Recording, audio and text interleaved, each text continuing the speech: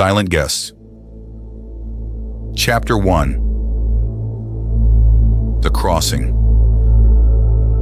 There were 10 passengers aboard the ferry to Caerwyn Island, although the manifest listed only 9. Lucy Gilmour did not notice the discrepancy immediately. She noticed the rain first, because it had followed her from Glasgow with almost personal determination, beginning as a fine grey mist against the train window before strengthening somewhere beyond the coast into a downpour that blurred roads, fields, and the distant suggestion of hills. By the time she reached the harbor, the sky appeared to have sunk low enough to rest upon the rooftops. Water ran in shining streams between the cobbles, and the sea beyond the harbor wall had taken on the flat, metallic color of old cutlery. The ferry waiting at the end of the jetty was smaller than Lucy had expected. It was not the broad passenger vessel suggested by the word ferry, but a practical, weather-beaten boat with a covered cabin, an open rear deck, and enough room for perhaps 20 people if none of them valued comfort. Its white paint had dulled beneath years of salt and rain, while the name Caerwyn Bell remained visible along the side in faded blue lettering. A single crewman in a yellow waterproof jacket stood near the boarding ramp, checking names against a clipboard, while passengers hurried from the shelter of the harbor office. "Lucy Gilmour," she said when her turn came. The crewman traced a gloved finger down the page. He was in his late 50s, broad through the shoulders, with a reddened face and a beard that seemed permanently damp. "Journalist?" Lucy hesitated. That is usually the accusation. He looked up then, and the corner of his mouth moved as though he had nearly smiled. "Pembroke party," he said. "You are the last one." Lucy glanced back along the jetty. No one was approaching through the rain. "Am I?" "That is what the list says." He drew a line beside her name and motioned her aboard. The cabin smelled faintly of diesel, wet wool, and coffee. 8 passengers were already seated inside, arranged in the awkward temporary intimacy of strangers forced into close quarters. Coats steamed gently in the stale warmth. Bags had been wedged beneath benches or balanced between shoes, while rain rattled against the windows with sufficient force to make conversation feel like an effort. Lucy paused inside the doorway, taking in the available seats. It was not a conscious professional habit, although editors and former colleagues often assumed everything she noticed had been trained into her. In truth, she had always watched people. Journalism had merely given her permission to ask why. A man in a charcoal overcoat occupied the bench nearest the door, one ankle resting across the opposite knee. He was perhaps in his late 40s, handsome in the polished, deliberate way of someone accustomed to appearing in photographs beside charity checks and ceremonial scissors. His silver-streaked hair was neatly cut, his shoes were far too expensive for the weather, and a phone rested loosely in one hand, despite the absence of any visible signal. He looked up as Lucy entered, offering the brief, practiced smile of someone who had already decided they would eventually be introduced. Across from him sat a woman with cropped dark hair and a narrow, expressive face.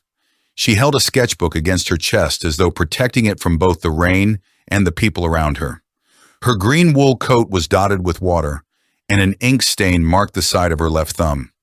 She met Lucy's gaze, smiled more genuinely than the man opposite, then shifted her bag to clear a space beside her.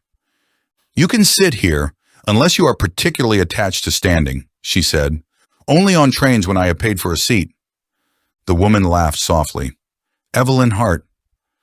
"Lucy Gilmour." Lucy sat, placing her overnight bag between her boots. Evelyn's sketchbook remained closed, but a black elastic pencil case bulged from the pocket of her coat. "Are you drawing us?" Lucy asked. "Not yet." "That sounds ominous." "I usually wait until people stop trying to look like themselves."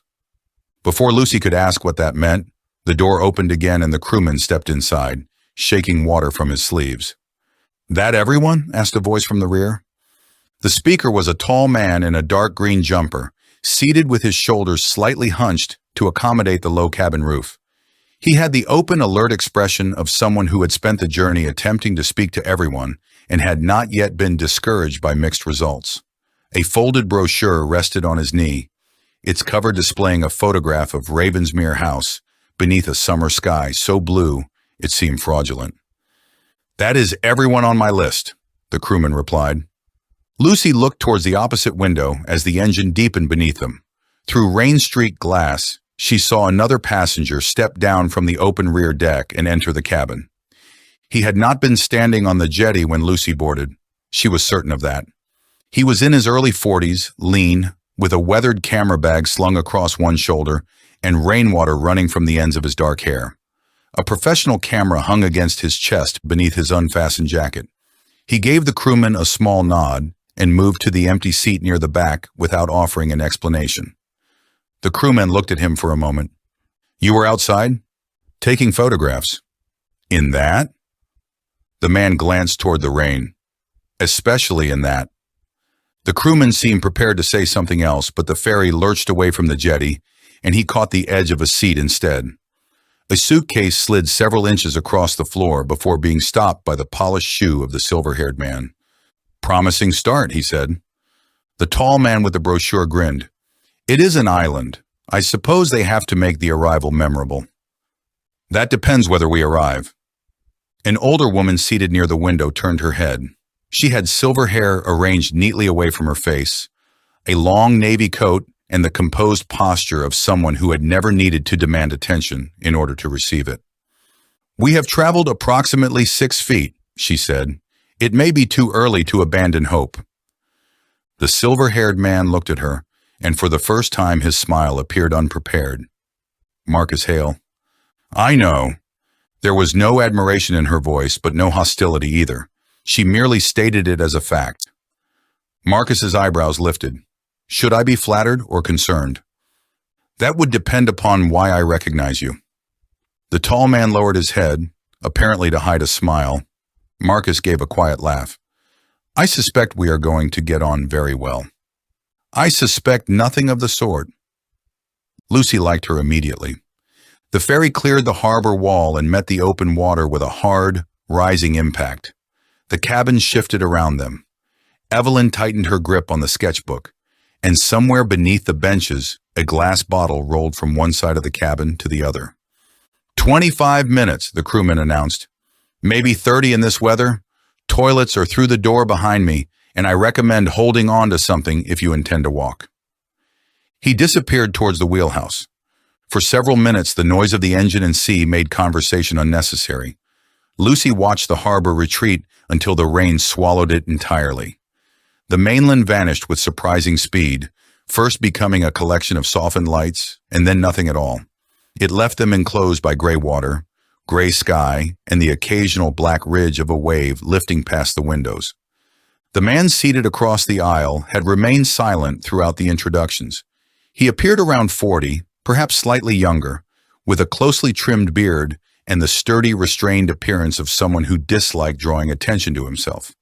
Unlike Marcus, he wore no visible sign of wealth, and unlike the photographer at the rear, he carried nothing that suggested a profession. His gaze moved from the cabin door to the windows and then towards the emergency equipment mounted beside the wheelhouse. It was the kind of examination Lucy recognized. He was not admiring the boat, he was assessing it. "You look as though you are checking whether we have enough life jackets," she said. He turned towards her. "I was." "And do we?" "More than enough." "That is reassuring." "It depends upon whether anyone knows how to put one on." Lucy smiled. "You sound like someone accustomed to expecting the worst." "Oliver Reid." He offered his hand. His grip was brief and firm. "Lucy Gilmour." "I know." She glanced towards the older woman. "I seem to be traveling with informed people." "I read your piece on the Glenrath housing inquiry." The smile faded slightly before Lucy could prevent it. "That was a few years ago." "It was good work." "Some people disagreed."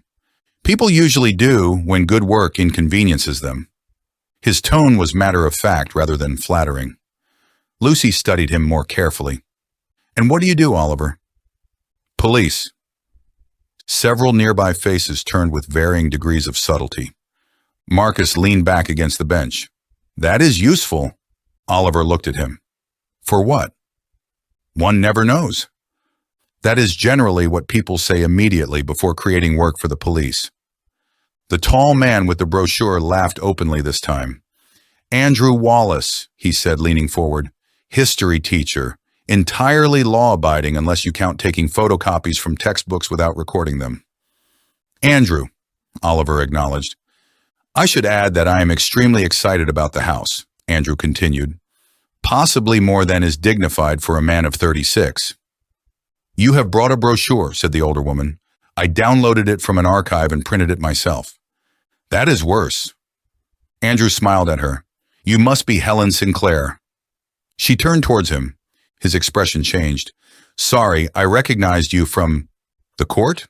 Yes. I am retired. You are no longer required to look nervous. I was not nervous. You apologized before completing the sentence.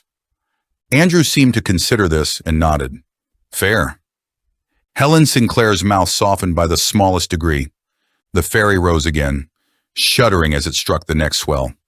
Evelyn closed her eyes briefly. Do you get seasick? Lucy asked. I do not know. I have avoided collecting enough evidence. A man seated beside Helen reached into the leather case at his feet and removed a packet of tablets. These may help, he said. He was in his mid-40s, clean-shaven with dark hair graying slightly at the temples. His clothes were plain but immaculate, and he spoke with a calm precision that made the offer sound less like a suggestion than a measured clinical conclusion. Evelyn accepted the packet. Thank you. Henry Shaw. Doctor? Marcus asked. Henry looked towards him. Yes. What sort? Surgeon. Marcus nodded as though this confirmed an opinion he had already formed. Then we are exceptionally well covered. A police inspector and a surgeon. Covered against what? Helen asked. Marcus spread his hands. It was an observation. It sounded like anticipation. The photographer near the rear window lifted his camera. The shutter clicked once. Every head turned. He lowered it immediately. Sorry. You just photographed us? Marcus asked. The window. Marcus glanced at the rain-streaked glass beside him. The window. The reflection. The photographer's voice was quiet, but not uncertain. Lucy looked at the pane. The interior of the cabin floated faintly across the dark water outside. 10 seated figures layered over the rising sea. For a moment, she understood what he had seen. They appeared less like passengers than people suspended between two places, no longer belonging to the mainland and not yet part of the island. Elliot Brooks, he said after the silence lengthened. I should have asked. People behave differently after you ask, Evelyn replied. Elliot looked at her for the first time. Exactly. Something passed between them that Lucy could not interpret. Recognition seemed too strong, but interest was too simple. A final passenger sat alone beside the forward bulkhead, reading a book while the others spoke.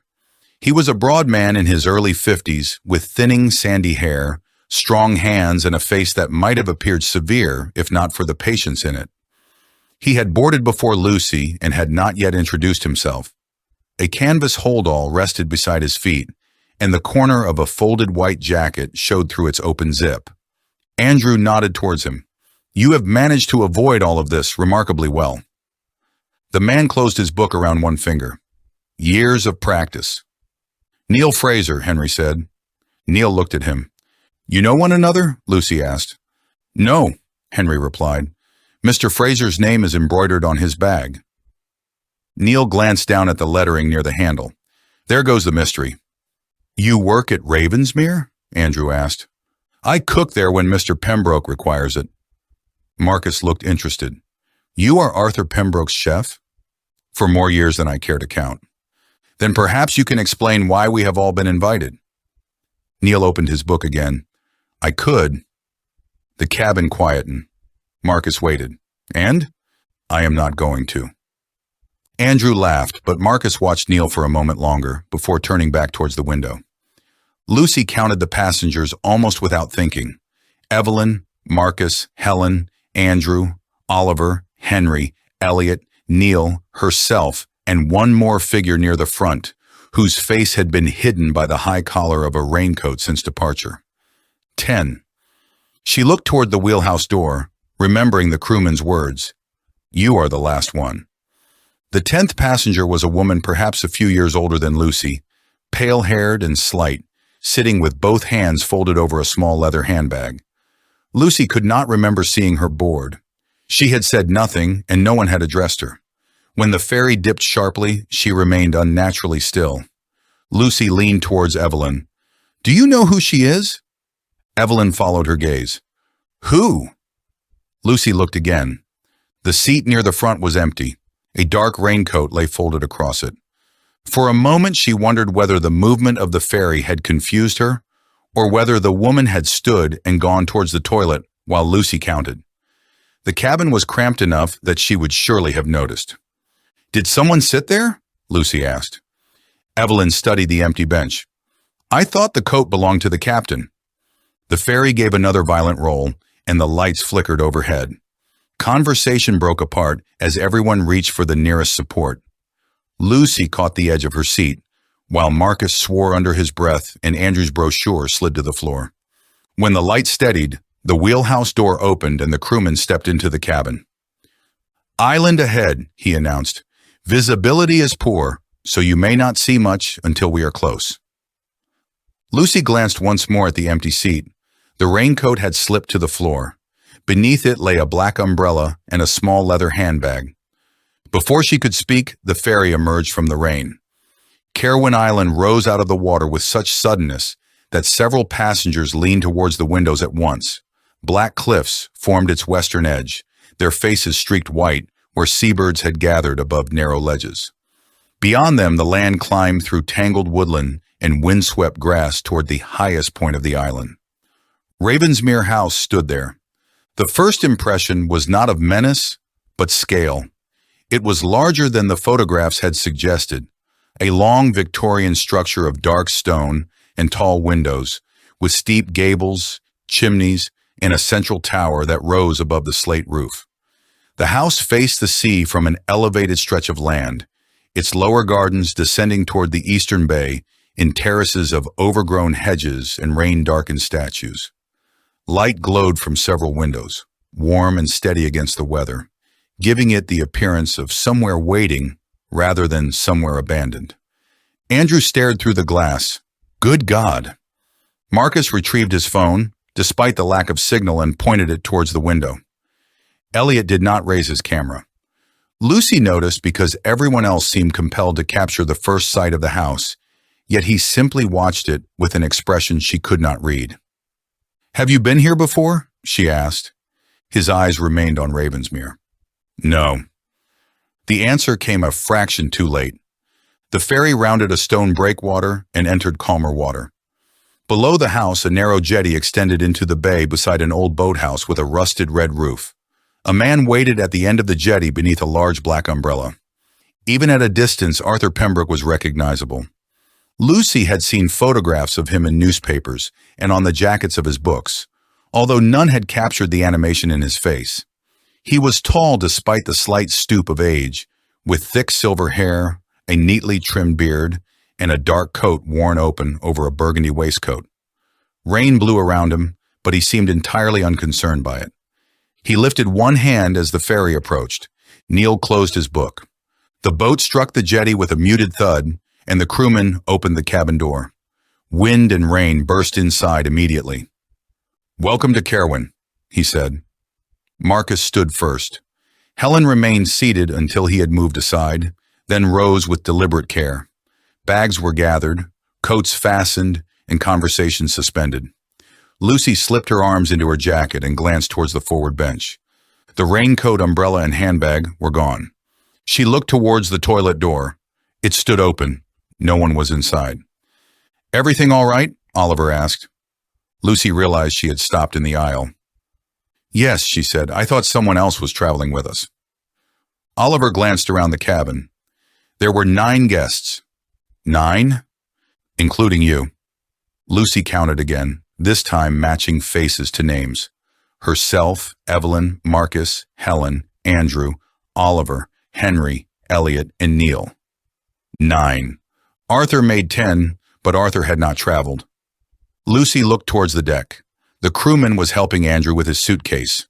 No woman stood among them. "You may have seen a reflection," Oliver said. perhaps. He studied her for a moment, then stepped aside to let her pass. Arthur Pembroke greeted each guest personally at the end of the jetty, taking hands between both of his and speaking as though they were old acquaintances returning after a long absence.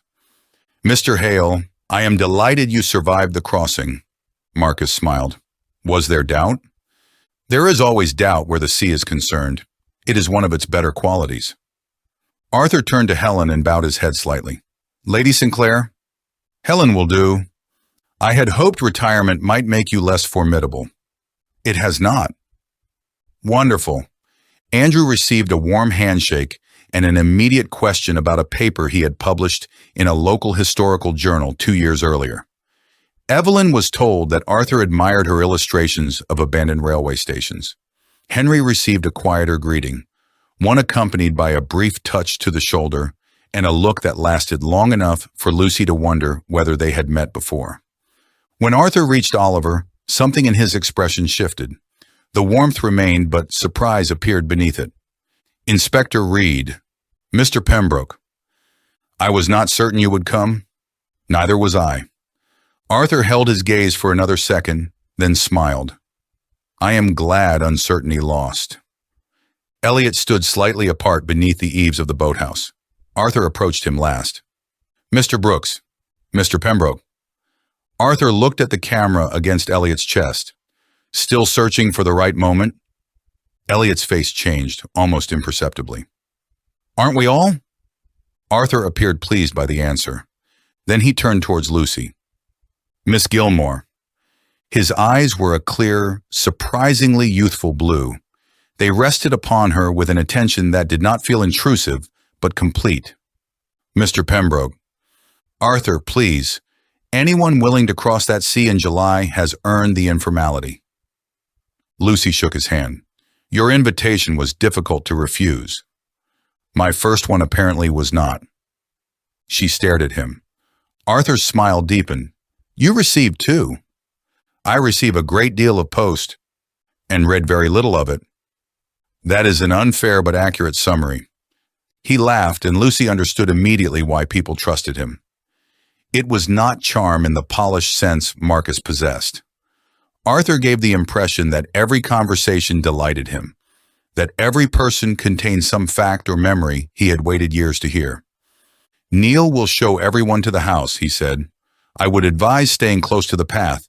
The rain has made parts of the lawn adventurous." The climb from the jetty took less than 10 minutes, but the weather stretched it into something longer. A gravel path wound between dark trees, their branches bent towards one another above the guests. Water ran downhill in shallow streams, collecting around their shoes and carrying loose leaves towards the sea. Ravensmere appeared and disappeared between trunks until the path finally emerged onto the open lawn. Up close, the house was less forbidding than Lucy had expected. Ivy climbed one wing, but the stonework had been maintained. The windows were tall and clean, the gutters new, the entrance steps recently swept despite the storm. 2 carved ravens stood upon the pillars flanking the front door, worn smooth around their wings by more than a century of weather. Arthur waited until everyone had reached the shelter of the entrance. "One practical matter," he said. "The tide is already covering the causeway. The ferry will return on Monday morning, weather permitting." Marcus looked back towards the bay. "There is no other way off?" "There is a boat in the old boathouse, but the engine has developed a moral objection to functioning. I am told parts will arrive next week." "So we are trapped," Evelyn said. Arthur considered the word. "Guests," he corrected gently. "You are guests." Helen looked past him towards the darkening sea. "The distinction may depend upon the quality of dinner." Neil opened the front door. "Then you are in safe hands." Warmth met them first, followed by the scent of wood smoke, beeswax, and something savory cooking far deeper inside the house. The entrance hall rose through 2 floors, its dark oak staircase curving towards a gallery above. Portraits lined the walls between brass lamps, while a vast patterned rug softened the stone floor. Rain tapped against the tall windows on either side of the door, but inside Ravensmere, the storm seemed briefly reduced to background noise. Lucy removed her wet coat and looked upward. At the top of the staircase stood the portrait of a young woman. She was perhaps 25 when it had been painted, seated beside a window with an open book resting in her lap. Dark curls framed an intelligent face, and between the pages of the book lay a small white flower. Arthur followed Lucy's gaze. "My daughter," he said. The warmth in his voice remained, but something beneath it had changed. "Amelia?" He looked at her. Lucy had read the name in one of his published interviews years before, although she remembered little beyond the mention that Arthur Pembroke's only daughter had died young. "Yes," he said. "Amelia." For a moment, the entrance hall seemed to quiet around them. Then Neil began assigning rooms. Marcus complained good-naturedly about carrying his own suitcase, and Andrew spotted an 18th century naval map hanging near the staircase and nearly walked into a table. The house resumed breathing. Dinner was served at 8 in a room long enough to make conversation across the table feel almost formal. Candles stood between bowls of white roses, their flames steady despite the wind pressing against the windows. Neil had prepared roast lamb, rosemary potatoes, and vegetables from the island's walled garden, followed by an apple tart that caused Helen to close her eyes for several seconds, before informing him that it was acceptable. Wine softened the edges of the gathering. Andrew told a story about a pupil who had confused Oliver Cromwell with Oliver Twist. Evelyn admitted she had once illustrated a children's book about medieval dentistry and still received letters from parents blaming her for nightmares. Marcus spoke about building his first company from a rented office above a takeaway in Leeds, while Henry listened more than he contributed. Arthur guided the conversation without controlling it. He remembered details from every guest's work and asked questions that drew out stories rather than achievements. Lucy watched him with professional admiration. Skilled interviewers often revealed themselves through the space they left for others. Arthur possessed the rarer ability to make silence feel like an invitation. Yet there were moments when the evening shifted. When Andrew mentioned that Ravensmere's archive had been closed to researchers for nearly a decade, Neil stopped serving wine for half a second before continuing. When Marcus asked whether the Pembroke collection had received private funding, Arthur replied that some things became less valuable the moment money touched them. When Elliot photographed the white roses, Helen asked why he had not photographed the portrait in the hall. Elliot said he preferred living subjects. Nobody challenged the answer. Later, Lucy noticed one place at the table remained unset. There were 10 guests in the house if Arthur and Neil were included, yet 11 dining chairs surrounded the table. The empty chair stood opposite Arthur, pushed slightly back as though someone had recently left it. A pressed white flower rested on the side plate. Lucy looked towards Arthur. He was already watching her. His gaze moved briefly to the empty chair, then returned to hers. There was no embarrassment in his expression and no attempt to explain. Instead, he raised his glass and stood. Conversation faded. Outside, rain swept across the windows in long silver lines. The candlelight softened Arthur's face, but did nothing to hide the emotion gathering there. "My friends," he began, "although I appreciate that most of you would not yet use that word for one another, I want to thank you for coming to Caerwyn Island. Each of you received a different invitation. Each of you was given a different reason for being here, and each of those reasons was true." Marcus leaned back in his chair. Oliver's attention sharpened. Beside Lucy, Evelyn placed her hand flat over her closed sketchbook. Arthur looked slowly around the table. But none of them was the whole truth. The fire shifted behind him, sending a brief shower of sparks against the grate. "Tomorrow morning, I intend to show you the Pembroke collection. It is not a collection of objects, at least not in the way some of you have been led to believe. It is a story, one that began long before any of you came to this island, although every person sitting at this table has already played a part in it." No one spoke. Lucy felt the room alter around them, not dramatically, but unmistakably. Glances moved between strangers who had spent the evening becoming acquaintances. Andrew's curiosity gave way to confusion. Marcus's smile remained, although the hand holding his wineglass had tightened. Henry looked towards the empty chair. Helen watched Arthur alone. "What story?" Oliver asked. Arthur rested one hand against the back of his chair. "My daughters." The name did not need to be spoken. Lucy thought of the portrait above the staircase, the open book and the white flower pressed between its pages. Arthur's expression was gentle, almost apologetic. "Some of you knew Amelia Pembroke," he said. "Some of you met her only once. Several of you never learned her name. At least one of you believes you never met her at all." The rain struck the windows harder. Arthur looked towards the empty place opposite him. "You are mistaken." In the silence that followed, Lucy heard a chair creak at the far end of the table. Elliot Brooks had gone completely pale. Arthur noticed. For the first time that evening, the warmth left his face. "Tomorrow," he said quietly, "I will explain everything."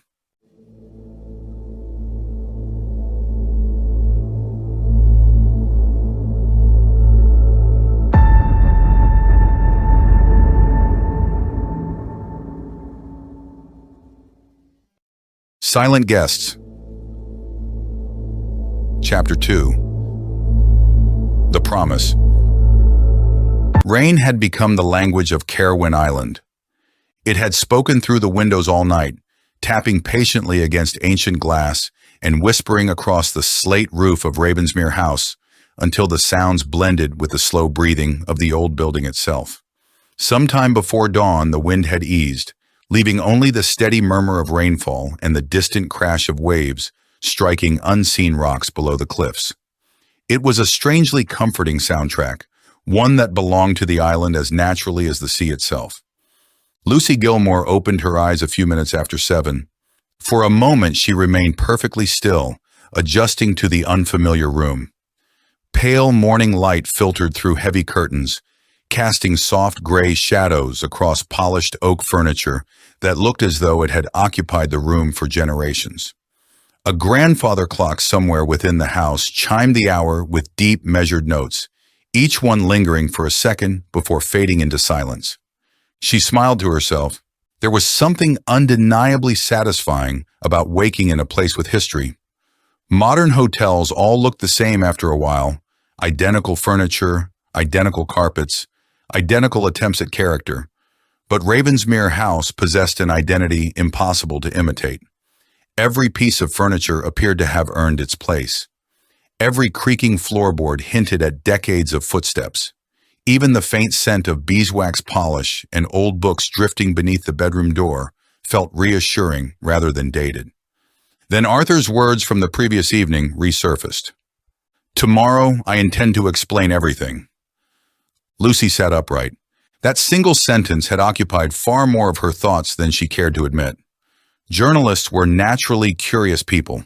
Most spent their careers following threads other people overlooked, and Arthur Pembroke had dangled perhaps the most irresistible thread imaginable before a room full of strangers before calmly sending them to bed. Each invitation had contained a different reason for attending. Every one of those reasons had been true. None had been the whole truth. Whatever Arthur intended to reveal later that morning had taken him 10 years to prepare. Lucy found herself wondering whether he had slept at all. She dressed in comfortable clothes, slipped her notebook into the pocket of her jacket, and left her room. The corridor beyond was silent. Morning transformed Ravensmere House in subtle ways. Candlelight and firelight had given everything a warm intimacy the previous evening, encouraging conversations to settle into comfortable rhythms around the dinner table. Daylight revealed the craftsmanship hidden beneath that warmth. Intricate moldings decorated the ceiling. Dark oak paneling stretched along the walls, interrupted only by portraits whose subjects watched quietly as another generation passed through their home. Lucy wandered without urgency, allowing the house to introduce itself. A narrow reading alcove overlooked the eastern gardens, where mist drifted lazily across rain-soaked lawns and swallowed marble statues almost as quickly as they emerged. A display cabinet contained delicate porcelain collected over decades from various parts of Britain.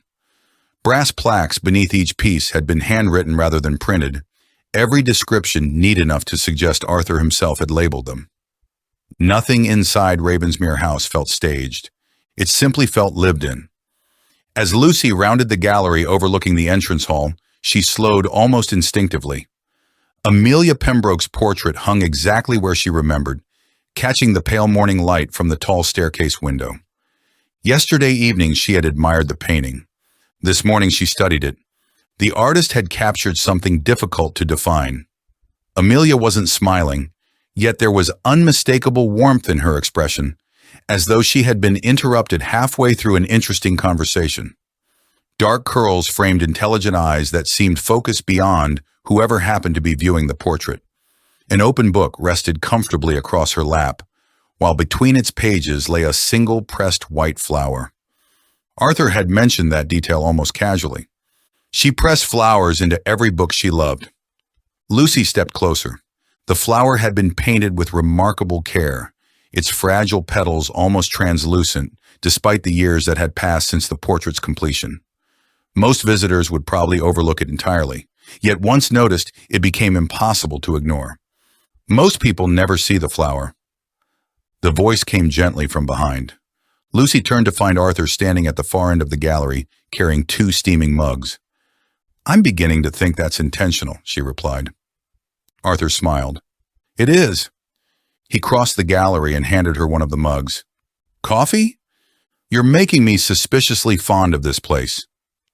"I'll consider that a compliment." They stood together before the portrait for several quiet moments. "I painted this after Amelia died," Arthur said eventually. Lucy looked at him. "You painted it?" "My first and last attempt at portraiture."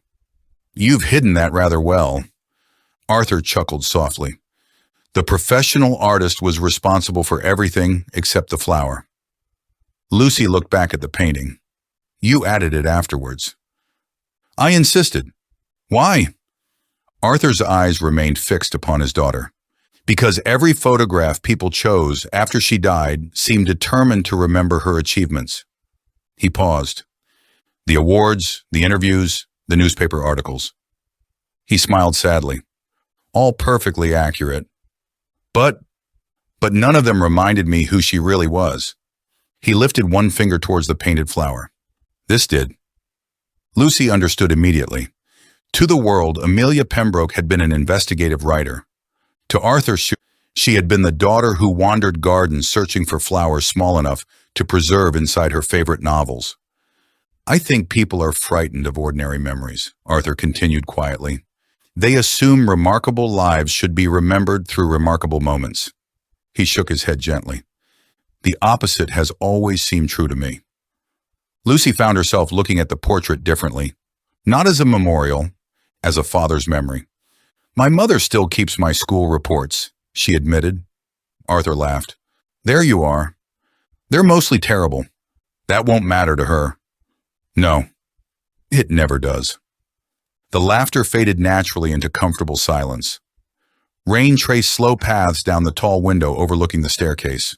Far below, the front door opened briefly before closing again, as Neil carried in a basket of fresh bread from the delivery shed beside the kitchens. Arthur watched him disappear down the corridor. "Neil has looked after this house for 23 years. He seems devoted to it." "He is." Arthur smiled warmly. "I often think he knows Ravensmere better than I do." Lucy took a sip of her coffee. "You said something last night that stayed with me." Arthur raised an eyebrow. "Only one thing?" "You said every guest received a different invitation." "I did. But none of us received the whole truth?" Arthur nodded slowly. "I know journalists." Lucy smiled. "You knew that would bother me." "I rather hoped it would." He glanced at the leather folder tucked beneath his arm. "The truth is rarely appreciated by people who expect to receive it all at once." Lucy looked at the folder. "I'm guessing that's today's presentation." Arthur followed her gaze. "It is. You seem nervous." He laughed quietly. "I've delivered lectures to theaters containing hundreds of people. And I've never been as nervous as I am this morning." "Why?" Arthur looked back towards Amelia's portrait. "Because some stories matter too much to tell badly." For a long moment, neither of them spoke. Then Arthur looked at Lucy again. "If you have the time," he said, "I'd like to show you something before everyone gathers." He rested one hand lightly upon the leather folder. "It's the real reason I asked you to come to Caerwyn Island." Lucy felt her curiosity sharpen immediately. Arthur turned towards the far end of the gallery, where a pair of heavy oak doors stood half hidden behind towering bookcases. "The library," he said. I think you'll understand why I needed a journalist. Arthur led Lucy along the gallery at an unhurried pace, one hand resting lightly against the polished banister, as though he had walked the route so many times he no longer needed to think about it. The heavy oak doors opened with surprising ease, revealing a room that immediately explained why Andrew Wallace had spoken of Ravensmere House with such enthusiasm. The library occupied almost the entire western wing of the house. 2 stories of dark oak bookshelves stretched towards an ornate plaster ceiling, interrupted only by tall arched windows overlooking the cliffs beyond. Rolling ladders stood against the shelves, their brass runners polished smooth by decades of use, while a large stone fireplace dominated the far wall. Despite the season, a modest fire burned inside, its warmth carrying the comforting scent of seasoned oak through the room.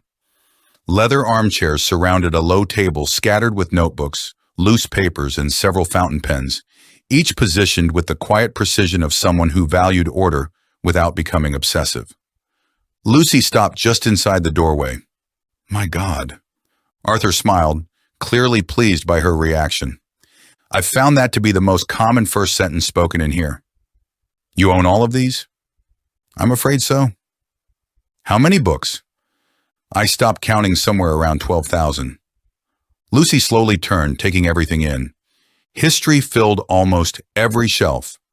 British political history, maritime archaeology, biographies, local parish records, military campaigns, Victorian engineering, philosophy, theology, literature, and collections of handwritten journals occupied row after row. There were newer books too, though they were vastly outnumbered by older volumes whose leather bindings carried the unmistakable patina of age. "It doesn't feel like a collection," she said quietly. Arthur nodded. "It isn't." "What is it?" "A conversation." Lucy looked at him. "Every author disagrees with another. Every generation rewrites the last one. Every book argues with the shelf beside it." He smiled warmly. "I merely provide the room." She laughed. "That's a very historian's answer. I've had many years to practice them." Arthur crossed towards one of the windows, looking briefly across the mist-covered cliffs before placing the leather folder carefully upon the central table. "This house belonged to my grandfather before it belonged to me." Lucy wandered slowly along one of the shelves, running a finger lightly across the spines. "He started the library?" "He started collecting." Arthur's expression softened. "I simply never learned when to stop." Lucy noticed a section devoted entirely to investigative journalism. There were biographies of famous reporters, collections of historical newspaper investigations, books on ethics, war correspondence, and organized crime. Several volumes contained handwritten notes tucked between their pages. "You've read these?" Arthur followed her gaze. "Most of them. But you weren't a journalist." "No." "So why?" Arthur hesitated before answering. "Because Amelia was." The room fell quiet again. Lucy removed one of the books carefully. Inside the front cover was a handwritten inscription. "For Amelia. Never stop asking difficult questions. Dad." She closed the book gently. "You encouraged her."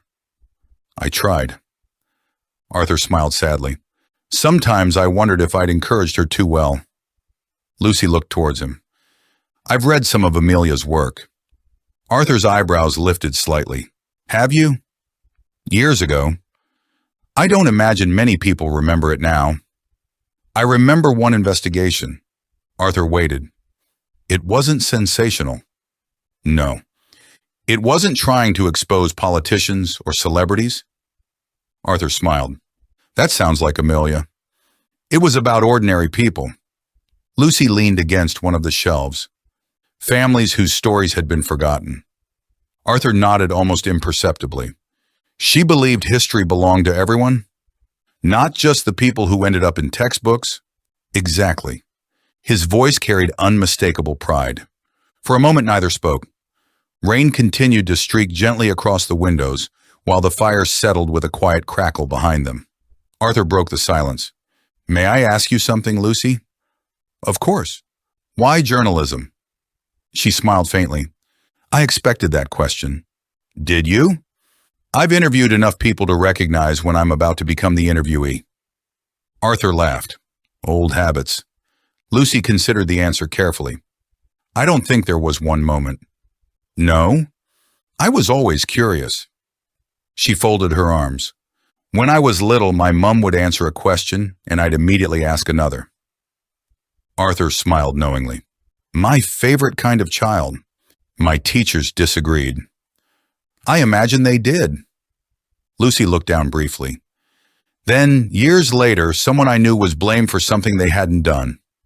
Arthur remained silent. The story spread through our town before anyone checked whether it was actually true. She shook her head slowly. By the time the facts came out, it didn't matter anymore. No. Arthur finished the sentence softly. People rarely remember corrections. Lucy met his eyes. They remember headlines. The room fell quiet once more. Arthur walked slowly towards the fireplace.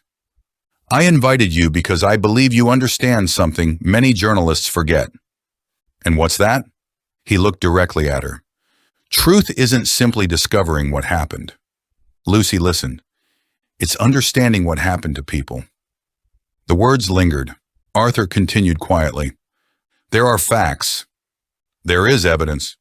There are dates. He rested one hand upon the mantelpiece. But beneath all of those, there are human beings. Lucy found herself nodding. Arthur noticed. I thought you might. He crossed back towards the table where the leather folder still rested. This, he placed his fingertips lightly upon the cover, contains 10 years of work. Lucy instinctively stepped closer. Arthur opened the folder. Inside were dozens of carefully organized documents tied together with colored ribbons. Newspaper cuttings sat beside handwritten letters. Old photographs rested inside transparent sleeves. Maps, diary extracts, and typed reports filled neatly labeled sections. Lucy stared. This is enormous. It took longer than I ever imagined. What exactly am I looking at? Arthur smiled. My daughter's last investigation. Lucy frowned. I thought Amelia died before she finished it. She did. So, I finished finding the answers. The statement carried no pride, only exhaustion. Arthur carefully lifted one black and white photograph from the folder.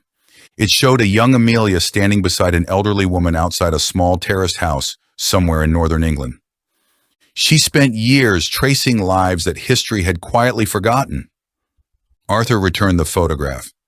She believed every ordinary life left behind extraordinary consequences. Lucy looked through several more pages. What do all these people have in common? Arthur smiled gently. You. She blinked. Me? You. And everyone else staying in Ravensmere. Lucy stared at him. I don't understand. Oh, you will. Arthur closed the folder again, but not yet. He drew a slow breath. If I've learned anything over the past decade... He glanced once more towards Amelia's portrait visible through the open library doors. It's that stories have to be told in the right order. Lucy couldn't help smiling despite herself. You're doing this deliberately. I am indeed. You're teasing a journalist. I'm protecting a story. Before Lucy could protest further, the grandfather clock somewhere beyond the library chimed 11. Arthur looked toward the ceiling. Our audience will be waiting. He gathered the folder beneath one arm and smiled warmly. Come along. As they stepped from the library into the corridor, neither of them noticed Elliot Brooks standing at the opposite end of the gallery. He wasn't looking at them. He was looking at the leather folder in Arthur's hands, and for the briefest of moments, the color drained from his face.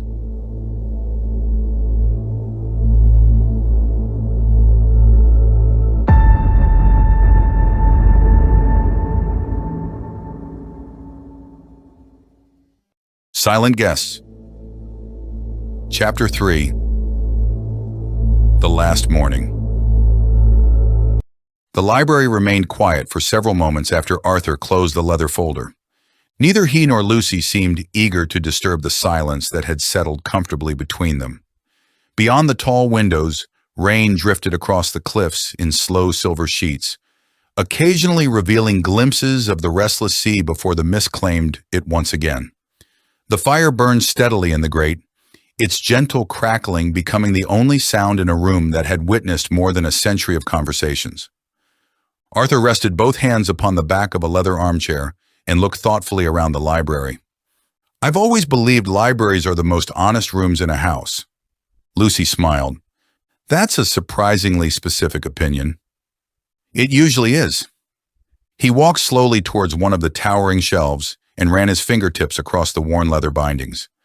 "People lie to one another every day, sometimes for selfish reasons, sometimes for kind ones. We edit ourselves constantly. We choose what to reveal, what to exaggerate, and what to leave unsaid." He removed an aging volume from the shelf. "Books are different." He placed it gently upon the table. "Even the dishonest ones tell you something truthful about the person who wrote them." Lucy folded her arms. "You sound as though you've spent your life studying people." Arthur chuckled. "I've spent my life being fascinated by them." He opened the book. Inside the front cover, a name had been written in elegant blue ink. Amelia Pembroke. Lucy recognized the handwriting from the inscription she had seen moments earlier. Arthur turned several pages before stopping at one marked by a faded cornflower pressed carefully between two sheets. Another flower. There were hundreds. He smiled fondly. "I used to complain about finding petals all over the house. And now? I'd happily spend another week cleaning them up." The sadness in his voice was gentle rather than overwhelming, shaped by years instead of raw grief. Lucy found herself wondering how long it had taken Arthur to reach that place. Some people never did. "You miss her every day." Arthur looked down at the flower before closing the book. "I don't think missing someone ever becomes smaller." He returned the book to its shelf. "I think life simply grows around it." Lucy wrote the sentence down without asking permission. Arthur noticed. "I suppose that means I've accidentally given an interview. It was too good not to steal. You'll quote me correctly? I'll improve your grammar if necessary." Arthur laughed loudly enough for it to echo through the library. "I knew there was a danger in inviting a journalist." The conversation drifted naturally from Amelia to Lucy's own career. Arthur possessed an unusual gift that Lucy recognized almost immediately. He rarely asked direct questions. Instead, he made observations that invited people to continue speaking. "You don't enjoy writing about scandals." Lucy looked at him curiously. "What makes you say that?" "You've mentioned investigations several times." "So?" "Never headlines." Lucy considered the point. "I suppose you're right. You want to understand people." "I think so." Arthur nodded. "Most journalists chase events." "And the rest?" "They chase reasons." He smiled. "I suspected you belonged to the second group." Lucy hesitated before asking the question that had quietly lingered in her thoughts since the previous evening. "Why me?" Arthur looked at her over the top of his glasses. "You've wondered that since arriving." "I have." "You've probably wondered why everyone else is here too." She couldn't deny it. Arthur rested a hand upon the leather folder. "By tomorrow evening, every person in this house will understand why they received one of my letters." "Tomorrow evening?" Arthur smiled apologetically. "I'm afraid today's presentation may generate rather more discussion than I originally anticipated." "So this isn't simply one lecture?" "Oh, heavens no." He laughed. "I've invited 9 intelligent people. I'd be disappointed if you accepted everything I told you without argument." Lucy laughed with him. "You've planned this remarkably carefully." "For 10 years. And you're still nervous." Arthur's expression softened. "More than ever." Lucy studied him. "Because?" He looked through the rain-covered window towards the sea. "Because truth changes relationships." The words settled heavily between them. "It can heal them," he continued quietly. "It can destroy them." He turned back towards her. "And occasionally, it does both." A knock sounded gently against the open library door. Neil Fraser stood outside. "There you are." Arthur smiled. Good news or bad? Lunch in 45 minutes? Excellent. And Andrew has disappeared. Arthur laughed. Where? The archive room. Lucy looked puzzled. I thought the archive was locked. It normally is. Neil looked towards Arthur. You gave him the key. Arthur's eyes sparkled with amusement. I did. Neil shook his head. I've never seen anyone so excited by old parish records. Andrew's voice echoed faintly from somewhere upstairs. I heard that. Arthur burst into laughter. I'll rescue him before he attempts to catalog the furniture. As Neil disappeared back along the corridor, Arthur turned to Lucy. You'll join us? I wouldn't miss it. The atmosphere around Ravensmere House had changed almost imperceptibly by lunchtime. Nobody could have explained exactly why. There had been no arguments, no raised voices, no dramatic discoveries. Yet the knowledge that Arthur's presentation was drawing closer seemed to have settled over everyone differently. Marcus spent longer checking his watch than he had that morning. Henry wandered thoughtfully through the conservatory with a mug of tea, pausing occasionally to study the rain beating against the glass roof. Helen had established herself beside the drawing room fireplace with a collection of local history books, though Lucy noticed she had turned the same page 3 times without reading it. Oliver appeared to be doing very little. In reality, Lucy realized he was doing exactly what police officers were trained to do. Watching, not intrusively, patiently. He noticed conversations beginning and ending. Who sought company? Who preferred solitude? Who avoided particular topics? He looked less like a guest than someone quietly building a picture nobody else realized existed.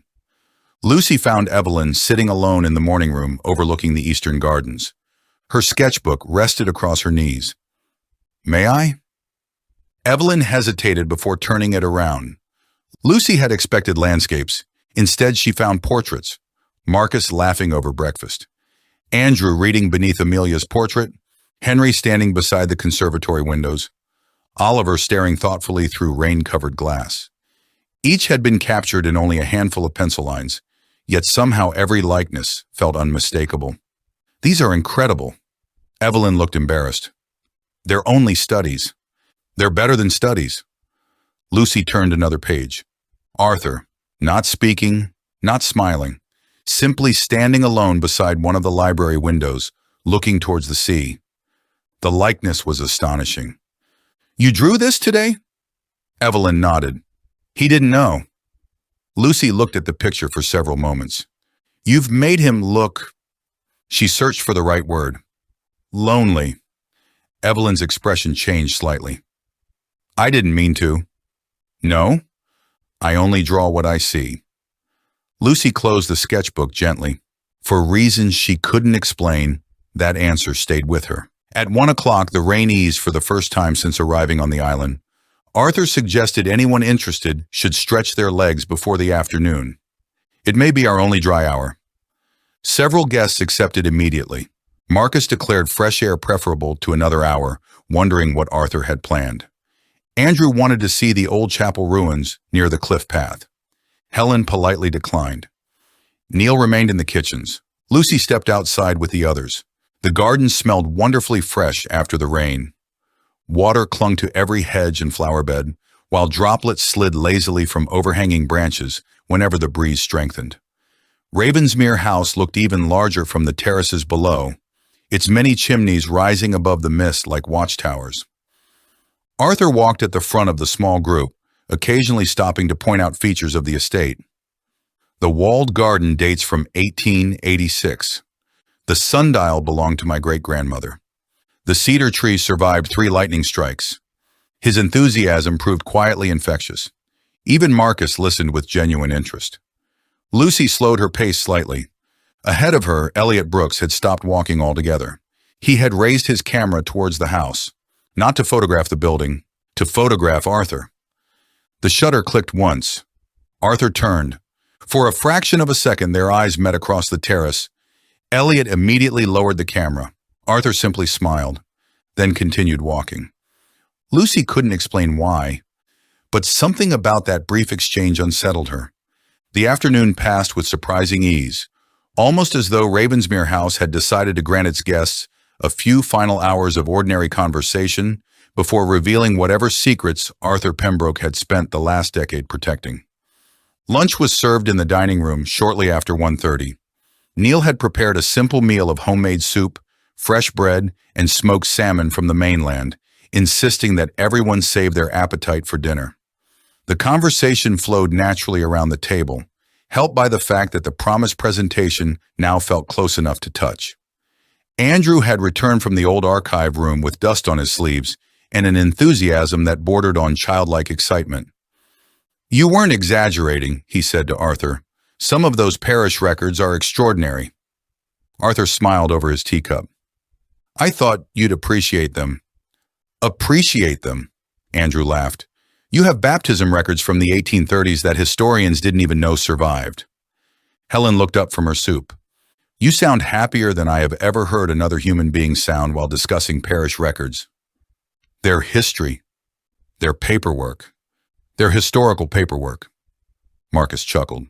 "I think that's the first argument I've ever heard that absolutely nobody intends to win." The table erupted in quiet laughter.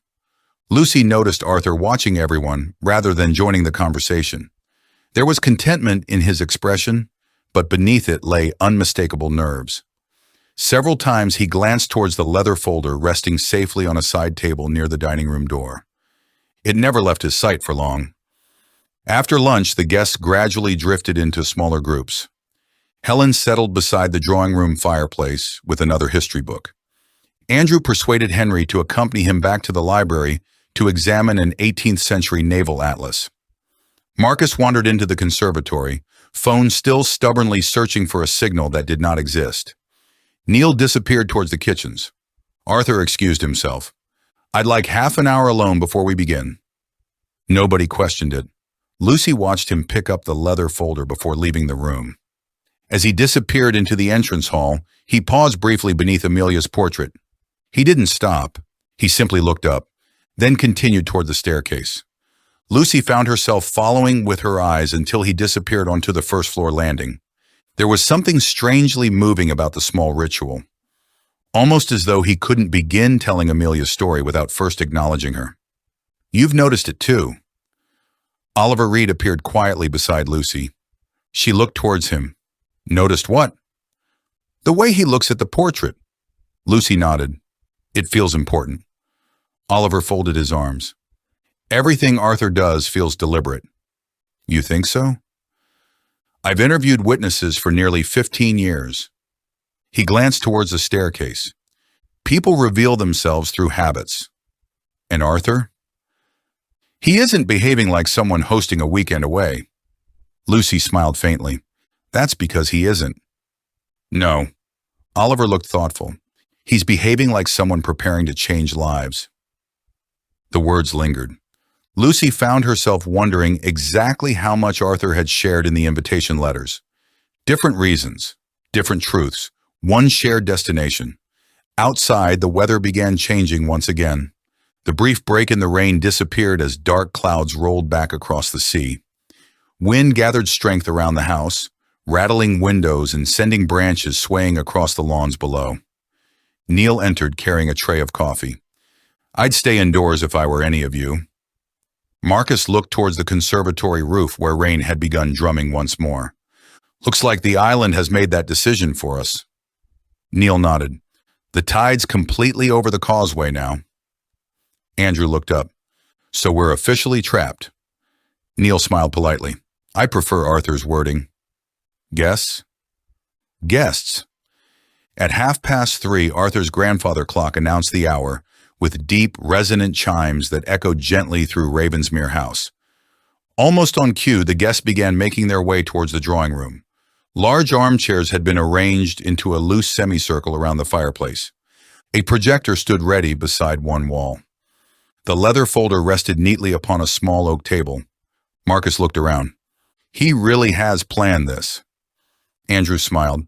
"I've genuinely no idea what's about to happen." Helen settled comfortably into one of the armchairs.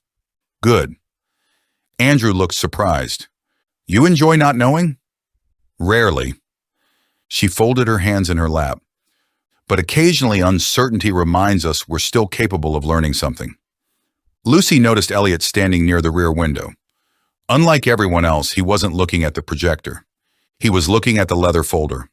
Again. His expression remained impossible to read. 3:40. Arthur still hadn't arrived. Marcus checked his watch. "I thought we were starting at 1:30. "So did I," Henry replied. Andrew smiled. "Perhaps he's building suspense." Oliver remained standing near the fireplace. "I don't think that's it." Lucy looked towards him. "What makes you say that?" "He strikes me as someone who values punctuality." Nobody argued. Arthur had seemed precisely that sort of man. 3:45. The room grew quieter. Neil entered carrying another pot of coffee. He frowned immediately. "Has Arthur not come down?" Marcus shook his head. "We assumed he was with you." Neil placed the tray carefully on a nearby table. "He told me he'd be ready 10 minutes ago." A subtle change passed through the room. Not fear. Not yet. Simply uncertainty. Andrew stood. "I'll fetch him." Neil shook his head. "I know where he'll be." Without another word, he crossed the entrance hall and began climbing the main staircase. Lucy watched him disappear onto the first-floor landing. Conversation attempted to restart. It lasted perhaps 20 seconds. Then everyone fell silent again. Rain hammered steadily against the windows. The fire cracked softly. Somewhere upstairs, a door opened. A muffled voice drifted faintly through the ceiling, too distant to understand. Another silence followed. Longer this time. Marcus looked towards Oliver. "This is becoming rather odd." Oliver nodded once. "I'm going upstairs." He had barely reached the foot of the staircase when Neil's voice echoed through the house. "Arthur?" There was confusion in the call rather than alarm. Oliver continued climbing. Lucy followed without thinking. Behind her came Andrew, Henry, Marcus, the others close behind. By the time Lucy reached the gallery, Neil stood motionless outside Arthur's study. The door stood half open. Rain blew gently through an open window somewhere inside. Neil turned slowly towards them. His face had lost all color. He struggled to finish the sentence. "I think something's wrong." Oliver moved past him immediately. "Nobody comes in until I say." His voice had changed. Calm, controlled, professional. He pushed the study door fully open. Lucy caught only a partial glimpse from the corridor. Arthur's desk. Papers scattered neatly across its surface. The leather folder lying open. One chair pushed slightly backwards. Oliver disappeared inside. Seconds stretched. Nobody moved. Rain tapped steadily against the windows.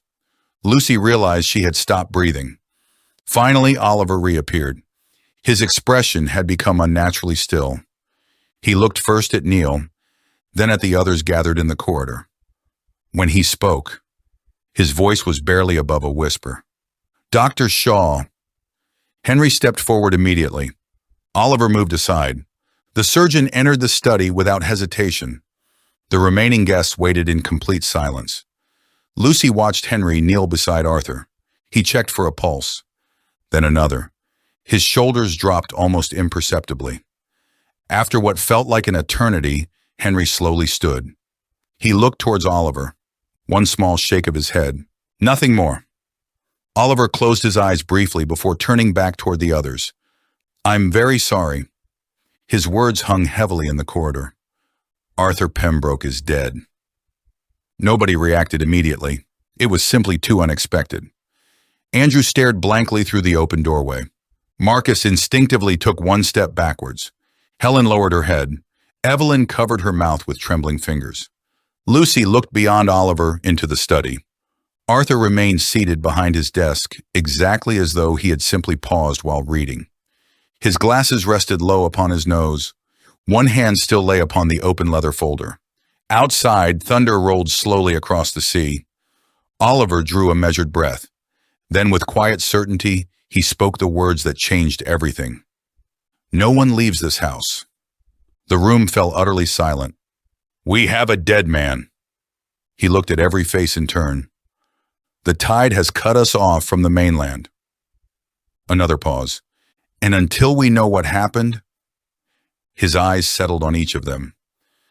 Every single person in Ravensmere House is a potential suspect.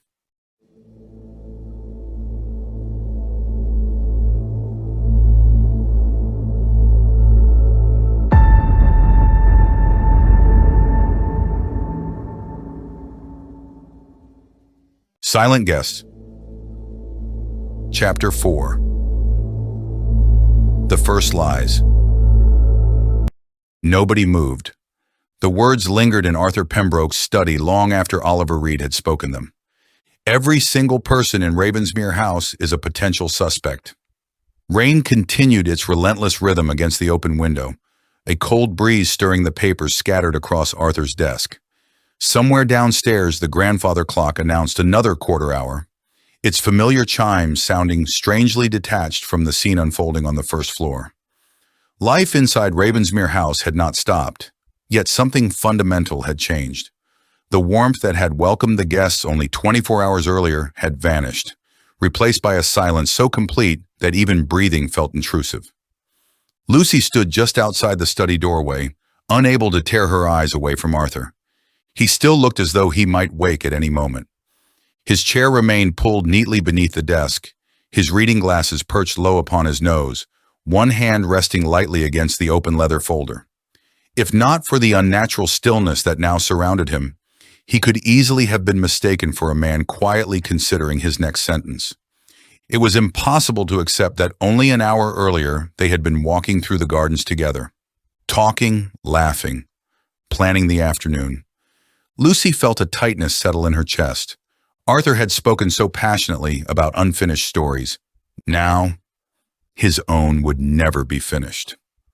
Oliver stepped quietly into the corridor and closed the study door until only a narrow gap remained. "I need everyone downstairs." Nobody argued.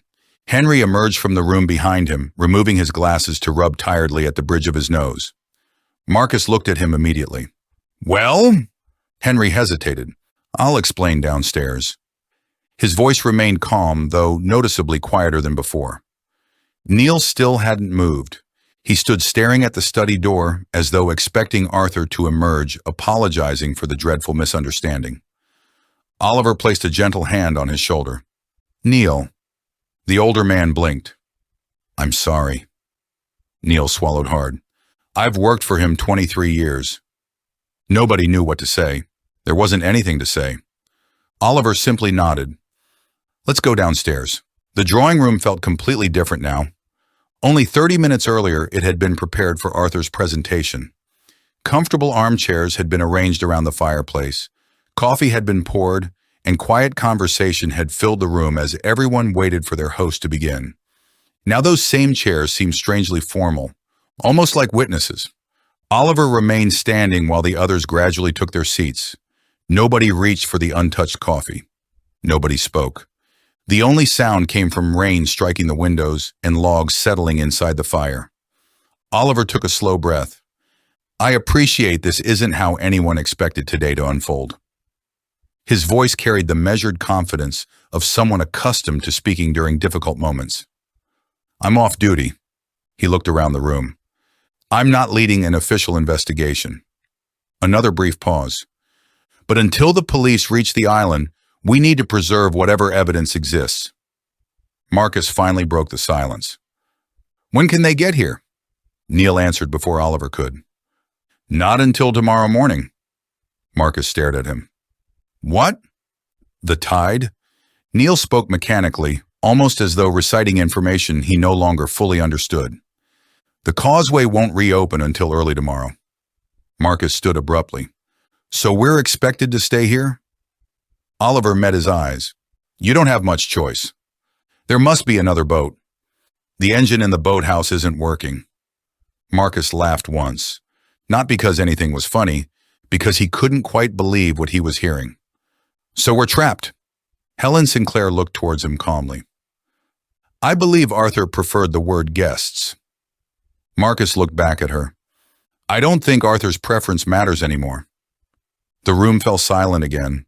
Lucy noticed Helen lower her eyes briefly. It was the first crack she'd seen in the retired judge's composed exterior. Oliver waited until everyone settled. Dr. Shaw? Henry nodded quietly. I carried out only the briefest examination. He folded his hands together. I didn't want to disturb anything unnecessarily. Lucy noticed how carefully he chose every word. It appears Arthur died where he was sitting. Cause? Andrew asked. Henry looked uncomfortable. I can't say with certainty. You must have some idea. I do. Henry paused. But I won't speculate. Marcus frowned. Surely that's ridiculous. No. Henry met his gaze evenly. It's responsible. The firmness in his voice surprised Lucy. There will be a post-mortem, Henry continued. Until then, I'm simply a doctor who confirmed a death. Oliver nodded approvingly. Thank you. Lucy wrote that sentence down. Confirmed a death, not solved a murder. There was a difference, an important one. Oliver picked up a notebook from the side table. I need everyone to help me establish a timeline. Andrew frowned. A timeline? Nothing complicated. Oliver offered a reassuring smile. I simply need to know where everyone was after lunch. Lucy immediately recognized what he was doing, starting with facts, not theories. He looked towards Marcus first. Would you mind? Marcus sighed quietly before sitting back down.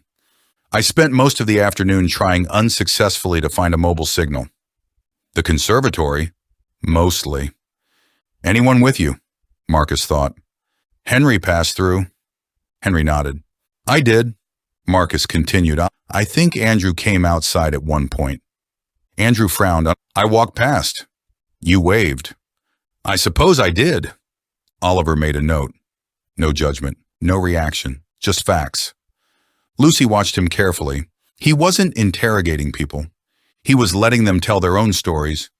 There was a difference. Oliver turned towards Evelyn. And you? She shifted slightly in her chair. I was drawing. Where? The morning room. Alone? She hesitated. Lucy noticed. Mostly. Oliver looked up. Mostly? Lucy came in. Lucy nodded immediately. For a few minutes. Oliver wrote another note. What were you drawing? Evelyn looked faintly embarrassed. Everyone. Marcus raised an eyebrow. Everyone? She nodded. I like faces. Oliver smiled politely. Would you mind showing me later? If it helps. I think it might. Lucy made a mental note. Arthur had been among those sketches. Potentially one of the last accurate records of him alive. Oliver turned another page. Andrew. The history teacher sat forward. I was in the library. With Dr. Shaw. Henry nodded. For perhaps 20 minutes. Andrew smiled weakly. I became distracted. I noticed. A ripple of faint smiles passed around the room. For just a second, the tension eased. Then everyone remembered why they were there. Oliver looked towards Helen. Mrs. Sinclair? Helen. She folded her newspaper carefully before answering. I remained here. The entire time? No. She considered. I visited the downstairs cloakroom. Oliver nodded. Approximately when? I've absolutely no idea. She looked almost irritated by the question. I wasn't expecting to need an alibi. Nobody was. That sentence hung heavily in the room, because it was true. Only this morning. They'd all been guests. Now, they were suspects. Lucy looked towards Elliot Brooks. Throughout the entire conversation, he hadn't spoken once. Not once. Oliver noticed too. Mr. Brooks? Elliot looked up. Could you tell us where you spent the afternoon? He answered quietly. Outside. Lucy frowned. In the rain? I like photographing weather. Oliver nodded. You were alone? Yes. Did anyone see you? A pause. I don't know. Oliver wrote another note. Lucy couldn't explain why, but Elliot's answers felt carefully measured. Not evasive, measured. There was a difference. She simply wasn't sure what it was yet. Oliver finally looked towards Lucy. And you? I was with Arthur. Every head turned. She hadn't expected that. I mean, she quickly corrected herself. I was with him in the library. Oliver's expression remained neutral. How long? Perhaps half an hour. What did you discuss? Lucy hesitated. Arthur's words echoed in her mind. Stories have to be told in the right order. She looked at the leather folder resting quietly on the side table.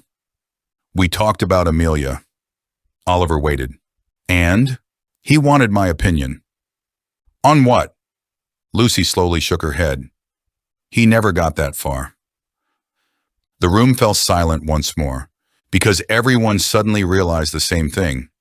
Arthur Pembroke had been preparing to reveal something, and whatever it was, he had died before he could tell them. The silence that followed Lucy's final sentence seemed to settle over the drawing room like a heavy blanket. Arthur had invited them. Arthur had gathered them. Arthur had promised answers. Now Arthur was dead. Marcus broke the silence first. So what happens now? Nobody answered immediately. It was a simple question, yet none of them seemed prepared for it. Oliver rested his notebook on the arm of a chair. Now we wait for the police. And until then, Marcus asked, we leave Arthur's study exactly as it is.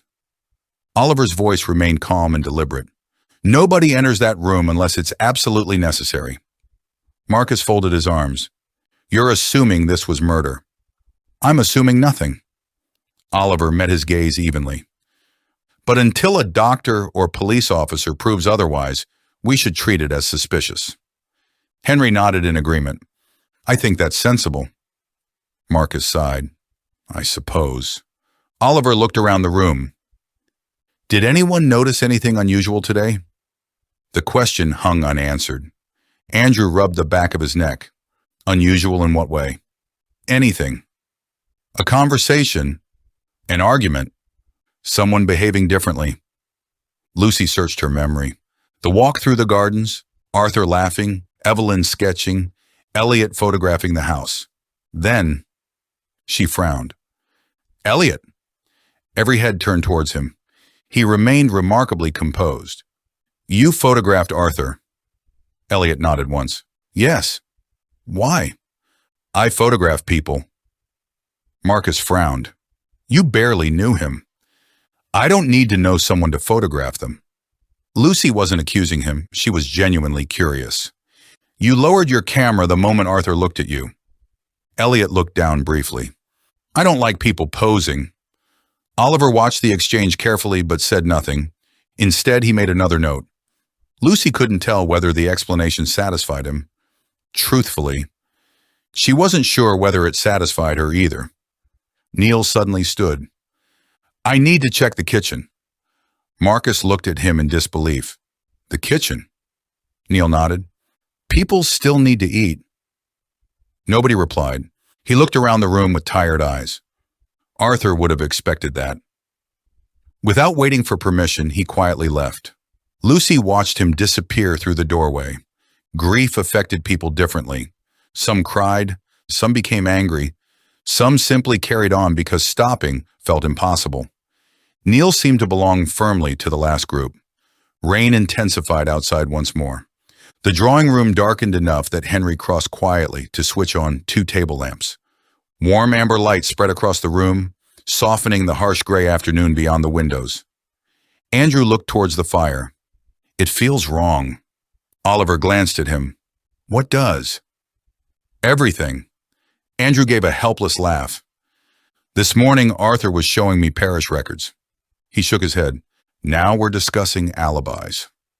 Nobody challenged him, because everyone had been thinking exactly the same thing. Helen finally spoke. There is another matter. Oliver looked towards her. The presentation. Lucy followed her gaze towards a leather folder resting on the side table. Helen continued quietly. Arthur clearly intended to show us something. Marcus immediately nodded. Exactly. Oliver's expression hardened slightly. And, Marcus spread his hands, if whatever he discovered got him killed, Oliver interrupted gently. You're already assuming he was killed. Marcus sighed. Fine. If. Oliver waited. Then whatever is inside that folder could explain why. Nobody spoke. The leather folder suddenly seemed to dominate the room. Lucy found herself staring at it. Arthur had carried it everywhere, protected it, prepared it. Now it sat only a few feet away, untouched. Oliver followed everyone's eyes. "I'm not opening it." Marcus looked surprised. "Why not?" "Because Arthur intended to present it himself." Marcus frowned. "He's dead." "I know." Oliver's voice remained level.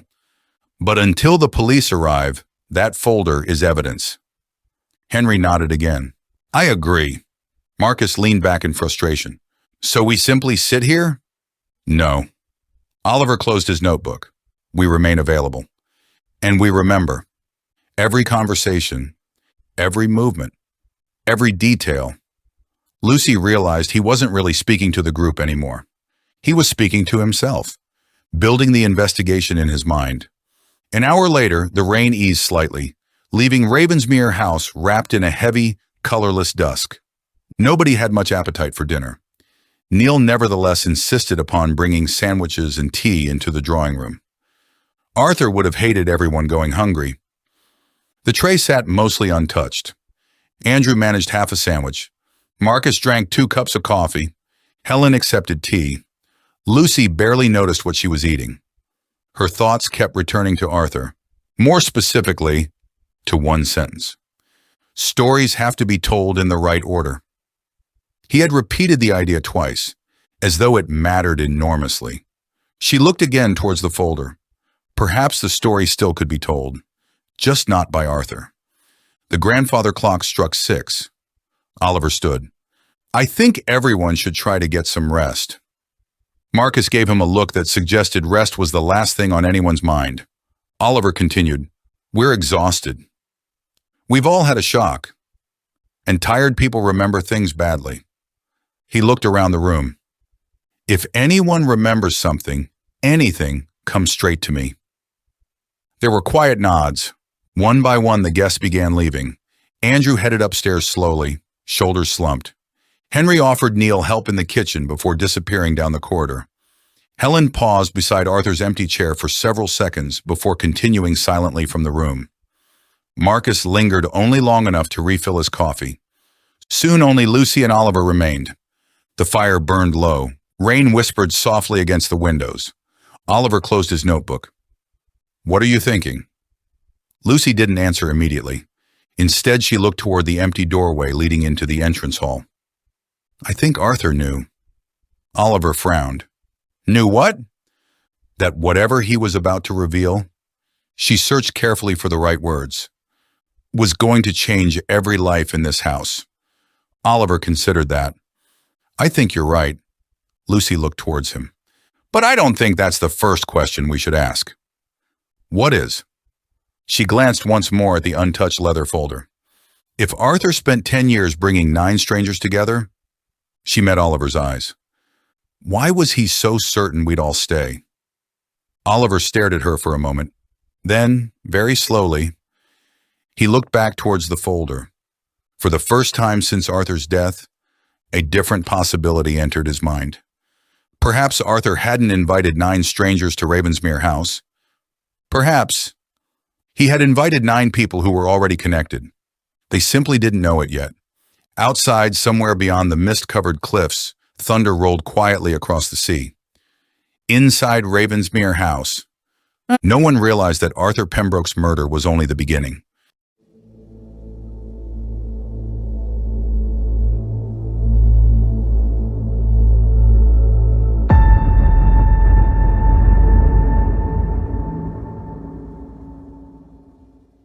Silent Guests.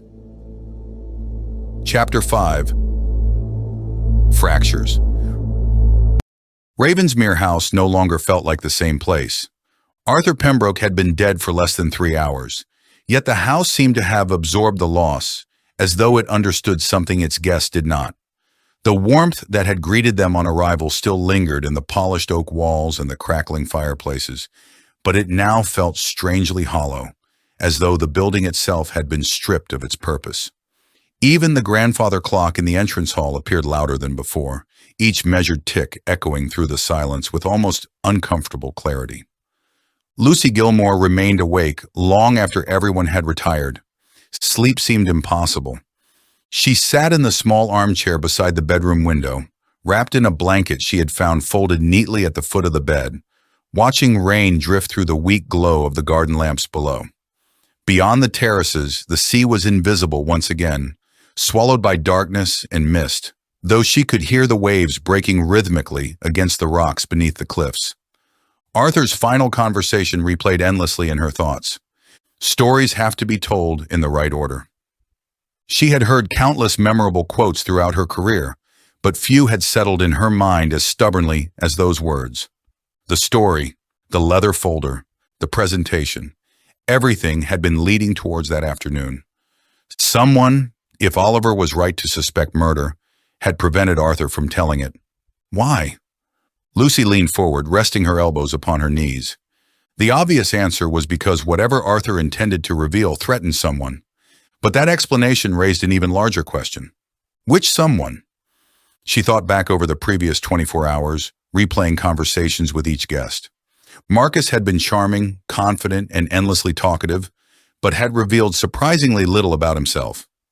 Henry had remained measured throughout every conversation, speaking only when he believed he had something worthwhile to contribute. Andrew had worn his enthusiasm openly, incapable of disguising genuine excitement whenever history entered the conversation. Helen had observed far more than she had volunteered. Neil. Poor Neil. Lucy closed her eyes briefly. She couldn't stop thinking about the expression on his face outside Arthur's study. It hadn't been fear. It had been heartbreak. Then there was Elliot Brooks. She opened her notebook. Without entirely realizing why, she wrote a single sentence. Why photograph Arthur? She stared at the words. Photographers photograph people every day. There was nothing unusual about that. Yet something about Elliot's behavior continued to bother her. Not because he'd taken the photograph, because Arthur had noticed him doing it. And for the briefest moment, something had passed between them.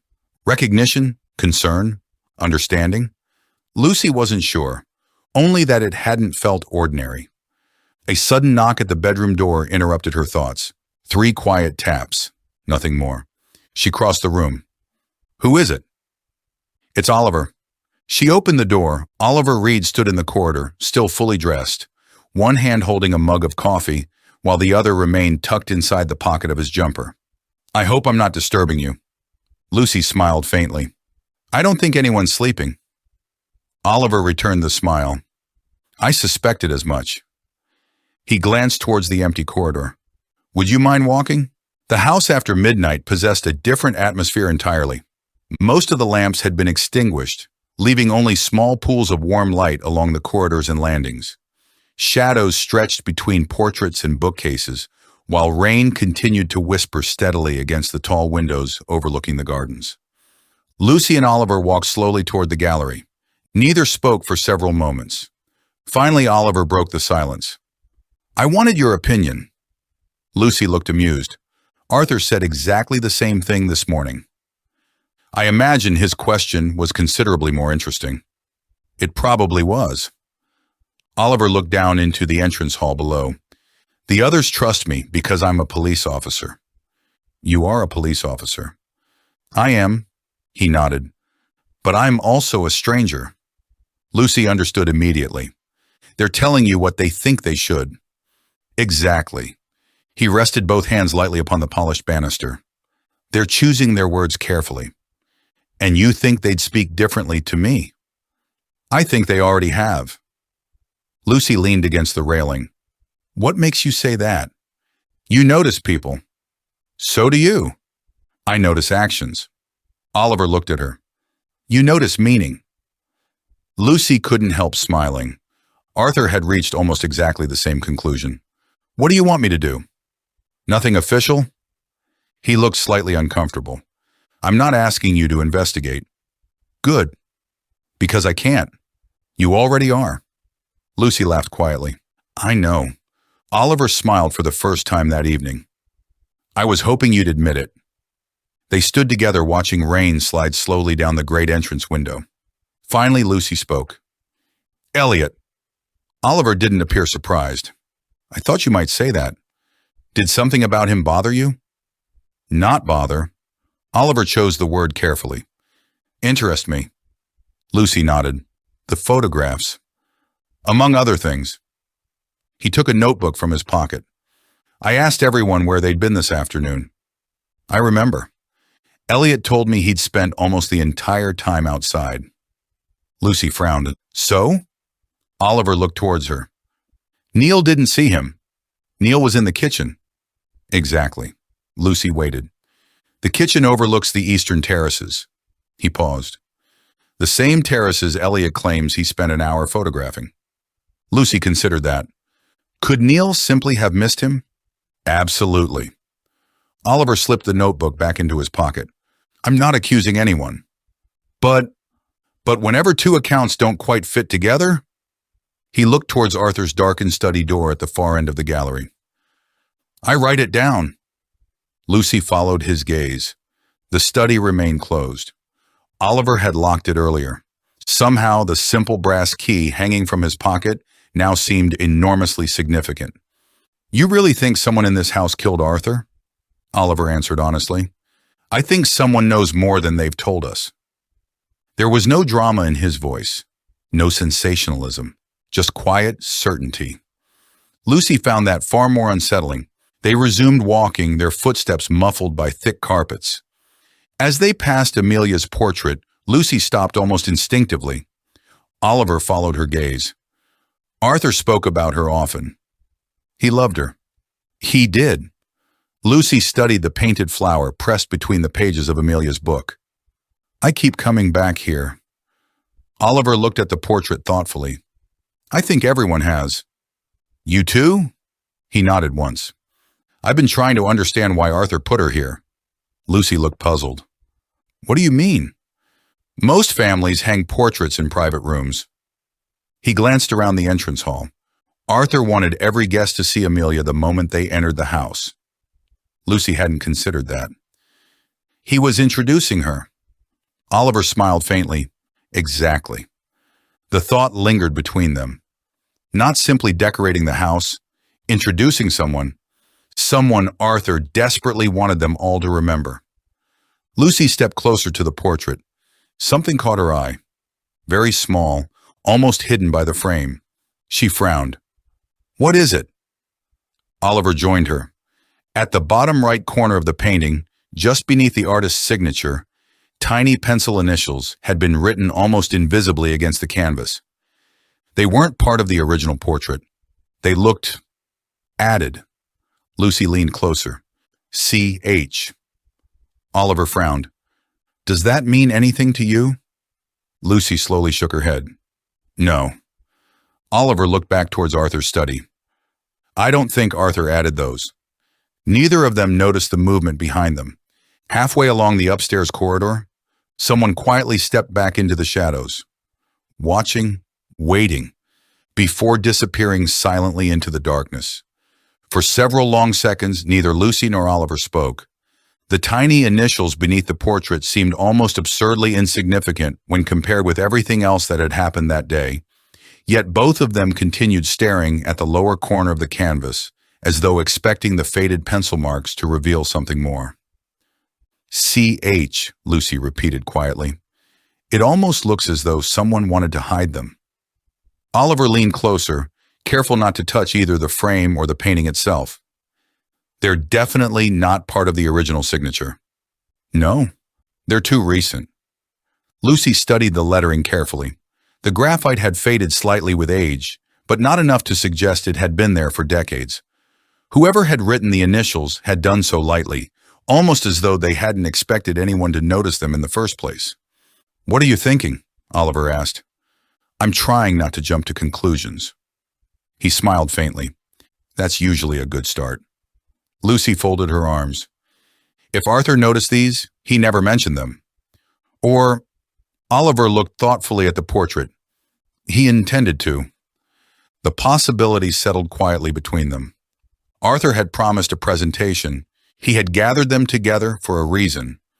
Perhaps even something as small as two faded initials had formed part of the story he had intended to tell. Lucy reluctantly stepped away from the portrait. "We should leave it." Oliver nodded. "I'll mention it to the police tomorrow." He glanced once more at the initials before the two of them continued along the gallery. Neither noticed that one of the guest room doors, almost completely closed, shifted by the smallest fraction before becoming still again. Someone had been listening. The following morning arrived beneath another blanket of low cloud. The storm had finally exhausted itself during the early hours, leaving behind an eerie stillness that felt almost unnatural after 2 days of relentless rain. Thin mist drifted lazily across the gardens, while droplets clung to every hedge and flowered like tiny pieces of glass. Lucy slept little. By the time she entered the breakfast room shortly after 8, Neil was already placing fresh coffee on the table. He looked older than he had the previous morning. Not dramatically, simply tired. His usually immaculate appearance had begun to slip. His shirt sleeves remained rolled neatly to the forearms, but his tie was absent and there were dark circles beneath his eyes that no amount of determination could disguise. "Morning," Lucy said gently. Neil managed a polite smile. "Good morning. You should have tried to rest." "I tried." He straightened a knife that had already been perfectly aligned. "I wasn't very successful." Lucy understood. Grief had a way of making even familiar routines feel unfamiliar. One by one, the remaining guests entered the room. Conversation proved hesitant at first, everyone instinctively lowering their voices as though Arthur might somehow still be sleeping elsewhere in the house. Andrew looked particularly subdued. His usual enthusiasm had disappeared entirely. Helen quietly thanked Neil for breakfast before taking her seat without another word. Marcus arrived last, carrying the same confidence as always, though Lucy noticed the confidence now felt forced. He smiled frequently, but never quite reached his eyes. Only Elliot appeared unchanged. He poured coffee, sat down, looked briefly through the rain-covered windows, then remained completely silent. Lucy found herself studying him again. It wasn't merely that he spoke very little. It was that he seemed almost detached from everything happening around him. Not cold, not uncaring, simply distant. Oliver entered moments later, carrying the notebook that had barely left his hand since Arthur's death. "I'd like everyone to stay together today." Marcus looked up. "Until the police arrive?" "Yes. It makes things simpler." Marcus sighed quietly, but offered no objection. Neil placed a basket of warm bread in the center of the table. "The tide should uncover the causeway shortly after 10. "So they won't be long," Andrew said hopefully. "No." Neil looked toward the window. If the roads remained clear. The reminder that weather still controlled their isolation seemed to dampen everyone's spirits once again. Breakfast had almost ended when Oliver placed his notebook on the table. "There is something I'd like to clarify." The room became immediately attentive. "It isn't an accusation." He looked around the table. "I simply want to understand yesterday more clearly." His eyes settled upon Elliot. "You mentioned spending most of the afternoon photographing the grounds." Elliot nodded once. "I did." Oliver reached into his pocket. "Would you mind showing us the photographs?" The request seemed perfectly reasonable. Even so, Lucy noticed Elliot hesitate, only briefly. Then he removed the camera from the chair beside him and handed it across the table. Oliver accepted it carefully. "I won't touch anything unnecessarily." He began scrolling through the images. The first dozen showed exactly what Elliot had described. The gardens, rain collecting upon stone balustrades, the old chapel ruins disappearing into mist, close-up photographs of ivy climbing ancient walls, several striking images of waves crashing against the cliffs. Lucy almost smiled. The photographs were beautiful. Then Oliver stopped scrolling. His expression changed almost imperceptibly. "What is it?" Henry asked. Oliver didn't answer immediately. Instead, he turned the screen towards Elliot. "This photograph." Lucy leaned slightly to see. It was Arthur, standing alone beneath a cedar tree in the gardens. The image had clearly been taken only moments before the group continued their walk. Arthur wasn't looking at the camera. He was speaking to someone. Only, that someone had been cropped from the photograph. Oliver looked calmly at Elliot. "You told us you were alone." "I was." Oliver turned the camera back. "Then who was Arthur talking to?" Silence filled the room. Every pair of eyes settled upon Elliot. He looked at the photograph for several seconds before answering. "I don't know." Marcus frowned. "That's impossible." "He wasn't talking to me." Oliver remained perfectly calm. "The photograph suggests otherwise." "No." Elliot finally looked up. "It suggests someone stood there." Lucy watched him carefully. His breathing hadn't changed. His voice remained steady. He didn't appear frightened. If anything, he seemed confused. Oliver continued quietly. "Why crop the image?" "I didn't." "You didn't?" "It was already framed like that." Oliver studied the screen again. Lucy noticed something she hadn't seen before. Arthur wasn't smiling. He wasn't distressed either. He simply looked focused, as though listening intently to whoever stood just outside the frame. Oliver slowly handed the camera back. "I'm going to ask you something important." Elliot nodded. "Did you deliberately leave that person out of the photograph?" The question lingered. For the first time since arriving at Ravensmere House, Elliot Brooks appeared genuinely unsettled. "No." He spoke so quietly that Lucy almost missed the answer. "I didn't realize anyone else was there." Nobody around the table spoke, because every one of them understood exactly what that meant. If Elliot was telling the truth, then Arthur Pembroke had held a private conversation with someone in Ravensmere's gardens less than an hour before he died.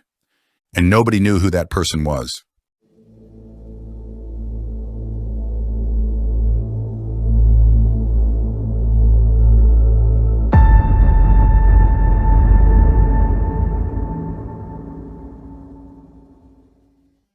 Silent Guess. Chapter 6. Hidden Histories. Lucy woke to footsteps outside her bedroom. At first, she mistook them for the ordinary sounds of Ravensmere House settling into morning. The building had its own rhythm now, one she had begun to recognize despite having spent barely 2 nights beneath its roof. Pipes clicked softly behind the walls when the heating stirred. Floorboards answered changes in temperature with muted complaints. Rain, when it came, moved differently against each window, depending on the direction of the wind. These footsteps were not part of that rhythm. They were slow, measured, close enough that Lucy could hear the faint compression of carpet beneath each step. She opened her eyes and remained still. The room was gray with early light. Beyond the curtains, the storm had finally weakened, leaving only the occasional drip from the guttering and the distant movement of the sea below the cliffs. Lucy turned towards the small clock on the bedside table. 6:17. The footsteps stopped. Not outside her room. Farther along the corridor, near Arthur's study. She pushed back the quilt and crossed the room without switching on a lamp. The floorboards were cold beneath her feet. She reached the door, rested one hand against the brass handle and listened. Nothing. For a moment she wondered whether grief, exhaustion, and an overactive imagination had combined to create the sound. Then came the soft metallic touch of something meeting a lock. Lucy opened the door. The corridor stretched toward the gallery beneath a dim wash of morning light. Most of the wall lamps had been extinguished overnight, leaving the portraits and dark oak paneling half concealed by shadow. At the far end, beside the closed door of Arthur Pembroke's study, stood a figure. Lucy saw only the outline, a dark dressing gown or long coat, one hand near the lock. The figure turned. For a fraction of a second, they faced one another across the corridor, though the poor light concealed every useful detail. Lucy caught the impression of a pale face, a shoulder drawing back, and perhaps the glint of something held in one hand. Then the figure moved, not towards the main staircase, but through a narrow door in the paneling beside the study. Lucy had noticed the door before, although she had assumed it opened into a cupboard. It closed almost silently behind whoever had entered. "Wait!" Her voice sounded unnaturally loud. She hurried along the corridor, reaching the paneled door within seconds. The brass handle turned beneath her hand. Beyond it lay a narrow servant's staircase. The stairs descended steeply into darkness. turning sharply after the first landing. No one remained in sight, but Lucy heard movement below. A quick sequence of footfalls, then another door opening somewhere on the ground floor. "Hello?" Only silence answered. She stood at the top of the staircase, one hand resting on the frame. The air rising from below smelled faintly of stone, dust, and old cooking fires. Whoever had been outside Arthur's study had known this route existed. They had also known it would allow them to leave the corridor without crossing the main gallery. Lucy looked back towards the study door. Oliver had locked it the previous evening. The brass key had remained in his possession. She moved closer and examined the lock without touching it. Nothing appeared damaged. The door remained firmly closed. On the carpet below the handle lay something small and white. Lucy crouched. It was a flower petal, not fresh. It had been flattened almost completely, its edges browned with age. The petal might have come from any book in Ravensmere House, yet the sight of it immediately pulled her thoughts towards Amelia's portrait and the flowers pressed into the pages of every book she loved. Lucy did not pick it up. Instead, she returned to her room, dressed quickly, and went in search of Oliver. She found him in the entrance hall shortly before 7, standing beside the tall windows with a mug of coffee in one hand and his notebook open in the other. He had changed clothes, but his face carried the dull fatigue of someone who had spent most of the night thinking rather than sleeping. "You're awake early," he said. "So is someone else?" Oliver looked up. Lucy told him exactly what she had heard and seen, resisting the urge to improve uncertain details. She described the figure's height only as average, because anything more would be invention. She could not identify gender, clothing, or hair. She could not be certain what the person had held. The only facts she trusted were that someone had stood beside Arthur's study at 6:17, appeared to touch the lock, and escaped through the servants' staircase when discovered. Oliver listened without interruption. "The petal is still there?" he asked. "Yes." "Good." He closed the notebook. "Show me." They returned upstairs together. The corridor seemed far less threatening in the growing daylight, though the study door and the narrow panel beside it now appeared connected in a way Lucy had not previously considered. Oliver crouched to examine the petal. "Could have been carried in on someone's shoe," he said. "It could. Could have fallen from a book." "Yes." "Could mean absolutely nothing." Lucy folded her arms. "You always this cheerful before breakfast?" "It prevents disappointment." He opened a small paper envelope from his pocket, used the edge to lift the petal, and sealed it inside. "You carry those around when you're off duty?" "I carry several things I don't need until I do." Lucy nodded towards the servant's door. "Did you know that was there?" "I found it last night while checking the routes from the study." "And?" "It runs down to the service corridor beside the pantry, then continues to the cellar level. So anyone familiar with the house could move between floors without using the main staircase." Oliver looked towards her. "Yes. Neil. He knows the house." "Arthur did too. So might Elliot, if he explored while taking photographs. Andrew had access to old plans in the archive. Marcus wanders whenever he can't find a signal, and Henry spent time near the conservatory, which connects to the service corridor." Lucy gave him a look. "You've already thought of everyone." "I'm trying not to think of only one person." That, Lucy knew, was how weak investigations began. A detail appeared to fit a suspect, and every later fact was forced to follow it. Oliver examined the lock on Arthur's study. There were no scratches around the brass plate, and no sign that anyone had inserted a tool. "Whoever stood here may not have been trying to enter," he said. "What else would they be doing?" "Checking whether it was still locked, listening, leaving something, taking something from the corridor." Lucy glanced at the sealed envelope in his hand. "The flower?" "Possibly." He stood. "I'll ask everyone about the staircase after breakfast." "Won't that warn whoever it was?" "They already know you saw them." Lucy looked towards the dark opening beyond the paneled door. "That's reassuring." "It wasn't intended to be." They descended the servants' staircase carefully. The steps were narrower than the main stairs and worn slightly at the center from generations of use. At the lower landing, the route split in two. One door opened near the pantry, another led down toward the cellars and boiler room. A faded bellboard remained mounted on the wall, each label corresponding to a room elsewhere in the house.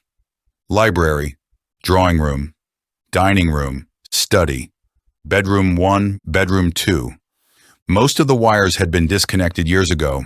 One brass indicator, however, hung slightly lower than the rest. Study. Lucy touched the wooden casing beside it. Could this still work? Oliver examined the mechanism. Possibly. The servants would have known when Arthur wanted them. If the line is connected. He followed the thin wire upwards until it disappeared into the ceiling. Lucy looked again at the study label. Something about the idea of a bell being rung from inside a locked room made her uncomfortable, even though there was no reason to assume it had happened. They entered the pantry. Neil Fraser stood at the central counter, slicing bread. He looked from Lucy to Oliver, then towards the open servants' door behind them. "You found the back stairs." "Apparently someone else found them first," Oliver said. Neil set down the knife. "What happened?" Oliver explained. Neil's expression tightened as Lucy described the figure outside Arthur's study. "Who uses that staircase?" Oliver asked. "Me, Arthur, the housekeeper when she's here, though she left before the weekend." "Anyone else?" "Guests sometimes discover it." "Could someone reach the study from the ground floor without being seen?" Neil nodded reluctantly. "From the pantry, yes. There's another entrance beside the old music room." Lucy looked towards the loaf beneath his hand. The slices had begun thick and even, but the most recent one had been cut at an angle. "Was the bell system still working?" she asked. Neil turned towards her. "Some of it." "The study bell?" A pause. I thought so." Oliver noticed the hesitation. "When was it last used?" Neil looked down at the bread. "Yesterday." Lucy felt the room grow still. "By Arthur?" she asked. Neil nodded. "What time?" "Not long before he died." Oliver opened his notebook. "Tell us exactly what happened." Neil drew a slow breath. "I was in the kitchen preparing coffee for the presentation. The study indicator dropped. I went upstairs using the servant's staircase." "And Arthur was alive?" "Yes." "What did he want?" Neil's eyes moved briefly towards Lucy. "He asked whether everyone had gathered." "That was all?" Another hesitation. "No." Oliver waited. Neil wiped his hands on a cloth, although there was nothing on them. "He asked me to remove one item from the drawing room." "What item?" "The leather folder." Lucy frowned. "But the folder was in the study when Arthur was found." "I know." Neil's voice had lowered. "He told me to bring it upstairs." "So you did?" "Yes." "What happened when you reached the study?" "The door was open. Arthur was at his desk. I handed him the folder." "Was anyone else there?"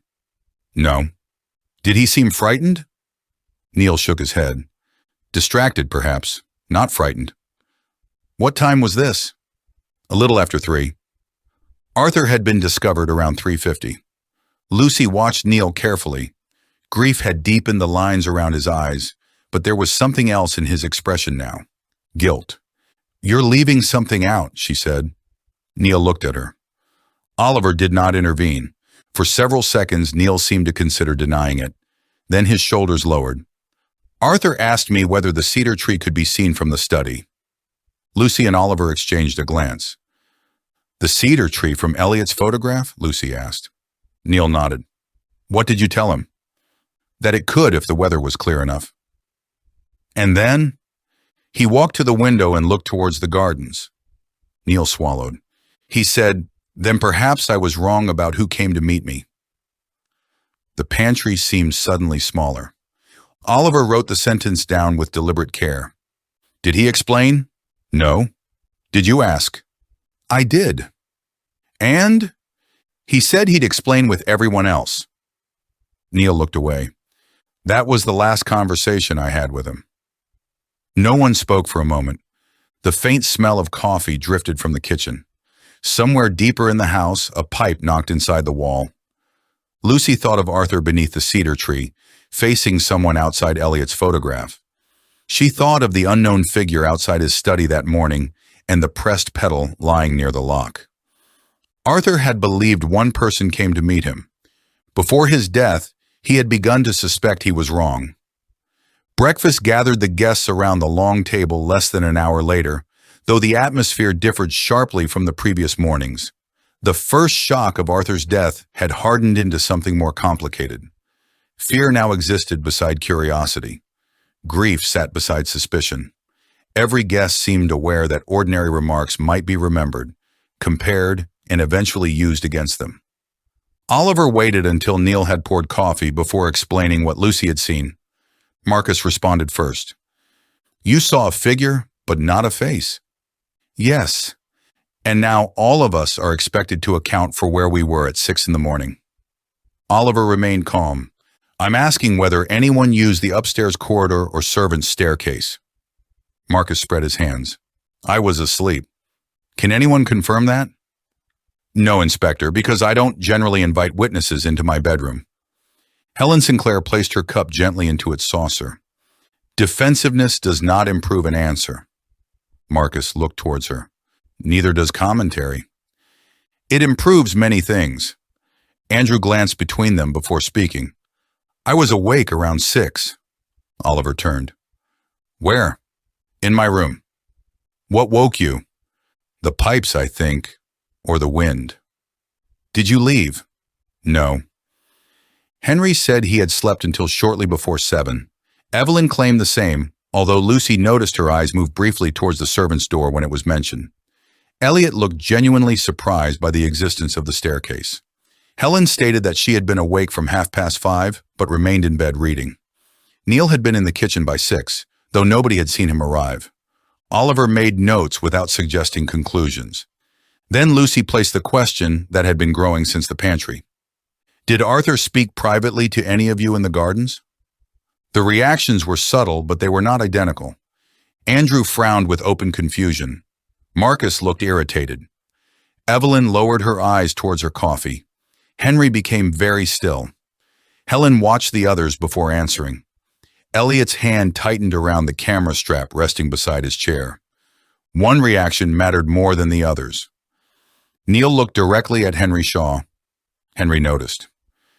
"So," Lucy said carefully, "someone knows something." Henry set down his cup. "That is a dangerous way to phrase a question." "It wasn't a question." "Then it was an accusation." "No, it was an observation." Oliver looked between them.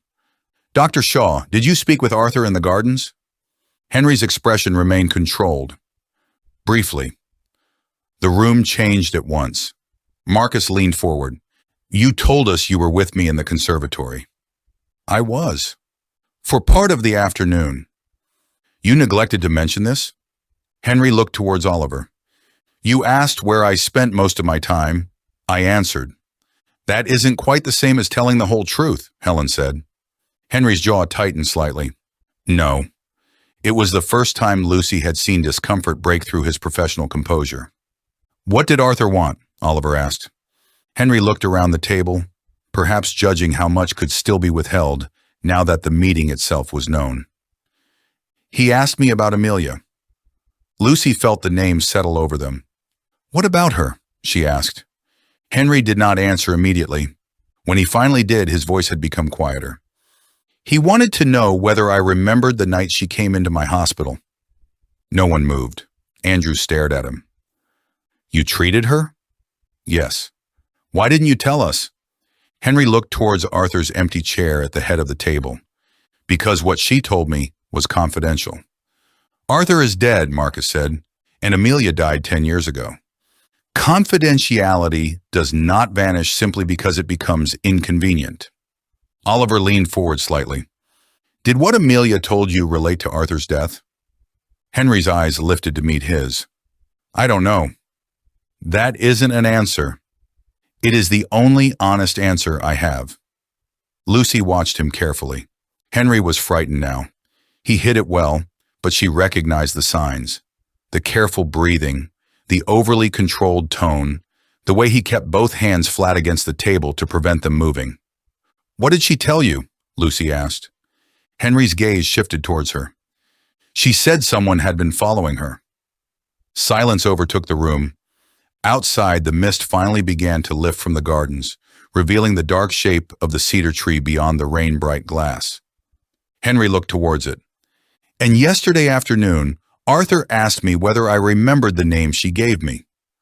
For several long moments, nobody around the breakfast table spoke.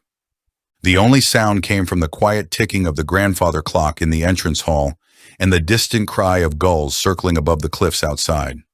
Morning sunlight, weak but determined, filtered through the rain-speckled windows and settled across the polished table, illuminating abandoned cups of coffee that had long since begun to cool. Henry Shaw remained perfectly still. He seemed to understand that every eye in the room now rested upon him. Marcus finally broke the silence. "You mean to tell us Amelia believed someone was following her?" He leaned forward. "And you've kept that to yourself for 10 years? Henry met his gaze calmly. "I kept it because she asked me to."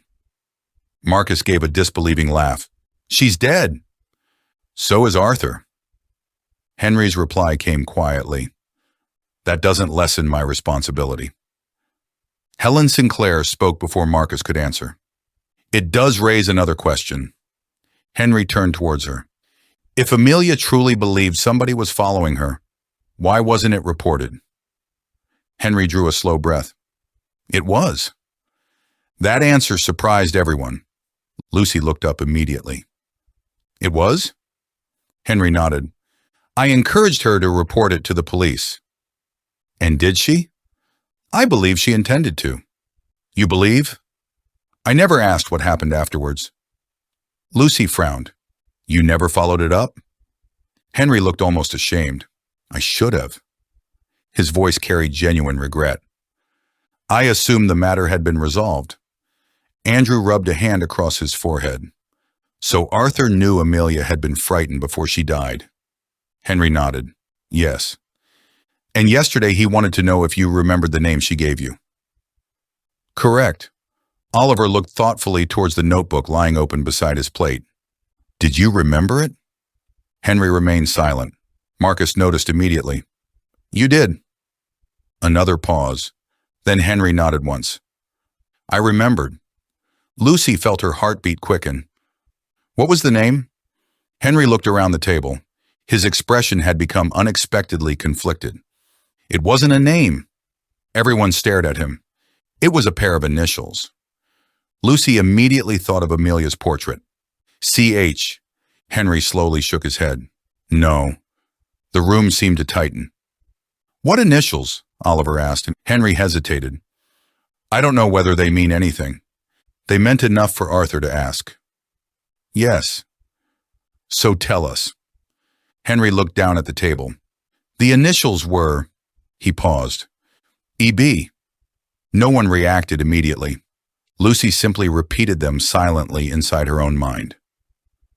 "E.B." Then she realized, very slowly. Her eyes moved towards the far end of the table, towards Elliot Brooks. He looked genuinely bewildered. Marcus noticed the movement first. "Oh, you've got to be kidding." Elliot frowned. "What?" "Your initials." Elliot stared back at him. "So?" "So?" Marcus pushed his chair backwards. "They're your initials." Oliver immediately raised a hand. "Nobody jumps to conclusions." Marcus looked incredulous. "I'm not jumping anywhere." He pointed towards Elliot. "We've just heard that Amelia gave Henry the initials E.B. 10 years ago." He looked around the table. "And sitting right there is Elliot Brooks." Elliot remained remarkably composed. "My surname isn't unusual." "No." Helen agreed. "It isn't." She looked thoughtfully towards Henry. "Did Amelia ever explain what those initials represented?" Henry answered immediately. "No." "Did she describe the person?" "No." "So they may not refer to a person at all." Henry nodded. "They could refer to a company, a location, a ship, anything." Marcus sat back down, though he still looked unconvinced. Lucy watched Elliot carefully. She expected anger or defensiveness. Instead, he looked thoughtful, almost disturbed. Oliver noticed the same thing. "Mr. Brooks." Elliot looked up. "Had you ever heard Amelia Pembroke's name before receiving Arthur's invitation?" No. You've never met Arthur? No. Never corresponded with him? No. Oliver studied him for several seconds. I believe you. Marcus laughed. Based on what? Oliver answered without taking his eyes off Elliot. His surprise. Marcus shook his head. People fake surprise. They do. Oliver finally looked towards him. But very few fake confusion. Lucy quietly wrote those words into her notebook. Surprise and confusion are different things. Arthur would have appreciated that distinction. Breakfast ended without anyone finishing it. One by one, the guests drifted into the drawing room, each carrying their own thoughts. The atmosphere inside Ravensmere House had shifted again. Yesterday, everyone had wondered who might have killed Arthur. Today, they had begun wondering why Amelia had been frightened long before her death. Lucy found herself standing once more beneath Amelia's portrait. The pressed flower between the pages suddenly seemed different. Not simply sentimental, intentional. Arthur had wanted every guest to see it. Oliver joined her a few moments later. What are you thinking? Lucy didn't answer immediately. Instead, she looked towards the gallery above. I think we've been asking the wrong question. Oliver folded his arms. Go on. We keep asking who killed Arthur. Naturally. But Arthur wasn't investigating his own murder. Oliver remained silent. He was investigating Amelia. She looked back towards the portrait. I think Arthur invited us here because he finally discovered what happened to her.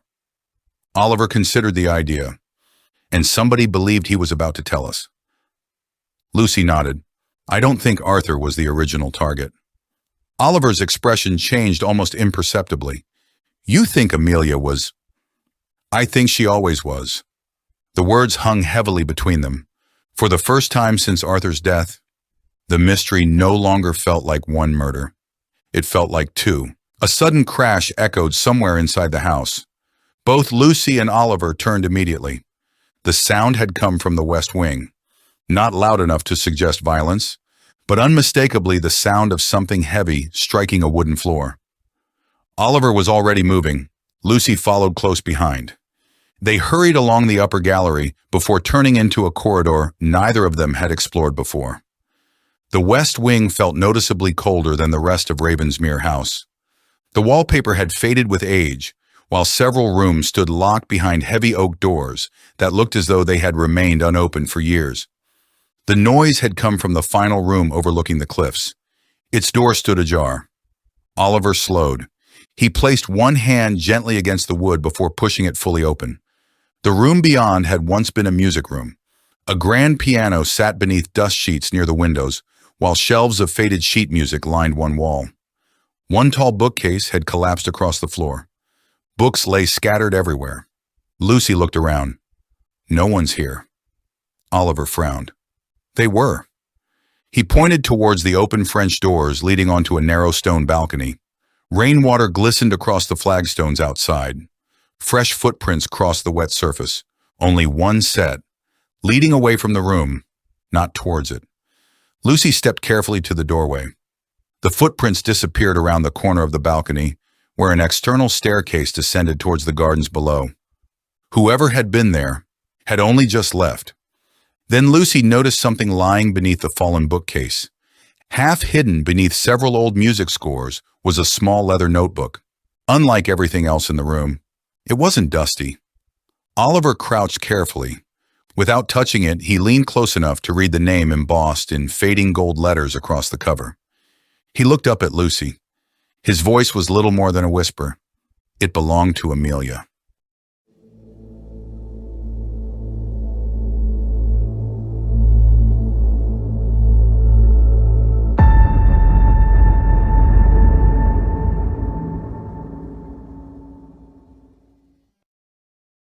Silent Guests.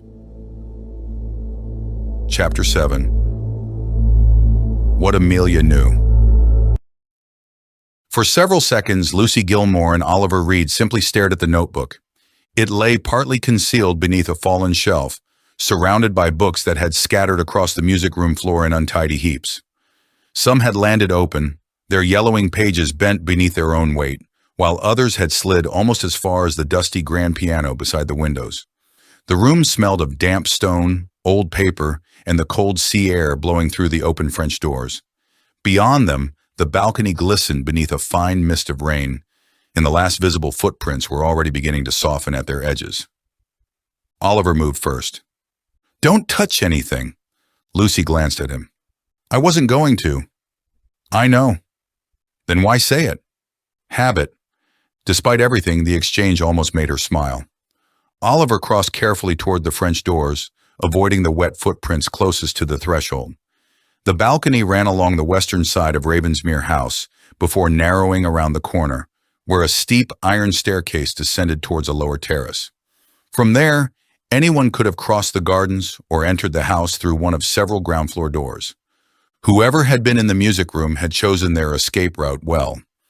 Oliver crouched beside the nearest footprint. Small. Lucy remained inside. Meaning? Meaning it's a small footprint. She gave him a look. That's exceptionally useful. It's more useful than pretending it tells me whether it belonged to a man or woman. He stood and examined the balcony. The rain's already destroying them. Can you photograph them? Oliver looked towards her. Do you have your phone? Lucy took it from her pocket. No signal doesn't mean no camera. Exactly. She photographed the prints from several angles while Oliver remained beside the doorway, occasionally directing her towards details she might otherwise have missed. There were perhaps 7 clear impressions in total, all leading away from the music room. None appeared to approach it. That doesn't make sense, Lucy said. It might. How? They entered another way. She looked back into the room. The only obvious entrance was the corridor door behind them. Through the house. Possibly. Which means whoever ran onto the balcony knew we were coming. Oliver nodded. They heard us. Lucy looked at the fallen bookcase. And knocked that over? Perhaps accidentally. Or deliberately. Oliver glanced towards her. To make us come running? Or to make sure we found this? Her eyes returned to Amelia's notebook. That possibility changed the room. Until then, Lucy had assumed the notebook had been dropped or hidden and accidentally exposed when the shelf collapsed. Now she considered the alternative. Someone wanted them to find it. Oliver seemed to reach the same conclusion. Stay there. He crossed to the doorway and looked along the corridor. Nobody. Then he called loudly enough for his voice to carry. Dr. Shaw? Footsteps approached less than a minute later. Henry appeared first, followed closely by Andrew and Evelyn.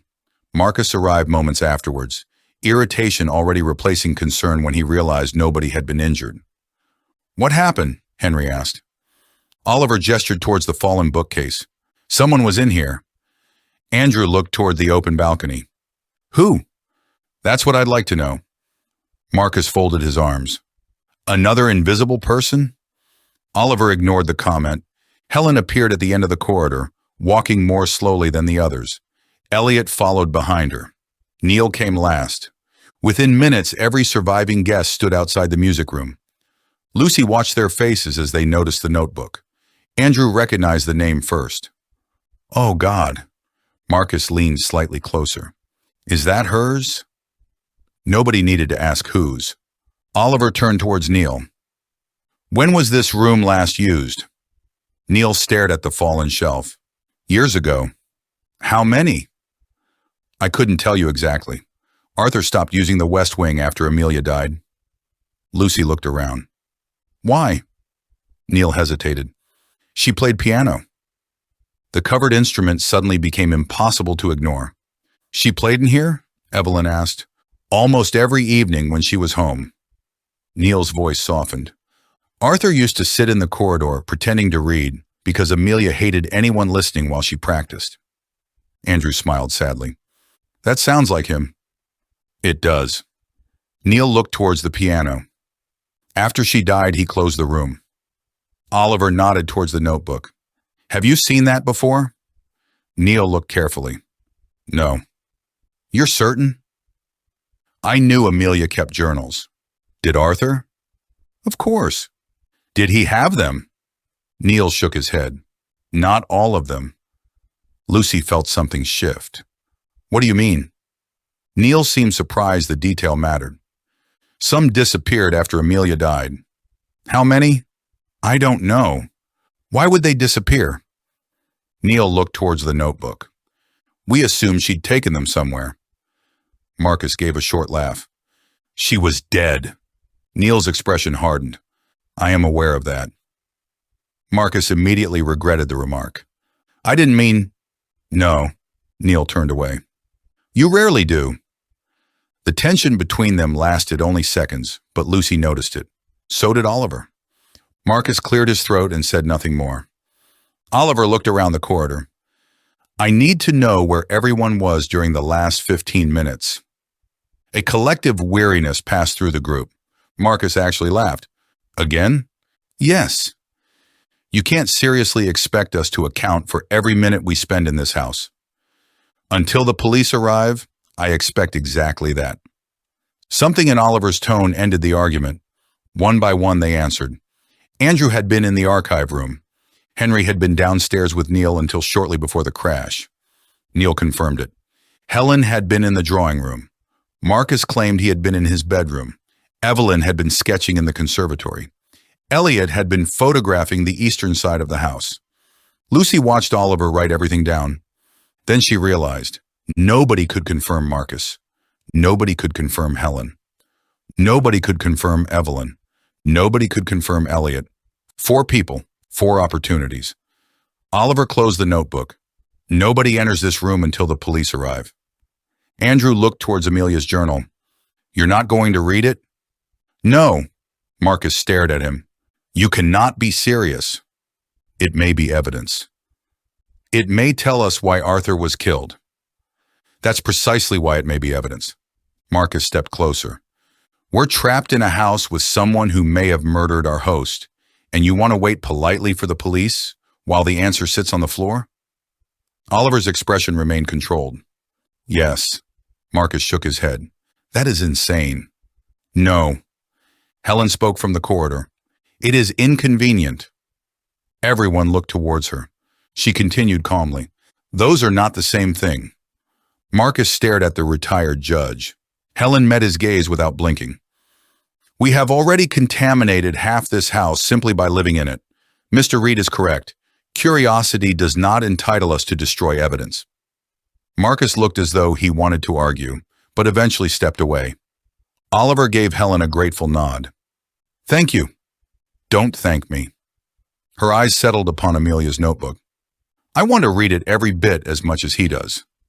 That earned the faintest smile from Oliver. Lucy remained near the doorway. Something bothered her. Not the notebook. The dust. She looked at the floor again. Most surfaces inside the music room carried a fine gray layer accumulated over years of disuse. Even the fallen books had left clean rectangular marks where they had rested untouched upon the shelves. The notebook was clean. They had already noticed that. But something else was clean too. A narrow section of the piano bench. Lucy stepped closer without touching it. Oliver. He followed her gaze. A rectangular patch in the dust showed where something had recently rested, roughly the size of a book.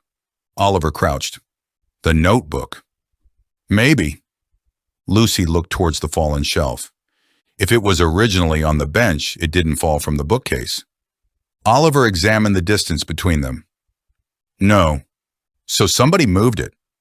Recently. How recently? He studied the disturbed dust. Impossible to say. Lucy looked around the room. Someone had entered a room supposedly untouched for years. Someone had taken Amelia's notebook from wherever it had been hidden. Someone had placed it on the piano bench.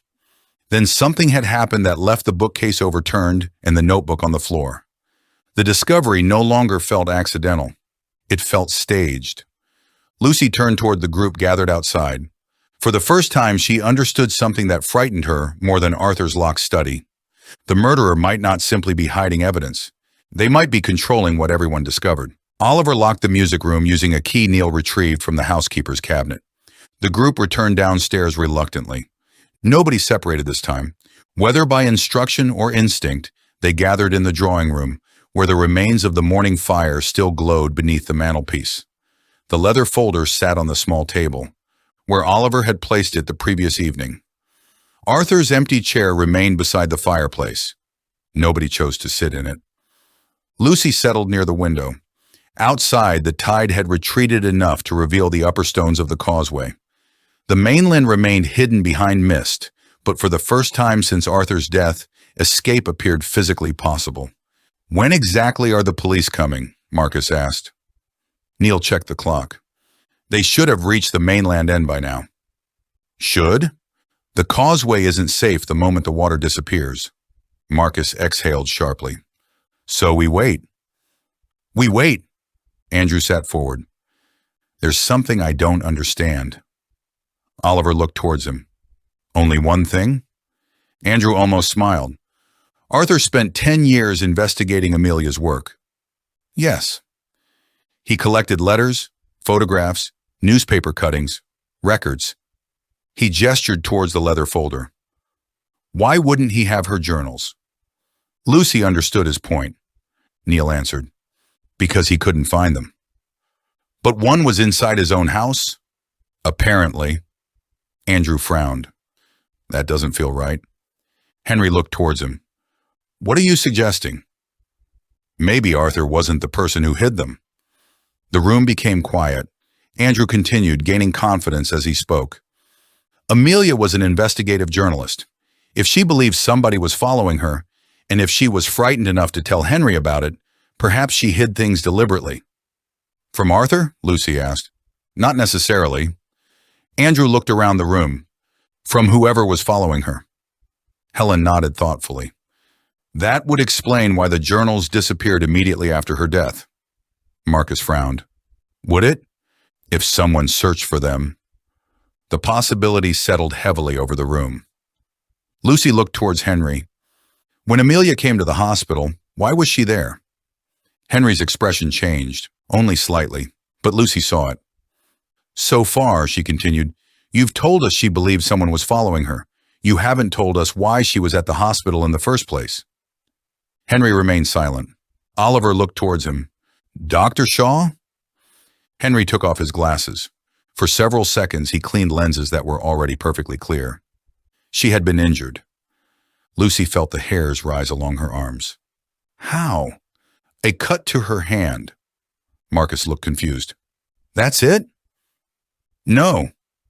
Henry replaced his glasses. "She also had bruising around her wrist." "From what?" "She said someone grabbed her." Nobody spoke. Lucy remembered Henry's previous insistence upon confidentiality. His reluctance no longer seemed merely professional. "You didn't believe her," she said. Henry looked at her sharply. "I didn't say that."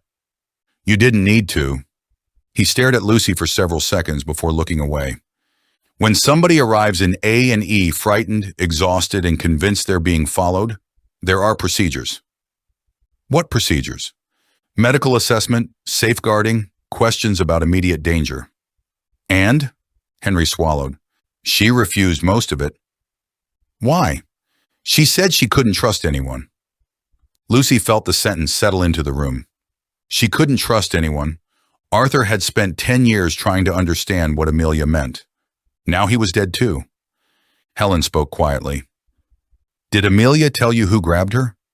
"No." "Did she say where it happened?" Henry hesitated. "Yes." Oliver immediately noticed. "Where?" Henry looked towards the windows. "Outside a hotel in Edinburgh." Lucy frowned. "Which hotel?" Henry's answer came reluctantly. "The Calder Hotel." Marcus Hale's coffee cup struck its saucer with a sharp porcelain click. Everyone turned towards him. For the first time since arriving on Caerwyn Island, the businessman appeared completely unprepared. Lucy watched the color leave his face. "You know it," she said. Marcus didn't answer. "Marcus." His eyes remained fixed upon Henry. Oliver leaned forward. "What is the Calder Hotel?" Marcus swallowed. When he finally spoke, none of his usual confidence remained. "It belonged to my family." Nobody spoke. Marcus Hale seemed to realize, perhaps for the first time since arriving on Caerwyn Island, that silence could be more uncomfortable than any accusation. He remained seated, with one hand resting beside his coffee cup, staring at Henry as though the doctor had reached backwards through 10 years and placed something long buried directly onto the table between them. Lucy watched him carefully. Until now, Marcus had possessed an almost irritating ability to remain comfortable in every situation.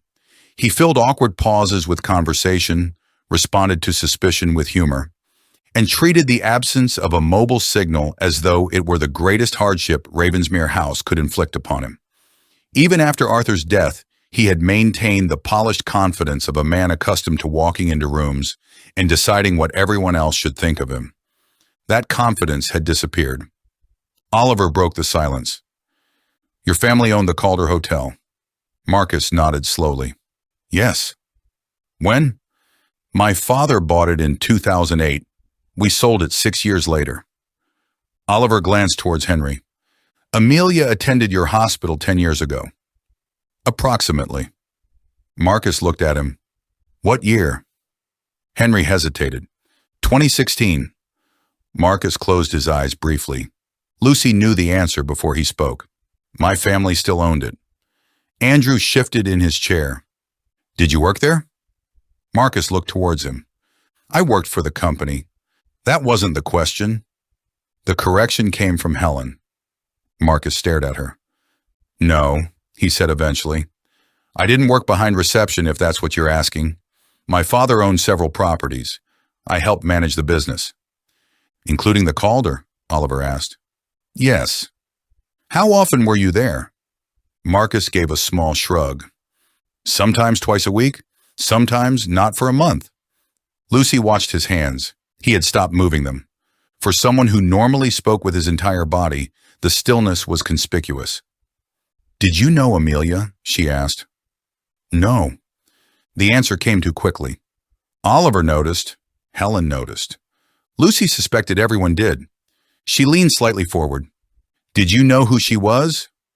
Marcus looked directly at her. "I knew the name." A different answer. "When?" "I don't remember." "Before she died?" Marcus hesitated. "Yes." The atmosphere in the room changed. Andrew stared at him. "You said yesterday that you'd never met Arthur before." "I hadn't. But you knew his daughter." "I knew of her." Lucy kept her voice calm. "How?" Marcus rubbed his jaw. "She contacted the hotel." "When?" "I don't remember the exact date." "What did she want?" "She was a journalist. She wanted information." "About what?" Marcus looked toward the windows. That was the problem. Nobody interrupted him. "She wouldn't tell us." Oliver frowned. "She contacted your hotel asking for information, but refused to say what she was investigating?" "She asked about former employees." "What employees?" "Several." "Names?" "I don't remember all of them." Helen's expression hardened. "All of them?" Marcus realized his mistake.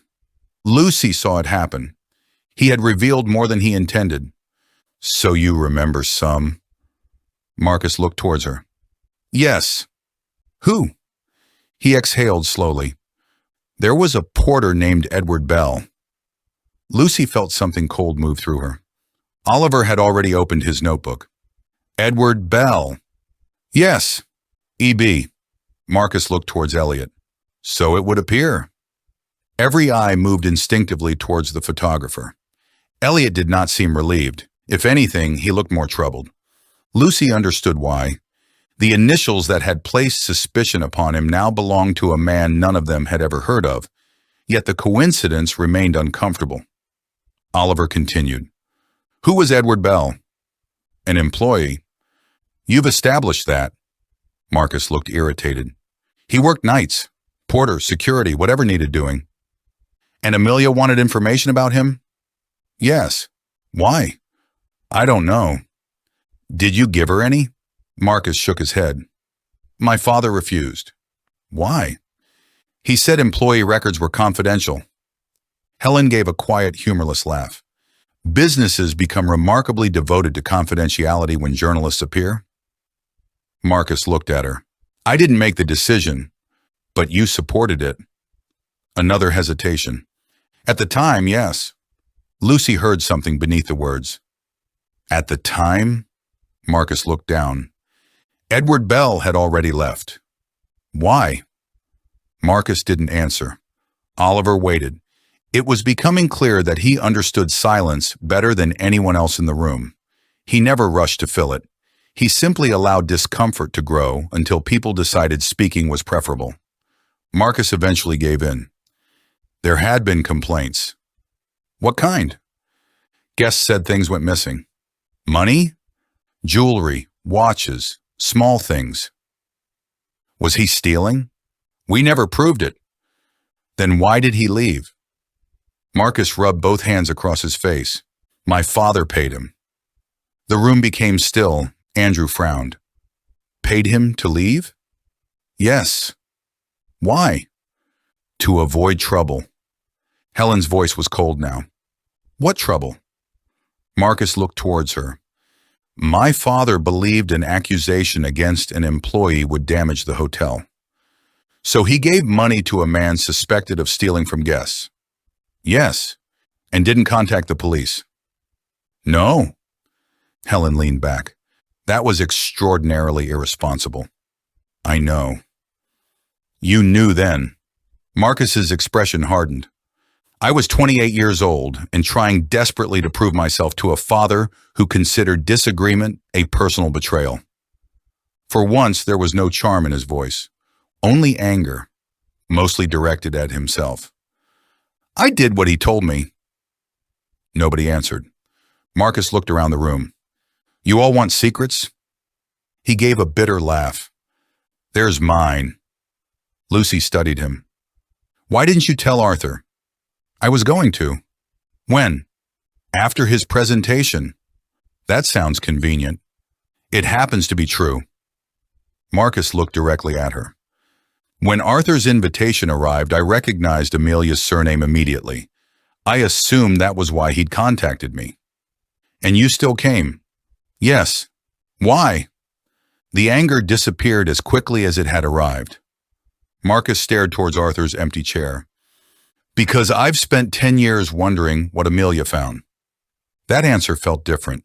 Lucy believed him. It did not mean he was innocent, but she believed that sentence. The conversation continued for almost 20 minutes. Marcus remembered little else about Edward Bell. He had been somewhere in his 40s, quiet, reliable until the complaints began, and apparently without close family in Edinburgh. After leaving the Calder Hotel, he disappeared from the company's records entirely. Arthur had never contacted Marcus directly about Bell.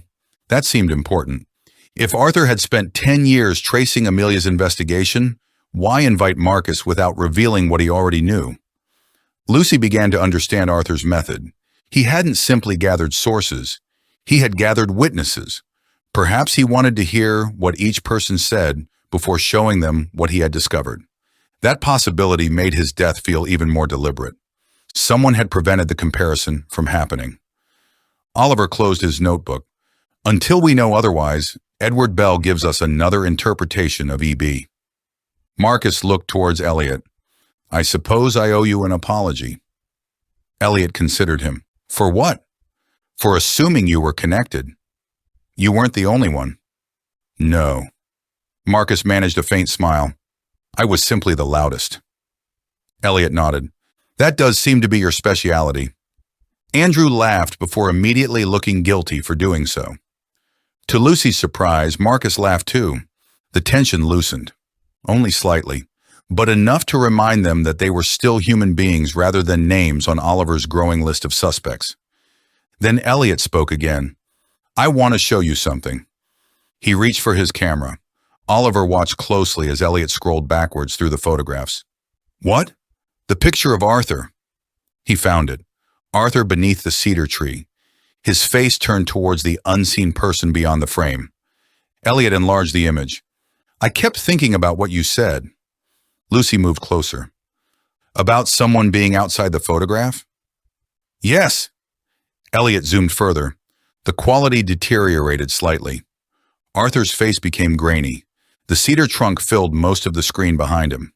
Look here. Elliot pointed toward the lower left corner. At first, Lucy saw nothing. Then she noticed a reflection. Tiny, distorted.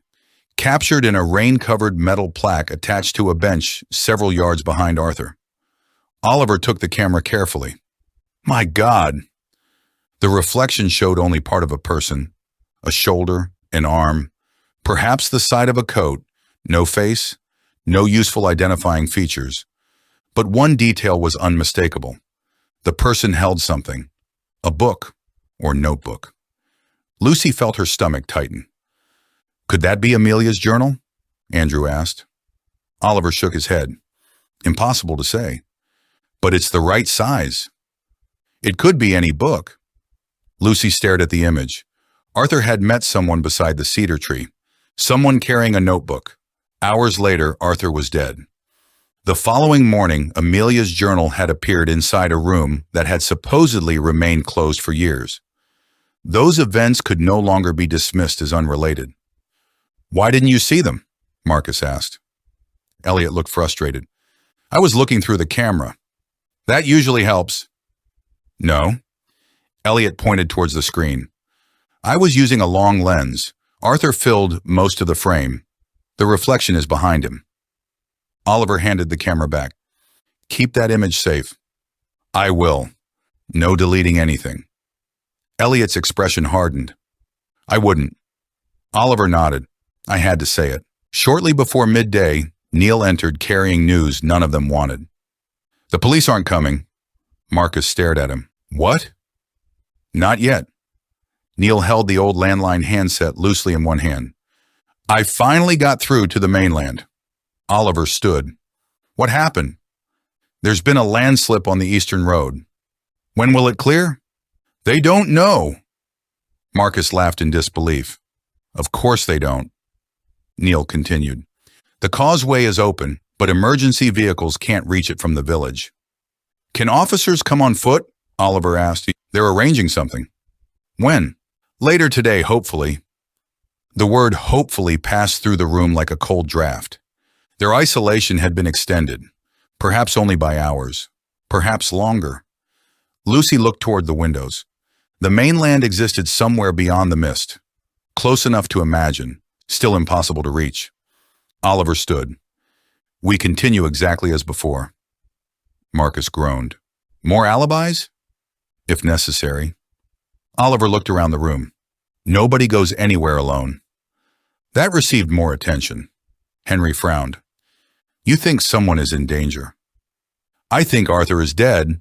Someone was outside his locked study this morning, and another person ran from the west wing after disturbing evidence. Oliver's voice remained controlled. I'd rather appear overly cautious than explain later why I wasn't cautious enough. Nobody argued. Lucy spent the next hour with Andrew in the archive room. Oliver had asked them to find anything relating to the Calder Hotel, Edward Bell, or Amelia's investigation, while he remained downstairs with Henry and Marcus. The archive room occupied a narrow space behind the library and smelled wonderfully of old paper, dust, and leather. Boxes filled metal shelving from floor to ceiling, each labeled in Arthur's precise handwriting. Andrew appeared more comfortable there than anywhere else in the house. This is where Arthur kept the parish records, he said quietly. Lucy smiled. I remember. He trusted me in here. There was sadness in the observation. You liked him. I knew him for 2 days. That wasn't what I said. Andrew considered that before nodding. No. He opened another box. I liked him very much. They worked mostly in silence. Arthur's filing system proved meticulous, but enormous. Amelia's research appeared throughout dozens of boxes, sometimes under her own name, sometimes arranged by year or subject. Lucy eventually found a box labeled AP, Personal Papers, 2016. Her pulse quickened. Andrew. He joined her at the table. Inside were newspaper cuttings, receipts, train tickets, and photocopies of handwritten notes. Nothing immediately referenced Edward Bell. Then Andrew removed a hardback book from the bottom. A novel? Lucy looked at the cover, an old edition of Rebecca. Andrew opened it. Something fell onto the table. A flower, pressed completely flat. Tiny blue petals. Lucy and Andrew stared at one another. Amelia, Lucy whispered. Andrew carefully turned the next page. There was handwriting in the margin, not Arthur's. Lucy recognized it immediately from the inscription inside Amelia's books. Only 6 words had been written. If anything happens, ask Helen why. Neither Lucy nor Andrew moved. The archive room seemed suddenly silent enough to hear their own breathing. Lucy read the sentence again, then a third time. Helen. There was only one Helen in Ravensmere House. Helen Sinclair, the retired judge.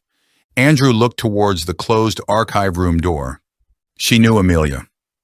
Lucy thought of Helen calmly analyzing every inconsistency since Arthur's death. Helen correcting Marcus. Helen defending Oliver's decision not to open the notebook. Helen claiming that uncertainty reminded people they were still capable of learning. And then Lucy remembered something else. When Henry had revealed Amelia believed she was being followed, Helen had immediately asked whether it had been reported to the police. Not why hadn't she reported it? She had asked why it wasn't reported. A tiny distinction, one Lucy hadn't noticed at the time. She knew, Lucy said. Andrew looked frightened now. Knew what? I don't know. Lucy carefully closed the book. But we're going to find out. They found Helen in the drawing room. She sat alone beside the fireplace with a cup of tea and one of Arthur's books resting across her lap. When Lucy entered carrying Rebecca, Helen looked first at Lucy, then at the book. For the briefest moment, her composure vanished. It returned almost immediately, but Lucy had seen it. Andrew closed the door behind them. Helen placed her cup down. Where did you find that? Lucy felt her heartbeat quicken. She hadn't shown Helen the note. She hadn't mentioned Amelia. She hadn't said anything at all. Yet Helen already knew the book. Lucy sat opposite her. I think you should tell me. Helen looked towards Andrew. Does Oliver know? Not yet. Then fetch him. Lucy didn't move. First tell me why. Helen studied her for a long moment.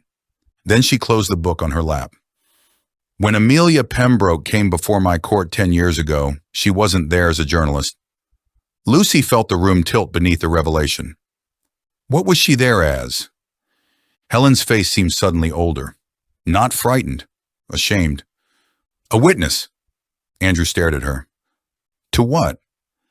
Helen looked towards Amelia's portrait visible through the open drawing room doors. To a crime that officially never happened. Lucy tightened her grip around the book. Helen continued quietly. And I was the judge who made sure nobody ever heard her evidence.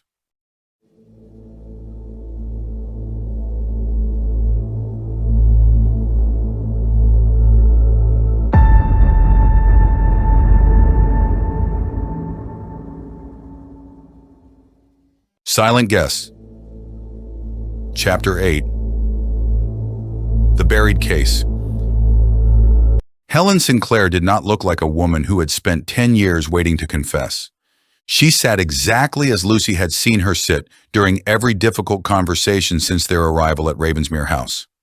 Back straight, hands composed, expression calm enough to invite the dangerous assumption that calmness meant certainty. Only the untouched cup of tea beside her betrayed anything unusual. A thin skin had begun to form across its surface, and Helen had made no attempt to drink from it. Lucy remained opposite her, with Amelia's copy of Rebecca resting across her knees. Andrew stood near the door, uncomfortable with the intimacy of the room, yet unwilling to leave. The fire behind Helen had burned low, reducing the once welcoming drawing room to a quieter place of embers, shadows, and rain-muted daylight. Through the open doorway beyond them, Amelia's portrait remained visible at the foot of the staircase. Helen looked towards it only once. Then she returned her attention to Lucy. You should fetch Oliver. Lucy did not move. You knew that book before you saw what Amelia wrote inside it? Helen's expression remained unchanged. Yes. How? Because Amelia brought it to court. Andrew frowned. A novel? Helen nodded. She carried it everywhere during the hearing. Lucy looked down at the worn cover. And you remembered it after 10 years. There are cases one forgets because there is nothing unusual about them. Helen folded her hands together. This was not one of those cases. Lucy felt the weight of the book differently now. Amelia had held it inside a courtroom. She had perhaps sat somewhere waiting to testify with the same flower pressed between its pages and the same words hidden in its margin. What crime did she witness? Helen breathed in slowly. Before I answer that, I need Oliver here. Why? Because if Arthur was killed over what he discovered, anything I tell you may now form part of a murder inquiry. Lucy studied her. Yesterday, you were happy enough to discuss Arthur without him. Yesterday, I was still hoping this had nothing to do with Amelia's case. And now? Helen looked directly at the book. Now I know Arthur found more than I thought he had. Andrew quietly opened the door. I'll get him. Helen nodded. Bring Henry too. That surprised Lucy. Why Henry? You'll understand. Andrew left. For the first time since entering the room, Lucy and Helen were alone. The silence between them was not hostile, but neither was it comfortable. Lucy had interviewed politicians who mistook silence for weakness, and criminals who mistook it for permission. Helen did neither. She simply allowed it to exist. Eventually, Lucy spoke. Did Arthur know what you did? Helen looked towards her. I don't know how much Arthur knew before Amelia died. That's not what I asked. No. Helen gave the smallest nod. By the time he invited me here, yes. I believe he knew almost everything. And you still came. I came because he asked me to. You expected him to confront you. I expected him to do considerably worse than that. Lucy frowned. What could be worse? To understand me. The answer caught Lucy off guard. Helen looked toward the dying fire. Anger is relatively easy to endure. It makes everyone certain of their position. And understanding? Understanding requires you to live with complexity. She returned her gaze to Lucy. Arthur was very good at that. Lucy thought of the man in the library telling her truth could heal relationships and destroy them, sometimes simultaneously. It sounded painfully like him. Do you regret what you did? Helen's eyes hardened, though not with anger. Every day. The door opened behind Lucy. Oliver entered first, notebook already in hand. Henry followed, his expression sharpening when he saw Helen and the book. Andrew closed the door once everyone was inside. Oliver remained standing. Andrew said you have something to tell us. Helen nodded toward the empty chairs. You may wish to sit. I'm fine. That was not advice for your comfort. Oliver regarded her for a moment before sitting beside Lucy. Henry took a chair opposite. His gaze stayed fixed upon Helen. You know, he said quietly. Helen looked back at him. Yes. What? Lucy asked. Henry removed his glasses slowly. That Amelia's hospital visit and Helen's case were connected. Oliver's pen stopped above the page. You knew that? I suspected it last night. You didn't mention it. I had no evidence. Helen let out a weary breath. You had memory. Yes. And sometimes memory is the only evidence left. Oliver looked between them. Start at the beginning. Helen nodded. 10 years ago, I presided over a preliminary hearing involving allegations of serious misconduct at the Calder Hotel. Marcus's family hotel. Lucy felt the threads tightening. What kind of misconduct? Oliver asked. Initially theft. Edward Bell? Yes. Henry leaned forward. So the complaints Marcus mentioned reached court? Not exactly. Helen chose her words with visible care. Edward Bell had been accused by several hotel guests of stealing valuables. The hotel investigated privately and paid him to leave.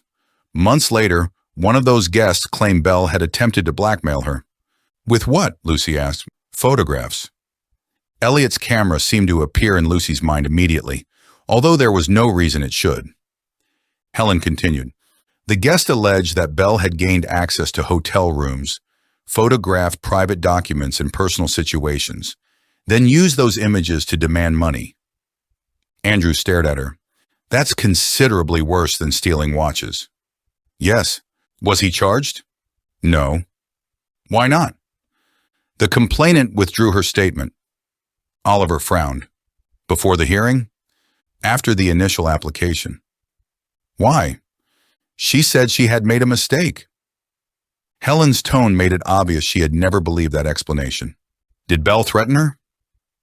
We couldn't prove it. Then where does Amelia come in? Helen's hands tightened very slightly. Amelia had been investigating Belle independently. Lucy leaned forward. Why? She believed the hotel scandal was larger than one employee. Marcus's surname seemed to hang invisibly over the room. Helen noticed Lucy's expression. Do not jump ahead. Marcus may have known nothing about it. May? I am choosing my words carefully. Oliver nodded. Continue. Amelia had spoken to former employees, guests, and contractors. She came to believe Belle had not acted alone and that certain incidents had been deliberately concealed by management. Andrew looked uneasy. Marcus's father. Possibly. The difficulty with Amelia was that she often knew more than she could prove.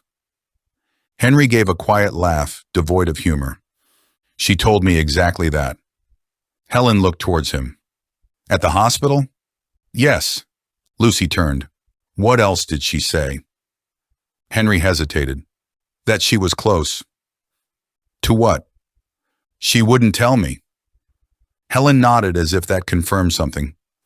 She told me the same thing. Oliver's pen moved rapidly. When did Amelia become involved in your hearing? Helen looked at the fire. 3 days before she died. Nobody spoke. Lucy felt a familiar pressure behind her ribs. Amelia had been in court 3 days before her death. Was she supposed to testify? Oliver asked. Yes. About Belle? About evidence she had collected? What evidence? Helen stared towards Amelia's portrait beyond the doorway. A photograph. Elliot shifted somewhere in Lucy's thoughts again. Oliver's voice remained level. What did the photograph show? I never saw it. Lucy frowned. You suppressed evidence you never saw? I suppressed her testimony. Why? Helen closed her eyes briefly. The composure finally slipped. Not dramatically, just enough for Lucy to see the woman beneath the judge. Because I was told that allowing Amelia to testify would endanger another person. Oliver stopped writing. Who told you? Helen opened her eyes. A senior police officer. The room changed. Oliver's expression became very still. Name? Helen studied him. Chief Superintendent Robert K. Oliver frowned. The name meant something. Lucy saw it immediately. You know him. Oliver looked towards her. I knew of him. Knew? He died 4 years ago. Helen nodded. He was highly respected. By some.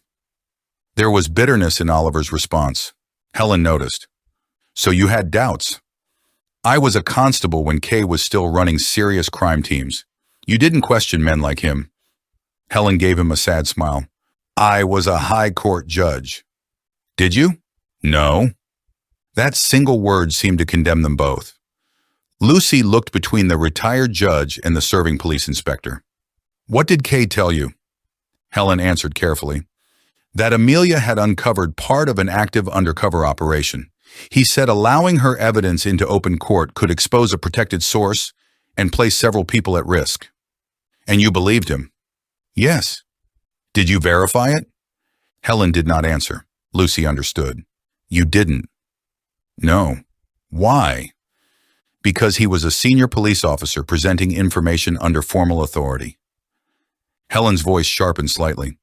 And because judges make decisions with the information placed before them, not with the information they wish they possessed. Lucy held her gaze. But you regret it. I regret not asking whether the authority itself could be compromised. Henry sat back slowly. Amelia knew. Helen turned. Knew what? That someone inside the police was involved? Oliver stared at him. What makes you say that? Henry looked uncomfortable. Because when she came to A&E, she refused to let us call the police. Lucy remembered. She couldn't trust anyone. You said she intended to report being followed. I said I encouraged her to. Henry shook his head. She became frightened the moment I mentioned police. Helen's face lost color. You never told me that. I never knew you were involved. For several seconds, nobody seemed willing to speak. The old case had changed shape again. Edward Bell, the Calder Hotel, Amelia, a frightened complainant, a hidden photograph, a senior police officer, a judge who suppressed testimony, and somewhere inside those connections lay the truth Arthur had spent a decade reconstructing. Oliver looked towards Helen. What happened after you excluded Amelia's evidence? The application collapsed. Bell walked? There were never sufficient grounds to hold him. Where did he go? I don't know. And Amelia? Helen swallowed. She waited for me outside the courtroom. Lucy felt an immediate chill. What did she say? Helen looked directly at her. She told me I just protected the wrong person. The words settled over the room. What did you say? I told her that decisions had to be made according to law. And Amelia? Helen's mouth tightened. She said law was only useful when the people enforcing it were honest.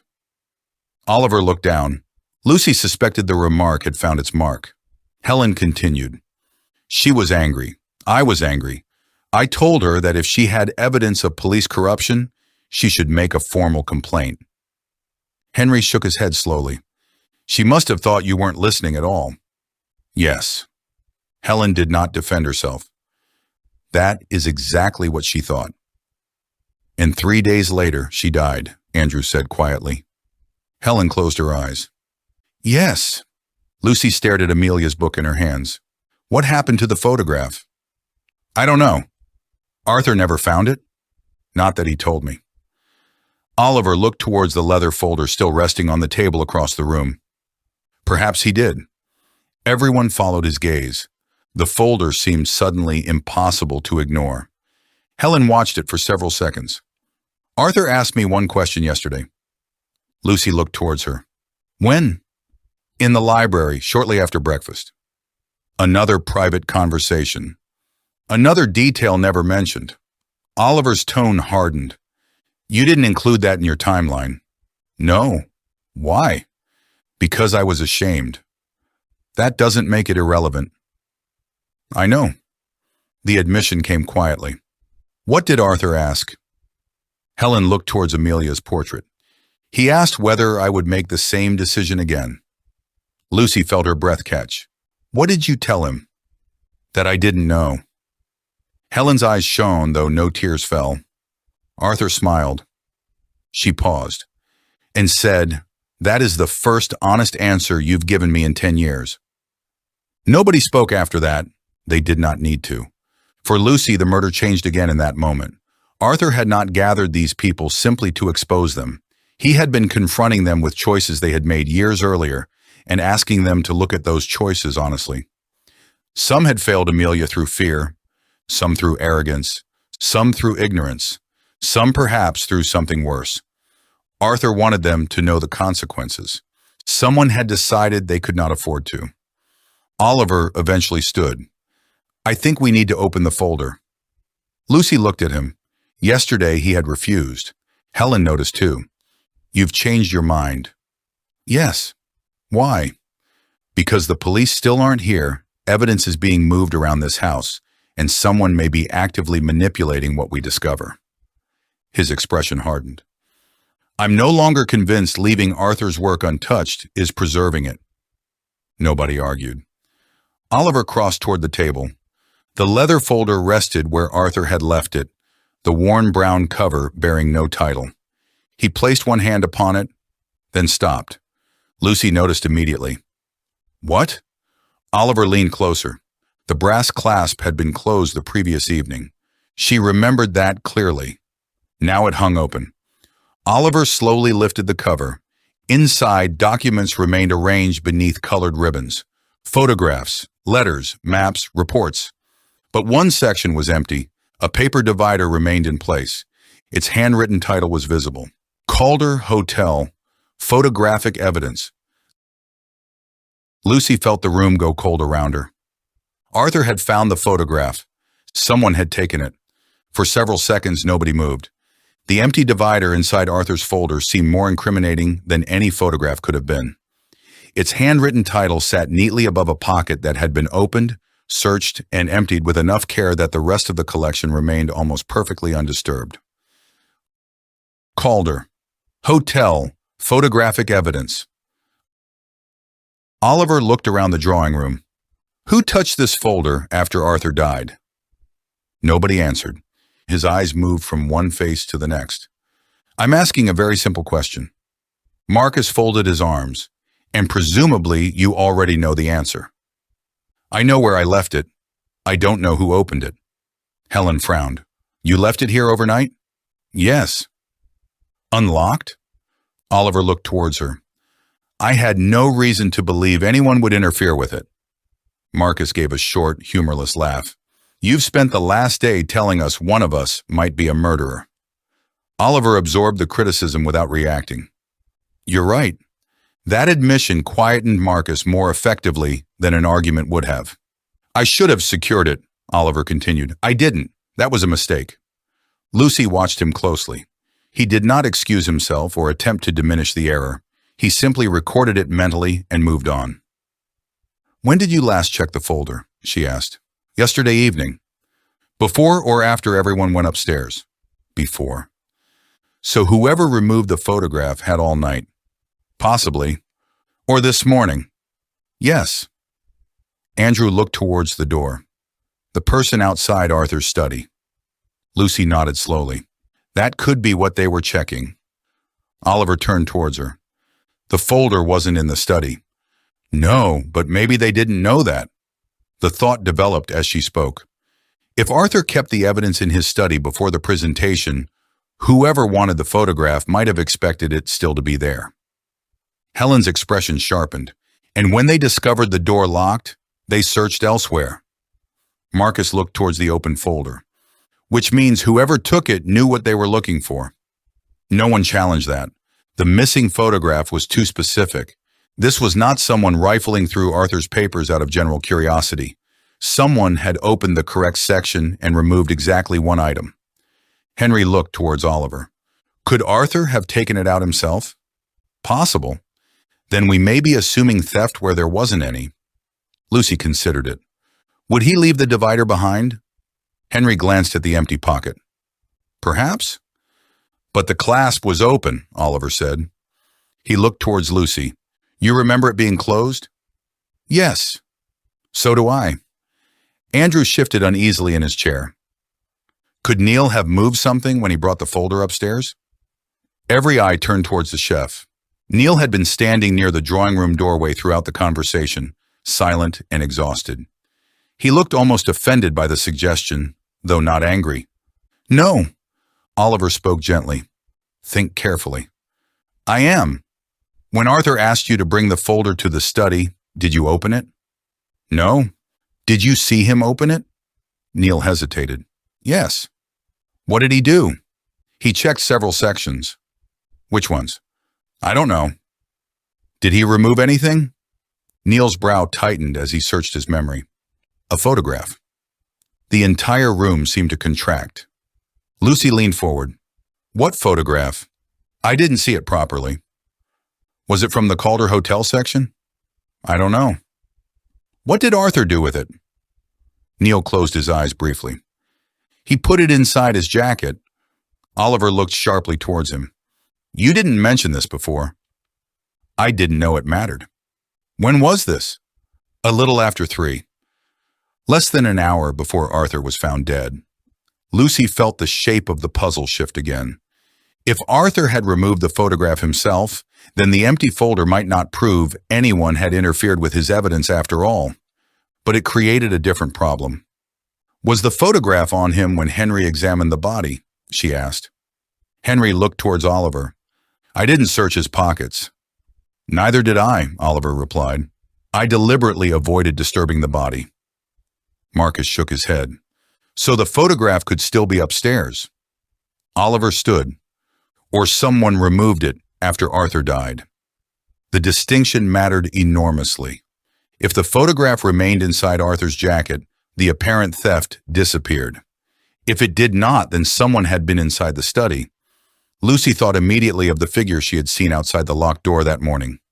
"We need to check." Oliver hesitated, only briefly. Then he nodded. "I'll do it. Henry comes with me." Marcus rose. "And the rest of us?" "Stay here." Marcus almost smiled. "You know that sounds ridiculous now." "It sounds necessary." Oliver's tone ended the discussion. He took the study key from his pocket and left with Henry. Nobody in the drawing room spoke until their footsteps faded beyond the staircase. Then Marcus looked towards Helen. "You buried Amelia's evidence?" Helen did not flinch. "I excluded testimony under legal authority." "That's a very elegant way of saying the same thing." "It is an accurate way." "An innocent woman was frightened. Someone grabbed her. She believed she was being followed, and you stopped her speaking." Helen's expression hardened. "You think I'm unaware of that?" "I think you've spent 10 years finding language that makes it easier to live with." The comment landed heavily. Andrew looked towards Marcus. "That's enough." "No, it isn't." Marcus stood fully now, anger overtaking the polish he usually carried so carefully. "We're all pretending this is some intellectual puzzle. Arthur is dead. Amelia died after trying to expose something connected to my family's hotel. A judge buried her testimony. A doctor knew she was frightened. A police officer apparently told everyone to keep quiet, and one of Arthur's photographs has disappeared." Helen rose slowly. Her voice remained calm. "That does not give you permission to simplify everyone else's failures, because you're frightened of examining your own." Marcus stared at her. "My own? Your family paid Edward Bell to disappear." "My father did." "And you helped manage the company." "I was 28. You were an adult." The room went silent. Marcus's jaw tightened. Lucy expected him to lash out. Instead, something in him seemed to deflate. "Yes." The word came quietly. "I was." He looked toward the floor. "I signed the payment."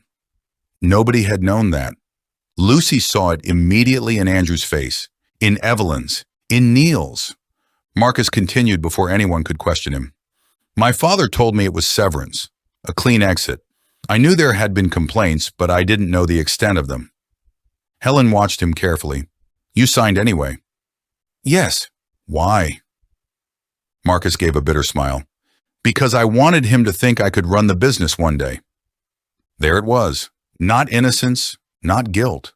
Something far more human and therefore more difficult to judge. "I told myself I was following instructions," Marcus said. "Then Amelia called the hotel months later, asking about Bell, and for the first time I wondered what exactly we had paid him to leave behind." Lucy asked the obvious question. "Did you tell Arthur?" "No." "Why?" "Because I thought he already knew." "And if he didn't?" Marcus looked towards the empty chair beside the fireplace. "Then I suppose I failed his daughter twice." No one spoke after that. The anger had gone from the room, leaving something heavier in its place. Shame. Lucy realized Arthur had gathered people who were not necessarily criminals, but people whose choices had accumulated around Amelia like layers of sediment. One decision had allowed another. Silence had protected convenience. Authority had discouraged questions. Fear had encouraged delay. Perhaps the truth Arthur intended to reveal was not one terrible act. Perhaps it was the chain created by many smaller ones. The study door opened upstairs. Everyone looked towards the entrance hall. Oliver and Henry descended together. Lucy knew from Oliver's expression before he reached the drawing room. The photograph was gone. "Nothing?" she asked. Oliver shook his head. "We checked Arthur's jacket carefully." "And the desk?" "Without disturbing more than necessary."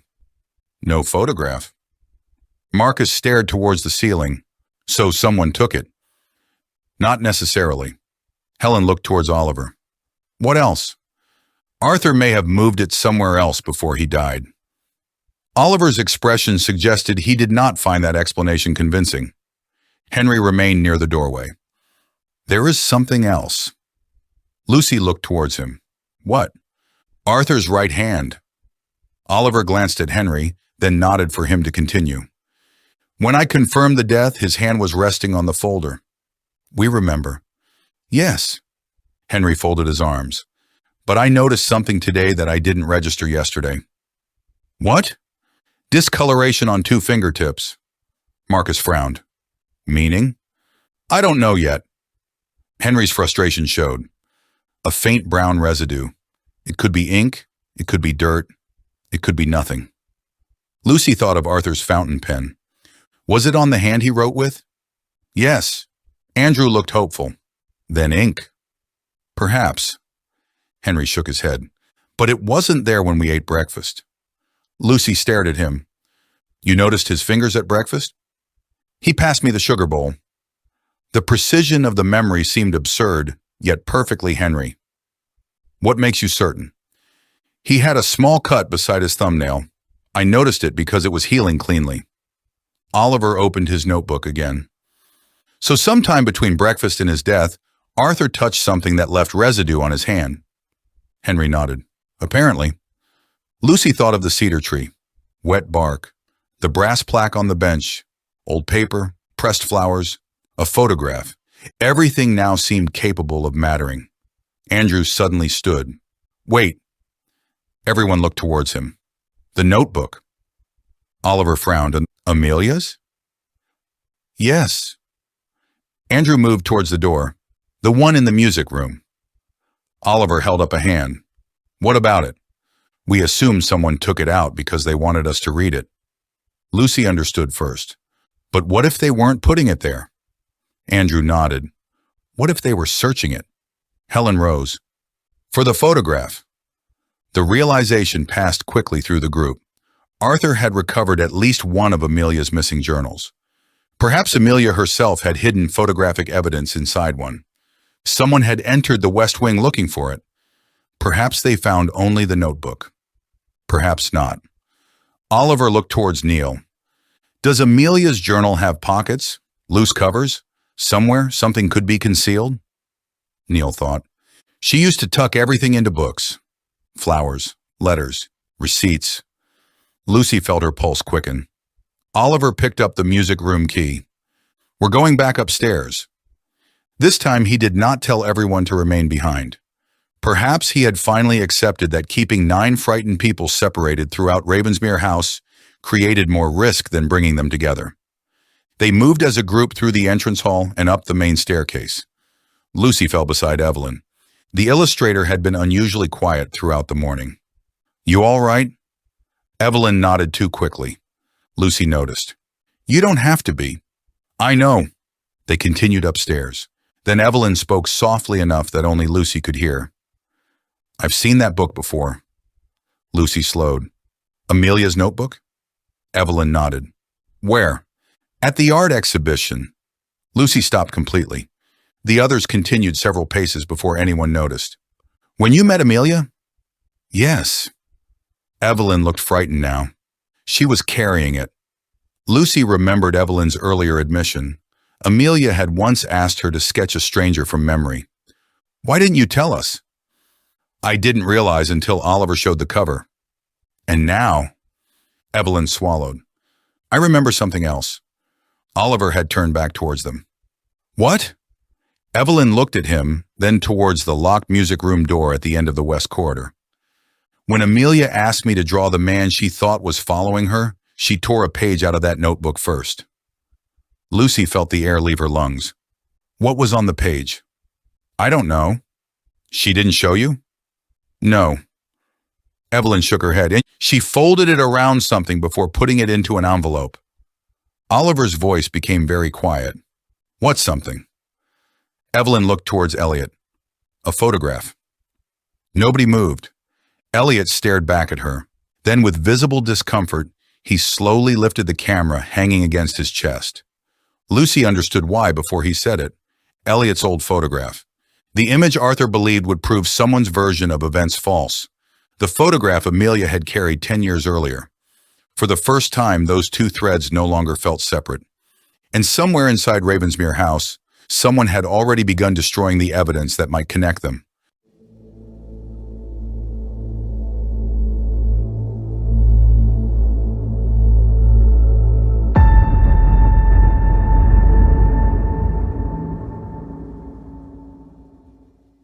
Silent Guess. Chapter 9. The Wrong Man. By the time Oliver Reid unlocked the music room for the second time that morning, Elliot Brooks had become the person nobody wanted to stand beside. Nobody had accused him of anything directly. There had been no dramatic confrontation on the staircase, no demand that he surrender his camera, no sudden declaration that the mystery had been solved. The change was subtler than that, and Lucy found it considerably more disturbing. As the group gathered outside the room where Amelia Pembroke's notebook had been discovered, people arranged themselves differently without appearing to realize they were doing it. Andrew stood beside Helen. Henry remained close to Oliver. Marcus leaned against the opposite wall with his arms folded. Evelyn stayed near Lucy.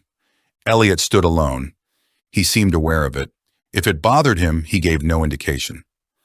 Oliver turned the key and pushed open the heavy oak door.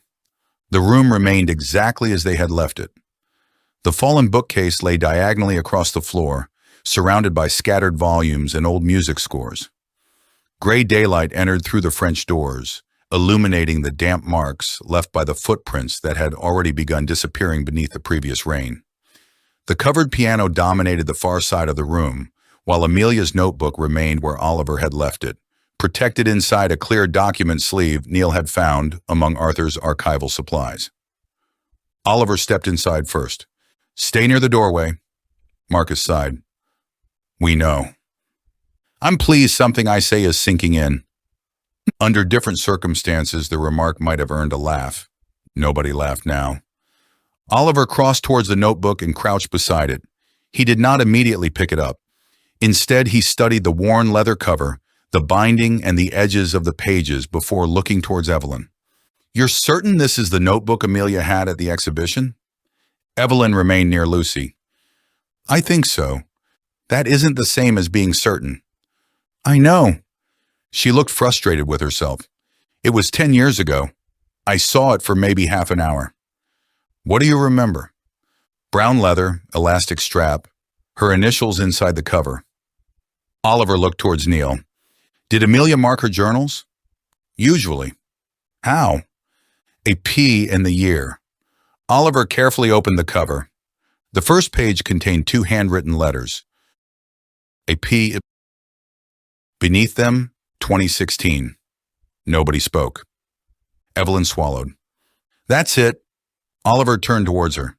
"Tell us about the photograph." Evelyn closed her eyes briefly, gathering the memory before speaking. "The exhibition was in Glasgow, a small gallery near the university. I was 24 and had somehow convinced myself I was going to become a proper illustrator within 6 months. Lucy smiled faintly. "What happened?" "I discovered nobody else had received the 6-month deadline." A little warmth passed through the group. Even Elliot smiled. Evelyn continued. "I was displaying portraits. Amelia approached me near closing time and asked whether I could draw someone from a description." "A police sketch?" Oliver asked. "Not exactly. She didn't want the police involved." Henry looked down. That detail fitted everything they now knew. "She described a man she'd seen several times," Evelyn continued. "Outside her flat, near the hotel, once across the road from the hospital." Lucy felt a chill. "The same man who followed her?" "I assumed so." "What did he look like?" Evelyn hesitated. "Ordinary." Marcus frowned. "That's helpful." "It's exactly what frightened her." Evelyn looked towards him. "She said there was nothing distinctive enough to remember. Medium height, dark hair, clean-shaven, usually wore glasses. She thought he was somewhere between 35 and 50. "That could describe thousands of men," Andrew said. "Yes." "That was the problem." Oliver nodded. "And the photograph?" Evelyn looked towards Amelia's notebook. "She removed it from between 2 pages. "You saw the image?" "No, she kept it face down." "Why?" "I asked." Evelyn's expression changed. "She said she didn't want me drawing from the photograph." Lucy frowned. Why ask an artist to draw someone when she already had a photograph? "Because the man she wanted me to draw wasn't the person in the photograph." The room became very still. Oliver looked up. Explain that. I can't. Evelyn shook her head. She said the photograph proved she was right about something, but the man following her was someone else. Lucy felt two pieces of the mystery separate that they had been unconsciously trying to force together. The photograph, the follower. Not necessarily the same person. What happened to your sketch? Oliver asked. I gave it to Amelia. Did you keep a copy? No. Did Arthur ever contact you about it? Evelyn hesitated. Yes. Several people turned towards her. Oliver's expression hardened. When? About 3 months ago. And you neglected to mention that? I told you Arthur contacted me because of Amelia. You did not tell me he specifically asked about a sketch of the man following her? Evelyn's face flushed. I didn't know it mattered until Henry told us she'd actually been followed. Oliver waited a moment before continuing. What did Arthur ask? Whether I remembered the face. And did you? Not clearly. Did he show you anything? Evelyn looked towards Elliot. A photograph. Lucy's stomach tightened. What photograph? An old group photograph. He asked whether anyone in it resembled the man Amelia described. Did they? No. Who was in the photograph? I didn't recognize anyone. Elliot had stopped smiling. Oliver noticed. Something wrong? No. You reacted. Elliot looked towards him. Because everyone keeps saying photograph as though that makes me responsible for every camera that existed in 2016. Marcus unfolded his arms. No one said that. You didn't need to. Oliver stepped between the direction of their gazes rather than physically between the men. Let's keep this useful. He looked back towards Evelyn. And did Arthur tell you where the group photograph came from? No. Hotel? I don't know. Did he have it with him when you arrived here? I haven't seen it since. Lucy thought immediately of the empty divider in Arthur's folder. Calder Hotel, photographic evidence. Perhaps they had been assuming there was only one missing photograph. Nobody had established that. Oliver seemed to reach the same thought. How many photographs did Arthur have relating to the Calder Hotel? No one could answer. He looked towards Neil. Do you know? Neil shook his head. Arthur printed hundreds over the years. Did he develop them himself? No. The answer came from Elliot. Everyone looked towards him. He seemed to realize his mistake immediately. Oliver's voice remained very calm. How do you know? Elliot stared at him. I don't. You just answered. I meant someone like Arthur probably wouldn't. That isn't what you said. Elliot looked towards the window. For the first time, Lucy saw genuine tension in his face. Oliver waited. Mr. Brooks? Elliot exhaled. I printed some for him. Nobody moved. Lucy felt the revelation settle slowly rather than all at once. Marcus was first to understand its significance. You told us you'd never corresponded with Arthur. I didn't. Oliver's tone hardened. You told me you had never had contact with him before coming here. No. Elliot looked towards him. You asked if I had met him or corresponded with him. And? I hadn't. Lucy stared at him. You printed photographs for him without speaking to him. Yes. How? Elliot rubbed one hand across his forehead. Through my business. Another secret. Another carefully literal answer. Oliver closed his notebook. Start talking. Elliot looked around the room. For once he seemed to dislike having everyone's attention. I run a restoration service. Andrew frowned. You're a photographer. I am both. For old photographs? Photographs, negatives, damaged film, occasionally glass plates. Museums send work. Families send things they find in attics. Solicitors sometimes send damaged evidence copies. Lucy understood before he finished. Arthur sent you Amelia's photographs. Elliot nodded. When? First time was about 8 months ago. How many? Maybe 20. Did you know who he was? No. The order came under A. Pembroke. Marcus stared at him. And that didn't occur to you when Arthur Pembroke invited you to an island? Of course it did. Yet you said nothing. I didn't know they were connected. Marcus laughed incredulously. You restored photographs for a man called A. Pembroke, then a man called Arthur Pembroke invited you to his house, and you thought it was coincidence? I receive hundreds of jobs. On an island full of people connected to his dead daughter? I didn't know that when I arrived. Oliver lifted a hand before Marcus could continue. What was in the photographs? Elliot looked towards him. Mostly ordinary images. Hotel exteriors, streets, people entering buildings, cars. The Calder Hotel? Some. Did Arthur send the original photographs? Digital scans. Anything unusual? Elliot hesitated. Lucy felt her stomach sink. There it is, Marcus said, and Elliot glared at him. There what is? The bit you haven't told us yet. Oliver ignored Marcus. Elliot? One photograph was damaged. How? The center had been scratched. Accidentally? No. The certainty in his answer silenced the room. How could you tell? Lucy asked. Damage has patterns. Aging, moisture, abrasion, chemical degradation. This was deliberate. Someone had taken something sharp to the emulsion. What part of the image? A person. Oliver stepped closer. Could you recover it? Partially. And did you? Yes. Lucy suddenly became aware of the camera hanging against Elliot's chest. Do you still have the restored image? Elliot didn't answer. Marcus straightened. You do. Elliot looked towards Oliver. I have a working copy. Where? On my camera. The silence that followed was unlike the others. Oliver held out his hand. Show me. Elliot remained motionless. Now. Slowly, reluctantly, Elliot removed the camera strap from around his neck. He did not hand the camera over. Instead, he switched it on and moved through several menus. Lucy watched his thumb. Photographs appeared and disappeared across the small screen.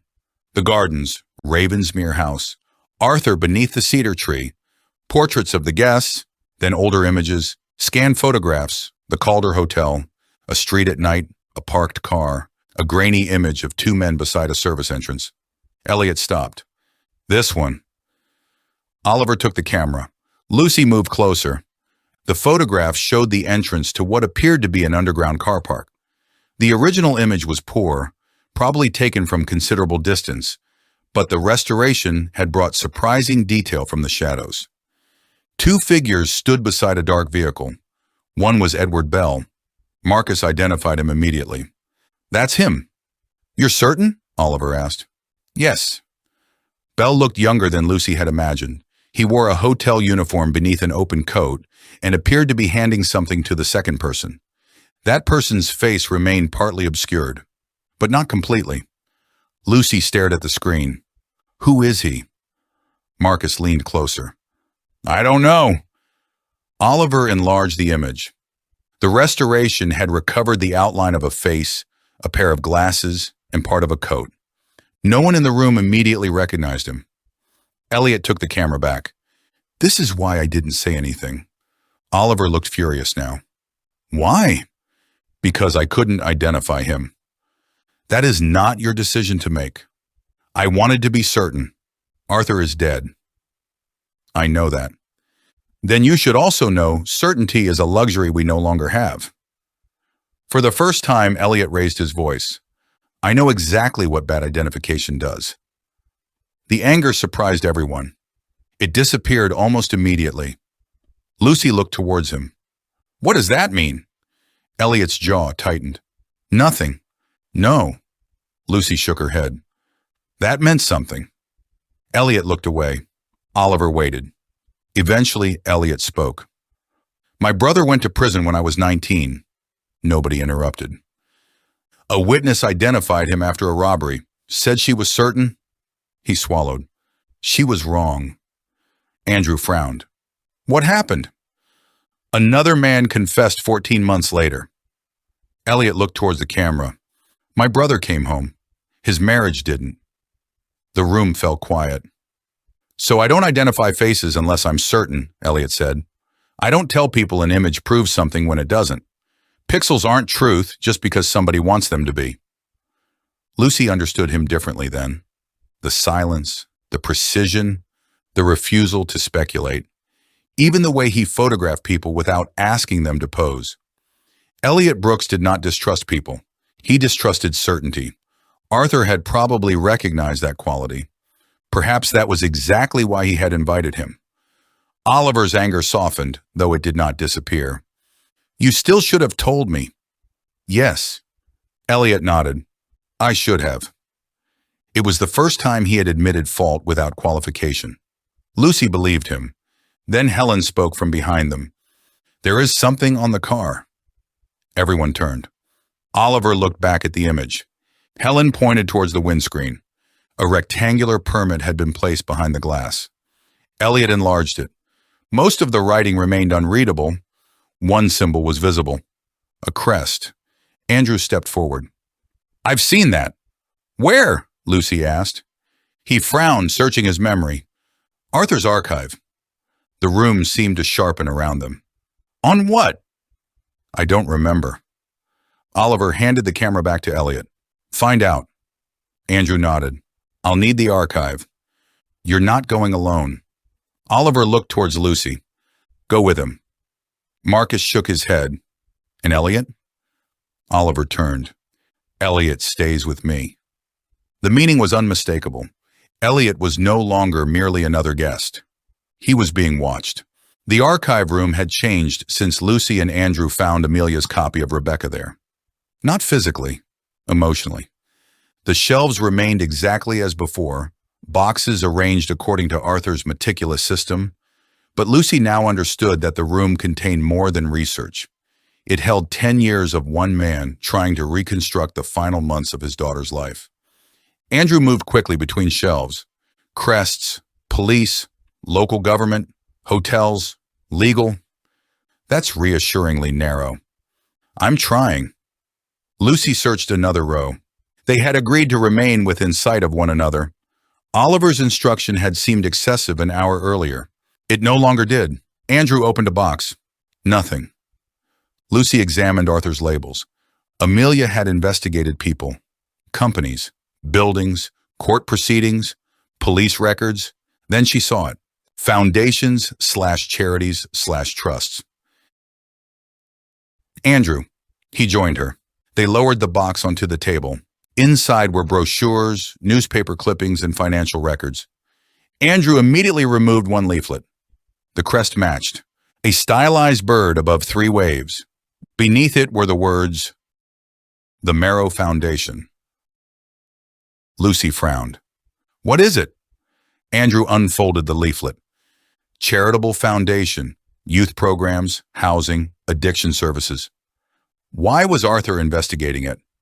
Andrew turned through the papers. Donations. From whom? Businesses. He stopped. The Calder Hotel appeared repeatedly. Marcus's family company had donated substantial sums over several years.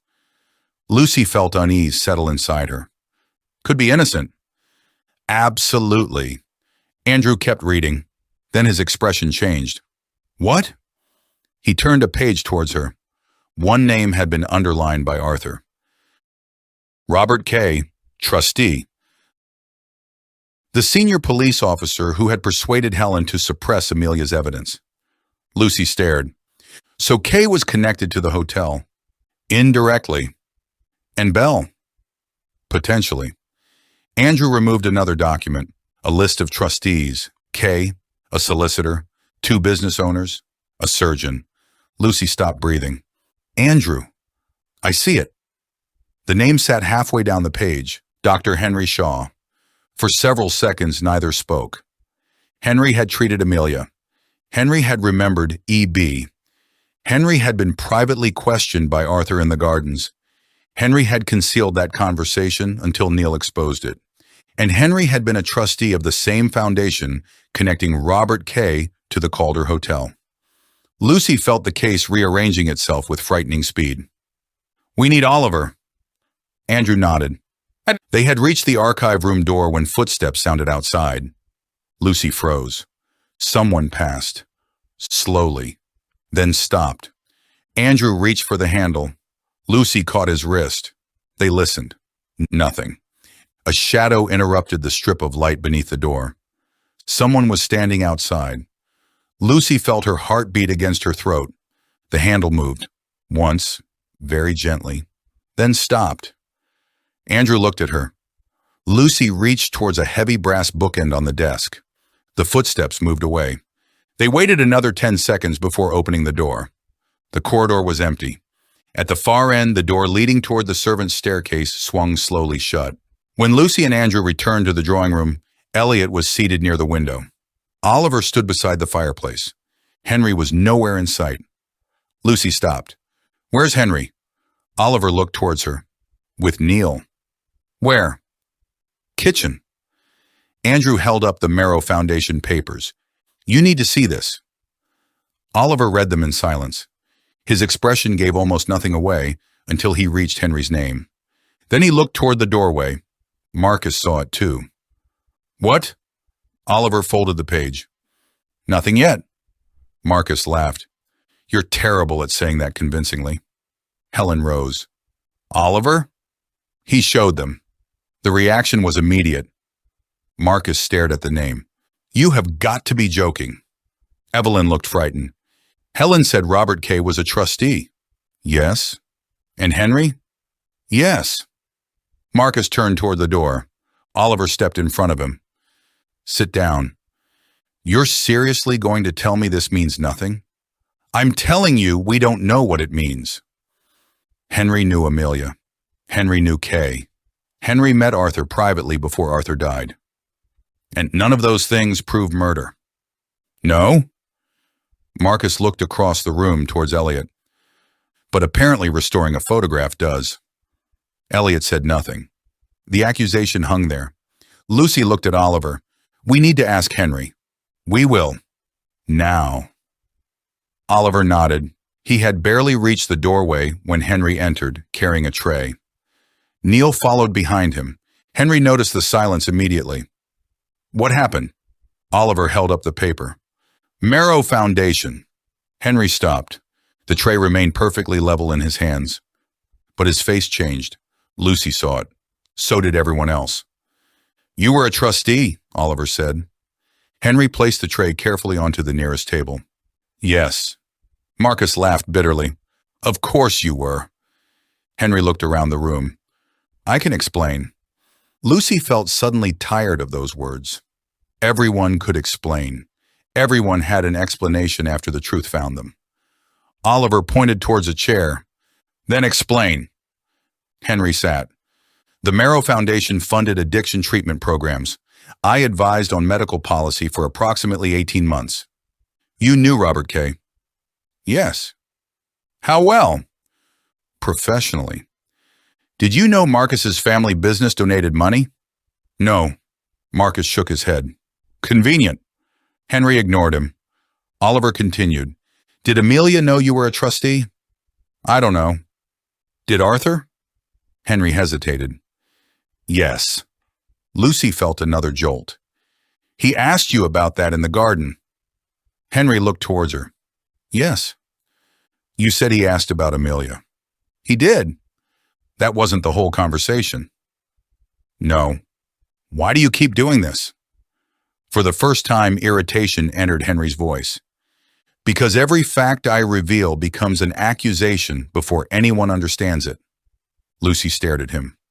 "Then help us understand it." Henry looked around the room. Arthur believed someone had used the foundation to move money. Andrew frowned. "Laundering? I don't know." "Blackmail payments?" Marcus asked. "I don't know." "What did Arthur think?" "He wouldn't tell me." Oliver leaned forward. "Did he accuse you?" "No." "Did he threaten you?" "No." "Did you argue?" Henry's answer took slightly too long. "Yes." There it was. Another omission. "What about?" "He accused me of protecting Kay." "Did you?" "No." "Then why argue?" Henry's composure finally cracked. "Because Kay was my friend." The room fell silent. Not professional acquaintance. Friend. Henry rubbed his forehead. I knew him for 20 years. Our wives knew each other. We had dinner together. We played golf badly. When he died, I carried his coffin. His voice weakened. Arthur sat across from me yesterday and suggested Robert might have helped conceal crimes committed through the Calder Hotel. And you defended him? Yes. Did Arthur have evidence? Henry looked towards the leather folder. He said he did. Lucy felt the importance of that answer immediately. What evidence? I don't know. Oliver studied him. Did you kill Arthur Pembroke? The directness stunned the room. Henry stared at him. No. Did you enter his study after 3 o'clock yesterday? No. Did you remove the Calder Hotel photograph? No. Were you outside his study at 6:17 this morning? No. Did you enter the music room before Amelia's notebook was discovered? No. Henry's answers came evenly. Oliver watched him for several seconds, then nodded. For now, that's enough. Marcus looked incredulous. For now? Yes. You've spent all morning practically putting handcuffs on Elliot. Oliver turned sharply. I haven't accused Elliot of murder. You didn't have to. The room erupted before anyone intended it to. Marcus accused Oliver of favoring another police officer's version of events. Henry told Marcus he had spent 2 days redirecting attention whenever his family's business appeared. Helen demanded they stop treating suspicion as proof. Andrew attempted to explain the financial records. Evelyn asked everyone to lower their voices. Through all of it, Elliot remained silent. Lucy noticed first. He wasn't watching the argument. He was looking at his camera. More specifically, the restored Calder Hotel photograph. He enlarged something, then enlarged it again. His expression changed. Not fear, recognition. Lucy moved towards him. What is it? Elliot immediately switched off the screen. Nothing. She stared at him. Don't. What? Don't do this again. His eyes met hers. For perhaps 2 seconds, she saw genuine conflict. I need to check something. Show Oliver. Not yet, Elliot. I've already been wrong once. About what? He stood. Give me 10 minutes. Lucy caught his arm. No one goes anywhere alone. I'm going upstairs. Then I'll come. No. His response was sharper than she expected. Several people noticed. Oliver looked across the room. What's happening? Elliot pulled gently free from Lucy's hand. I need something from my room. What?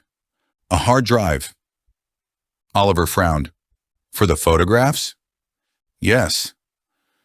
I'll come with you. Elliot shook his head. You stay here. I'll be 2 minutes. Oliver looked ready to refuse. Then Neil called from the hallway. Oliver! Something in his voice interrupted everyone. Neil stood beneath Amelia's portrait holding an envelope. I found this behind the frame. The argument died instantly. Oliver crossed towards him. Every eye followed. For perhaps 5 seconds, nobody watched Elliot. Lucy did. He looked at the envelope, then towards the staircase, then back at his camera. He had realized something. She was certain of it. Something in the photograph. Something he did not yet trust himself to say. Elliot turned and quietly climbed the stairs. Lucy almost called after him. Then Oliver removed the contents of the envelope. A faded pencil sketch slid into his hand. The face of a man. The man Amelia had believed was following her. Lucy forgot Elliot for just a moment. Only a moment. It would later become one of the moments she regretted most. The sketch had been folded twice before being placed behind Amelia's portrait.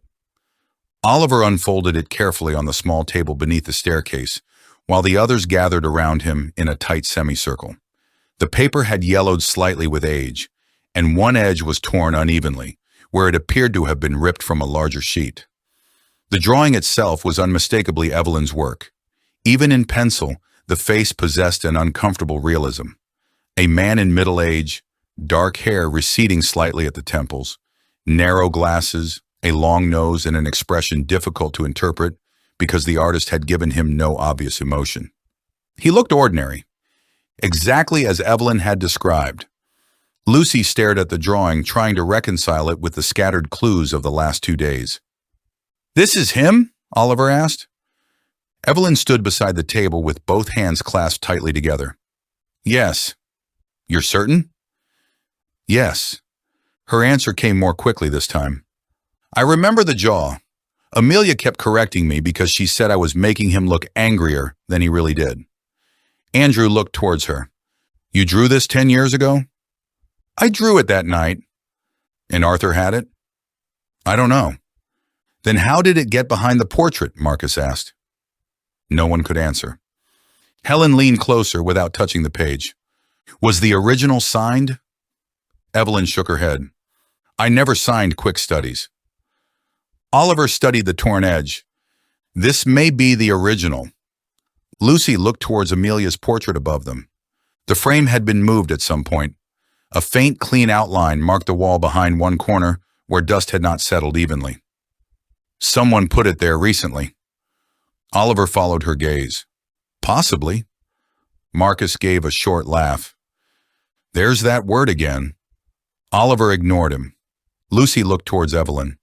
"Did Amelia ever tell you what she planned to do with the sketch?" "She said she wanted to compare it with photographs." "What photographs?" "I don't know." "Hotel photographs." "Maybe." Evelyn swallowed. She was nervous. I remember that more than anything else. "How nervous?" "She checked the gallery window twice while we were talking. Then she asked if there was another exit." Lucy felt the detail settle uncomfortably. She thought he'd followed her there. "Yes." Oliver turned the sketch slightly. "Could you identify this man if you saw him now?" Evelyn stared at the drawing. "After 10 years?" "Yes." She hesitated. "I don't know." Marcus looked around the group. "What if we've already seen him?" Andrew frowned. "Where?" Marcus pointed towards the pile of records from Arthur's archive. "Old photographs, foundation brochures, court records." Helen's eyes sharpened. "That is worth checking." Oliver nodded. "We will." Then Lucy remembered. Elliot. She looked toward the staircase. He had been gone longer than 2 minutes. "Where's Elliot?" The others turned. Oliver's expression changed immediately. Marcus looked almost triumphant. "There we are." Lucy frowned. "What?" "He disappears the moment we find a sketch of Amelia's stalker. Or he went upstairs for the hard drive like he said." Marcus folded his arms. "He also lied about knowing Arthur, withheld the restored photographs, spent half the first day wandering around unaccounted for, and happened to have the initials Amelia gave Henry. Edward Bell had those initials too. Apparently." Helen looked towards Marcus. "Suspicion improves very little when fed selectively." Marcus did not answer. Oliver checked his watch. "How long?" Lucy thought back. "Maybe 6 or 7 minutes." "I'm going up." "I'm coming." Oliver nodded. "Andrew, stay here. Nobody goes anywhere else." Marcus exhaled. "You've said that before. And I mean it more every time." Lucy followed Oliver upstairs. The atmosphere changed as soon as they left the others behind. The house seemed quieter away from the drawing room, and every closed door along the upper corridor suddenly appeared capable of hiding something important. Elliot's room was near the far end. Oliver knocked. "Elliot?" No answer. He knocked again. "Mr. Brooks?" Nothing. Lucy felt unease begin to rise. Oliver tried the handle. Unlocked. He opened the door. The room appeared empty. Elliot's suitcase lay open on the luggage stand. Clothes had been moved aside. A hard-shell case rested on the bed beside several cables and memory cards. "He was here," Lucy said. Oliver crossed toward the case. "Recently." The camera was missing. The hard drive was not. Lucy looked towards the bathroom. Empty. Then she noticed the balcony door. Open. Cold air moved through the room. Oliver followed her gaze. He went outside. The balcony ran along the eastern side of the house, separated from the western music room balcony by the central tower and several intervening roofs. Rain had stopped almost completely, but the stone remained wet. One set of footprints led away. Lucy stared at them. Again. Oliver crouched. Different tread. You can tell? Yes. Elliot? Possibly. The prince led along the balcony towards a narrow side staircase descending to the lower garden. Lucy looked back into the bedroom. He saw something in the photograph. I know. And instead of telling us, he came up here for the hard drive. Yes. But he didn't take it. Oliver stood. No. So he changed his mind. Or someone changed it for him. That possibility silenced them. Oliver took out his phone and photographed the prince. Then he called downstairs. Andrew. A faint voice answered from the entrance hall. Yes? Keep everyone together. What happened?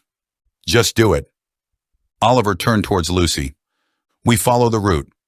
The side staircase descended into the garden beside the old conservatory. Water dripped from iron railings and overhanging branches. The air smelled of wet earth and salt. Beyond the lawn, the sea had become visible again in broken patches through retreating mist. The footprints continued across the gravel, then disappeared. Wonderful, Lucy muttered. Oliver looked towards 3 possible directions. One path led back towards the cedar tree, another towards the boathouse. The third followed the cliff edge towards the old chapel ruins. Lucy thought of Elliot's camera. What could he have seen? Oliver shook his head. If we knew that, we wouldn't be following him. They moved toward the cedar tree first. Nothing. The bench remained wet and empty. Lucy looked at the brass plaque that had captured the distorted reflection in Elliot's earlier photograph. No new marks, no discarded object. Oliver examined the ground, but the recent rain had reduced everything to overlapping impressions. Then Lucy saw movement near the old chapel. Not a person, a door. The chapel ruins had appeared almost decorative from a distance, little more than weathered stone walls and ivy. Up close, Lucy noticed a surviving vestry door set into the side. It moved in the wind, open, closed, open. Oliver followed her gaze. Did anyone mention that building was accessible? No. They walked faster.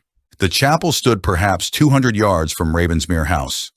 Most of the roof had collapsed decades earlier, leaving the central nave open to the sky. Moss-covered stones lined what had once been the aisle, and a handful of memorial plaques remained fixed to the surviving walls. The small vestry at the rear still had a roof. Oliver reached the door first. Elliot? No answer. He pushed it open. The room smelled of damp stone and mold, empty. An old wooden table stood beneath the only window. On it lay a camera lens cap. Lucy recognized it immediately. His! Oliver picked it up using the edge of a handkerchief. He was here. Beside the table, dust had been disturbed across the floor. Someone had moved quickly. Lucy crouched. A scrape. Another. Then a partial shoe print. He left through here? Oliver looked towards a second narrow door at the back. It opened onto the cliff path. They followed. The sea became louder. Wind moved sharply across the exposed ground, carrying spray from below. The path narrowed as it curved around the edge of the island, bordered on one side by rough grass and on the other by a low stone wall above the cliffs. Lucy stopped. Something black lay beside the wall. Oliver saw it too. Elliot's camera strap. He moved quickly. Elliot! Only the sea answered. Lucy's stomach tightened. They continued along the path. 20 yards farther, the ground widened into a small viewing area overlooking the western bay. Elliot Brooks lay beside the wall. For one irrational second, Lucy thought he had fallen. Then she saw the camera several feet away, and the blood. Oliver reached him first. Don't touch anything. The command came automatically, but Lucy barely heard it. Elliot lay on his side with one arm folded beneath him. Blood darkened the hair above his right ear and had begun mixing with rainwater on the stone. His eyes were open. Lucy knew immediately. Still, Oliver crouched, checked for a pulse. Nothing. His face hardened. Lucy. She looked at him. He's dead. The words felt different this time. Arthur's death had shattered the house. Elliot's death transformed it. Because Arthur might have been killed over something he already knew. Elliot had been killed because of something he had just discovered. Lucy looked towards the camera lying near the wall. Don't. Oliver had seen where her eyes went. I know. They remained still for a moment. Then Lucy noticed something else. Elliot's right hand was clenched tightly against his chest. Inside it, a small torn piece of paper. Oliver saw it too. He leaned close without touching. 3 handwritten numbers were visible. 3, 7, 14. Lucy frowned. What is that? I don't know. Then she looked towards the camera again. The memory returned. Elliot staring at the restored Calder Hotel image. Zooming, recognizing something, refusing to explain. I think he wrote it down. Oliver nodded. Whatever he saw. The wind strengthened around them. Lucy felt suddenly exposed, too visible. Anyone in Ravensmere House could be watching from one of dozens of windows. We need to go back. Oliver stood. We need Henry. Lucy looked towards Elliot. You want to leave him? No. Oliver's voice softened. But I'm not leaving you here alone either. He pulled out his phone and tried calling the house. No signal, and of course. They walked back quickly, neither speaking. When they entered Ravensmere House, every guest was still gathered in the entrance hall. Marcus stood first. Where is he? Oliver closed the front door behind them. Nobody needed to be told something had happened. Henry read Oliver's expression immediately. What? Oliver looked towards him. Bring your medical bag. Henry went pale.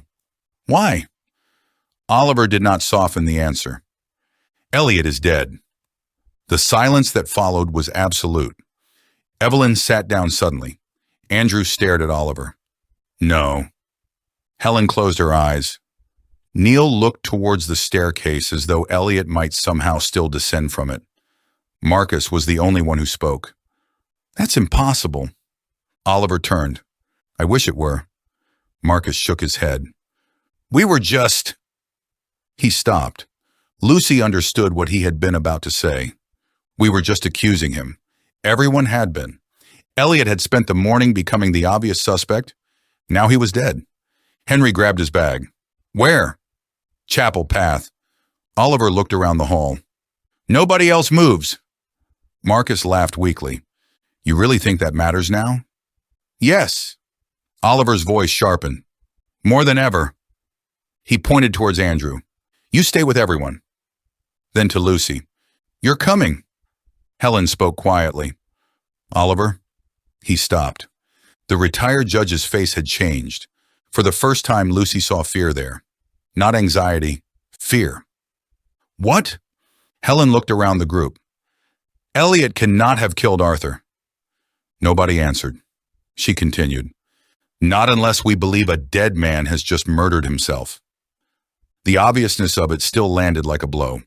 Marcus sat down. The entire theory built around Elliot collapsed in a single instant. E.B., the hidden photographs, his contact with Arthur, his unexplained movements, his withholding of evidence, all of it had pointed towards him. Now none of it meant what they thought. Lucy looked from face to face. Arthur's murderer was still here, and they had just watched Elliot walk away alone. Someone else had watched too. Henry confirmed the death only minutes later. He examined Elliot without moving the body unnecessarily, his face grim and focused. Blunt force trauma. Oliver looked towards the blood near Elliot's head. With what? I can't say. Could the fall have caused it? Henry studied the position. No. You're sure? Yes. Henry straightened. He was struck. Lucy felt the certainty settle into her. Murder. No room for ambiguity this time. Time of death? Very recent. How recent? Within the last half hour. Oliver looked towards Lucy, and that meant Elliot had been alive when he left the drawing room. Everyone in Ravensmere House had been together. Almost everyone, Lucy thought back. Henry had entered after they returned from the archive. Neil with him. But what about the minutes before that? People had moved through corridors, rooms, service stairs. Someone had found time. Oliver's face suggested he was doing the same calculation. Then Lucy remembered the paper in Elliot's hand. 3, 7, 14? Henry looked puzzled. What? Oliver pointed carefully. He was holding this. Henry leaned closer. Could be a code. Could be page numbers, Lucy said. Andrew, books, Arthur's archive, photographs, room numbers, dates, everything felt possible. Oliver photographed the paper before carefully removing it with a folded handkerchief. On the reverse side, one additional mark appeared, a single letter. Monsieur Lucy stared. 3, 7, 14, M. Oliver looked towards the house.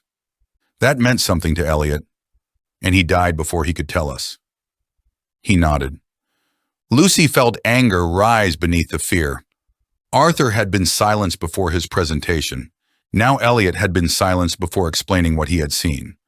The killer was not merely hiding. They were responding, listening, adapting. Oliver. He looked at her. We need the camera. They both turned. The camera was gone. Lucy stared at the patch of wet stone where it had been lying. No. Oliver crossed the ground immediately. Nothing. He searched beside the wall. The grass, the path, gone. But it was here. I know. We were away 5 minutes. Maybe 6. Lucy looked towards Ravensmere House.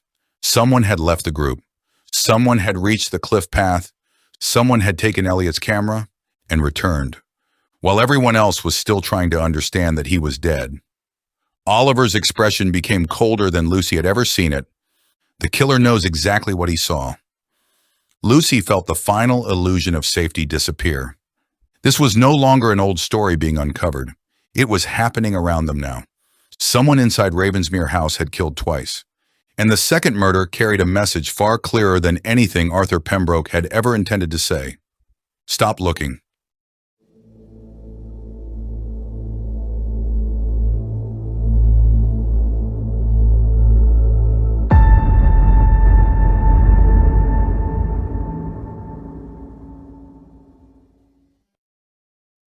Silent Guess, Chapter 10. The Missing Frame.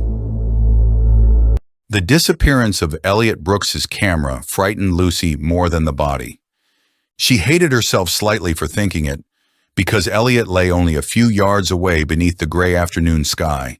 His life ended with such brutal efficiency that even Henry Shaw had abandoned his usual caution when describing what had happened. The blow to Elliot's head had not been accidental. It had not been ambiguous. Someone had struck him hard enough to kill him, then returned after Lucy and Oliver left the scene and removed the one object most likely to reveal what Elliot had discovered. That meant the second murder had not been a panic. It had been followed by a decision, a calculated one. Oliver stood beside the low stone wall above the cliffs, staring towards Ravensmere House as though he might somehow force the building to surrender the person responsible. Wind pushed at his coat and stirred the wet grass around Elliot's body, while the sea below rolled heavily against the rocks in long, dark swells. 6 minutes, he said. Lucy looked towards him. What? We were gone for roughly 6 minutes. You timed it? I checked my watch when we entered the house. His jaw tightened. 6 minutes for someone to leave the group, reach the chapel path, find the camera, remove it, and return without being noticed. Lucy looked back towards the house. From this distance, Ravensmere appeared almost peaceful. Tall windows reflected the changing light. Smoke rose steadily from 2 chimneys. Nothing about it suggested that 2 men had died there within 24 hours. Could anyone make it in 6 minutes? Oliver did not answer immediately. Yes. The word made her stomach tighten. Using the main path? No. The servant's route. Partly. He pointed towards the western side of the house. There's a kitchen exit near the lower terrace. From there, the old gardener's path cuts behind the hedge and reaches the chapel in under 3 minutes, if you move quickly. Lucy remembered Neil explaining the house's service passages. So someone who knew the grounds, or someone who had studied them. Andrew. Possibly. Neil. Yes. Elliot had been photographing outside. Oliver nodded. Marcus wandered around trying to find a signal. Henry had been through the conservatory. Evelyn sketched the gardens. Helen has been here long enough to walk them herself. Lucy exhaled. So everyone. More or less. That answer was becoming familiar. Every promising clue seemed to point towards one person until context widened it again. Lucy looked down at Elliot. His right hand had relaxed after Oliver removed the scrap of paper. The numbers he had written remained sealed inside another envelope in Oliver's pocket. 3, 7, 14, M. Whatever they meant had been important enough for Elliot to write them down moments before his death. Do you think he knew he was in danger? Oliver looked towards the body. No. You're sure? If he did, I don't think he would have walked out here alone. Unless he was meeting someone he trusted. Oliver's eyes lifted. That possibility had not been spoken aloud yet. Lucy continued. He saw something in the restored photograph. He said he needed the hard drive. Then he left his room without it, meaning someone interrupted him. Or persuaded him to come outside. Oliver nodded slowly. Someone he didn't consider dangerous. The thought changed Elliot's final minutes. He had not fled. He had followed, or agreed, or trusted. Lucy stared towards the chapel ruins. Then he knew his killer. Oliver gave a small, grim nod. Almost certainly. They returned to Ravensmere House without discussing the conclusion further. The others had remained in the entrance hall under Andrew's uneasy supervision. Nobody had attempted conversation. Evelyn sat on the lower staircase with both arms wrapped around herself, staring at nothing. Marcus paced near the windows. Henry stood beside the drawing room door, his medical bag still in one hand. Helen had taken Arthur's old chair near the fireplace, but appeared uncomfortable occupying it, while Neil remained standing beneath Amelia's portrait. When Oliver entered alone with Lucy, every face turned towards them. Marcus spoke first. The camera? Oliver shook his head. Gone. Marcus stopped pacing. What do you mean gone? It was beside Elliot when we found him. And now? It isn't. Henry frowned. You were only away a few minutes. Yes? Silence followed. Everyone understood the implication. Andrew looked around the room as though seeing the group differently for the first time. One of us left. Oliver closed the front door. One of you may have. Marcus immediately bristled. May? I'm not going to invent certainty because everyone is frightened. Someone took the camera. Yes. Who else is on the island? Neil answered quietly. No one that should be. The word should unsettled Lucy. Oliver heard it too. What does that mean? Neil looked towards him. The caretaker's cottage is empty. Mr. Calder left for the mainland Thursday morning. Mr. Calder? Samuel Calder. He maintains the grounds when Arthur isn't here. Lucy noticed Marcus look up at the surname. No relation, Neil added before he could ask. Marcus gave a humorless smile. Of course not. Oliver continued. Anyone else with access to the island? Not without crossing the causeway or coming by boat. Could someone have? Neil considered. Possible, not likely. How would we know? We wouldn't. For the first time since Arthur's death, the possibility of an outsider entered the room. Lucy disliked how quickly everyone seemed to welcome it. Marcus exhaled. Well, there we are. Helen looked towards him. There we are where? Perhaps the killer isn't one of us. Helen's expression remained cool. Convenient. Marcus's frustration returned. You really do enjoy assuming the worst of me. No. Helen adjusted one cuff. I enjoy recognizing relief when it arrives before evidence. Marcus stared at her. Lucy almost intervened, but Oliver did first. We consider every possibility. He looked around the room. But nobody leaves this house. Marcus laughed sharply. Again? Especially now. Oliver's voice was harder than Lucy had heard it before. Arthur's death may have been planned. Elliot's was not. That quietened everyone. He realized something, Oliver continued. The killer knew he had realized it, or believed he had. That makes the situation more dangerous, not less. Evelyn finally looked up. What did he realize? We don't know. Then how do we protect ourselves?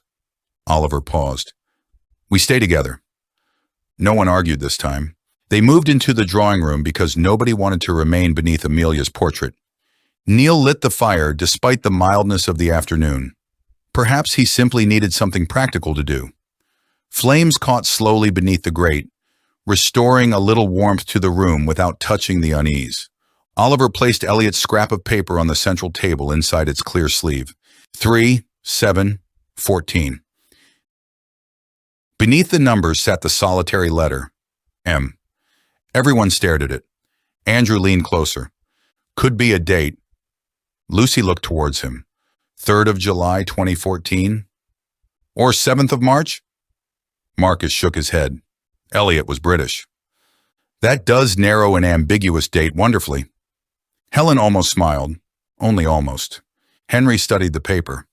Medication? Marcus looked at him. What medication has a dosage of 3, 7, and 14?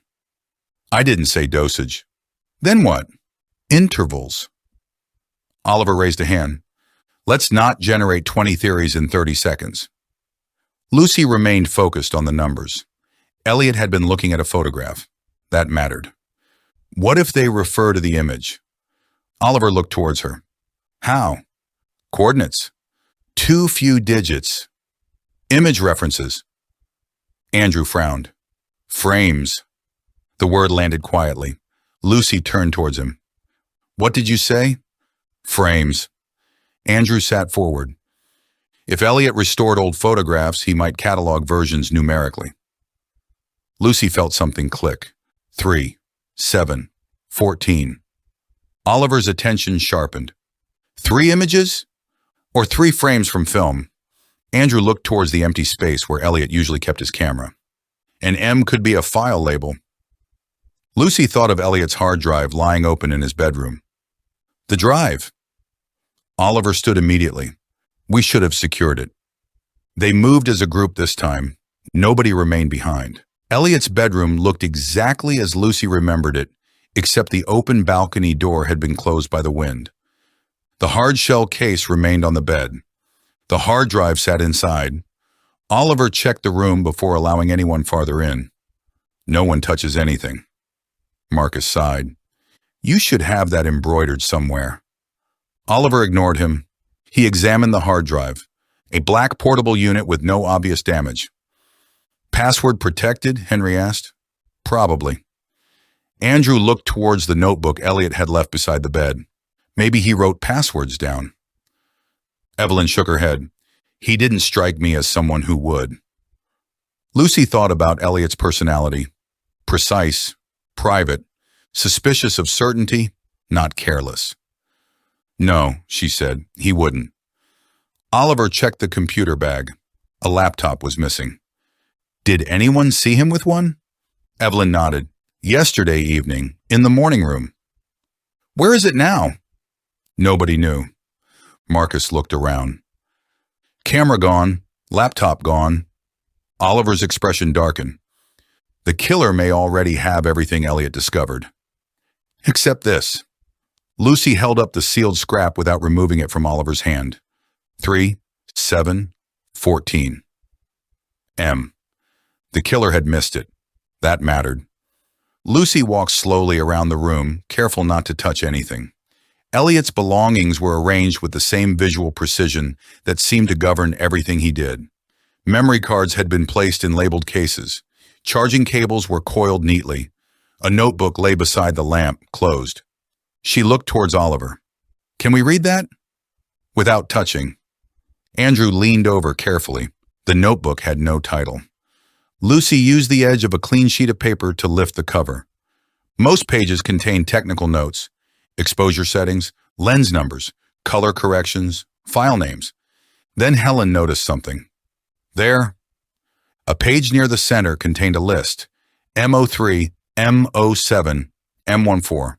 Lucy felt her pulse jump. 3, 7, 14. Oliver leaned closer. The letter M, exactly. Below the file references, Elliot had written a single sentence.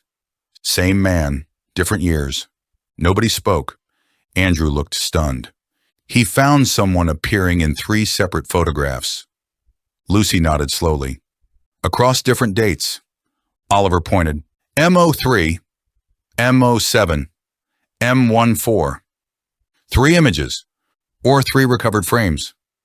Marcus looked towards the closed door, and the same man appears in all of them. Henry's voice was quiet. The man following Amelia? Possibly. Helen looked towards Evelyn. Would you recognize him from the sketch? Evelyn paled. If the photographs are clear enough. Oliver's expression hardened. But we don't have the camera. Andrew looked towards the hard drive. We may have the files. Everyone turned. The drive suddenly mattered more than the missing camera. Oliver looked towards Elliot's notebook again. Could M be a folder name? Lucy nodded. Marrow. The word came almost automatically. Andrew stared at her. The foundation. Emmer Marrow. 3 photographs. 7. 14. Same man, different years. Oliver looked towards Neil. Does Arthur have a computer we can use? In the study. Oliver hesitated. The study remained a crime scene. Another option occurred to Lucy. Andrew's laptop. He looked surprised. I brought one. Can it connect to the drive? Yes. Oliver thought for a moment, then nodded. Get it. Andrew left with Neil. Nobody followed because he was visible almost the entire way down the corridor. Lucy remained beside Elliot's bed. She looked at the open case. Something bothered her. One compartment was empty, not recently emptied by force. Deliberately empty. What usually goes here? Evelyn joined her. Looks like another drive. Oliver looked down. A backup. Lucy nodded. Elliot restored images professionally. Would he really keep only one copy? Marcus leaned against the wardrobe. He was paranoid enough. Careful, Lucy corrected. Oliver looked around the room. So there may be another drive. Somewhere. Or the killer already took it. The possibility sat uneasily beside the missing laptop and camera. Elliot had left behind one drive, perhaps because it was not the important one. Andrew returned with the laptop 10 minutes later. They gathered in the drawing room rather than remaining inside Elliot's bedroom. Oliver placed the hard drive beside the computer while Andrew connected the cable. The screen recognized the device immediately. Password required. Marcus groaned. Wonderful. Andrew looked at Elliot's notebook. Maybe M03. No, Lucy said. What? He wouldn't use evidence labels as passwords. Oliver nodded. Agreed. They tried nothing at random. After 3 incorrect attempts, many encrypted systems could lock. Henry leaned back. We may have to wait for forensic officers. Marcus looked towards the windows. At this rate, they'll arrive sometime next month. Neil had been unusually quiet. Lucy noticed him staring towards Amelia's portrait. What? He looked at her. Elliot asked me something yesterday. Oliver turned immediately. When? After dinner. What? He wanted to know Amelia's favorite flower. Lucy stared. Why? I assumed conversation. What did you say? Cornflowers. The flower Arthur had shown Lucy inside Amelia's book. Blue petals. Lucy felt the answer before she spoke. Try cornflower. Andrew typed it. Rejected. Neil frowned. Maybe plural. Cornflowers. Rejected. Oliver shook his head. No more guesses. But Lucy was thinking. Elliot had asked not simply about flowers. Amelia's habit mattered. Pressed flowers inside books. Arthur's quote, the portrait, cornflowers. Elliot restored Arthur's photographs. Perhaps Arthur had provided a naming system. What did Arthur call Amelia? Lucy asked. Neil looked confused. What do you mean? A nickname. Neil's expression softened. Millie. Lucy looked towards Andrew. He typed, Millie. The screen changed. Access granted. No one moved. Marcus whispered something under his breath. Andrew opened the drive. Dozens of folders appeared. Restoration jobs, dates, client references. Then one folder near the bottom. Oliver leaned closer. Open it, Inside were 14 image files, numbered M01 through M14. Lucy felt her heartbeat increase. 3. Andrew opened M03. A grainy photograph filled the screen. The Calder Hotel exterior at night. Several people stood near the entrance. 7. M07. A charity event. The Marrow Foundation banner hung behind a crowd. Lucy recognized Robert K. from an archive photograph. 14. Andrew clicked. The final image opened. Everyone became silent. It had been taken outside a courthouse. Amelia stood near the bottom of the steps, partially turned away from the camera. Across the street stood a man, dark hair, glasses, ordinary coat, watching her. Evelyn made a small sound. That's him. Oliver looked towards her. The sketch? Yes. You're certain? Her eyes never left the screen. Yes. Andrew zoomed carefully. The man's face became clearer. Not perfect, but clear enough. Lucy did not recognize him. Neither did Marcus. Henry stared, then looked away. Lucy saw it. Henry? He remained silent. Everyone turned. Oliver's voice became very quiet. You know him. Henry closed his eyes. Yes. Lucy felt dread settle through her. Who is he? Henry looked towards the image again. His face had become gray. That man is not Edward Bell. We know. He isn't Robert K. Henry, Oliver's patience disappeared. Who is he? Henry swallowed. He was a doctor. Lucy stared. At your hospital? Yes. Name? Henry hesitated, then finally spoke. Dr. Martin Vale. The room remained quiet. Andrew frowned. Why would a doctor be following Amelia? Henry shook his head. I don't know. Lucy watched him. That isn't all. Henry looked towards her. You recognized him immediately. Yes. And you're frightened. Henry's jaw tightened. Oliver waited. What happened to Martin Vale? Henry took a long breath. He disappeared. When? 10 years ago. Lucy felt cold. How close to Amelia's death? Henry's answer came barely above a whisper. 2 days afterwards. The room changed completely. Arthur's old investigation no longer ended with Amelia. Someone connected to her had vanished almost immediately afterwards. Lucy stared at the photograph. Then something else caught her eye. A reflection in the courthouse doors behind Amelia. Small, distorted, barely visible. Another person standing inside the building, watching both Amelia and Vale. Andrew. He leaned closer. What? Zoom the doors. He did. The pixels blurred. A figure emerged, no face, only clothing. Dark suit, one hand against the glass. On that hand, a ring. Large, distinctive. Lucy stared at it. She had seen that ring before. Recently, very recently. She looked slowly around the room. One person had stopped breathing normally. Helen Sinclair. Lucy's eyes dropped towards Helen's right hand. Empty. No ring. But the pale indentation around one finger was unmistakable. Helen followed Lucy's gaze. Her face changed, and Lucy understood. The photograph had not only captured the man following Amelia, it had captured someone else watching him. Helen whispered before anyone accused her. I can explain. Lucy stared at her. For the first time since Arthur's death, she was certain of one thing. They were finally looking at a lie that had survived all 10 years. For several seconds, nobody asked Helen Sinclair to explain. The drawing room seemed to contract around the photograph on Andrew's laptop.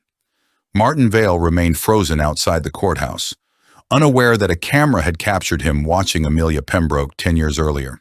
Behind Amelia, distorted by glass and distance, another figure stood inside the building with one hand resting against the door.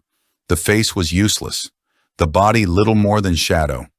Yet the ring was clear enough to matter, and the pale band around Helen's finger suggested she already understood exactly what Lucy had noticed.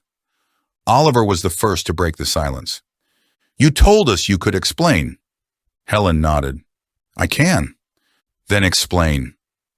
Marcus remained near the fireplace, but even he had abandoned the restless commentary that usually accompanied uncomfortable revelations. Henry sat opposite the laptop, his expression unreadable. Evelyn had moved closer to Andrew, while Neil remained beside the doorway, looking as though each new discovery about Amelia took something further from him. Helen looked at the image. That photograph was taken on the morning Amelia was supposed to give evidence. Lucy frowned. You were watching her. Yes. And Martinvale? A pause. Yes. Oliver's expression hardened. You knew he was there. I saw him. You recognized him? Not then. Henry looked sharply towards her. You knew Martin. Helen turned. I had met him twice. At the foundation? No. At formal dinners connected to the courts. He had given expert evidence in several cases. Henry's face tightened. And you didn't recognize him outside the courthouse?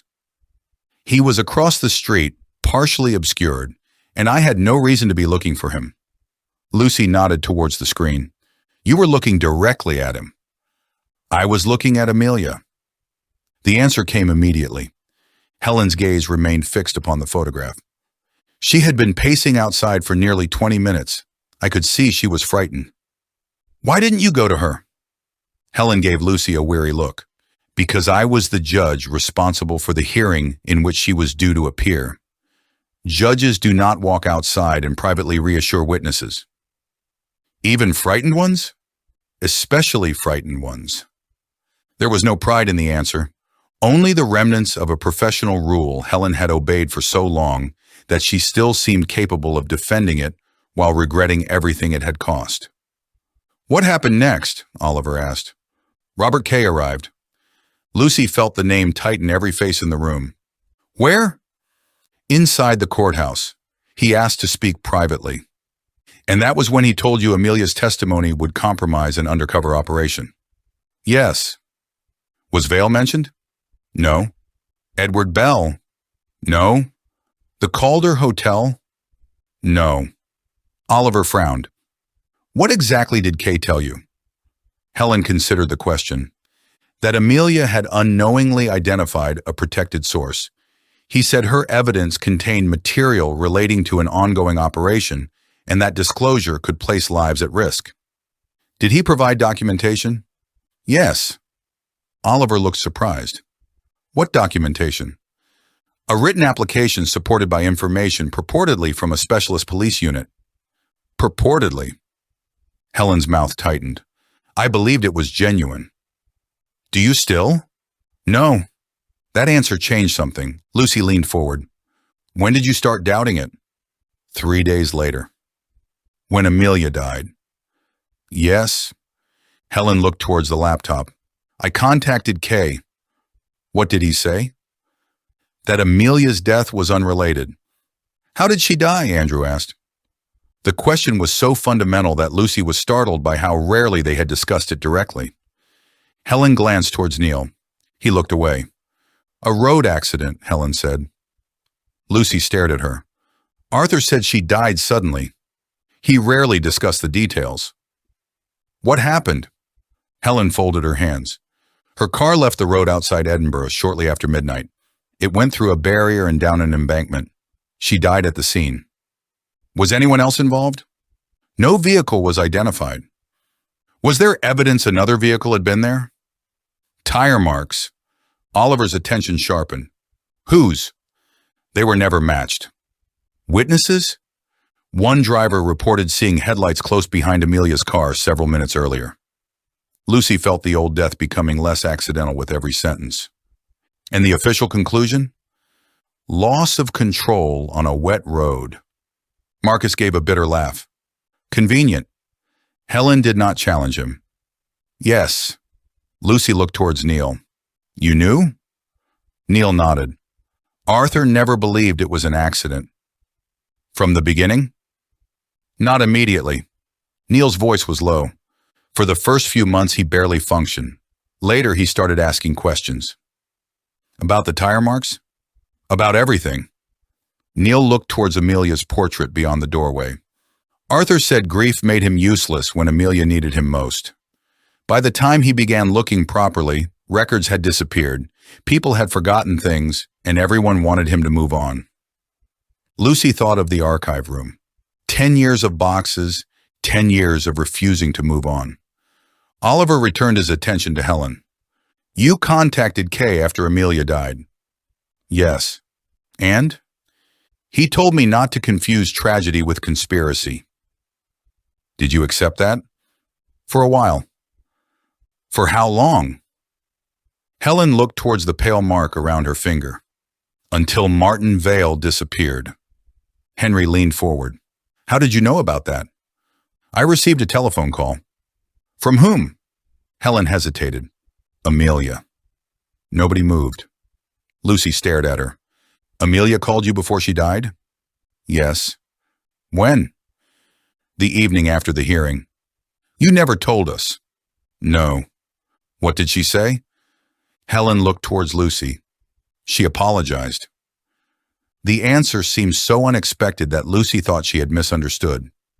For what? For what she'd said outside court. She told me she knew I thought I was protecting someone.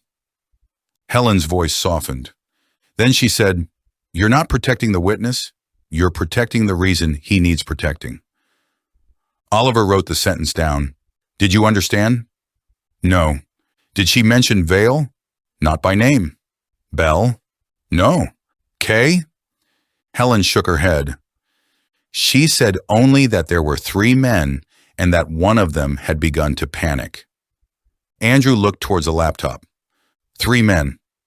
Helen nodded. She told me she had photographs connecting them. Lucy glanced at the folder containing 14 restored images. Did she tell you where? No. What happened to the call? I asked her to come back to court the following morning. I told her I would reconsider the application privately if she could provide evidence that Kay's information was false. Helen's expression tightened. She laughed. Why? She said she wasn't sure there would be a following morning. The room became utterly still. Lucy felt anger rise. And you let her leave? Helen's gaze snapped towards her. I telephoned the police. Kay? No, a local station. What happened? They sent officers to her flat. And? She wasn't there. Helen swallowed. She died the following night. The distinction mattered. Amelia had known she was in danger. She had tried to warn Helen, and then she had died on a wet road with another vehicle perhaps following close behind. What about Vale? Oliver asked. 2 days after Amelia's death, I tried to find out who she might have meant by the 3 men. I started with people connected to the hearing. That led me to Martin Vale.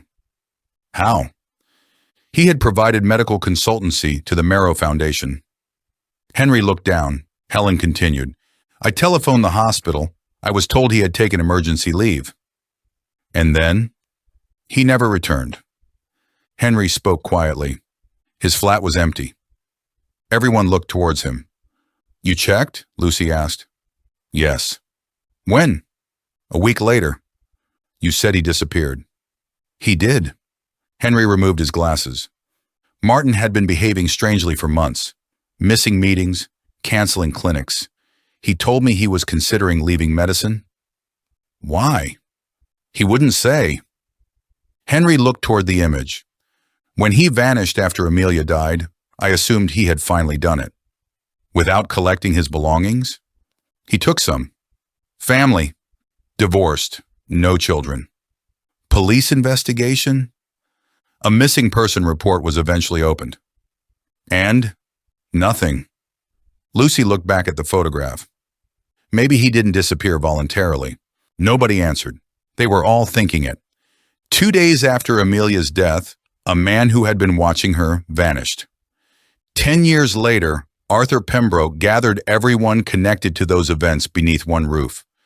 Then Arthur died. Then Elliot restored photographs that revealed Martin Vale. And Elliot died too. The pattern no longer felt historical. It felt unfinished. Oliver closed his notebook. Helen, where is the ring? The question surprised Lucy. Helen looked down at her hand. In my room. Why aren't you wearing it? I stopped wearing it years ago.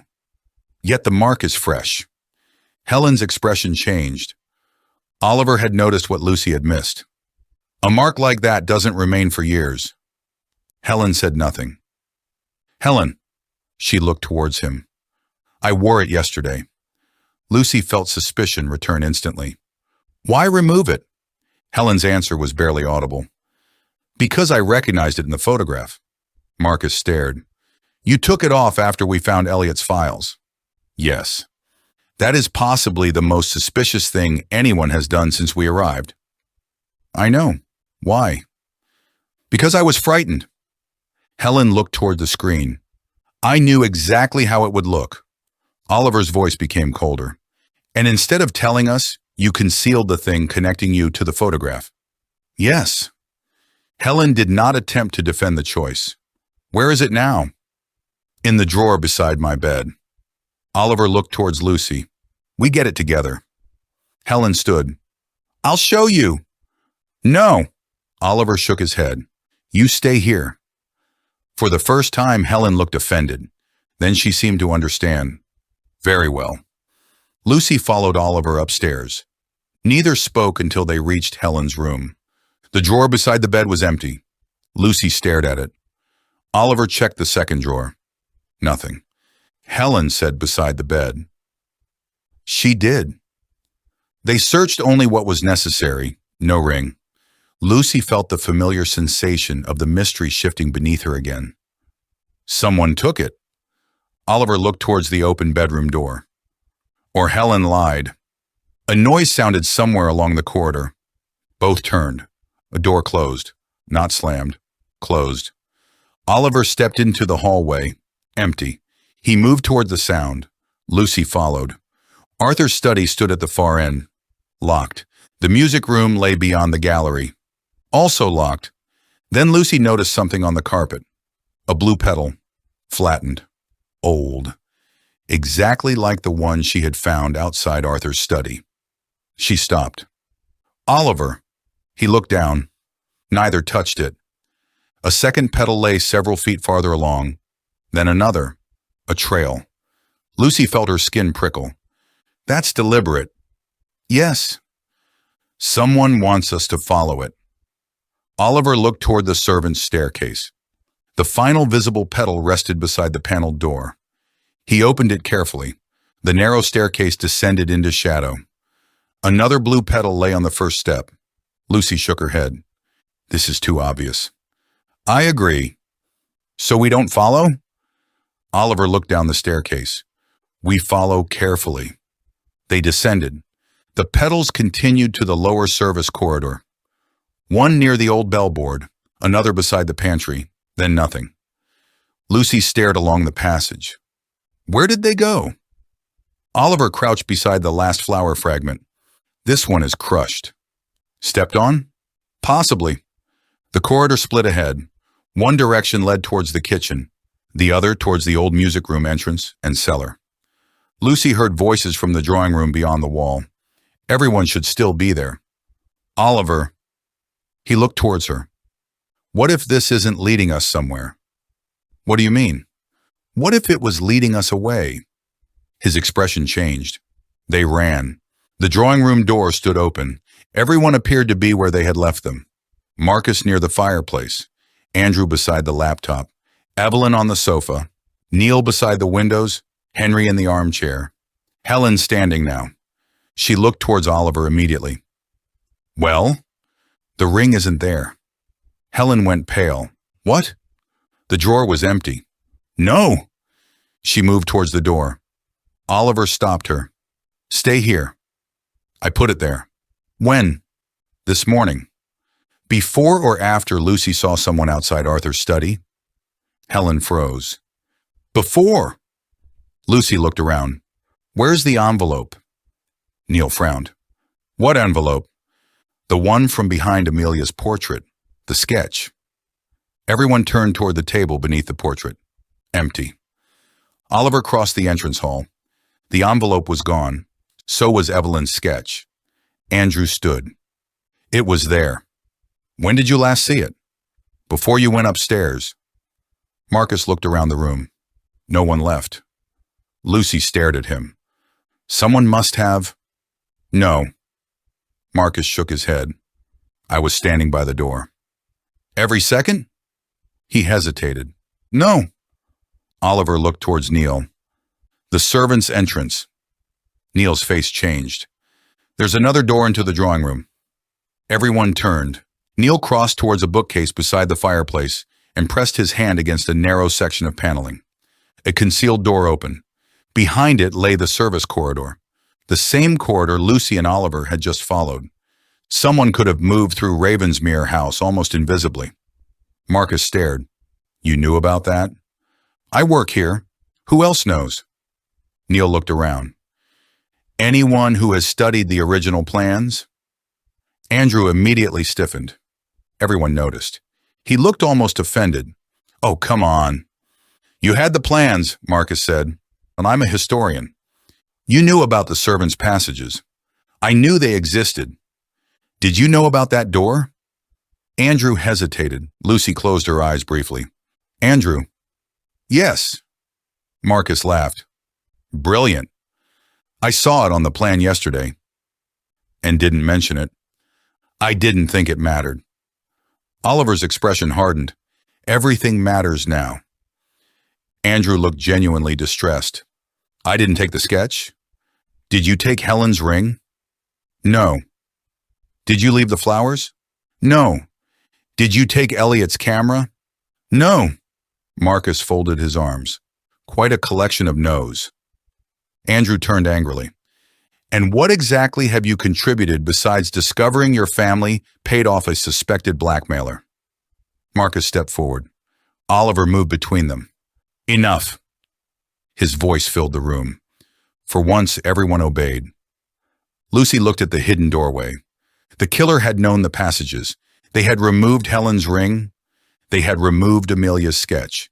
They had left flowers to lure Lucy and Oliver away. Or perhaps someone wanted them to believe all of those things had been done by one person. That possibility disturbed her even more. She looked towards the laptop. Where are Elliot's files? Andrew pointed. Still there. Lucy crossed towards the screen. The folder remained open. 14 images, MO1 through M14. Something felt wrong. She counted. 14. Then remembered Elliot's note.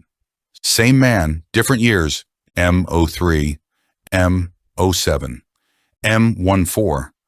They had assumed he meant Martin Vale, but M03 had shown the Calder Hotel, M07 had shown the Marrow Foundation event, M14 had shown Vale outside the courthouse. Lucy opened M03. Edward Bell stood beside the car, another man partly obscured. She enlarged him.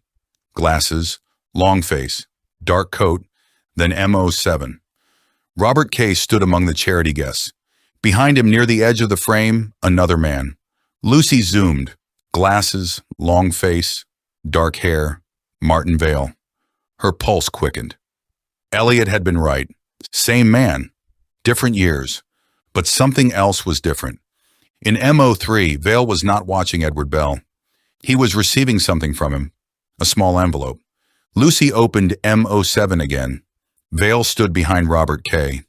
His hand rested near Kay's shoulder. They knew each other, not casually, closely. Oliver, he joined her. She showed him. Henry slowly rose from his chair. No. Lucy looked towards him. You recognize this event. Henry stared at M07. Yes. What was it? A Marrow fundraiser. Were you there? Henry nodded. Somewhere. Andrew searched the image. More than 30 people stood in the hall. Then Evelyn pointed. There. Henry appeared at the far right, younger, smiling, standing beside Martin Vale. Lucy felt the connections close tighter. Bell, Vale, Kay, Henry, all linked through Marrow. Marcus through the Calder Hotel, Helen through the hearing, Evelyn through Amelia's sketch. Everyone seemed connected. Everyone except... Lucy stopped. Neil. He looked towards her. What? How did Arthur know you? The question seemed to surprise him. I worked for him. Before Amelia died? Yes. How long? 15 years. So you knew Amelia well? Of course. We've talked about everyone else's relationship with her. Lucy looked directly at him. Not yours. Neil's expression changed. Only slightly, but after days of watching people lie, Lucy recognized the moment immediately. Oliver did too. Mr. Fraser? Neil looked towards Amelia's portrait. I don't know what you want me to say. The truth would be useful. Marcus almost laughed, but thought better of it. Lucy continued. Amelia hid flowers in books. You knew which flower was her favorite. You knew about the service passages. You knew Arthur's routines. You knew about the missing journals. Yes. You were one of the last people to see Arthur alive. Yes. And somehow we've treated you as part of the house rather than part of the story. Neil stared at her. There was hurt in his face. Then something else. Resignation. You're right. The room became quiet. Neil walked towards Amelia's portrait. He looked up at her. When Amelia was 17, she ran away from home. Lucy frowned. Why? She and Arthur had argued. About? Her mother.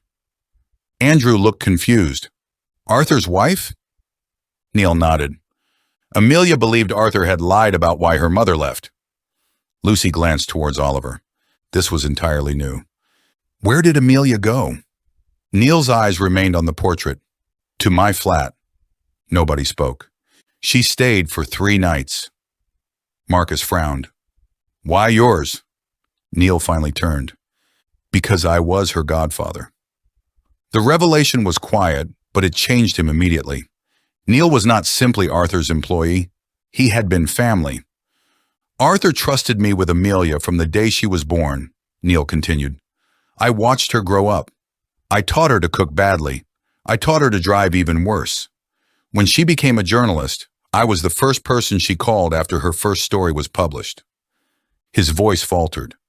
And when she became frightened, I was one of the people she stopped calling. Lucy softened. Why? Neil looked towards the floor. Because she thought Arthur had told me to watch her. Had he? Yes. There was the flaw. Not villainy. Loyalty. Arthur had asked Neil to keep track of his daughter. Neil had agreed. Amelia had discovered it. She never forgave me, he said. Not properly. Lucy thought of the pressed flowers. Did she tell you about Belle? No. Vale? No. Kay? No. Did she tell you anything about what she was investigating? Neil hesitated. One thing. Oliver waited. Neil looked towards the laptop. She said there was a 4th person. Lucy felt the room go still. Henry said she told Helen there were 3 men. I know. When did she tell you? The week before she died. What exactly did she say? Neil closed his eyes, recalling it. She said everyone would look at the 3 men because they were the obvious connection. Belle and Vale, Kay. Lucy waited. And the 4th? Neil opened his eyes. She said the 4th person was the one nobody would notice because they never appeared to be part of anything. Oliver's expression changed. What did that mean? She wouldn't tell me. Man or woman? I don't know. Did Arthur know? Yes. How? I told him after Amelia died. Lucy felt her pulse quicken. 10 years of Arthur's investigation. 3 visible men, 1 invisible connection. Perhaps that was what Arthur had finally found. Lucy turned towards the laptop. 14 photographs. She began opening them one after another. M01, M02, M03, M04. Hotels, streets, fundraisers, court buildings, cars, people. She stopped at M05. Something familiar. Not a face. A shape. In the background of the photograph, partly hidden by a doorway, someone held a book. Lucy enlarged it. A flower protruded between the pages. Blue. Cornflower. Her breath caught. Oliver! Everyone gathered closer. The person remained mostly outside the frame. Only one hand visible. Part of a sleeve. The book. No face. Lucy moved to M09. Another event, another background figure. Again barely present. Again impossible to identify. But the same book. The same flower. Andrew whispered. The fourth person. Lucy opened M12. This photograph showed Amelia herself outside a cafe. Behind the glass sat a figure. Their face was obscured by reflection. On the table before them lay a book. A pressed blue flower visible between its pages. Lucy felt suddenly cold. Arthur had not used flowers merely because Amelia loved them. The flowers were a marker, a trail. He had been trying to identify someone who appeared repeatedly at the edges of Amelia's investigation. Someone she had noticed. Someone the photographs had almost failed to capture. Oliver stared at the screen. Can we enhance the reflection? Andrew shook his head. Not properly. Elliot could have. Lucy looked towards the empty space where Elliot should have been. Perhaps he had. Perhaps that was what he saw moments before his death. She searched the folder. No enhanced version. Then she remembered. The missing laptop. The missing camera. Possibly a second drive. The killer didn't take Elliot's camera because of Vale. Oliver looked towards her. No. They took it because Elliot enhanced the fourth person. The room seemed to understand simultaneously. Elliot had solved something, not everything. Enough. Enough to die for. Lucy stared at the final image. The blurred figure behind the cafe glass. The blue flower. The book. Then a terrible thought occurred to her. The flowers in the corridor. Helen frowned. What about them? They weren't Amelia's. Lucy turned. Not originally. Oliver understood. Someone copied the marker. Yes. Why? To make us look where they wanted. The murderer knew Arthur's system, not merely his conclusions, his system. That narrowed something. Lucy looked around the room again. Someone here had understood Arthur's investigation well enough to weaponize its clues. Someone had known the blue flowers mattered. Someone had taken Elliot's camera within minutes of his death. Someone had removed Helen's ring in Amelia's sketch. And someone had been inside Arthur's evidence long before any of them understood what they were looking at. Outside, the first drops of rain began striking the windows again. Neil looked towards the darkening sky. The tide. Lucy followed his gaze. What? It's coming back. The causeway had been exposed for hours. Nobody had arrived, no police, no rescue. Now seawater was beginning to reclaim the road stone by stone. Oliver crossed to the window. How long until it's covered? 40 minutes. Marcus stared. You said officers were coming. They were. Then where are they? Neil had no answer. The old telephone rang. Every person in the room froze. One ring, then another. Neil moved towards the hall. Oliver stopped him. I'll answer. He lifted the receiver. Ravensmere House. Lucy watched his face. At first confusion, then concern. Who is this? Silence from the receiver. Hello? Oliver listened. His expression changed. What do you mean? Lucy stepped closer. What? He raised one hand. The others gathered behind him. Oliver spoke into the telephone. Say that again. Whatever the caller said lasted only a few seconds. Then the line went dead. Oliver slowly lowered the receiver. Nobody spoke. Lucy felt dread before he explained. What happened? Oliver looked toward the windows where the sea was already beginning to creep across the causeway. That was the mainland station. And? They never received a call from Ravensmere House this morning. Neil stared at him. Yes, they did. Oliver looked towards him. No. I spoke to them. They have no record of it. Neil's face drained of color. That's impossible. They said their first contact from the island was 20 minutes ago. From who? Oliver swallowed. They don't know. Lucy felt the room become very still. What was said? Oliver looked around at every person gathered beneath Amelia Pembroke's portrait. Someone called them and said there had been a misunderstanding. He paused. They said everyone at Ravensmere House was alive and well. Nobody moved. Beyond the windows, the tide continued rising. The causeway disappeared beneath the sea, and for the first time, Lucy understood that their isolation had never been an accident of weather. Someone had been making sure it continued.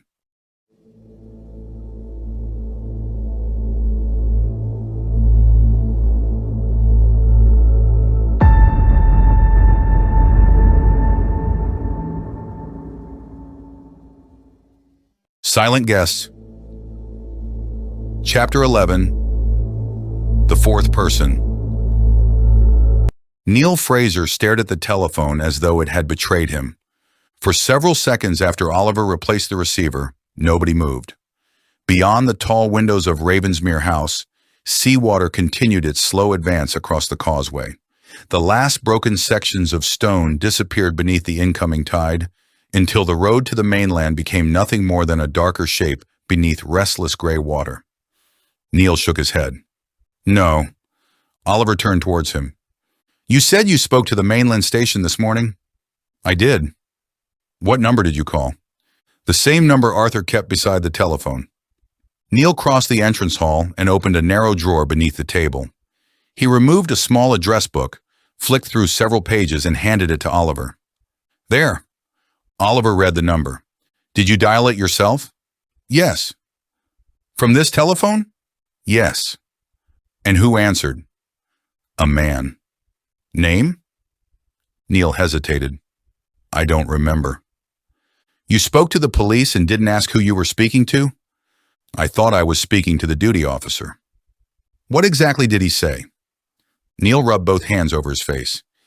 He said the eastern road had been blocked by a landslip.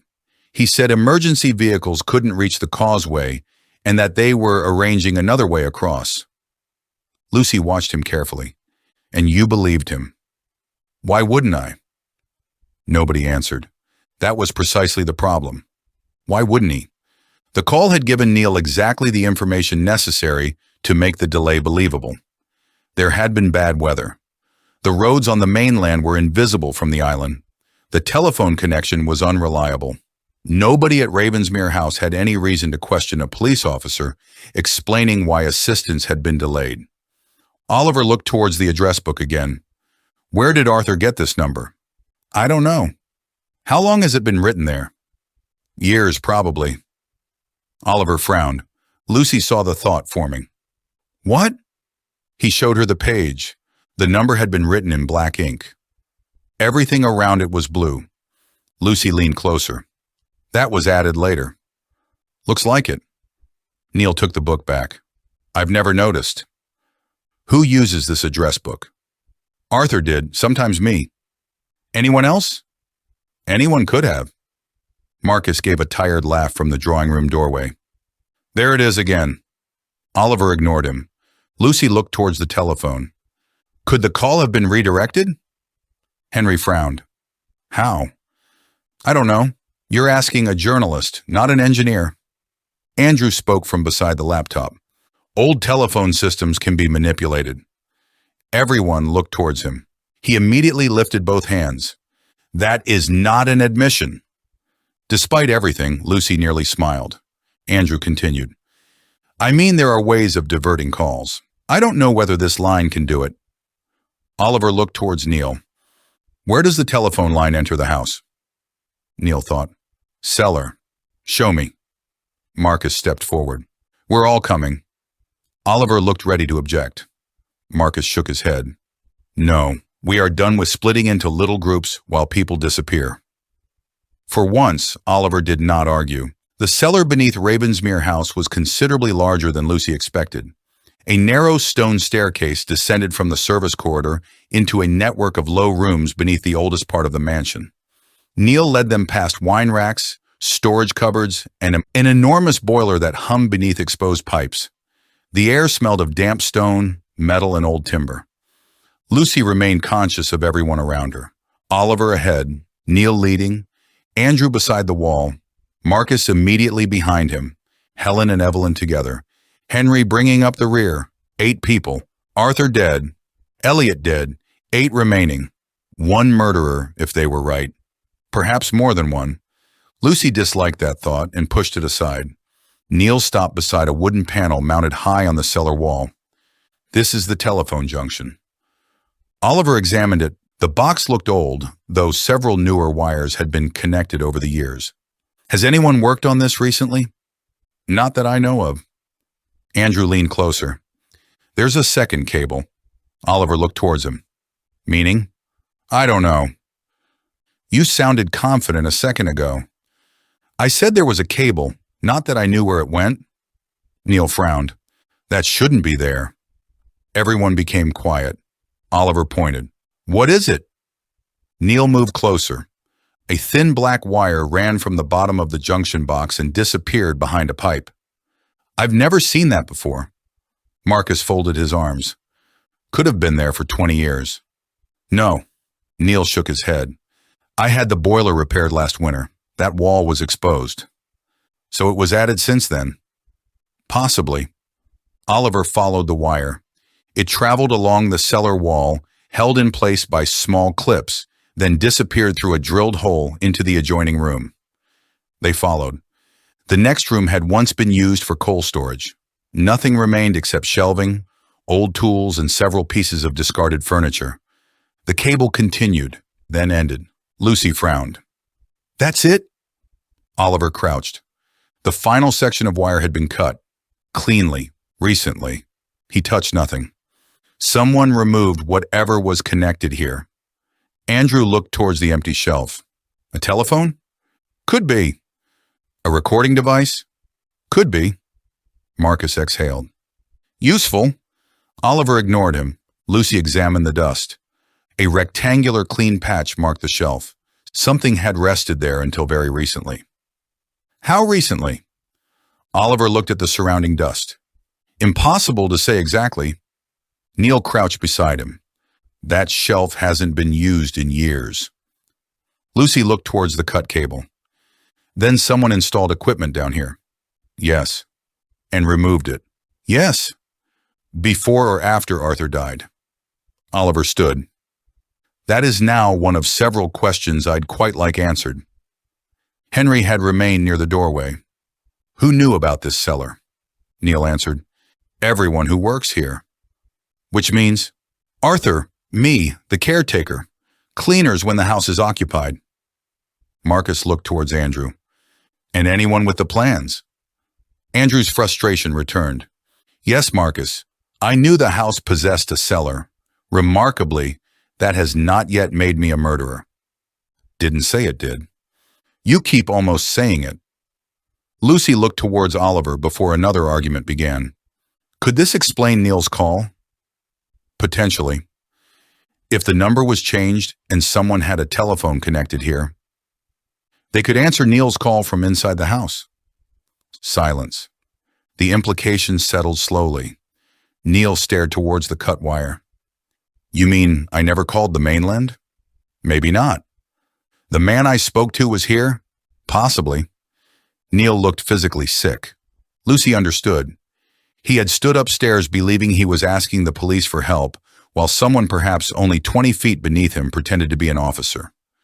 Marcus looked around. Wouldn't Neil recognize one of our voices? Oliver nodded. Probably. Then outsider. Not necessarily.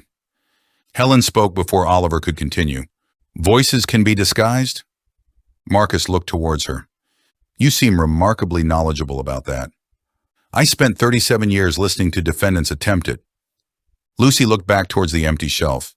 There may be another explanation. Oliver waited. The equipment could have redirected the call somewhere else. Andrew nodded. That makes more sense. To where? No idea. Could it have been automatic? Potentially. Lucy frowned. So the person who set this up wouldn't necessarily need to be standing in the cellar when Neil called. No. That mattered. It meant the false call could have been prepared in advance, before Arthur died, perhaps before any of them arrived. The murder was beginning to look less like an act committed in desperation and more like something anticipated. Oliver seemed to reach the same conclusion. This was planned. Nobody spoke. He pointed towards the altered telephone line. Someone expected us to try calling for help. Henry looked towards him. Before Arthur was killed? Unless they installed this overnight. Neil shook his head. They couldn't. Why? The cellar door was locked. Who has keys? Arthur and me. Marcus gave him a pointed look. Neil's expression hardened. And the spare set in the kitchen office? Accessible. Yes. So they could. Neil looked away. Oliver examined the floor. No useful footprints, no dropped tools, nothing except the missing device and severed cable. Whoever had removed it had done so carefully. Lucy looked towards the shelves. Why remove the equipment? To hide how the call was intercepted. After Neil used it? Probably. Then whoever removed it knew we'd eventually check. Oliver nodded. Or expected the real police to. That thought silenced them. The murderer had not simply planned a killing. They had planned the aftermath. They returned upstairs shortly after 5. The weather had deteriorated again. Rain struck the windows in irregular bursts, and the causeway had vanished completely beneath the tide. Oliver insisted they remain together in the drawing room. This time nobody complained. Neil brought food from the kitchen, but very little was eaten.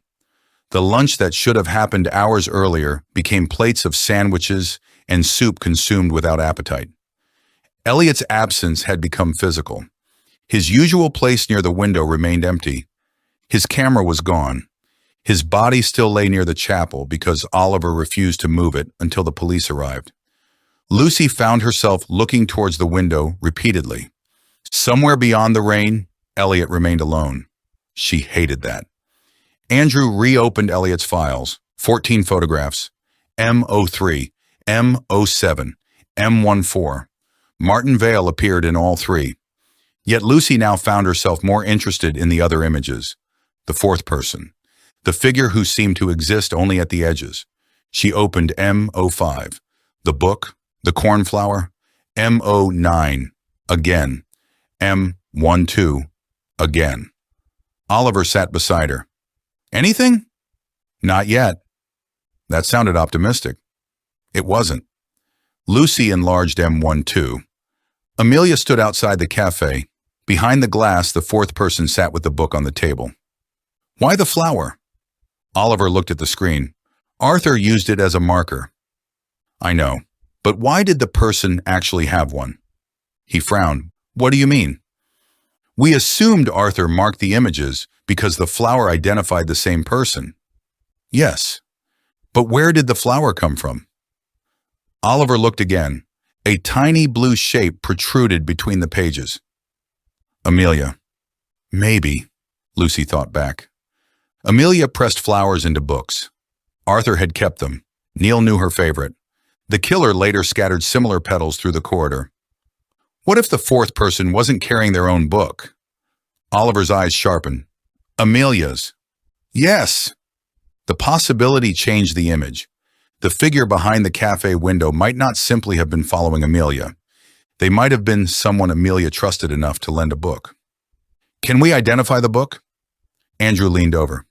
From that? Try. He enlarged the image. Pixels softened. The cover was dark green. No readable title. Evelyn moved closer. I know that book. Everyone looked towards her. Lucy felt another surge of expectation. You're sure? No. Evelyn immediately corrected herself. It looks familiar. From where? The exhibition. Lucy remembered Amelia carrying Rebecca. Same one? No. Evelyn frowned. She had several books in her bag. Several? Yes. Why? She told me she was returning them. To a library? I assumed so. Neil looked towards the image. Amelia didn't use libraries much. Marcus frowned. Everyone uses libraries. She bought books. Neil gave a faint smile. Far too many of them. Arthur used to complain there wasn't a shelf in the house she hadn't invaded. Lucy stared at the green book. Then who was she returning them to? Nobody knew. Andrew began searching through Arthur's archive index. Books, lending, green cover. Marcus stared at him. You think Arthur cataloged books by color? I think Arthur cataloged everything. That was difficult to dispute. Andrew continued scrolling, then stopped. There's an entry. What? He read aloud. Pembroke, Amelia. Reading group. St. Matthew's. Helen looked up. St. Matthew's? You know it? A community center in Edinburgh. Henry nodded. Marrow funded it. There it was again. Marrow. The foundation seemed to sit beneath every path Amelia had followed. Andrew searched further. Arthur has a box. Where? Archive room. Oliver stood. We go together. Marcus groaned quietly. 8 people marching through the house every time someone needs a piece of paper. Oliver looked towards him. 7 if you'd prefer staying here alone. Marcus stood immediately. 8 sounds lovely. The box labeled St. Matthew's /reading group /2015 to 16 contained surprisingly little. A leaflet, several photographs, a membership list, copies of emails. Lucy lifted the leaflet carefully. The reading group had been part of a Marrow Foundation outreach program for adults recovering from addiction, homelessness, and long-term unemployment. Henry looked uncomfortable. I remember this program. Were you involved? Only in approving funding. Oliver looked towards him. Anyone else here? Henry scanned the membership list. No. Neil looked over his shoulder. Amelia isn't listed. She may have volunteered, Andrew said. Lucy found a photograph. 12 people sat around a table inside a community hall. Books, coffee, biscuits. Amelia stood near the back, smiling, alive. Lucy felt an unexpected sadness. Most photographs they had seen of Amelia recently existed because someone had been watching her, investigating her, or preserving evidence around her death. This was different. She looked happy. Then Lucy noticed the person beside her, a woman, perhaps 40, dark hair, no glasses. Lucy had never seen her before. The woman held a green book. A blue cornflower protruded between its pages. Oliver. He looked. Andrew immediately opened M12 on the laptop.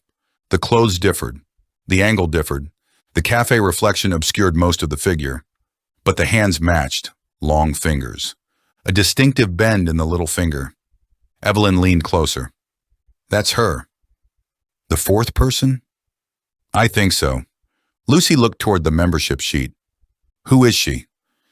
Andrew checked the names against the photograph.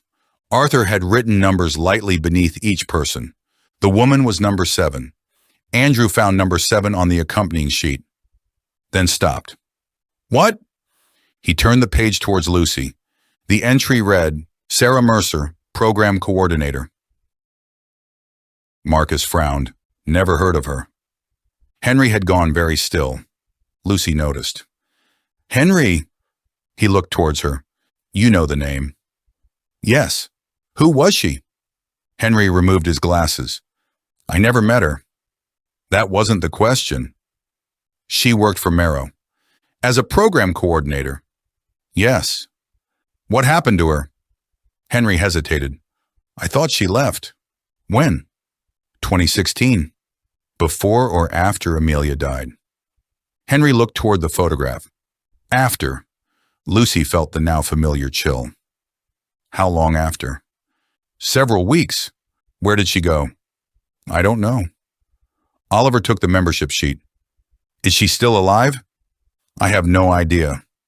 Andrew searched through the remaining papers. Arthur tried to find out. He lifted several printed emails. He contacted Marrow 6 years ago. They said they had no forwarding address. Another email. Electoral register search. Nothing. Another. Company's house. Nothing. Lucy looked at Sarah Mercer's smiling face. Martin Vale disappeared 2 days after Amelia died.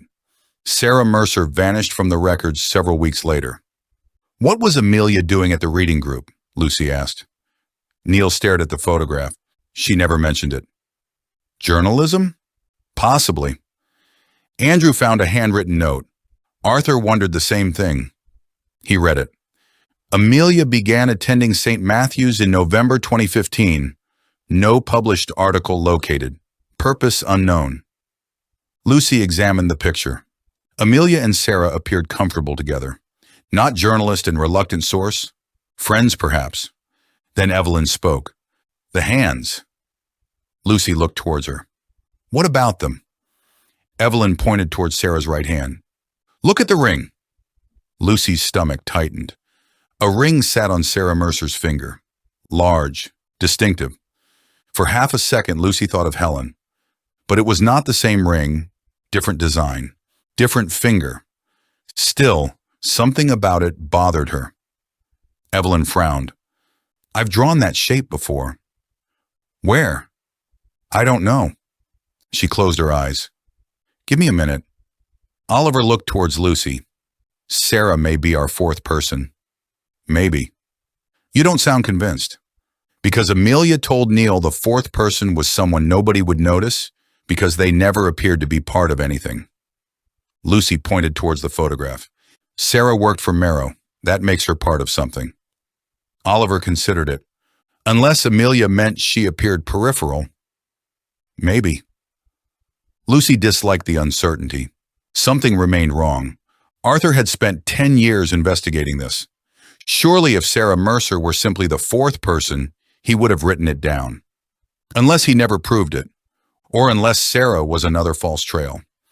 Andrew continued searching the box, then found an envelope. It had already been opened. Inside was a photograph, not a printout, an original. Lucy recognized the location immediately. The Calder Hotel, night service entrance. Edward Bell stood beside a car. Martin Vale faced him. M03, the same photograph Elliot had restored, but this was the damaged original. The center of the image had been scratched almost white. Lucy stared. This is what Elliot repaired. Oliver nodded. Looks like it. She tilted the photograph. The scratch marks covered Vale's face, but something else remained visible at the edge. A third person. Almost entirely cropped from Elliot's restored version. Only half a body, a woman's coat, one hand, a handbag. Oliver frowned. Elliot's image didn't show her. No. Why? Andrew opened M03 again. The digital scan ended several centimeters earlier. Lucy felt excitement and dread arrive together. Arthur cropped the scan, or whoever sent it to Elliot did. The original contained more information than the restored file. Oliver leaned closer. The woman's face remained outside the frame, but her hand was visible. Evelyn stared at it. Then her expression changed. The ring. Lucy looked. A large ring. Distinctive shape. The same one Sarah Mercer wore in the St. Matthew's photograph. Nobody spoke. Sarah had been there, at the Calder Hotel, with Edward Bell, with Martin Vale, months before Amelia's death. The supposedly peripheral program coordinator was directly connected to two men at the center of the investigation. Marcus stared at the photograph. So that's it? Lucy looked towards him. What? Your fourth person. Helen shook her head. Not necessarily. Marcus laughed. She appears in the photograph with Bell and Vale. Partially. She worked for Marrow. Yes. She knew Amelia. Yes. And then she disappeared. Helen remained calm. All of which makes her important. None of which tells us what she did. Marcus looked frustrated. Does anyone in this house ever allow a clue to actually mean something? Lucy almost agreed with him. Then she noticed writing on the back of the photograph. Faded pencil. She turned it carefully. Arthur's handwriting. Not SM. Beneath it. Ask why she was there. Marcus stared. You have got to be kidding me. Lucy read the words again. Not Sarah Mercer. Arthur had already considered her. Already rejected her as the fourth person. Then who? Nobody answered. Lucy looked again at the photograph. Sarah's body at the edge. Vale, Bell, the car. Perhaps Arthur's note did not mean Sarah was unimportant, only that they were asking the wrong question. Not who was she? Why was she there? Lucy studied the scene. Belle appeared to be passing veil and envelope. Sarah stood several feet away, watching, not participating. Her handbag hung open. One hand rested inside. Lucy leaned closer. She's holding something. Oliver looked. What? Inside the bag. Only the edge was visible, a rectangular object. Andrew squinted. Another book? No. Evelyn moved closer. A camera. Lucy stared at her. You're sure? I think so. Sarah Mercer had not been meeting Belle and Vale. She had been photographing them. Lucy felt the truth shift again. She was helping Amelia. Oliver looked towards her. Possibly. That's why Amelia trusted her. And why Sarah disappeared afterwards. Marcus frowned. Then where are Sarah's photographs? Nobody answered. Lucy looked at Arthur's note. Ask why she was there. Arthur had discovered that Sarah was not part of the conspiracy. She was investigating it. Perhaps alongside Amelia. Perhaps before her. Henry sat down heavily. I remember her now. Everyone turned. Lucy stared at him. You said you'd never met her. I hadn't. That sentence isn't becoming more convincing. No. Henry shook his head. I mean, I remember the name from something else. What? Robert. Kay? Yes. Henry's face had become pale. A few months before Amelia died, Robert asked me whether I knew anyone at St. Matthew's. Why? He said someone was leaking confidential information from Marrow. Lucy felt her heartbeat quicken. Sarah, I don't know. What did you tell him? That I wasn't involved in staffing. Did he mention her name? Henry thought. No. Did you ask why? No. Lucy closed her eyes. Another small decision. Another moment where somebody had failed to ask the next question. Henry seemed to understand her reaction. I know. She opened her eyes. Do you? Yes. His voice sharpened. You think I haven't replayed every conversation I've had with Kay since yesterday? Lucy said nothing. Henry looked towards Amelia's photograph. I admired him. That is the part you don't understand. Robert wasn't some sinister man lurking in corridors. He was funny, generous. He helped junior officers. He raised money for charities. He remembered the names of my children. Henry swallowed. If Arthur was right, then I spent 20 years calling a corrupt man my friend. Lucy softened despite herself. That was Arthur's theme again. Complexity. People were rarely warned that evil would arrive looking like evil. Sometimes it remembered your children's names. They carried the entire St. Matthew's box back to the drawing room. By then, the light outside had begun to fade. Neil checked the causeway. Still submerged. The real police had said they would attempt to reach the island as soon as conditions allowed, but after the false call, nobody trusted promises delivered through the telephone. Oliver returned to the problem of the missing camera. If Sarah was photographing Belle and Vale, Elliot may have restored more of her images. Andrew searched the drive.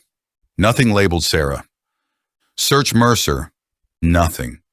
St. Matthew's. Nothing, Lucy thought. Search the date of M03. Andrew checked the file metadata. February 19th, 2016.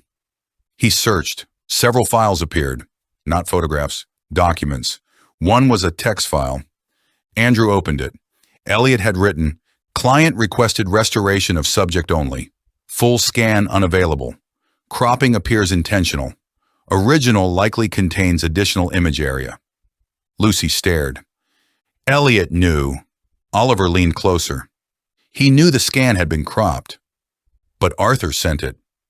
Maybe Arthur didn't. Lucy looked towards him. What? Oliver pointed towards the client reference. The restoration order had been placed under A. Pembroke. Everyone had assumed Arthur, but the order itself contained no first name. Lucy felt unease return. Amelia? Andrew shook his head. She was dead. Then someone using her initial. Marcus frowned. Arthur. Probably. Lucy stared at the words. Full scan unavailable. Then why was the original sitting in Arthur's archive? Perhaps Arthur had not possessed it 8 months ago. Perhaps someone had given it to him more recently. Or perhaps the restoration request had not come from Arthur at all. Can you see where the order was sent from? Andrew checked. Email address. Name?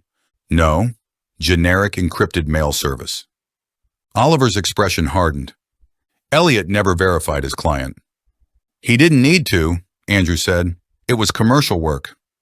Lucy thought of Elliot receiving an invitation months later from Arthur Pembroke, recognizing the surname. Coming anyway. Perhaps his presence at Ravensmere had not begun with Arthur's invitation. Perhaps someone had deliberately brought him into the investigation long before that. She looked towards Elliot's empty chair. What if Elliot was selected? Oliver turned.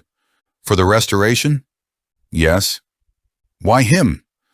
I don't know, Evelyn answered quietly. Because of his brother. Everyone looked towards her. She seemed uncomfortable with the attention. Elliot told us he never identifies people unless he is certain because his brother was wrongly identified. Lucy remembered. Pixels aren't truth just because somebody wants them to be.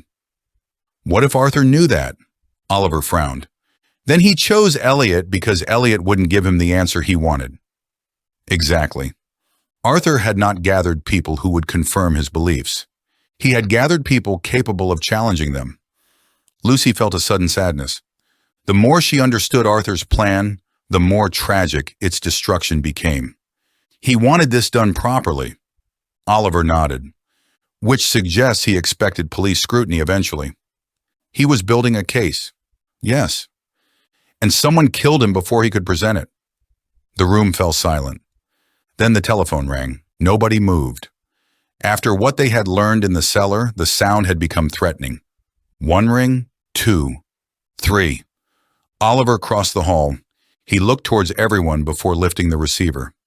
Ravensmere House. Lucy watched him. Yes. A pause. When? Another. Understood. He replaced the receiver. Marcus spoke immediately. Real police? Oliver nodded. They're sending a boat. Relief moved through the room. When? Within the hour. Neil looked toward the windows. In this weather? Coast Guard assistance. Marcus exhaled. Thank Christ. Nobody celebrated. Perhaps they had learned better. Oliver remained beside the telephone. Something about his expression bothered Lucy. What else? He looked towards her. They asked us to secure the bodies and touch nothing else. That makes sense. Yes. He hesitated. They also asked whether anyone named Sarah Mercer was in the house. The room became silent. Lucy felt a chill. How do they know that name? I asked. And? Oliver looked toward the telephone. They received an email approximately 40 minutes ago. From who? Unknown sender. What did it say? Oliver's eyes moved across the room. 4 words. Nobody breathed. Lucy waited.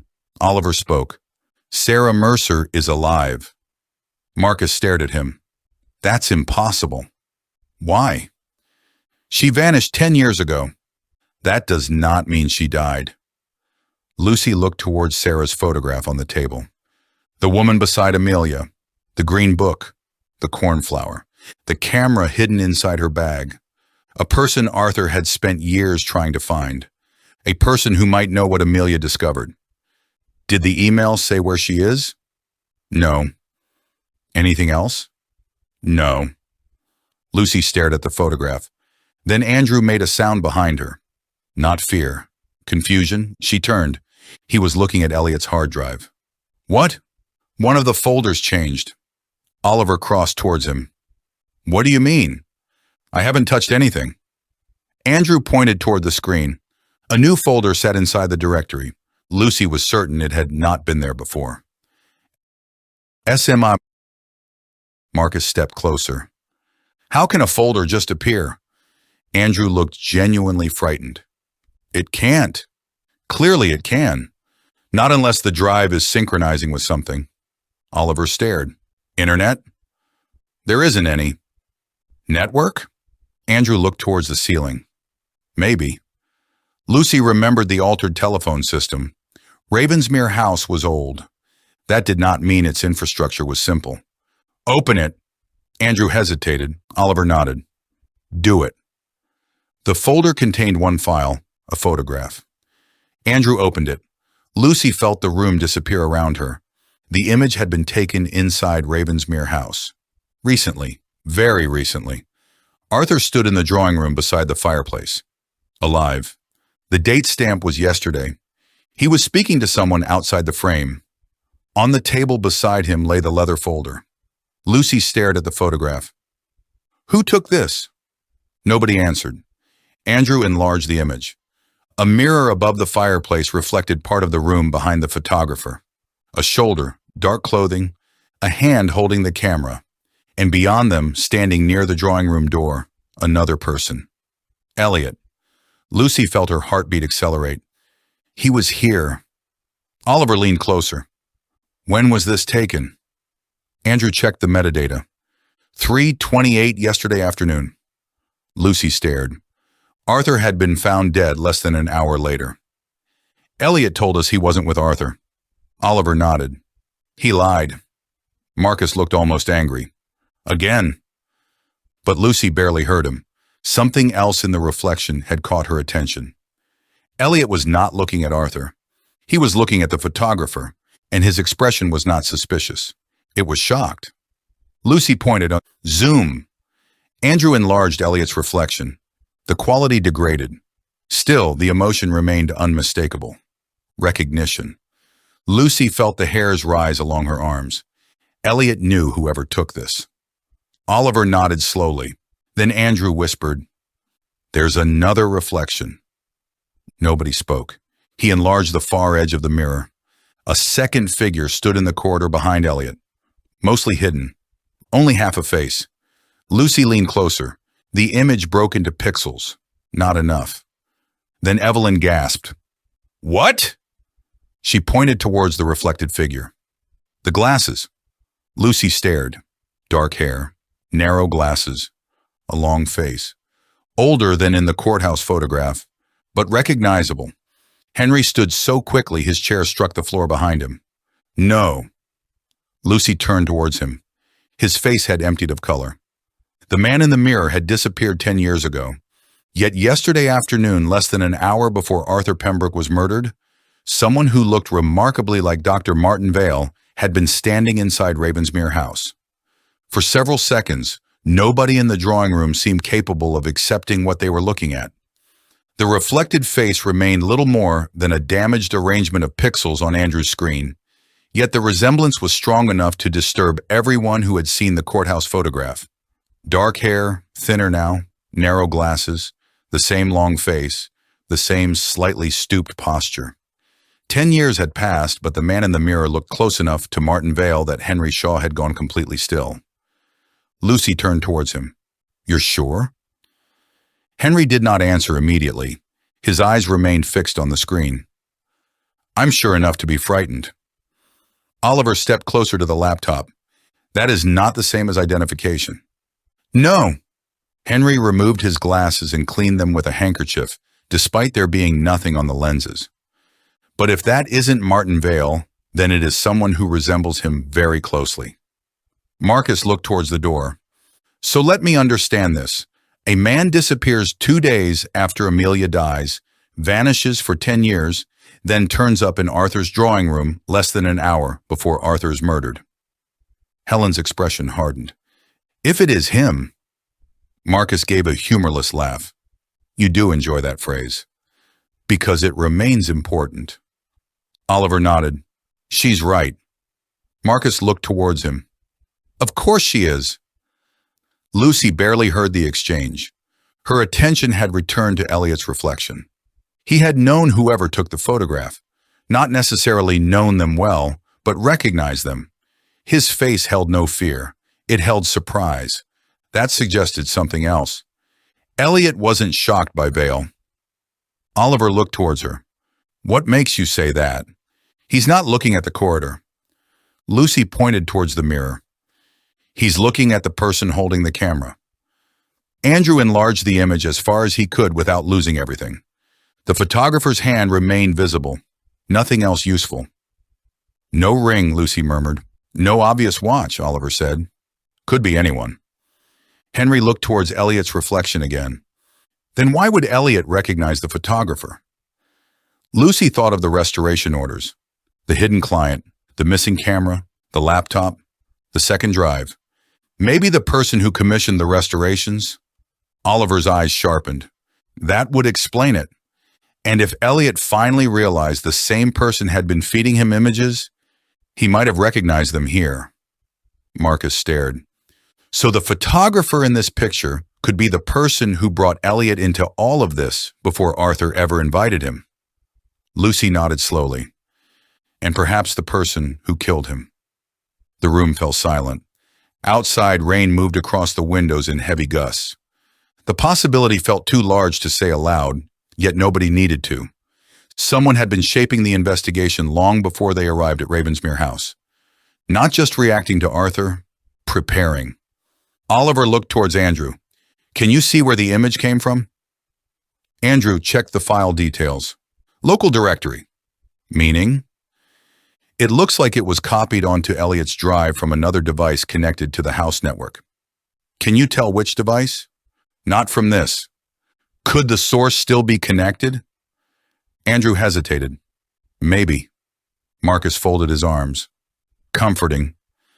Andrew ignored him and opened the system tools. A list of devices appeared. Most were meaningless combinations of letters and numbers. One entry, however, stood out. Ravensmere_archive. Oliver looked towards Neil. What is that? Neil frowned. Arthur's desktop computer. In the study? Yes. Andrew checked the status. It's online. The room became still again. Arthur's study had been locked since his death. Oliver had the only key. At least, Marcus said quietly. That's one room we know nobody has been in. Lucy looked towards Oliver. He did not return the look, because both of them knew that statement was not necessarily true. Someone had stood outside the study at 6:17. Someone had known the service passages. Someone had altered the telephone system. Someone had already moved evidence around the house. A locked door no longer felt like much protection. Oliver stood. We check it. Nobody objected. They moved through the entrance hall together, climbed the staircase, and stopped outside Arthur's study. Oliver took the key from his pocket. The brass lock turned. The door opened. The room looked exactly as Lucy remembered. Arthur's desk, his chair, the leather blotter, papers left in careful disorder. Rain-darkened windows, nothing visibly changed.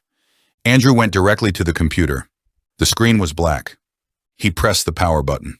Nothing. Unplugged? Neil looked behind the desk. No. Andrew checked the tower. Power is on. Then why is it dark? He pressed another button. The screen came alive. A login prompt appeared. Arthur's initials already filled the username field. Andrew looked towards Neil. Password? Neil shook his head. No idea. Lucy glanced around the desk. Arthur had been meticulous, but not careless. She doubted he wrote passwords on sticky notes. Then she remembered Elliot's drive. Millie, the nickname. Try Amelia. Rejected. Millie. Rejected. Andrew shook his head. Don't burn attempts. Oliver nodded. Stop. Lucy stared at the monitor. If the machine was connected to Elliot's drive, someone had accessed it. Perhaps remotely, perhaps earlier. Can you check connection history without logging in? Andrew thought. Maybe through the router. Where? Neil answered. Office beside the library. They left Arthur's study locked again and headed downstairs. The office was small and functional compared with the rest of Ravensmere House. A printer occupied one corner, alongside filing cabinets and shelves of household accounts. A wireless router sat beneath the desk. Andrew logged into its interface using the default credentials printed beneath the unit. Marcus stared. That's reassuring. Andrew shrugged.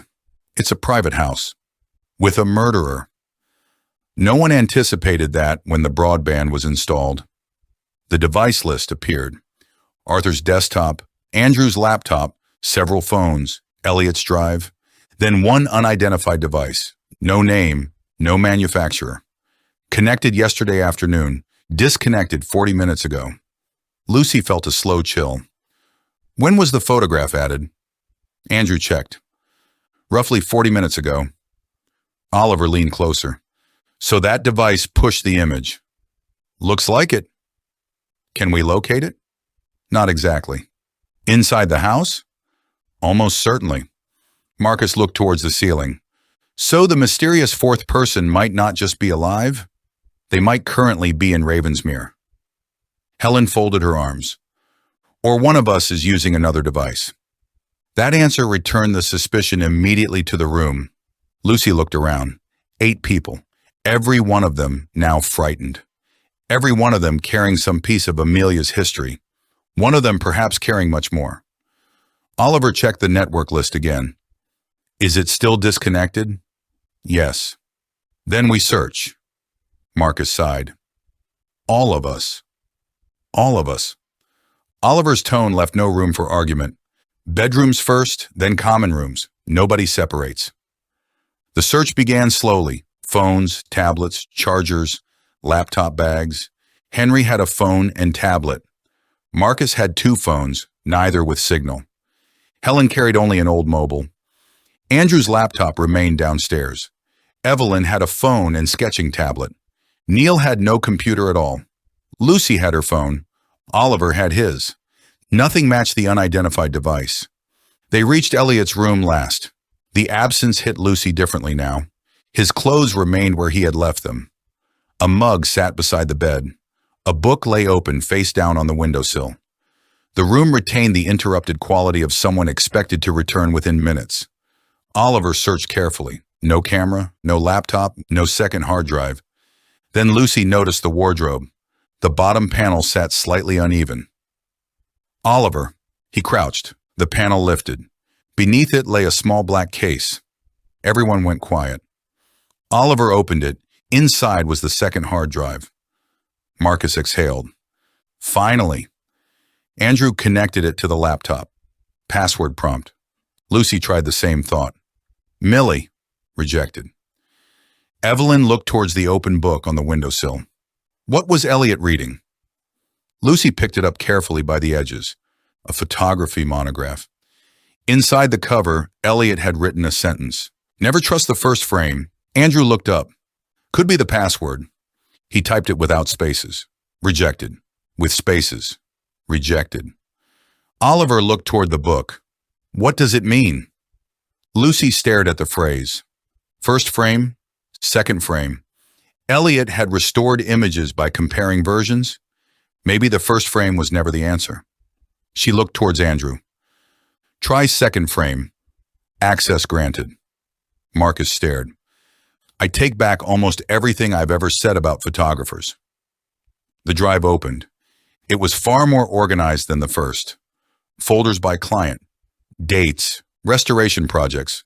One folder named AP_final.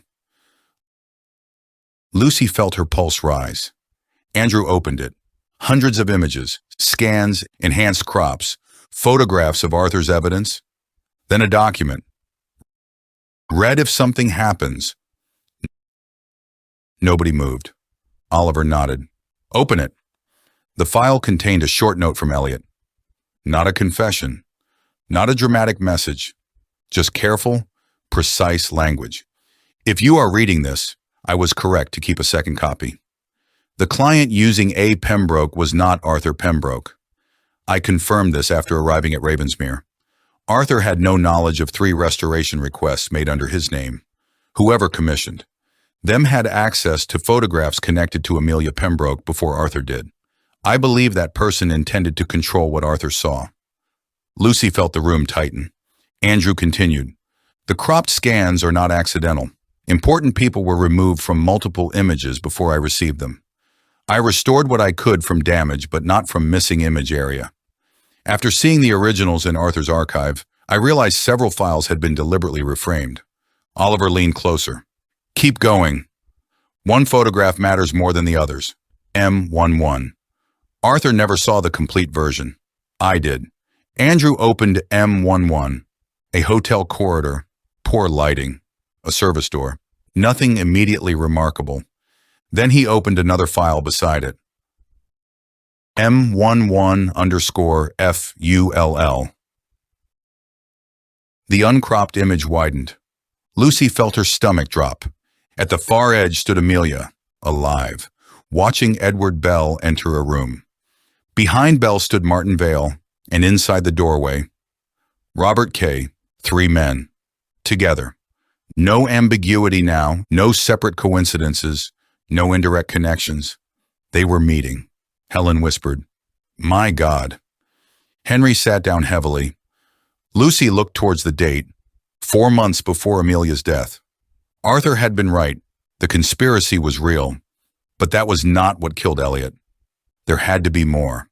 Scroll! Andrew did. Another image. A wider frame. Someone had taken it from farther along the corridor. The photographer was visible in a mirror. Sarah Mercer, holding the camera. So Sarah had taken the photographs. She had documented Bell, Vale, and Kay. She had been helping Amelia. Lucy felt the pieces align. Sarah had disappeared because she knew too much. Perhaps she had survived by vanishing. Perhaps Arthur had spent years trying to find her. Then the next file appeared, M11_back. A scan of handwriting on the reverse side. Sarah's handwriting, perhaps, only one sentence. He isn't the fourth. She is. The room became absolutely silent. Marcus stared. She? Lucy looked around. Arthur's entire investigation had been built around 3 men and one hidden fourth person. They had assumed the fourth was a man because Amelia had spoken of men. But Sarah's note contradicted that. A woman. The fourth person was a woman. Evelyn looked frightened.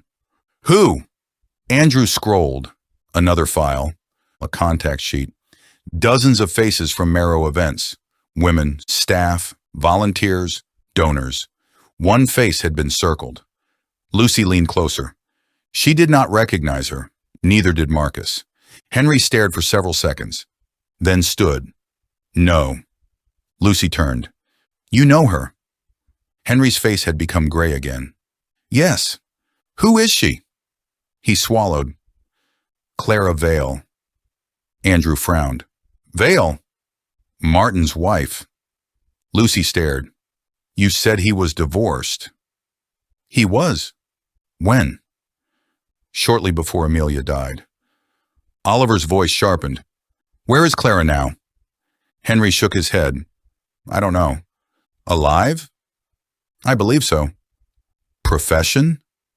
Henry closed his eyes. Psychologist. Helen looked towards him. For Marrow? Yes.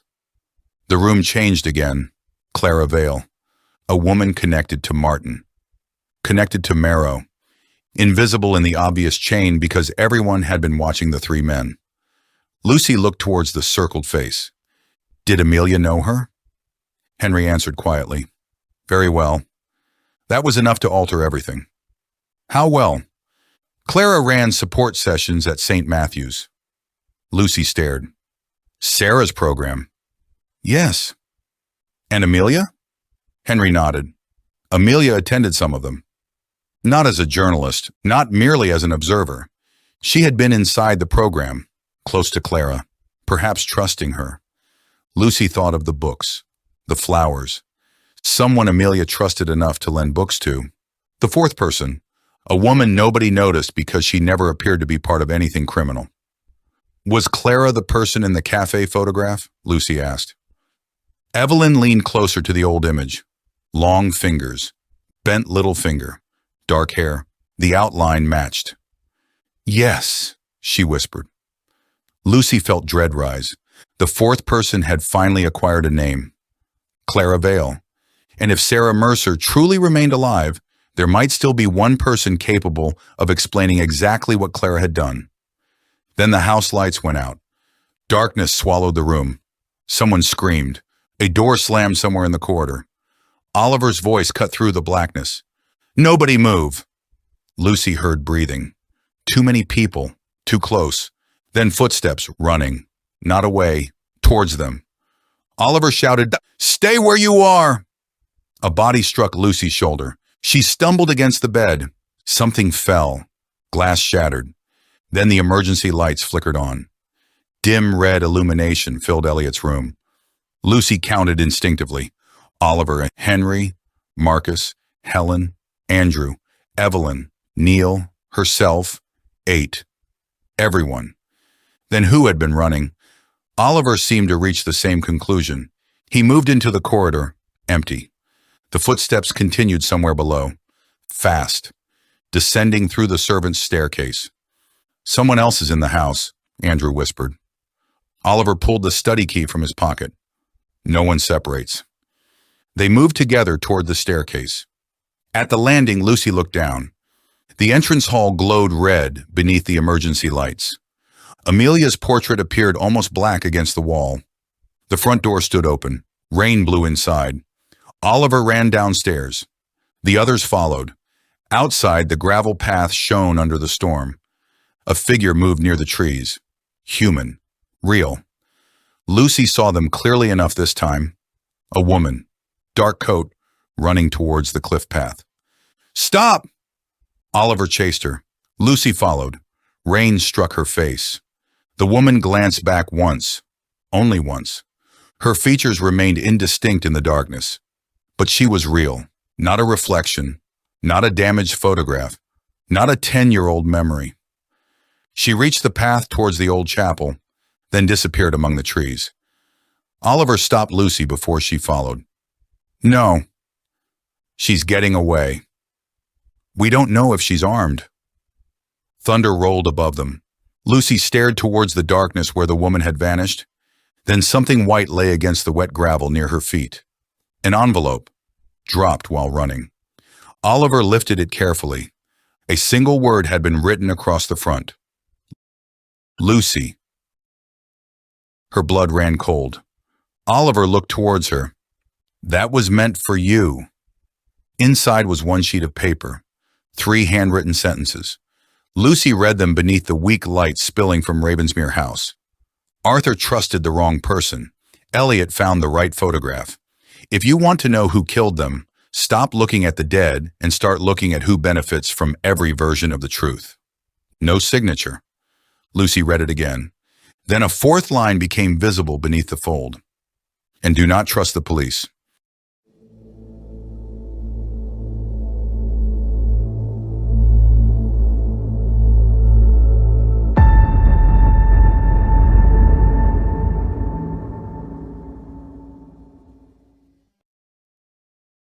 Silent Guess. Chapter 12. The Shape of the Truth. Lucy read the final sentence for the 4th time. "And do not trust the police." Rain struck the gravel around her hard enough to blur the ink where droplets reached the lower edge of the paper. Oliver stood beside her beneath the dark outline of Ravensmere House, one hand still holding the envelope by its corner, while the other remained clenched against the rain. Neither of them spoke immediately. Beyond the trees, the woman had vanished. Only seconds earlier, Lucy had seen her clearly enough to know she existed. A dark coat, a human silhouette, one backward glance before she disappeared onto the path towards the chapel. Now the grounds offered nothing but moving branches, wet stone, and darkness. Oliver looked towards the tree line. "We go inside." Lucy did not move. "Did you read it?" "Yes.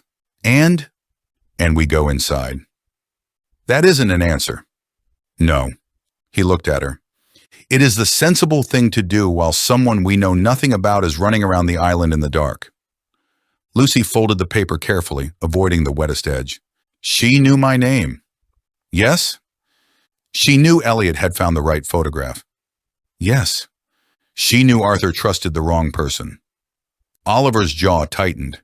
"And she wants you to distrust the police." Lucy held his gaze. "You noticed that part. I would have had to work remarkably hard not to." The words might once have carried humor. Now there was none. Lucy looked back towards the house. The entrance hall glowed beneath the emergency lights, throwing distorted red reflections across the rain-dark windows. The others stood somewhere inside, waiting. One of them might have killed Arthur.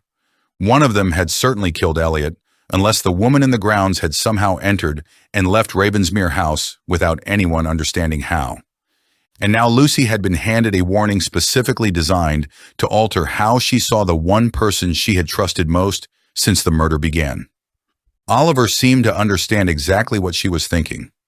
"You should question me." Lucy frowned. "What?"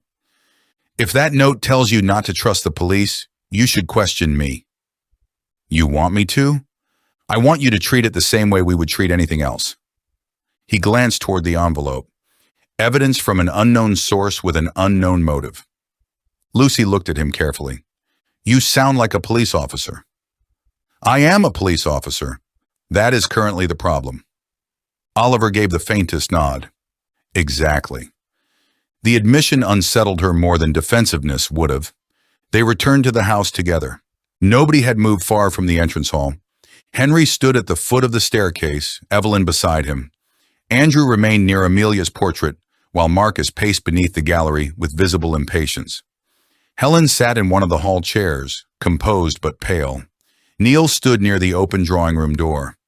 Every face turned towards Lucy and Oliver. Marcus looked behind them. "Well?" "She got away," Oliver said. "Who was she?" "We don't know." "You saw her." "We saw a woman in a dark coat." Marcus laughed without humor. "Excellent. That narrows Scotland nicely." Helen ignored him. "What was in the envelope?" Lucy looked towards Oliver. He nodded. "No secrets. Not now." She unfolded the paper. It was addressed to me. That alone changed the room. Andrew frowned. "Personally?" "Yes." "What did it say?" Lucy read the message aloud. Arthur trusted the wrong person. Elliot found the right photograph. If you want to know who killed them, stop looking at the dead and start looking at who benefits from every version of the truth. Then she reached the last line. And do not trust the police. Silence, not shock. Something subtler. The room's attention shifted towards Oliver. Marcus was the first to speak. "Well," Oliver looked towards him. "Go on. You cannot seriously expect everyone to pretend that means nothing." "I don't. You've been controlling the investigation since Arthur died." "I have." "You locked the study." "Yes." "You decided who could see evidence." "Yes." "You took everyone's statements." "Yes." Marcus spread his hands. "And now someone who apparently knows enough to predict Elliot's murder tells Lucy not to trust the police." Oliver remained calm. "Correct." Marcus stared at him. "That doesn't bother you?" "Of course it bothers me. You hide it remarkably well." Helen spoke quietly. "So does guilt." Every eye moved towards her. Oliver looked at the retired judge. "Do you think I killed them?" Helen studied him. "I think certainty would be irresponsible." Marcus laughed. "You really can say anything without answering." "Yes." Helen's gaze never left Oliver. It is one of the advantages of having spent a career listening to people who believe questions entitle them to convenient answers. Andrew stepped forward. "Could the note mean Robert K.?" Lucy looked towards him. "What?" "Do not trust the police." Amelia already believed someone inside the police was corrupt. He glanced towards Helen. Kay suppressed her evidence. Henry nodded slowly. "That would make sense." Marcus shook his head. "Kay is dead." "The note doesn't say, 'Don't trust Oliver.'" "No." Marcus looked towards Lucy. "But it was handed to Lucy tonight." The distinction mattered. Whoever wrote the note knew the present situation. Not simply Amelia's old case. Lucy looked towards Oliver. "What if it means both?" Nobody spoke. "Kay was police," she continued. "Oliver is police. The writer may be warning me about a pattern rather than a person." Oliver nodded. "Possible." Marcus folded his arms. "Convenient again." Lucy turned. "Marcus, Not everything that fails to convict someone is convenient. His expression tightened. And not everything that sounds reasonable is true. That was fair. Lucy disliked that it was fair. The lights flickered overhead, once, twice, then steadied. Everyone looked upward. Neil frowned. The generator should have taken over cleanly. Can someone interfere with it? Oliver asked. Neil hesitated. Anything can be interfered with if someone knows what they're doing. That answer was becoming the architecture of Ravensmere House. Telephones, network connections, service passages, locks, power. Everything could be manipulated. Arthur's beautiful old home had become a machine filled with invisible roots. Lucy suddenly understood something. Whoever planned this knew the house. Neil looked towards her. That would help. No. She shook her head. More than help. Everyone listened. The false telephone number, the cellar junction, the service corridors, the hidden drawing room entrance, the ability to cut the power. Oliver's attention sharpened. The killer didn't simply learn these things after arriving. Exactly. Marcus looked towards Neil. The implication arrived instantly. Neil saw it. Don't! Marcus held up his hands. I didn't say anything. You didn't need to. Neil's voice carried an anger Lucy had never heard before. I have served that family for 23 years. That means you know every part of this house. Yes, and Arthur trusted you. Yes. So did Amelia. Neil stared at him.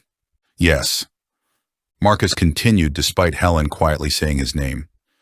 You were her godfather. You knew the passages. You had keys. You knew the telephone system. You knew where Arthur kept his papers. Marcus. Lucy's voice cut through. He stopped. Neil's face had changed. Not guilty, wounded. Lucy softened. Knowing the house doesn't make him the killer. No. Marcus looked towards her. But it makes him capable. Oliver nodded. That distinction matters. Neil looked away. Lucy hated what the investigation was doing to them. Every truth about a person became a weapon. Every relationship became motive. Every useful skill became opportunity. Arthur had wanted them to understand how their lives intersected. Instead, they had begun treating every intersection as evidence of guilt. Helen seemed to reach the same conclusion. We are becoming easier to manipulate. The room quietened. Marcus looked towards her. What do you mean? The killer no longer needs to create suspicion. Helen folded her hands. We are creating it ourselves. Lucy looked down at the note. Stop looking at the dead and start looking at who benefits from every version of the truth. Benefits, she said. Oliver turned. That word? Yes. What about it? Lucy walked toward the drawing room table and laid the message beside Elliot's recovered notes. We've been treating every lie as though it exists to hide a crime. Andrew nodded. Some don't. Exactly. Marcus had hidden the Calder payment because he was ashamed. Helen had hidden Amelia's testimony because she feared judgment. Henry had hidden his friendship with Kay because he did not want to believe someone he loved was corrupt. Elliot had hidden restored photographs because he distrusted identification. Everyone had lied for different reasons. Lucy looked around the room. But the killer benefits from all of them. Oliver understood. Every secret gives them another suspect. Yes. They don't need to invent false evidence if everyone else supplies it. Helen nodded. The perfect defense is not innocence. Lucy looked towards her. It's complexity. Arthur's word. Again. The man was dead and still teaching them how to think. Lucy felt something begin to take shape. Not the killer's identity, the killer's method. Not how Arthur had died. How the murderer had survived suspicion. They had hidden inside other people's truths. Marcus sank into a chair. So we stop looking at secrets? No. Lucy shook her head. We stop assuming the secret itself is the reason someone killed. Oliver looked towards the evidence. Then what are we looking for? Lucy read the note again. Who benefits every time our attention changes direction? That was different. They began reconstructing the investigation from the start. Not by time, by suspicion. Arthur died. Suspicion had first gathered around Elliot because of his photography, his strange behavior, and the EB initials. Then EB became Edward Bell. Suspicion shifted towards Marcus because of the Calder Hotel, then towards Henry because of Amelia's hospital visit in Marrow, then Helen because of the suppressed testimony and the courthouse ring, then Elliot again when his secret restoration work emerged. Each revelation seemed to resolve one suspicion while opening another. Andrew wrote the names across several sheets of paper. Elliot, Marcus, Henry, Helen, Neil. He stopped. Evelyn and me haven't really had a turn. Marcus looked towards him. You say that like you're disappointed. I'm making an observation. Lucy stared at the list. There was something uncomfortable about it. Oliver saw it too. Who is missing? Lucy, Andrew said, and Oliver. Helen looked towards them, the two people leading the investigation. Lucy felt the significance immediately. They had rarely been treated as suspects because Arthur's death had assigned them roles almost instantly. Oliver became the policeman.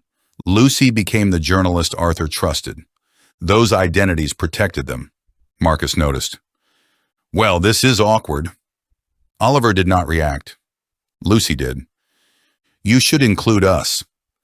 Andrew hesitated. Seriously? Yes, he wrote. Lucy, Oliver. The page looked different, more honest. Lucy studied her own name. Could she have killed Arthur? No, she knew she had not. But everyone else only had her word. She had spent private time with Arthur. He had shown her his investigation. He had chosen her specifically. She had access to information others did not. From Marcus's perspective, she probably looked exceptionally suspicious. That thought was strangely useful. What motive would I have? She asked. Marcus blinked. You want us to speculate? Yes. He considered. Arthur knew something damaging about your journalism career. Lucy's stomach tightened. Nobody in the room knew the full story of her past mistake. She had mentioned very little. Marcus saw her reaction. There. Oliver looked towards her. Is there? Lucy hesitated. This was the exact moment where she could either become another person, withholding truth, or follow the principle she had just argued. She chose. A few years ago, I published an investigation that implicated a counselor in corruption. Everyone listened. The evidence looked strong. What happened? Evelyn asked. I was wrong. The admission still hurt. The source had altered documents. The newspaper corrected the story, but by then the man's reputation was destroyed. Marcus stared. Arthur knew? I told him in the library. Oliver looked surprised. Lucy realized she had never told him. He said truth wasn't simply discovering what happened, it was understanding what happened to people. Helen nodded faintly. That sounds like Arthur. Lucy continued. So yes, if Arthur had evidence that I knowingly ruined someone's life, that could be motive. But did he? Andrew asked. No. You say. Marcus gave Lucy an apologetic look. You asked. I did. It was uncomfortable. It was also necessary. Oliver was next. What about me? Marcus looked almost pleased to finally have permission. Kay. Oliver nodded. You think I knew him better than I admitted? Yes. Anything else? Helen answered. You reviewed a file connected to Amelia years ago. Lucy looked sharply towards Oliver. That fact had been part of their early planning, but had barely surfaced in the present investigation. Oliver went still. How do you know that? Helen's expression did not change. Arthur told me. Lucy felt another small fracture of trust. When? Yesterday morning. Oliver looked towards Helen. What exactly did he say? That you had seen Amelia's name before. Lucy turned towards Oliver. Have you? His silence answered before he did. Yes. Marcus stood. You have got to be joking. Lucy stared at Oliver. You told me you knew of the case? No. I asked whether you had any connection to Amelia. I said I had reviewed an old missing person file that later intersected with her. That is not what you said. Oliver closed his eyes briefly. No. Lucy felt anger rise. Not because the lie proved anything, because he had spent days demanding everyone else tell the whole truth. What file? Oliver looked towards the others. Robert K. The room became silent. Marcus stared. Of course. Oliver continued before anyone could interrupt. 4 years ago, after Kay died, an internal review examined several older cases connected to him. I was assigned one. What case? Lucy asked. A missing person investigation. Who? Oliver's eyes moved towards the laptop. Sarah Mercer. Nobody spoke. Lucy felt the revelation land like a physical blow. You investigated Sarah? Yes. And you found nothing? No. Did Arthur know? Yes. Why didn't you tell us? Oliver's expression carried something Lucy had never seen before. Shame. Because I closed it. The room remained perfectly still. I concluded there was insufficient evidence that Sarah's disappearance involved criminality. She was an adult. She had withdrawn money, abandoned her tenancy, and apparently left voluntarily. Helen looked towards him. Apparently? Yes. You were wrong. I may have been. Lucy thought of the email. Sarah Mercer is alive. If Sarah is alive, your conclusion wasn't entirely wrong. No. Oliver shook his head. But Arthur believed I missed why she disappeared. What did he think? That she was running from someone. Lucy felt the theme repeating. Amelia had been followed. Vale disappeared. Sarah vanished. Arthur investigated. Everyone had accepted absence as explanation. What did Arthur say when he invited you? Lucy asked. Oliver looked towards her. That he wanted to discuss an old case. And you came. Yes. Knowing Sarah was connected? No. Do you expect me to believe that? Oliver met her gaze. I didn't connect the name Pembroke to Sarah's file until I saw Amelia's portrait. That sounded possible. It also sounded exactly like the kind of carefully literal answer Elliot had given them. Lucy hated that she noticed. Marcus did too. This is incredible. He looked around. Our investigator has been connected to the case for 4 years. Oliver did not argue. The note suddenly felt heavier. Do not trust the police. Lucy looked at him. Was Kay mentioned in Sarah's file? Yes. How? Former trustee, interviewed as background. By whom? Oliver swallowed. Me. Lucy felt the room shift. You interviewed Robert Kay? Once. What did he tell you? That Sarah had become emotionally unstable after Amelia's death and left Edinburgh because she blamed herself. Henry stood. That's a lie. Oliver turned. You know that? I know Sarah was frightened of Kay. Every face moved towards Henry. He seemed to realize he had revealed another fact too late. Lucy almost laughed from exhaustion. Of course you do. Henry looked towards her. I didn't know it mattered. Everything matters, remember? He nodded. I know. Oliver's expression hardened. How did you know Sarah feared Kay? Martin told me. When? Before he disappeared. The chain tightened. Martin Vale had known Sarah. Sarah knew Amelia. Kay knew everyone. Henry knew Kay and Martin. Oliver investigated Sarah after Kay's death. Arthur knew all of it. Lucy suddenly saw why Arthur had invited this particular group. Not because each person had touched Amelia's life randomly, because each possessed a fragment of a story nobody could reconstruct alone. Arthur had assembled a human archive, and the killer had murdered the archivist. Andrew looked towards the pages. This is what Arthur meant. Lucy turned. What? Different invitations, different reasons. He pointed towards the names. None of us had the whole story. Helen nodded slowly, because no single person knew it. Exactly. Arthur was going to put them together, not accuse them, compare them. Lucy felt a surge of sadness. That had been his presentation. The Pembroke collection was not objects. It was testimony, memory, contradiction, people. And someone in the house had known that once everyone started talking, the truth would emerge. That was motive. Not simply protecting one's secret, protecting a structure of secrets from collapsing. Oliver looked towards Lucy. Who benefits? She understood, the note, every version of the truth. Who benefited from Kay's version? Who benefited from Marcus's family keeping Belle quiet? Who benefited when Helen suppressed Amelia's testimony? Who benefited when Henry trusted Kay? Who benefited when Oliver closed Sarah's file? Not necessarily the people who made those decisions, someone above or behind them, someone who repeatedly survived because other people accepted the explanation placed in front of them. Lucy looked towards Sarah Mercer's photograph, then Clara Vale's. The fourth person. A woman nobody noticed because she never appeared central. Perhaps they had been thinking about the fourth person incorrectly again. Not invisible because she stayed away. Invisible because she made herself useful, helpful, peripheral, trusted, a psychologist, a program coordinator, a friend, someone who understood how people thought.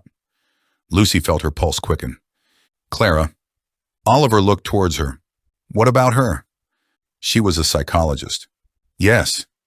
She knew Amelia. Yes. She knew Martin. Yes. She worked around vulnerable people at Marrow. Helen's expression sharpened. And she would understand how to shape what people believed. Lucy nodded. Not proof, but pattern. The note's wording returned. Who benefits from every version of the truth? Someone who knew versions mattered. Stories, perception, memory, psychology. Then Lucy stopped. Something did not fit. If Clara is the killer... Oliver waited. How did she get here? Nobody answered. Neil looked towards the window. She could have come before the tide. And hidden where? The caretaker's cottage. Marcus frowned. Empty. Supposedly.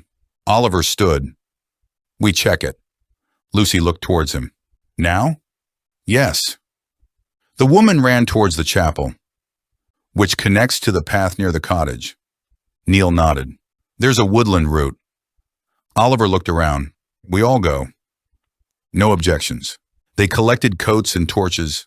The rain had eased again, though wind still moved through the trees around Ravensmere House.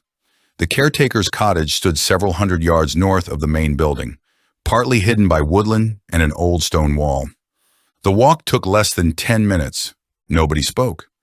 Lucy remained beside Oliver. Not because she trusted him completely, not anymore, but because distrust did not erase usefulness. That was something Arthur would have understood. The cottage appeared between the trees, dark, small, one upstairs window.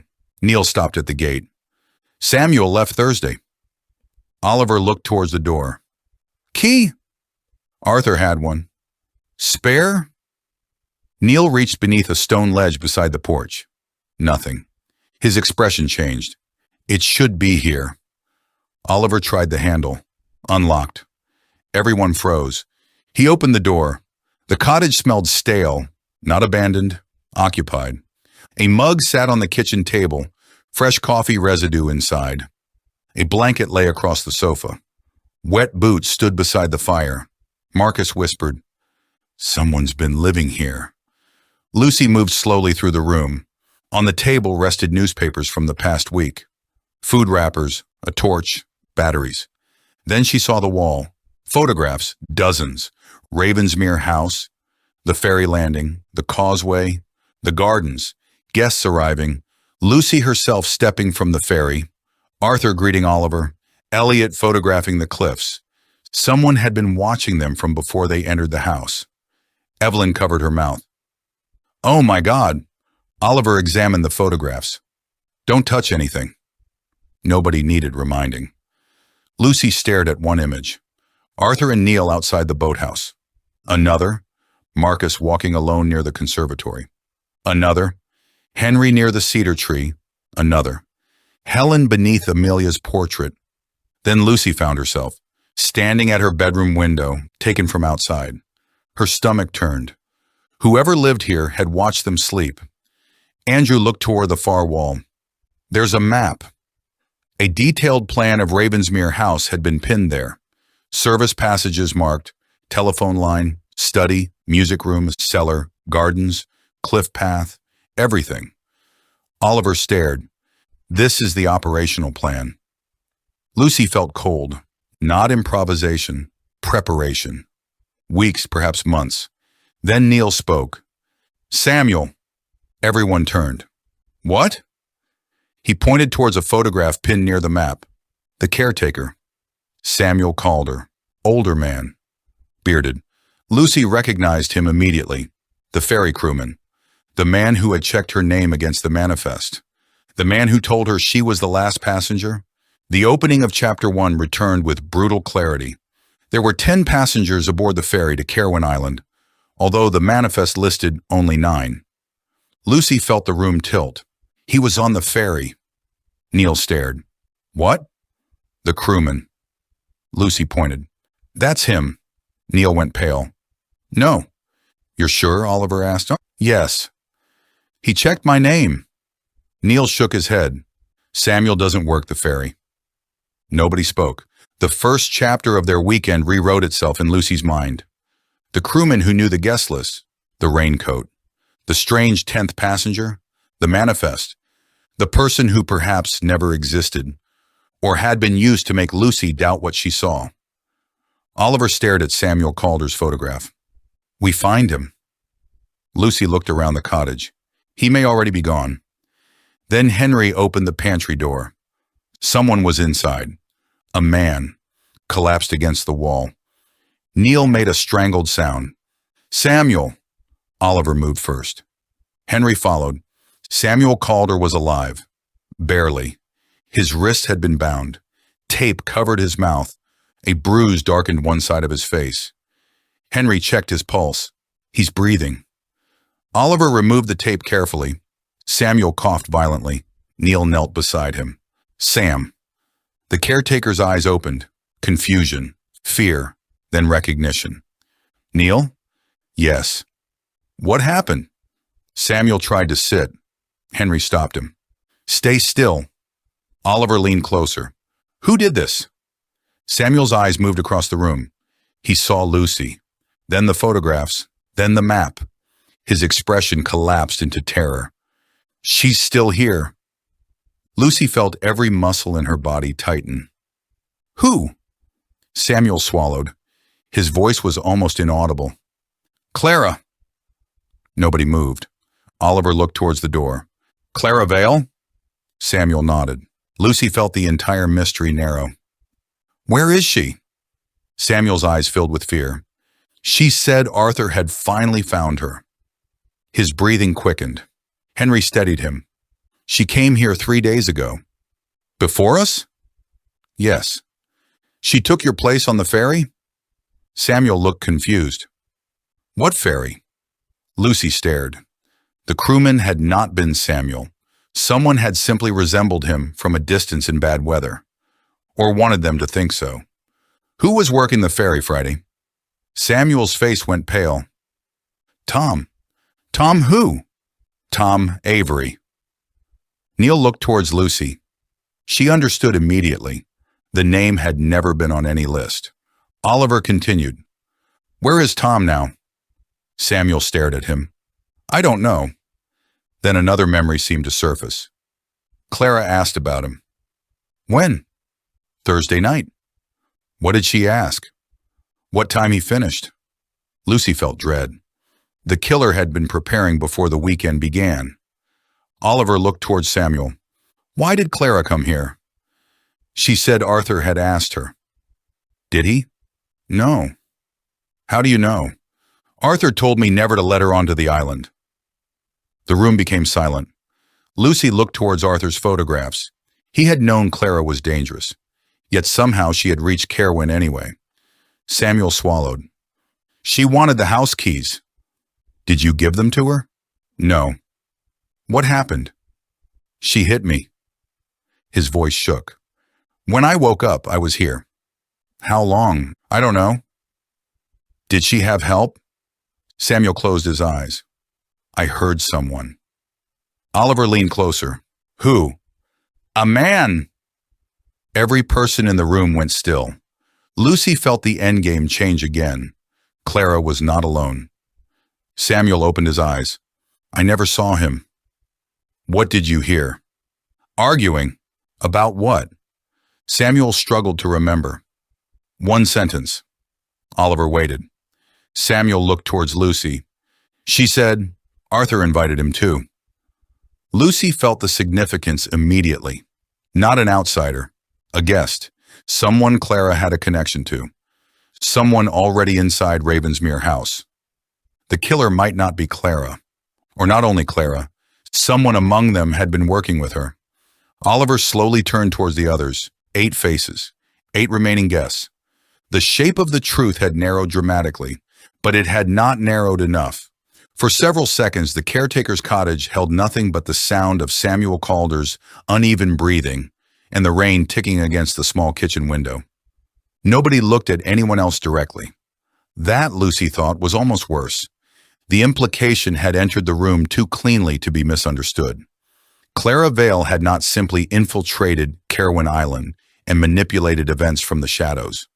According to Samuel, she had argued with a man about someone Arthur had invited. One of the guests.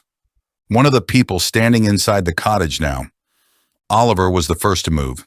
He closed the pantry door halfway, enough to give Henry room to treat Samuel without leaving the injured man exposed to 8 strangers staring at him. Samuel, he said quietly, I need you to think very carefully before you answer anything else. The caretaker nodded weakly. You heard a man arguing with Clara. Yes. Could you identify his voice? Samuel frowned. I don't think so. Accent? British. Marcus let out a breath that might have been laughter if the situation had contained anything remotely funny. Oliver ignored him. Scottish? Maybe. It was muffled. Old? Young? I couldn't tell. Did Clara use his name? Samuel closed his eyes, searching his memory. No. Did he use hers? Yes. Everyone reacted. Oliver leaned closer. He called her Clara? Samuel nodded. Once. Lucy felt the significance of that immediately. Not Dr. Vale, not Mrs. Vale. Clara, familiarity. How long did they argue? She asked. Samuel looked towards her. A few minutes, maybe longer. What did the man say? I couldn't hear most of it. Anything? Samuel swallowed. He said she had changed the plan. The cottage seemed to tighten around them again.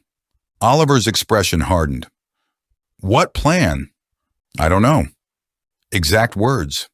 Samuel hesitated. I think he said, You've changed the plan twice already. Lucy felt a chill move through her. Twice. That suggested something much larger than a single murder. Arthur's death. Elliot's death. Perhaps neither had happened exactly as originally intended. Anything else? Oliver asked. Samuel's face tightened with effort. He said Arthur wasn't supposed to die that way. Nobody moved. Lucy felt the sentence land differently from everything before it. Not that Arthur wasn't supposed to die, that he wasn't supposed to die that way. Marcus looked towards Oliver. So Arthur was always going to be killed. Maybe. Marcus stared at him. You still need maybe? Yes. Oliver's voice remained firm. Because Samuel heard one sentence through a wall while injured and half-conscious. We use it. We do not turn it into scripture. Lucy understood the caution, but the implication would not leave her. If Clara and someone inside Ravensmere had planned Arthur's death in advance, then the weekend had never simply been an attempt to suppress his presentation at the last minute. The murder had been built into the gathering, perhaps even into the invitations. Henry finished checking Samuel's pupils and pulse. He needs a hospital. Oliver nodded. I know. He may have a concussion. Can he walk? Not safely. Neil looked towards the weather outside. We can carry him back. Marcus frowned. To Ravensmere? He can't stay here. No. Oliver looked towards the cottage door. and neither can we. Lucy understood why. They had just discovered the place Clara had been using as a base. If Clara remained nearby, the cottage was no longer shelter. It was evidence, and perhaps bait. Oliver turned towards Samuel. "One last question before we move you." Samuel nodded. "Did Clara ever mention Amelia?" The effect was immediate. Fear replaced confusion. "Yes." "What did she say?" Samuel looked towards the floor. "She said Amelia ruined everything." Henry went still. Lucy crouched closer. "What did she mean?" "I don't know." "She said anything else?" Samuel's lips tightened. "She said Arthur had spent 10 years making his daughter into a saint." Neil's face hardened. "That sounds like her." Everyone looked towards him. Lucy frowned. "You knew Clara?" Neil hesitated. "Barely." Another omission. Marcus closed his eyes. "Of course." Lucy looked directly at Neil. "How barely?" "She came to Ravensmere twice." "When?" "Years ago, before Amelia died." "Why?" "To see Amelia." "Did Arthur know?" "Yes." "Did he like her?" Neil's expression answered before his words did. "No." "Why?" "He thought Clara was manipulative." Henry looked towards Neil sharply. "Arthur said that." "Yes." "When?" "After the second visit." Lucy thought of Arthur's patience, his ability to see complexity without surrendering judgment. "What happened?" Neil shook his head. "I don't know exactly. Amelia and Arthur argued after Clara left. Amelia accused him of interfering in her life. Arthur said Clara was using her." "For what?" "He wouldn't tell me." The story tightened again. Clara had not been peripheral to Amelia. She had been close enough to enter Ravensmere House years before. Close enough for Arthur to distrust her. Close enough for Amelia to defend her. Oliver stood. "We moved Samuel first. Then we returned for the cottage properly." Marcus looked towards the photographs covering the walls. "Shouldn't we take those?" "No. Someone could come back and destroy them." Oliver considered that. For once, Marcus had a point. Lucy looked around the room. The phone. A cheap mobile handset sat beside the newspapers. Oliver noticed it. He photographed the cottage first, then carefully placed the phone and several loose documents into clean freezer bags Neil found beneath the sink. He refused to remove the photographs from the walls, but documented each one from multiple angles. Andrew studied the map of Ravensmere. "There are markings here." Lucy joined him. Small crosses had been drawn beside several rooms. Arthur's study, the drawing room, the cellar junction, the music room, Elliot's bedroom, then one more. Lucy's room. Her stomach tightened. "Why mine?" Oliver looked over. A handwritten note sat beside the mark. "LG, keep close." Lucy stared. Marcus noticed. "That's not threatening at all." Evelyn's face had gone pale. "What does keep close mean?" Nobody knew. Lucy forced herself to keep studying the map. One other mark appeared near the rear of Ravensmere House. A circle around a room she did not recognize. "Neil." He came over. "What room is this?" Neil frowned. "That's the old schoolroom." "Where?" "Second floor, east wing." "We haven't been there." "No." "What's inside?" "Mostly storage." "Why would Clara mark it?" Neil looked unsettled. "I don't know." Oliver photographed the marking.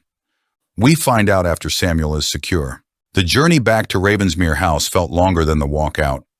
Henry and Marcus carried Samuel between them, using an old kitchen chair reinforced with 2 lengths of wood from the cottage shed. Neil walked beside him, keeping one hand on Samuel's shoulder whenever the path narrowed. Oliver led. Lucy remained behind with Andrew, Evelyn, and Helen. Nobody spoke much. Each person seemed absorbed by the same thought. Clara had an accomplice, or at least a co-conspirator, and Samuel believed Arthur had invited that person. Lucy looked at the people ahead. Marcus, Henry, Neil, Oliver, Andrew beside her, Helen, Evelyn, herself. For days, suspicion had moved among them because of personal secrets. Now it had something more dangerous to feed upon. One of them might genuinely have been part of the plan. The rain eased as Ravensmere House emerged through the trees. Arthur's home no longer looked welcoming, it looked watched. Lucy wondered how many times Clara had stood in the caretaker's cottage, photographing those windows. How many conversations she had predicted, how many movements she had tracked, and what she had meant by keeping Lucy close. They settled Samuel in one of the ground floor guest rooms because Henry did not want him climbing stairs. Neil remained with him while Oliver called the mainland station. This time, everyone listened to the call on speaker. A woman answered. She identified herself by name, station, and caller number before Oliver asked. That alone seemed to reassure him. He explained Samuel's condition, the cottage, Clara Vale, the photographs, and the possibility of an accomplice among the guests. The officer's response came after several moments of silence. We have a launch en route with Coast Guard assistance. Weather has delayed them, but they are moving now. How long? 45 minutes, perhaps less. Oliver looked towards the windows. Call me when they are within sight of the island. We will. And use this number only. He read his mobile number. No house line. Understood. The call ended. Marcus looked towards him. 45 minutes. Yes, we've heard that sort of thing before. I know. Oliver looked toward the clock. But this time we verify every step. Lucy appreciated the change. No more trusting systems because they looked official. Arthur's entire investigation had warned them against that. The old schoolroom occupied the far end of the second-floor east wing. Neil unlocked it with a key from the housekeeper's ring. The room was brighter than Lucy expected. Tall windows overlooked the bay, and faded alphabet cards still decorated part of one wall from the years when Arthur's nieces and nephews had apparently used the space. Most of the furniture had been pushed aside beneath dust sheets, leaving stacks of boxes along the edges. Nothing immediately seemed important. Then Andrew noticed the floor. Those marks are fresh. Parallel scratches ran across the boards beside a large wardrobe. Oliver looked towards Neil. Has that been moved recently? Not by me. Together, Oliver and Marcus shifted it several inches. A narrow door appeared behind it. Lucy stared. Another passage? Neil looked genuinely surprised. No. He tried the handle, unlocked. Beyond it lay a shallow storage recess, barely large enough for two people. Inside sat a folding chair, a small desk, batteries, a charger, and a radio receiver. Marcus gave a humorless laugh. Another office. Lucy stepped closer. Pinned above the desk were handwritten notes. Not Clara's operational map this time. Observations, dates, times, guest behavior, MH drinks when anxious. HS watches before answering. HS equals shame, not fear. OR attempts control through procedure. AW seeks approval from authority. EH responds to emotion before evidence. NF loyalty predictable. Lucy found her own line. LG asks the question after the question. Dangerous if isolated, useful if directed. She felt cold. Clara had studied them. Not merely their routines, their personalities. Henry read over her shoulder. She profiled everyone. Lucy looked towards him. She's a psychologist. Yes. She knew exactly how we'd react. Helen studied the notes. Not exactly. Lucy turned. What? Helen pointed towards her own line. Question mark. Shame, not fear. Clara was testing assumptions too. Oliver nodded. She wasn't omniscient. No. Helen looked around the hidden room. She was observing and adjusting. Lucy thought of Samuel's words. You've changed the plan twice already. Clara had adapted because reality had not behaved perfectly. Perhaps that was the weakness. The murderer had planned extensively, but plans had changed. Mistakes had happened. Elliot had seen something he shouldn't. Lucy had caught a figure outside the study. Arthur had died the wrong way.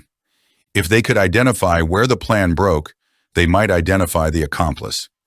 Andrew opened a drawer. Inside lay a printed list of the guests. Every name. Beside each one or two handwritten words. Marcus Hale, pressure. Helen Sinclair, guilt. Henry Shaw, loyalty. Andrew Wallace, validation.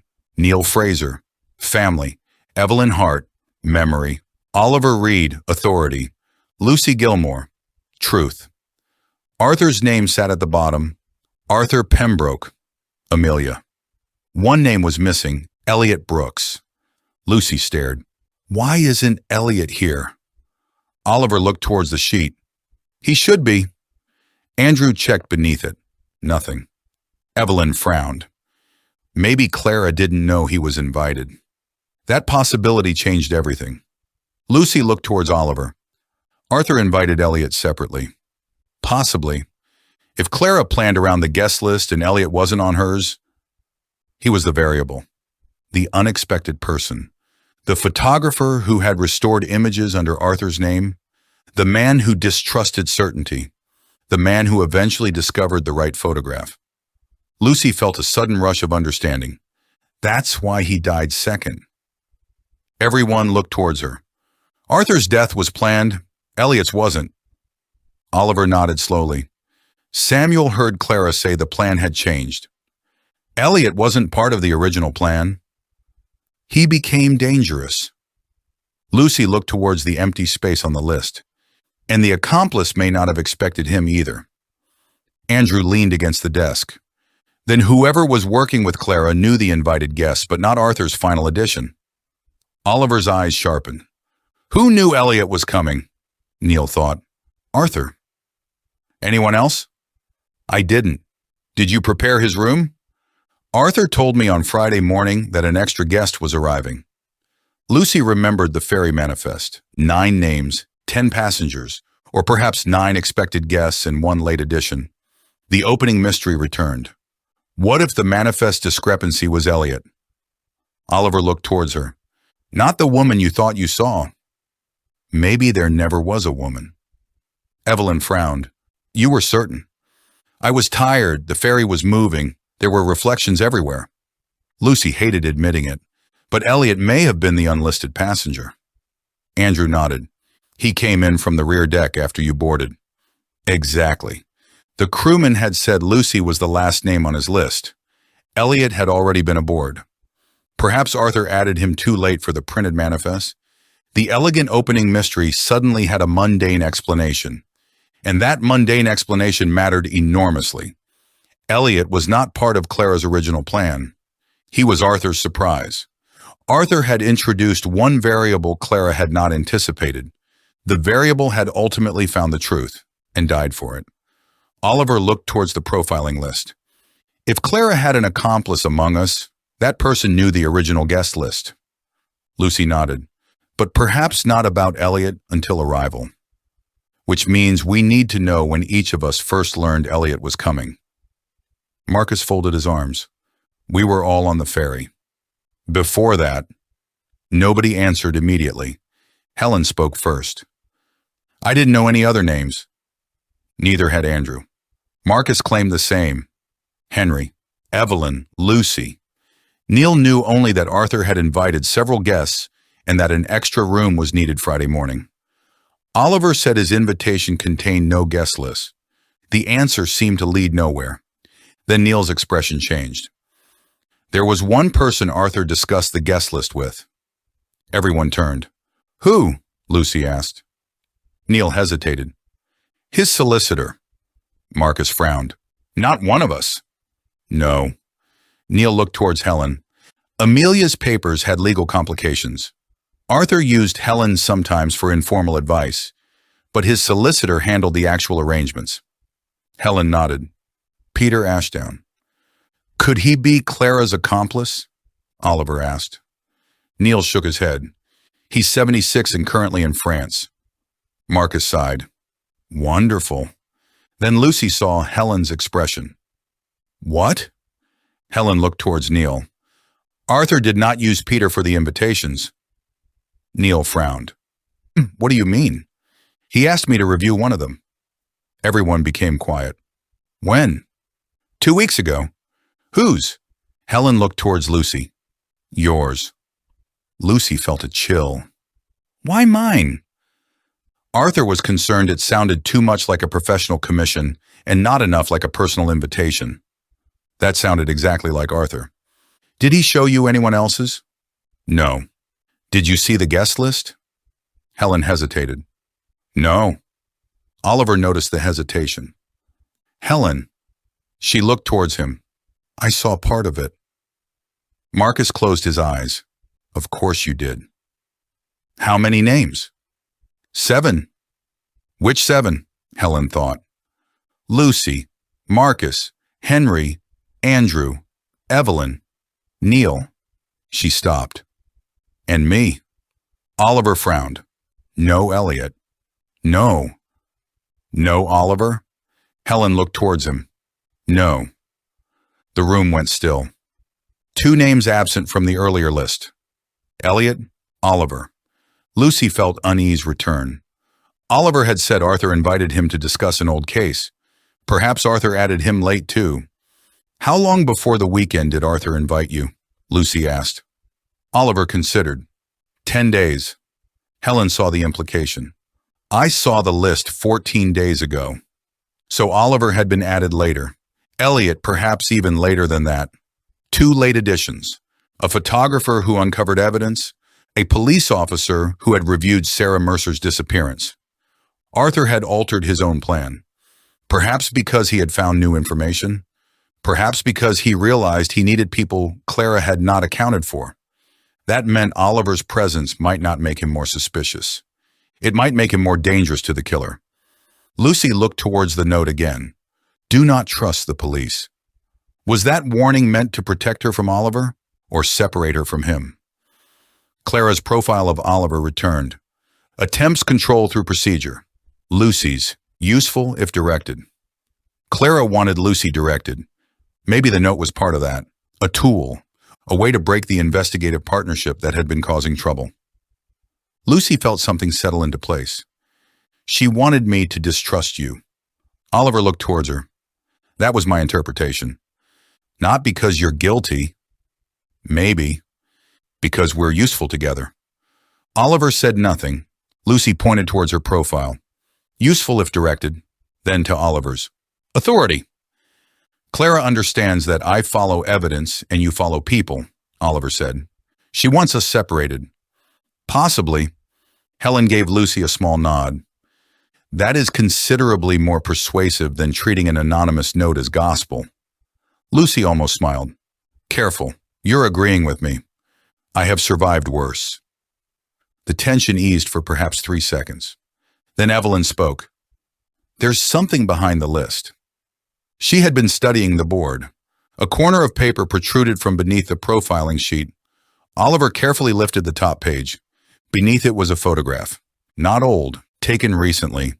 Arthur inside his study, alive, standing beside the window. Across from him stood a man. His back faced the camera. Lucy could not identify him. But the photograph had been taken from inside the hidden schoolroom, through a long lens. Arthur's study window was visible across the internal courtyard. Clara had been watching Arthur from here. Oliver turned the photograph over, writing on the back. Friday in 2214, the night they arrived. Arthur had met someone privately after dinner. The same night, he told everyone that Amelia connected them all. Who is that? Marcus asked. Nobody knew. Andrew leaned closer. Can we enlarge it? It's a print. Evelyn studied the man's posture. Tall enough, dark jacket, one hand in a pocket. Could be any of the men. Marcus looked towards Oliver. Here we go again. Lucy ignored him. Something in Arthur's posture mattered more. He wasn't defensive. He stood close to the man, relaxed, trusted. Then Lucy noticed the desk. The leather folder was absent. Instead, another object rested beside Arthur's hand, a small envelope. Oliver saw it too. The photograph?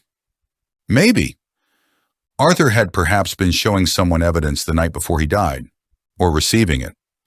Neil stared at the image. I saw that envelope. Lucy turned. When? Saturday morning?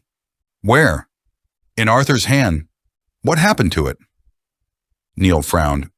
He put it in his jacket. Another item that had vanished. Lucy looked towards Oliver. You searched Arthur's pockets. Yes. No envelope. No. The missing Calder photograph. The missing envelope. Evidence leaving Arthur's possession around the time of his death. The man in this photograph might be the accomplice, or another person Arthur trusted. Either way, they now had a fixed moment. Friday at 22:14. Where was everyone after dinner? Oliver asked. Marcus laughed weakly. You want alibis from 3 nights ago? Yes, Lucy thought, and she had gone upstairs not long after Arthur's announcement. Evelyn had too. Andrew claimed he spent time in the library. Marcus said he had remained downstairs drinking with Henry. Henry frowned. For perhaps 20 minutes. Then, I went to bed. Helen remembered reading in the drawing room before retiring around 10. Neil had been cleaning the kitchen. Oliver said he walked outside briefly before going upstairs. Everyone began talking at once. Then Lucy saw Evelyn. The illustrator had gone completely still. What? Evelyn looked towards the photograph. The sleeve. Lucy looked. What about it? The man's jacket. Dark wool. Ordinary. He has something on the cuff. Andrew brought the photograph closer. A small mark. Almost invisible. White thread or paint. Evelyn stared. I saw that yesterday. Where? She looked around the room. Her eyes eventually settled upon Andrew. The history teacher froze. No! Evelyn looked apologetic. Your jacket? Andrew stared at her. My jacket? The brown one you wore when we arrived. Marcus immediately looked towards him. Andrew shook his head. That isn't my jacket. You have a white repair stitch on the left cuff. Yes. Same place? Andrew's face flushed. So do thousands of people. Oliver remained calm. Where is the jacket? In my room. We check. Andrew looked genuinely hurt. Oliver. We check everyone. The words were familiar. This time they sounded colder. Andrew's jacket hung inside his wardrobe. Brown wool, left cuff, a small white repair stitch. Lucy stared at it. The similarity to the photograph was undeniable. Andrew looked as though he might be sick. I did not meet Arthur Friday night. Oliver examined the jacket without touching it. Who repaired this? My mother. When? Christmas. Anyone borrow it? No. Were you wearing it after dinner? Yes. Lucy looked toward him. When did you take it off? When I went to bed. Anyone see you upstairs? Andrew shook his head. Marcus exhaled quietly. Suspicion shifted again. Lucy hated how easily it happened. Andrew had been one of the most open people in the house. Enthusiastic, self-deprecating. Arthur had liked him. Lucy had liked him. That meant nothing. Arthur had liked his killer too. Perhaps. Oliver looked towards Andrew. Tell me exactly what you did after dinner Friday. Andrew swallowed. I went to the library. For how long? I don't know. Half an hour? Then? Upstairs. Did you speak to Arthur? No. Did you enter his study? No. Did you receive anything from him? No. Lucy watched his face. He seemed frightened, but fear was not guilt.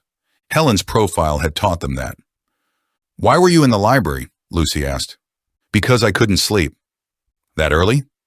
Andrew's eyes shifted. There, a hesitation. Lucy felt disappointment before suspicion. What aren't you telling us? Andrew looked towards the others. Nothing. Andrew. He closed his eyes. I took something. Marcus gave a disbelieving laugh. Andrew glared. Not from Arthur. What? From the archive room. Lucy stared. You stole from Ravensmere? I borrowed it. Without asking? Yes. What? Andrew sat down. An old manuscript. Whose? Amelia's. The room became silent. Of course. What manuscript? Lucy asked. The draft article. About? The Marrow Foundation. Oliver's attention sharpened. Where is it? My bag. You've had it since Friday? Yes. Why hide it? Andrew looked ashamed. Because I wanted to read it before Arthur's presentation. His love of history, his insecurity, his desperate desire to know first. A personal flaw creating suspicious behavior. Exactly the pattern Arthur's killer had exploited repeatedly. Lucy almost felt relieved. Almost. Did the manuscript say anything useful? She asked. Andrew nodded. One thing. What? He looked towards Henry. Amelia believed Marrow wasn't primarily being used to move money. Henry frowned. What then? Information. Nobody spoke. Andrew continued. She believed vulnerable people in Marrow programs were being profiled. Lucy felt a chill. Profiled how? Medical history, addiction, debt, criminal records, relationships, family. Henry stared. That information was confidential. Yes. Who accessed it? Amelia didn't know. Andrew swallowed. But she believed someone was using it to identify people who could be manipulated. Blackmail, witnesses, sources, people whose stories could be controlled. Lucy looked towards Clara's behavioral notes on the cottage wall. Psychology, profiles, vulnerabilities. The method had been there from the beginning. Clara did not simply manipulate the people at Ravensmere House. She had been doing it for years. Where's the manuscript now? Oliver asked. Andrew looked towards his bag. In my room. Oliver nodded. We get it. They had nearly reached the bedroom door when Lucy stopped. A thought had surfaced. If Amelia knew Marrow was profiling vulnerable people, why investigate a hotel porter? Oliver looked towards her. Belle. Yes. What if Belle wasn't stealing valuables? Andrew frowned. The missing watches? What if those weren't what mattered? Lucy thought of hotel rooms, private documents, photographs, Belle entering spaces where people believed they were alone. Belle collected information. Oliver's eyes sharpened. Photographs, documents, things people could be threatened with, then pass them to Vale. Who had access to medical information? And Kay had police information. The three men suddenly formed a system. Belle collected private evidence. Vale accessed medical vulnerabilities. Kay controlled investigations. Clara, the psychologist, understood people well enough to identify pressure points. The fourth person, not an extra participant, the architect. Lucy felt the horror of it. They built people. Andrew frowned. What? Profiles. Lucy looked towards Oliver. Complete profiles. Enough to know exactly how to frighten someone, bribe someone, discredit someone, make someone withdraw evidence. Helen looked sick. The complainant against Belle. She withdrew because they knew what would make her withdraw. Henry sat down. God. Amelia had uncovered not simple corruption, but an apparatus for controlling truth. That explained Arthur's presentation. That explained the note. Who benefits from every version of the truth? Clara did, or whoever inherited what Clara had built. Oliver looked towards Lucy. And Arthur discovered the system? Yes. Then invited people whose decisions had unknowingly protected it. Lucy nodded. Helen's court ruling, Marcus's family payoff, Henry's trust in Kay, Oliver's closure of Sarah's case, Neil's loyalty to Arthur, Evelyn's sketch, Andrew's archive documents, Elliot's photographs, Lucy's journalism, different fragments. Together they could expose the entire structure. Someone had to stop them talking. A knock sounded from downstairs, 3 heavy knocks. Everyone froze. Not the telephone and the front door. Oliver looked at his watch. 42 minutes. The launch. Police, Marcus whispered. No one moved. The knocks came again. Oliver looked towards Lucy. Stay together. They descended as one group. Neil remained downstairs with Samuel and joined them in the hall. Another knock. Oliver approached the door without opening it. Identify yourself. A man's voice answered from outside. Detective Sergeant Graham Lennox, Police Scotland, Coast Guard launch. 2 officers with me. Oliver looked through the narrow side window. 3 figures stood outside in waterproof jackets. Behind them, beyond the garden, blue lights flickered faintly near the jetty. Real. Perhaps. Oliver did not open the door. Caller number. The officer provided it. Oliver called the station on his mobile. Verification took 2 minutes. Longest 2 minutes Lucy had experienced all weekend. Then Oliver finally unlocked the door. Cold air swept inside. The man on the step was in his 40s, rain dripping from the brim of his cap. He looked past Oliver, at the exhausted faces, at Amelia's portrait, at the locked rooms beyond. Inspector Reid? Yes. Lennox nodded. We'll take it from here. Relief should have arrived. Lucy felt none. Perhaps because the anonymous note remained folded inside her pocket. Do not trust the police. Perhaps because Robert Kay had once arrived with a badge, authority, and documentation, and Helen had believed him. Or perhaps because Clara had spent years understanding exactly how comforting authority could be. Lucy watched Detective Sergeant Lennox step inside Ravensmere House. Then she noticed the ring on his hand. Not large, not distinctive, nothing like Helen's, nothing like Sarah's, ordinary silver. Yet something in her mind snagged on it. Not the ring itself, the hand, a faint brown mark across 2 fingertips. The same kind of discoloration Henry had noticed on Arthur's hand after his death. Lucy stared. Lennox noticed. Everything all right? She lifted her eyes to his. Yes. The answer came naturally, too naturally. For the first time since Arthur died, Lucy deliberately lied to the police.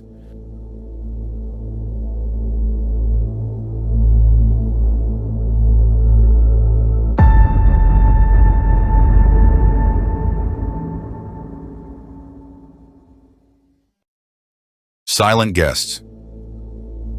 Chapter 13. The Last Alibi.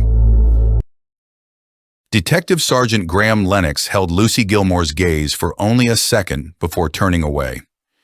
If he noticed anything unusual in her expression, he gave no sign of it.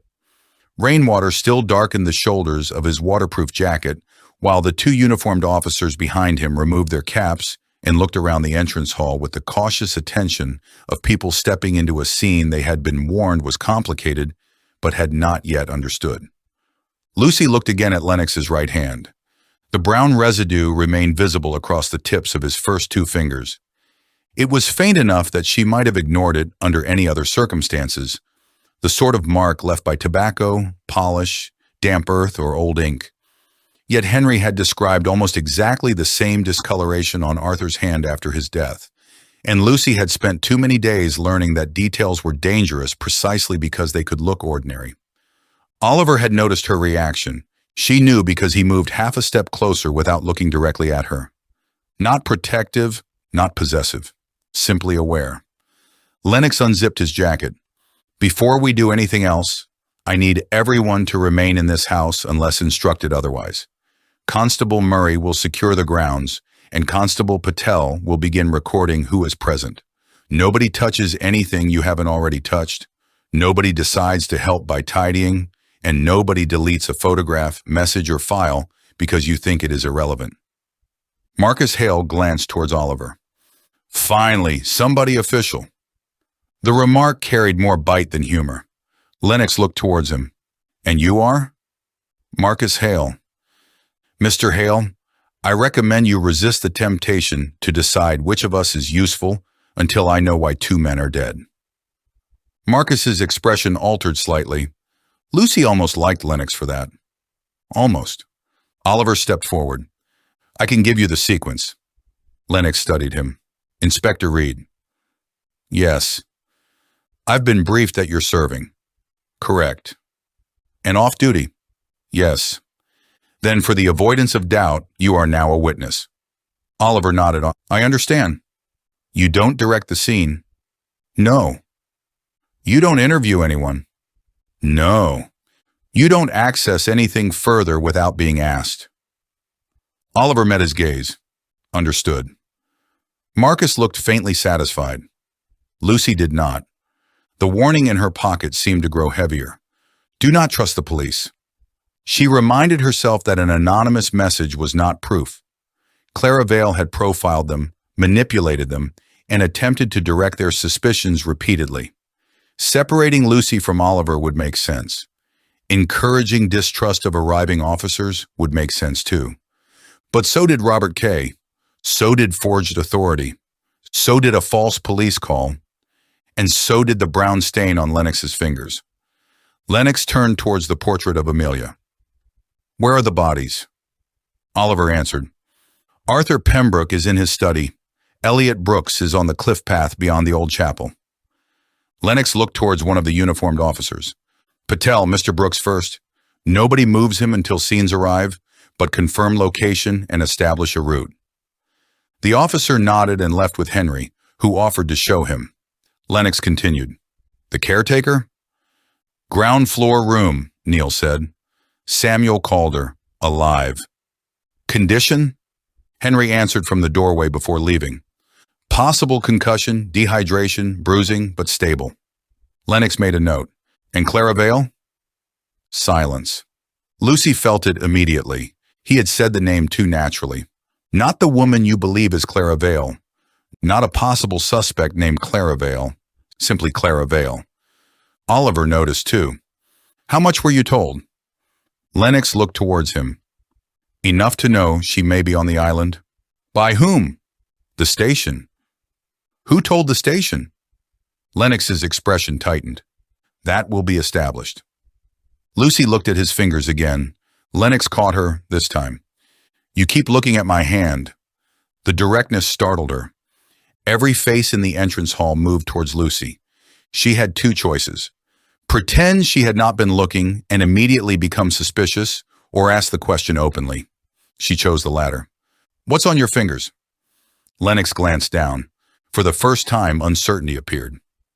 This? He rubbed thumb against forefinger. Fingerprint powder. Lucy frowned. You were processing something before coming here?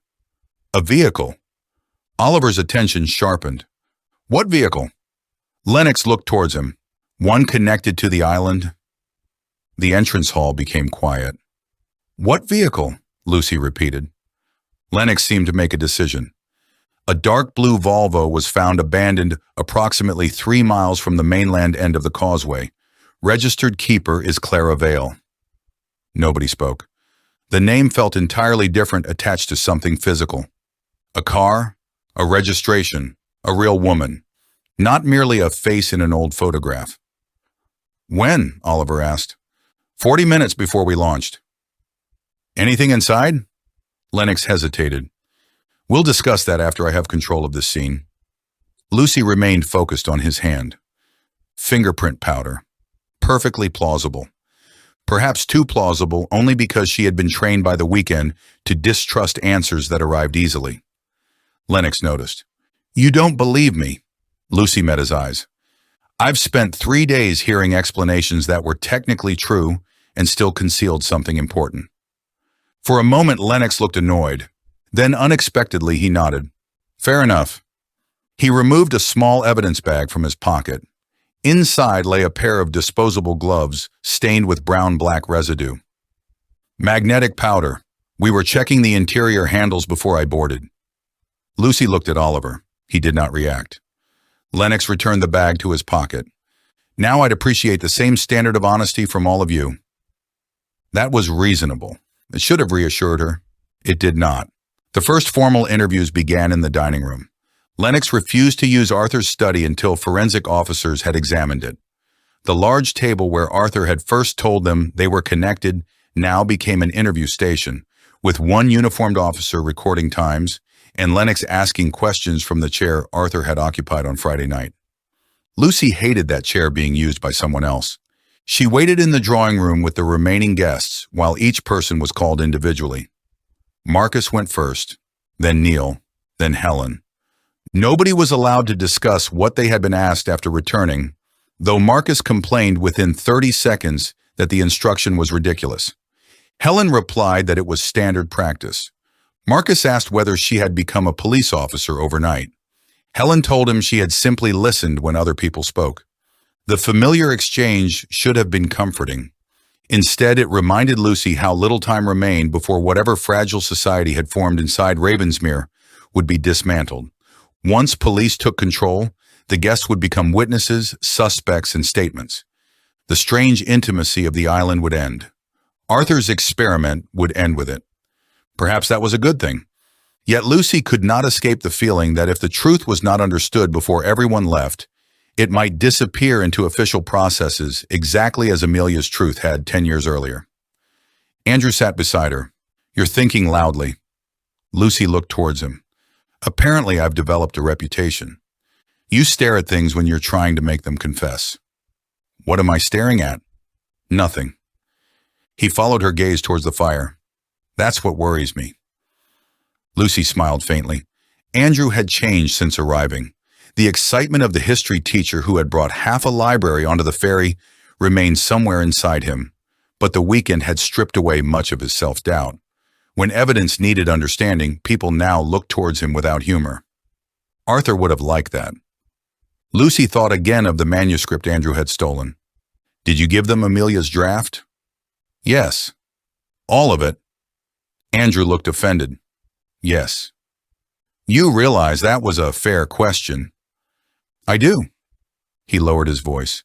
"They took Elliot's drives too." Lucy looked towards him. "Both?" "Yes." That bothered her. "Did Oliver make copies?" Andrew shook his head. "No." "Did you?" A pause. Lucy turned fully towards him.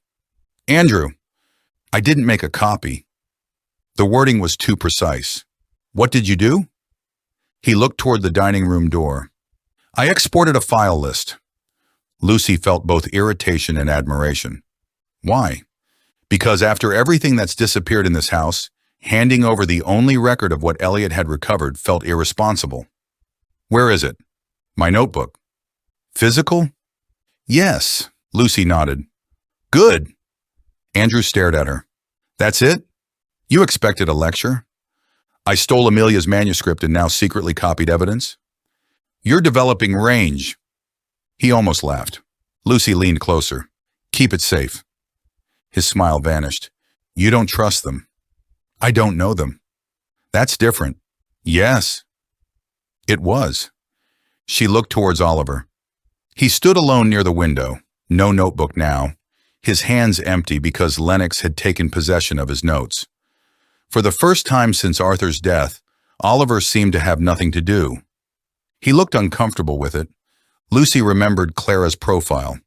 OR attempts control through procedure. Perhaps it had been unfair. Perhaps it had been painfully accurate. "What do you think of Oliver?" Lucy asked. Andrew followed her gaze. "As a murderer?" "As a person." Andrew thought carefully.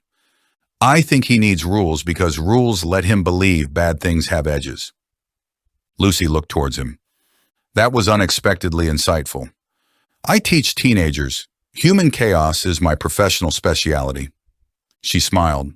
Then Andrew continued. "I also think he's frightened that he missed something important years ago and is trying to compensate for it now." Sarah Mercer, the old file, the decision to close it. Lucy nodded. "Do you trust him?" Andrew hesitated. "Yes." "Why?" "Because when he's caught being wrong, he becomes more careful. Guilty people usually become more certain." Lucy considered that. It sounded like something Arthur might have appreciated. Lucy was interviewed shortly after 7. Lennox closed the dining room door and gestured towards the chair opposite him. Constable Murray sat at the far end with a laptop. Lucy took her seat. Lennox began simply. Full name: Lucy Ann Gilmour.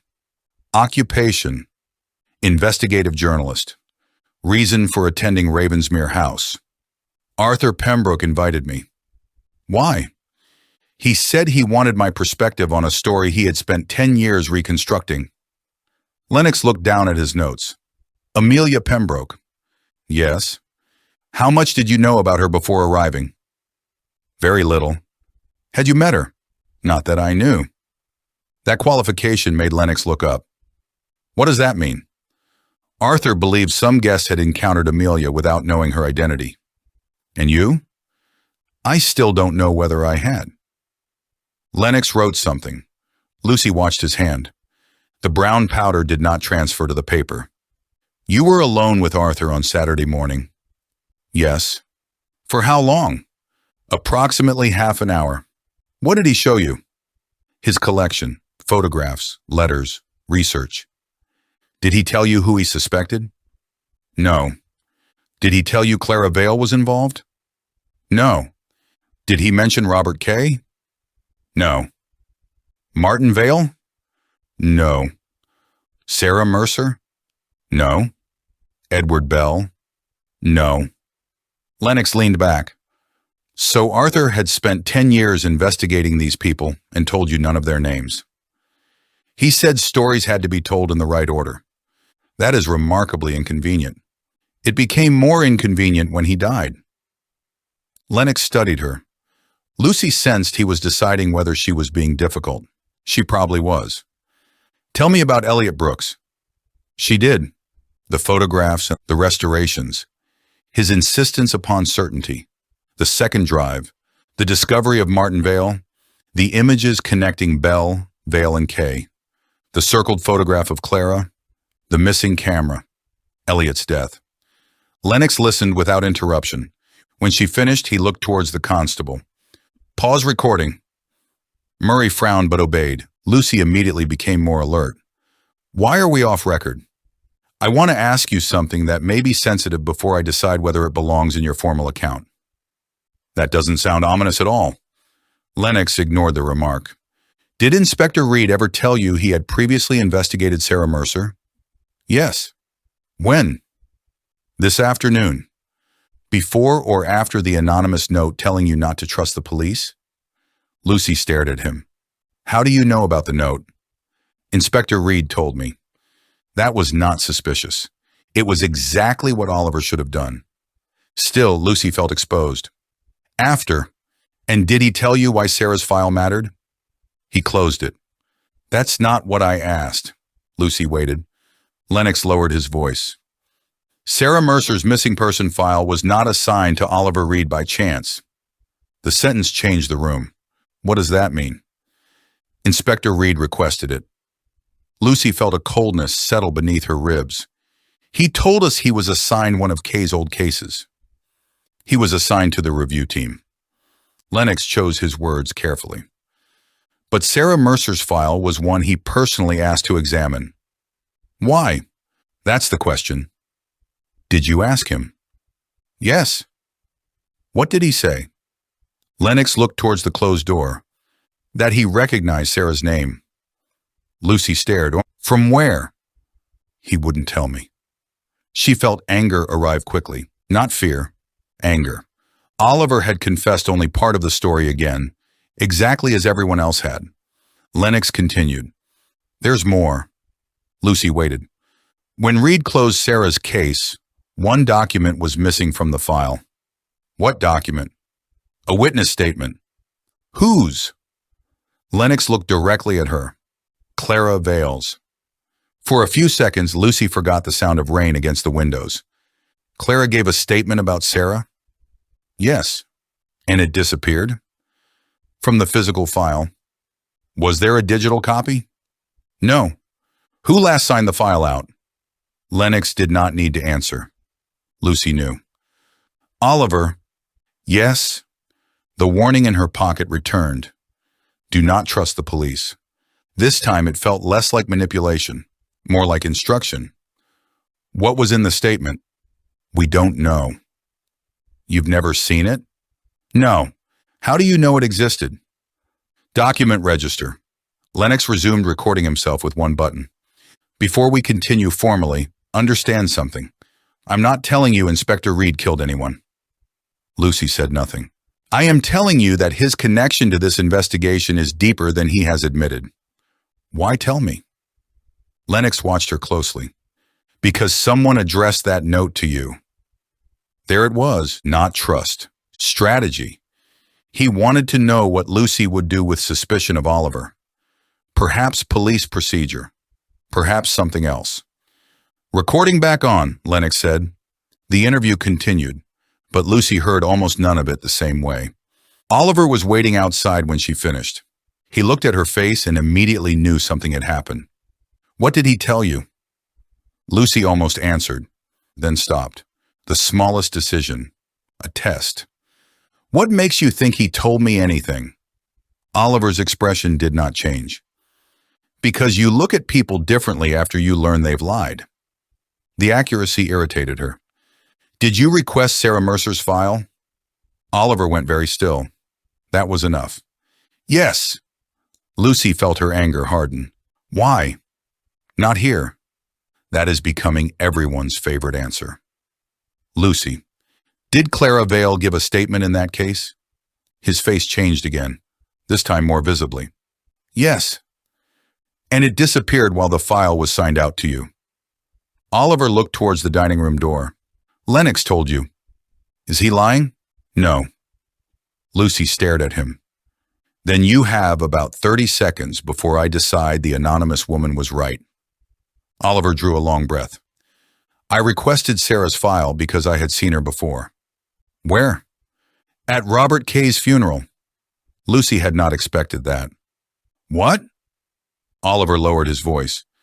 Sarah Mercer attended Kay's funeral 4 years ago. But she'd been missing for 6 years.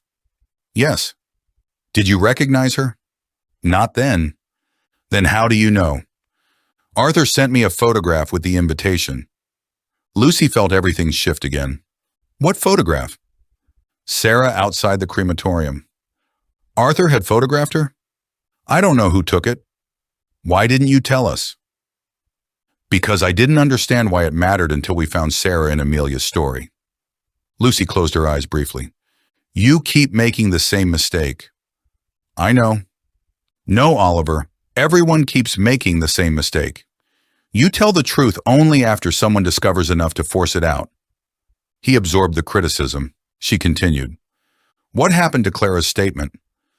I removed it. There it was, not lost. Removed. Why? Because it was false. Lucy stared. You decided that? Yes. On what basis? Because Clara claimed Sarah had died. Lucy felt her pulse quicken. When? 4 years ago. Clara told police Sarah was dead. Yes. How? She claimed Sarah contacted her shortly after disappearing and said she intended to take her own life. Did Clara have evidence? A letter. Where is it? Oliver looked towards her. That's what I removed. Lucy went still. You stole evidence. I removed a document I believed had been fabricated by a woman connected to a compromised former senior officer. You were a police officer. I still am. That makes it worse. Yes. No excuse. Again. Lucy hated how much that mattered. What did you do with it? I sent it for independent handwriting comparison. And? It wasn't Sarah's handwriting. Lucy felt another piece fall into place. Clara forged it. Yes. Why wasn't that in the file? Because before I could reopen the investigation, the examiner who helped me died. Lucy stared. Natural causes. Yes. You're sure? I was. That final word frightened her. Oliver continued. I took the result to my superintendent. He told me the K review was closing and that Clara's statement was outside scope. And you accepted that? No. What did you do? I searched for Sarah privately. For 4 years? Yes. Lucy remembered his broken marriage, his son, work always coming first. Another part of Oliver suddenly made sense. You destroyed your family chasing this. His expression hardened. That is not your concern? Arthur thought it was. Oliver looked towards her. He knew. He knew enough about all of us. For the first time, Oliver looked tired rather than controlled. I found nothing. Until Arthur. Yes. He invited you because he found Sarah. I think so. Did he say that? No. He said he had evidence I had been right to doubt Clara's statement. Lucy's anger began cooling into something more complicated. Why didn't you tell Lennox? Oliver looked toward the dining room. Because Graham Lennox worked for Robert Kay. Lucy stopped breathing. How closely? He was a detective constable in Kay's unit. The brown residue, the car, the easy knowledge of Clara, the interview strategy. Lucy felt suspicion surge in the opposite direction. Does Lennox know you know? Yes. Then why is he here? Because he's the detective sergeant covering this area. Convenient. Oliver almost smiled. You sound like Marcus. I'm having a difficult day. Lucy looked towards the dining room door. Could Lennox be involved? I don't know. Do you trust him? Oliver considered. No. That answer came without hesitation. Lucy felt the note in her pocket become dangerous again. Perhaps Clara had not meant Oliver. Perhaps she meant exactly what it said. The police, not one officer. A system that had already failed Amelia once. Why? Lucy asked. Oliver lowered his voice further. Because there was one other person at Kay's funeral. Who? Martin Vale. Lucy felt ice move through her. Vale was there? Yes. But he'd been missing for 6 years. Exactly. Did Lennox see him? I don't know. Did you? No. Arthur showed me a photograph. Again, Arthur. Always one step ahead until somebody stopped him. Lucy looked towards Lennox through the glass panel in the dining room door. He was interviewing Henry now. Calm, professional, ordinary. People rarely arrived looking like villains. Sometimes they remembered your children's names. Henry had taught her that. What do we do? Lucy asked. Oliver looked towards the entrance hall. Nothing yet. She almost objected, then understood. For once, waiting was not avoidance, it was strategy. They needed Lennox to believe Lucy trusted his suspicion of Oliver. They needed Clara to believe the note had worked. And they needed the accomplice inside Ravensmere House, whoever it was, to believe the arrival of police had ended the guest's investigation. Lucy nodded. So we let them think we've fractured. Yes. You realize Marcus will find that extremely believable. We should use our strengths. For the first time in hours, Lucy laughed, quietly. It felt almost wrong, also necessary. Then a uniformed officer entered from the rear corridor. Sergeant? Lennox appeared at the dining room door. What? The constable looked unsettled. Scene officer found something beside Brooks. Everyone in the drawing room became attentive. What? A second set of blood marks. Lennox frowned. Meaning? Not his. The room went silent. Oliver looked towards Lucy. The constable continued. There's blood on the stone wall about 4 feet from where Brooks was found. Different type, according to the field test. Henry had emerged behind Lennox. How can you know type already? Presumptive grouping kit. Lennox looked towards the officer. Whose? We don't know. Lucy felt the endgame tighten. Elliot had not simply been attacked. He had hurt his killer. That meant somewhere inside Ravensmere House, or among the officers now standing within it, someone might be carrying an injury they had failed to explain. Lennox looked around the room. Everyone rolls up their sleeves. Marcus stared. You cannot be serious. I am. One by one they complied. Marcus. Nothing. Andrew. Nothing. Neil. Old kitchen cuts. No fresh injury. Helen. Nothing. Evelyn. Nothing. Henry. Nothing. Lucy. Nothing. Oliver rolled his sleeves. A shallow cut crossed his left forearm. The room became still. Lennox looked at it. Lucy felt her stomach drop. How did you get that? Lennox asked. Oliver stared at the wound. For the first time since Arthur died, genuine confusion appeared on his face. I don't know. Marcus whispered something under his breath. Lucy looked at Oliver. The cut was fresh, perhaps 24 hours old. Exactly the sort of injury Elliot might have caused while fighting for his life. Lennox's expression changed. Not triumph, something quieter. Recognition. Inspector Reid, he said. I need you to step away from the others. Lucy felt the trap close, and this time she had no idea whether Oliver had walked into it or whether he had been standing inside it from the very beginning. Oliver looked down at the cut on his forearm as though it belonged to someone else. For several seconds, nobody in the drawing room moved. Detective Sergeant Lennox stood near the doorway with one hand resting loosely beside his notebook, while the uniformed constable who had delivered the blood evidence remained behind him. Marcus had stopped speaking entirely. Andrew stared at Oliver with an expression of disbelief. Evelyn looked towards Lucy rather than the wound itself, as though trying to understand what Lucy believed before deciding what she believed herself. Oliver slowly lowered his sleeve. I said step away from the others, Lennox repeated. Oliver looked towards him. I heard you. Then do it. There was no aggression in Lennox's voice, but the authority beneath it was unmistakable. Oliver moved several feet away from the group. Lucy hated how natural it looked. The police officer becoming the suspect, the anonymous warning, Sarah Mercer's file, Clara's missing statement, the unexplained cut. Each detail fitted neatly enough to frighten her.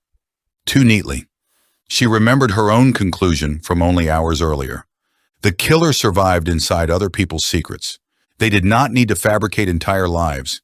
They needed only to exploit what was already there. Lennox looked towards Oliver's arm. When did you first notice the injury? Just now. You expect me to believe that? I expect you to record what I said. Lennox's expression hardened. Don't become clever with me. I'm not. You have a fresh injury and a second victim with foreign blood beside his body. That doesn't make the blood mine. No. Lennox nodded. That's why we test it. He looked towards the uniformed officer. Get the swab kit. Lucy stepped forward. Could somebody have cut him without him noticing? Lennox looked towards her. A wound like that? It's shallow. So? So he spent 2 days moving through old rooms, climbing over stone walls, searching cellars, and running outside in a storm. Oliver glanced towards her. Lucy ignored him. He could have caught it anywhere. Marcus folded his arms. That sounds remarkably generous. Lucy turned. 20 minutes ago, you were accusing Henry. That doesn't mean Oliver is innocent. No. It also doesn't mean the cut appeared because Elliot fought him. Helen spoke quietly. Lucy is correct. Lennox looked towards her. You're defending him? I am defending the distinction between evidence and interpretation. Her voice remained calm. The blood is evidence. The conclusion that Inspector Reid killed Elliot is interpretation. Lennox stared at her. Helen stared back. For a brief moment, Lucy understood exactly how intimidating Helen Sinclair must once have been from the bench. The constable returned carrying a small forensic kit. Oliver extended his arm without being asked. The swab was taken, another from inside his cheek. Lennox sealed both. No one leaves this room. Marcus laughed bitterly. I was wondering when we'd hear that again. Lennox ignored him. Lucy studied Oliver's face. He appeared irritated, not frightened, yet she had learned enough not to mistake composure for innocence. Where were you when Elliot died? Lennox asked. With Lucy. For the entire relevant period? Lucy answered. We found him together. That wasn't the question. She looked towards him. We were together from the moment he left Ravensmere until we found the body. And before that? Oliver answered. In the drawing room. Every minute? No. Lennox looked towards his notes. You went upstairs? Yes. When? Earlier. Alone? At times. Could you have followed Brooks outside? No. Why? Because Lucy and I followed him together. After he had already left. Oliver's jaw tightened. Yes, Lennox continued. Did you know what Brooks had discovered? No. Did you suspect? Yes. What? That he had identified something in the restored photograph. Or someone? Yes. Someone connected to Sarah Mercer? Possibly. Someone connected to Robert Kay? Possibly. Lennox leaned slightly forward. Someone connected to you? Oliver looked directly at him. No. Lucy watched Lennox carefully. That last question felt different. Not investigative. Personal. Oliver seemed to notice too. Why did you ask that? Lennox gave a small shrug. Because Brooks was withholding information. You had an undisclosed connection to Sarah Mercer, and now his blood scene contains evidence pointing towards you. Evidence does not point towards me yet. A fresh cut does. No. Oliver's voice sharpened. A fresh cut is a fresh cut until your laboratory tells you otherwise. Lennox's face changed. Something passed between the two policemen. History, perhaps, or simply professional dislike. Lucy remembered Oliver saying Lennox had worked under Kay. She looked at Lennox's hand again. The fingerprint powder had faded slightly. Everything about him remained explainable. That was what bothered her. The blood result would take time. Not laboratory time, Lennox explained, but enough for the launch crew to carry samples back to the mainland and have an urgent comparison performed. Until then, Oliver was not formally arrested, though the distinction felt increasingly technical. Lennox took his phone, his keys, his notebook. Oliver surrendered each without argument. The notebook bothered Lucy most. Days of observations, timelines, contradictions, everything Oliver had recorded since Arthur's death, now in Lennox's possession. Can I see that? Lucy asked. Lennox looked towards her. No. Why? Because it is evidence. Oliver wrote half of it while I was standing beside him. That does not make it yours? Lucy almost argued, then stopped. Clara's profile. Useful if directed, she was allowing irritation to dictate behavior. Someone might be counting on that. Fine. Lennox seemed almost disappointed by her retreat. That interested her. Oliver was moved to the library with one uniformed officer stationed outside. Not detained, Lennox insisted. Merely separated. Marcus watched him go. I don't know whether to feel safer. Helen looked towards him. Then don't. Marcus frowned. That's helpful. You seem determined to experience every uncertain situation as though it requires an immediate opinion. Helen returned to her chair. Occasionally, Marcus, ignorance is simply ignorance. He stared at her and then sat down. Lucy moved towards Andrew. File list. He looked confused. What? The one you copied from Elliot's drive? Andrew glanced towards Lennox. He has the drives. Exactly. Understanding arrived. He removed his notebook. I wrote the directory names. They moved to the far end of the drawing room while Lennox spoke with Henry. Andrew opened the pages, hundreds of file names, M series, AP_final, SM, restoration dates, client codes. Lucy scanned them. Something had bothered her since Chapter 11. Elliot's restored files had appeared almost too conveniently. A new folder had materialized while they were using the drive. Someone inside Ravensmere had network access. Clara's hidden rooms proved she could monitor the house. But if Clara alone had controlled the network, why involve an accomplice at all? Do any file names begin with O? Lucy asked. Andrew searched. A few. R? Lots. GRL. What? Graham Lennox. Andrew looked at her. You think he sent Elliot something? I think everyone is now allowed to be uncomfortable. He scanned again. No. Lucy looked at the client codes. A pattern. Some began AP, others SG, several CV. CV. Andrew looked. Clara Vale. Maybe. What's SG? Lucy thought. Silent guests? Impossible. That was their title, not Arthur's phrase. Sarah? No. She stared at the dates. The SG files were older. 4 years. Around Sarah Mercer's missing person review. Sarah's case? Andrew looked towards her. Could be. One entry caught her attention. SG_04, 1_R, K_funeral. Robert K's funeral. Arthur had shown Oliver a photograph of Sarah attending it. Lucy felt her pulse quicken. Open files aren't available now. No? But Elliot's notebook? Upstairs unless police took it. Did they? I don't know. Lucy looked towards the staircase. Lennox had told everyone not to leave. She did not intend to. Not secretly. That would make everything worse. Instead, she walked directly towards him. I need Elliot's technical notebook. Lennox looked irritated. Why? Because it may explain the file naming convention on the drive you just removed. What convention? SG. His expression changed. Tiny. But Lucy saw it. He knew something. What does SG mean? She asked. I don't know. You reacted. No, I listened.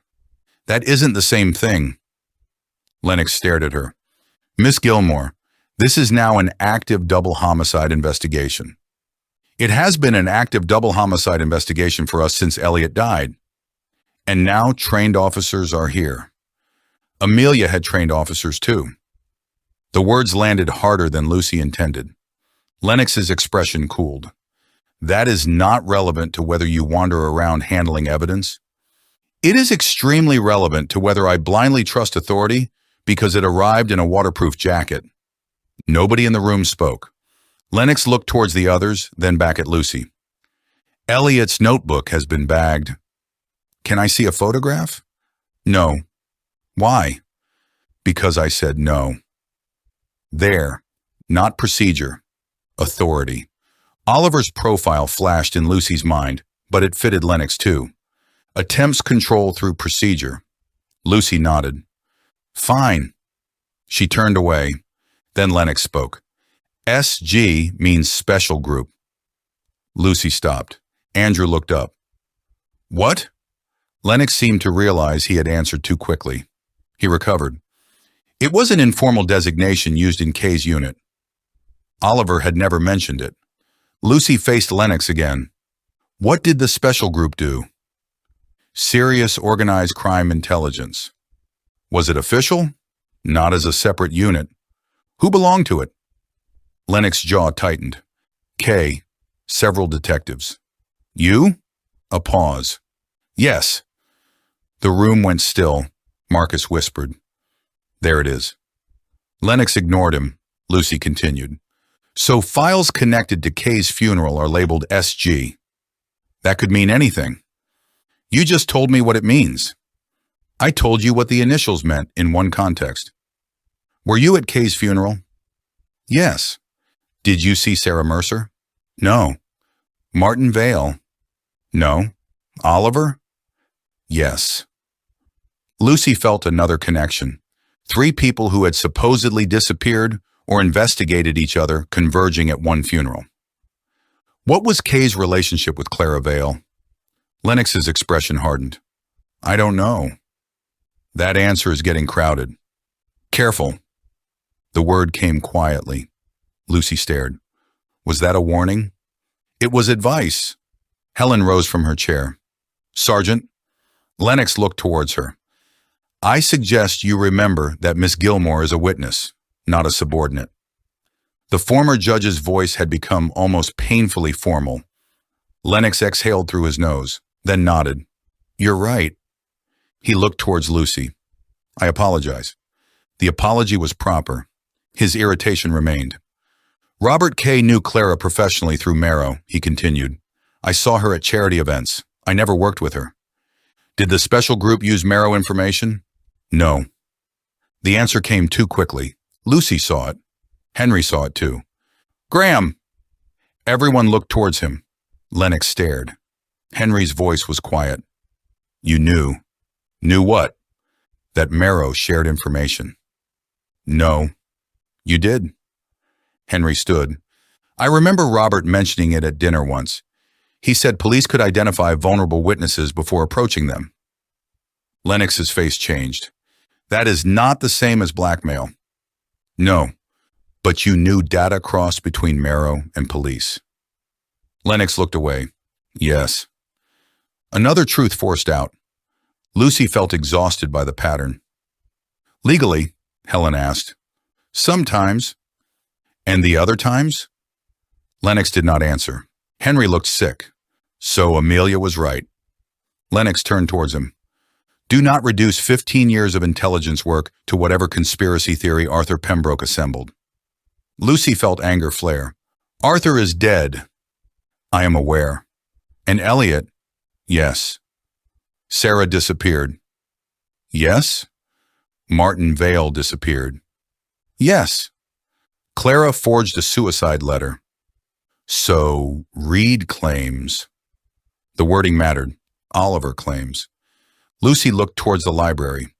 Lennox was building his own version now. Oliver, the compromised investigator. Arthur, the grieving conspiracy theorist. Clara's statement questionable only because Oliver stole it. Different version, different truth. Who benefits? Lucy stared at Lennox. Not proof, but she finally understood the note more clearly. The danger was not simply lying, it was controlling which story became official. 20 minutes later, the weather cleared enough for the Coast Guard crew to confirm that another forensic team would reach Caerwyn shortly. Lennox seemed relieved. Lucy was not. More police meant more security. It also meant the fragile evidence would soon disappear into systems she did not understand. She needed one thing before that happened. Arthur's timeline, not Oliver's. Arthur's. She looked towards Amelia's portrait. Stories have to be told in the right order. Arthur had planned an entire presentation. Surely he had an order, a sequence, something showing how each guest connected. The leather folder had contained sections, but they had treated them individually. Perhaps the order itself was the clue. Lucy approached Neil. Arthur's presentation. He looked towards her. What about it? Did he rehearse it? Yes. Where? Study. Did he use slides? Neil thought. Some. Computer? Yes. Lucy looked towards Lennox. Arthur's desktop remained in the locked study. Police now controlled it. That route was closed. Did he print anything? A running order. Her pulse quickened. Where? Neil frowned. I saw it in the kitchen Friday. What did it look like? 2 pages, names and times. Names? Yes. Guest names? I assumed so. Where is it now? Neil looked uncertain. Arthur took it. With him? I don't know. Lucy thought of missing papers, envelope, photograph, perhaps another item removed. Did you ever read it? No. Anything at all? Neil closed his eyes. 1 line. What? He'd written begin with the person who believes they arrived by accident. Lucy felt an immediate chill. Who? I don't know. Any other line? Neil thought harder. The final name. Yes? Neil opened his eyes. It was Lucy. Her stomach dropped. Me? Yes. Why? I don't know. Arthur had intended to finish with her. The journalist. Truth. The person Clara's profile called useful if directed. Why? Lucy thought of Arthur saying he needed a journalist. Perhaps not merely to listen, to publish. Arthur may have intended Lucy to carry the story beyond Caerwyn. That gave someone motive to watch her. Keep close. Not kill her. Direct her. Clara needed Lucy alive because Lucy could determine which version of the story escaped the island. The thought frightened her more than being targeted for murder. She was not only a witness, she was an instrument. Andrew approached 20 minutes later with another observation. You wanted Arthur's order. Lucy looked up. Yes. I remembered something. What? The archive labels. He lowered his voice. Arthur color-coded guests. Lucy frowned. How? The ribbons in the leather folder. I thought they were subjects. They weren't. How do you know? The sections correspond to people. He counted softly. Red for Marcus, blue for Helen, green Henry, yellow Evelyn. And? Each section has dates. Lucy understood. A chronology. Yes. If we arrange the guest sections according to earliest contact with Amelia, we get Arthur's story order. Lucy felt excitement. Not another new clue. A way to organize existing ones. Exactly what they needed. Can you reconstruct it? Most of it from my notes. They sat beside the fireplace. Andrew wrote, Neil knew Amelia throughout her life. Clara and Henry through marrow and medicine, Marcus through the Calder, Helen through court, Evelyn through the exhibition, Oliver through Sarah years later, Elliot through photographs, Andrew through archives, Lucy last. But something was wrong. Arthur's plan had 9 guests, not counting himself.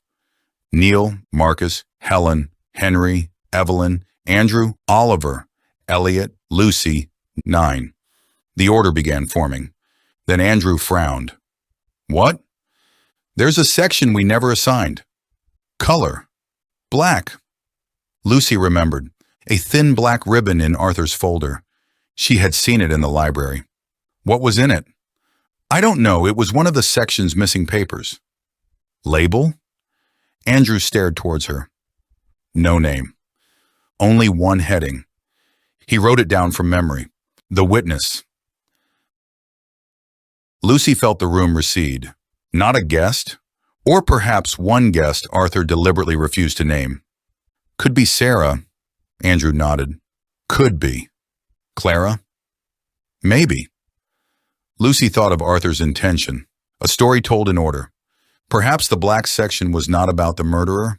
It was about the person who could expose them. Sarah Mercer, alive, watching, sending emails. Perhaps the woman who handed Lucy the note. Sarah was the woman outside, Lucy whispered. Andrew looked towards her. You think? Clara knows the island. She doesn't need to send me a note telling me to look at who benefits. She wants to control me, not help me. But Sarah was Amelia's ally. The fourth person confusion returned. Sarah was not the fourth conspirator. Sarah photographed them. Sarah vanished. If alive, she had spent 10 years hiding. The woman running from Ravensmere might have been Sarah, not Clara. That explained the warning. Do not trust the police. Sarah had fled a corrupt police network. She would absolutely write that. Lucy stood. We've been chasing the wrong woman. Andrew looked startled. What? The woman outside the house. We saw a dark coat. Yes. We assumed Clara because we just discovered Clara. Lucy felt certainty rising, then checked herself. Curiosity stronger than confusion. Evidence. What proof? Andrew asked. None yet. Then? Samuel. They found him awake in the ground floor room with Neil beside him. Henry joined them moments later. Lucy crouched near the bed. Samuel, when Clara held you here, did you see what she was wearing? He frowned. Dark coat. Lucy's excitement faltered. What kind? Long, waterproof. Hair? Dark. The woman outside had dark hair. Could still be Clara. Did Clara have an injury? Samuel thought. On her hand. Lucy froze. What injury? Bandage around the palm? Elliot's killer had left blood. Not his. Lucy felt the room sharpen. Which hand? Left. Oliver's cut was on his left forearm. Clara's hand. The blood at the scene. Lucy looked towards Henry.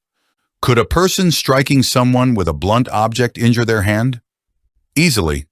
If Elliot fought back? Yes. Henry understood. You think the blood is Clara's? Maybe. The word mattered, not certainty. Did Clara leave the cottage after Elliot died? Lucy asked. Samuel looked confused. I don't know when that was. Yesterday afternoon. I heard the door sometime around then. How long was she gone? Maybe half an hour. Enough. Lucy stood. Oliver's injury might be irrelevant, or planted as suspicion. Clara could have killed Elliot, but Samuel had heard her arguing with a male accomplice. Arthur invited him too. The male accomplice remained. And Arthur's murder? Samuel's sentence returned. Arthur wasn't supposed to die that way. Lucy felt close. Not to the name, to the structure. Clara handled operations. The accomplice belonged among the guests. Arthur's planned death changed. Elliot became an unplanned second murder, likely Clara's response. The accomplice's purpose might have been different. Protect a secret that would destroy multiple lives, their original plan. Lucy looked towards the drawing room, One person had repeatedly benefited whenever attention moved elsewhere. Who? Marcus's secret damaged Marcus. Helen's damaged Helen. Henry's damaged Henry. Oliver's damaged Oliver. Andrew's damaged Andrew. Neil's damaged Neil. Evelyn. Lucy stopped. Evelyn. What had Evelyn's major secret cost her? Almost nothing. She had met Amelia. She drew the follower. She remembered details when useful. Her omissions created clues but rarely danger for herself. Lucy immediately resisted the thought. Evelyn was her friend. That was exactly why she needed to examine it. Arthur liked his killer. Perhaps Lucy did too. She replayed the story. Evelyn had recognized Amelia's notebook. After they found it, Evelyn had revealed the photograph Amelia folded into an envelope. When prompted, Evelyn had identified Martin Vale from the sketch. Evelyn recognized Sarah's hands. Evelyn recognized Andrew's jacket stitch. Evelyn repeatedly supplied visual identifications at precisely the moment suspicion needed to move. An illustrator, someone who understands faces, memory, perception. Clara's profile of Evelyn responds to emotion before evidence, or perhaps that was what Clara wanted everyone to believe about her. Lucy felt cold. No, not enough. Evelyn had been 24 when Amelia met her. Could she have been involved then? Unlikely, unless her connection was not criminal, unless someone she loved was. The killer's motive was to protect a secret that would destroy multiple lives. Evelyn's personal secret remained shallow compared with everyone else's. A collaborative illustration credit, almost suspiciously harmless. Arthur had invited everyone because Amelia connected them. What was Evelyn's real connection? Lucy looked towards the drawing room. Evelyn sat beside Helen, sketchbook resting closed across her knees. Always the sketchbook. From the ferry onwards, she drew everyone. Recorded faces, recorded rooms, recorded positions, a visual diary of the entire weekend. If Evelyn were helping Clara, she could provide exactly what Clara needed. Observations, movements, reactions. Lucy's pulse accelerated. Then she remembered the very first ferry conversation. You can sit here? Evelyn had made room for Lucy. Immediate closeness. Clara's instruction, LG, keep close. Lucy stared. The words did not necessarily instruct Clara to keep Lucy close personally. They could instruct someone else. Someone who had been beside Lucy since the ferry. Someone Lucy trusted almost immediately. Evelyn. Lucy felt nausea rise. Still not proof. She needed proof. Her eyes dropped towards Evelyn's sketchbook. Evelyn had drawn Arthur on the morning before his death, standing at the library window. She had said he didn't know. That sketch could establish Arthur's position. Perhaps other sketches established more. Lucy? Evelyn noticed her staring. Lucy forced herself to smile. Sorry. What is it? Nothing. For once, Lucy lied effortlessly. She turned away, and then remembered something so small she nearly dismissed it. Chapter 5. Outside Arthur's study at 6:17. A figure escaped through the servants' staircase. At breakfast, when Oliver mentioned the staircase, Evelyn's eyes had moved briefly toward the servants' door. Lucy had noticed it, written nothing. Later, Evelyn claimed she had slept until 7. Another small lie. Lucy felt the breakthrough arrive not as excitement, but dread. She walked towards Andrew. Do you still have Evelyn's sketches photographed anywhere? He frowned. No. Oliver asked to see them. Yes? Did he? I think so. Oliver's notebook, now with Lennox. Damn. Lucy looked towards Evelyn again. Sketchbook, still there. She needed access without alerting her. Then Marcus stood abruptly. Police launch. Everyone looked toward the window. Additional blue lights had appeared near the jetty. More officers, more time disappearing. Lucy realized Chapter 14 had just become inevitable. If she was right, she had perhaps minutes before the investigation scattered everyone. If she was wrong, she was about to accuse the gentlest person in Ravensmere House of helping a murderer. She looked towards Oliver's closed library door, then towards Evelyn, and finally towards Lennox, who was speaking into his radio with his back turned. Lucy understood what she had to do. Not accuse, verify. Arthur had taught her better than that. Truth was not finding the answer you wanted. It was understanding what happened to people. She crossed the room and sat beside Evelyn. The illustrator smiled faintly. "You look awful." Lucy laughed softly. "That makes 2 of us." "Probably 8. Evelyn rested a hand on her sketchbook. Lucy looked towards it. "Can I see something?" "What?" "The drawing of Arthur from Saturday morning." Evelyn hesitated. Very slightly. There it was again. "Why?" "I keep thinking about where he was standing." Evelyn's fingers tightened around the cover. "I don't know where that one is." Lucy smiled. "It's in the book." "No." Evelyn shook her head. "I tore it out." Lucy felt her heartbeat increase. "When?" "Yesterday." "Why?" Evelyn looked towards the window. "I gave it to Oliver." That could be true. Oliver's notes were inaccessible. Did he ask for it? Yes. What for? To compare timings. Lucy nodded slowly. Then another memory surfaced. Oliver had told Lucy Evelyn's sketches might help, but Lucy had never seen the drawing again. Possible. Still no proof. Then Evelyn stood. "I need the toilet." Lucy's stomach tightened. "Police said nobody goes alone." Evelyn gave a tired smile. "I think I can manage the downstairs loo." "I'll come." The smile faded for half a second, then returned. "If you like." They walked together. At the entrance hall junction, Evelyn stopped. "Actually, Lucy." "What?" "I'm sorry." The words felt wrong immediately. "For what?" Evelyn's face changed. The softness remained, but something beneath it disappeared. "You really do ask the question after the question." Lucy felt cold spread through her body. Clara's exact profile. LG asked the question after the question. Lucy stared at her. Only Clara's hidden notes had contained that wording. Unless someone else had seen them, everyone in the schoolroom had. But Evelyn was repeating it now with strange familiarity. Lucy said nothing. Evelyn looked towards the open front door where additional police were approaching. "Arthur was right about you." Every instinct Lucy possessed began screaming. "What did Arthur say?" Evelyn's eyes filled with something that looked almost like sadness. "That you wouldn't know when to stop." Then she turned and walked calmly towards the downstairs corridor. Lucy remained standing, not because she was frozen, because she finally understood. Evelyn had not accidentally become close to Lucy. She had been assigned to her, keep close, useful if directed, the illustrator who watched expressions, the woman who saw what others missed, the person nobody had seriously suspected because she seemed too gentle to control anything. Lucy looked towards the approaching officers, then towards Evelyn disappearing around the corridor. She did not call out. Not yet.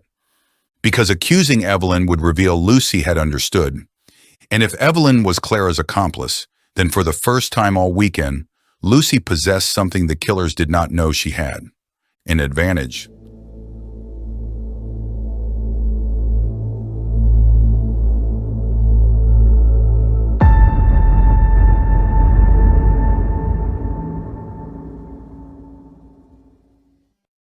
Silent Guests. Chapter 14. The Last Piece. Lucy did not follow Evelyn. That decision felt wrong in almost every instinctive way. Every part of her wanted to move, to call Oliver, to tell Lennox, to stop Evelyn before she reached another room or another hidden passage. Yet the last 3 days had taught Lucy that action taken too early could be just as dangerous as action taken too late. So she stayed where she was. The entrance hall had become busier with the arrival of the second police team. Wet boots crossed the stone floor. Radios crackled. Evidence cases appeared beneath the staircase. 2 forensic officers disappeared towards Arthur's study, while another uniformed constable headed outside with Henry to the path where Elliot's body still lay. Ravensmere House had finally filled with the official machinery everyone had wanted from the moment Arthur died. Yet Lucy had never felt less certain that authority alone would save them. Evelyn vanished around the corner toward the downstairs corridor. Lucy counted slowly to 5, then 10. She forced herself to breathe normally. If Evelyn was innocent, following her secretly would be cruel. If Evelyn was guilty, following her openly would be stupid. Lucy turned instead toward the library. Oliver remained inside with the door partly open and a uniformed constable seated in the corridor opposite. He was not under arrest, but the distinction remained thin enough to make everyone uncomfortable. Lucy approached. The constable looked up. "Miss Gilmour, I need to speak to Inspector Reid." "He's not interviewing anyone." "Good, neither am I." The constable hesitated. "I was told he should remain separated." Lucy lowered her voice. "Then stand inside the doorway and listen to every word." That seemed to solve the procedural problem. Oliver looked towards her as she entered. He knew immediately. "What happened?" Lucy glanced back at the constable. "Can we have 30 seconds?" "No," the constable said. Oliver almost smiled. Lucy closed the door as far as she was allowed, leaving it open several inches. Then she spoke quietly.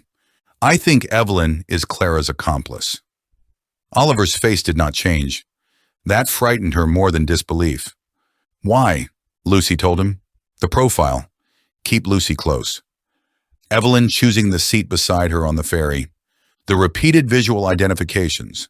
The servant's staircase reaction. The missing Arthur sketch. And finally, Evelyn repeating Clara's exact phrase. "She said I asked the question after the question." Oliver's eyes sharpened. "Everyone saw that note in the schoolroom." "I know. So it isn't proof." "No." "Anything else?" "She said Arthur told her I wouldn't know when to stop." "Did Arthur know her well enough to say that?" "I don't know." Oliver considered. "Could he have?" "Possibly." Lucy hated the word now.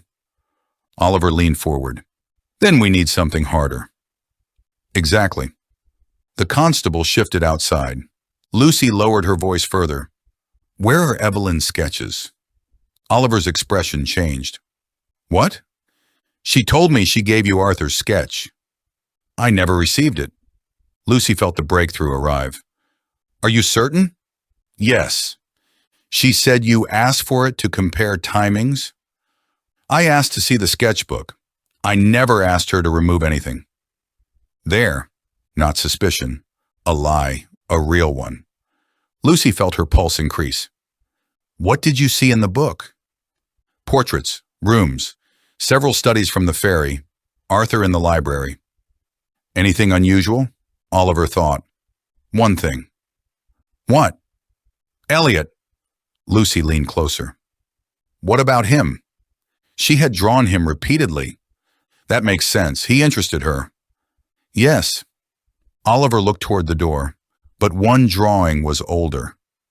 Lucy went still. "How old?" "I couldn't prove it. Different paper, different pencil pressure. The edges were worn." "Was Elliot wearing the same clothes?" "No." "What was he doing?" "Standing outside a photography studio." Lucy felt cold. "Before Ravensmere." "That was my assumption." "Did you ask Evelyn?" "Yes." "And?"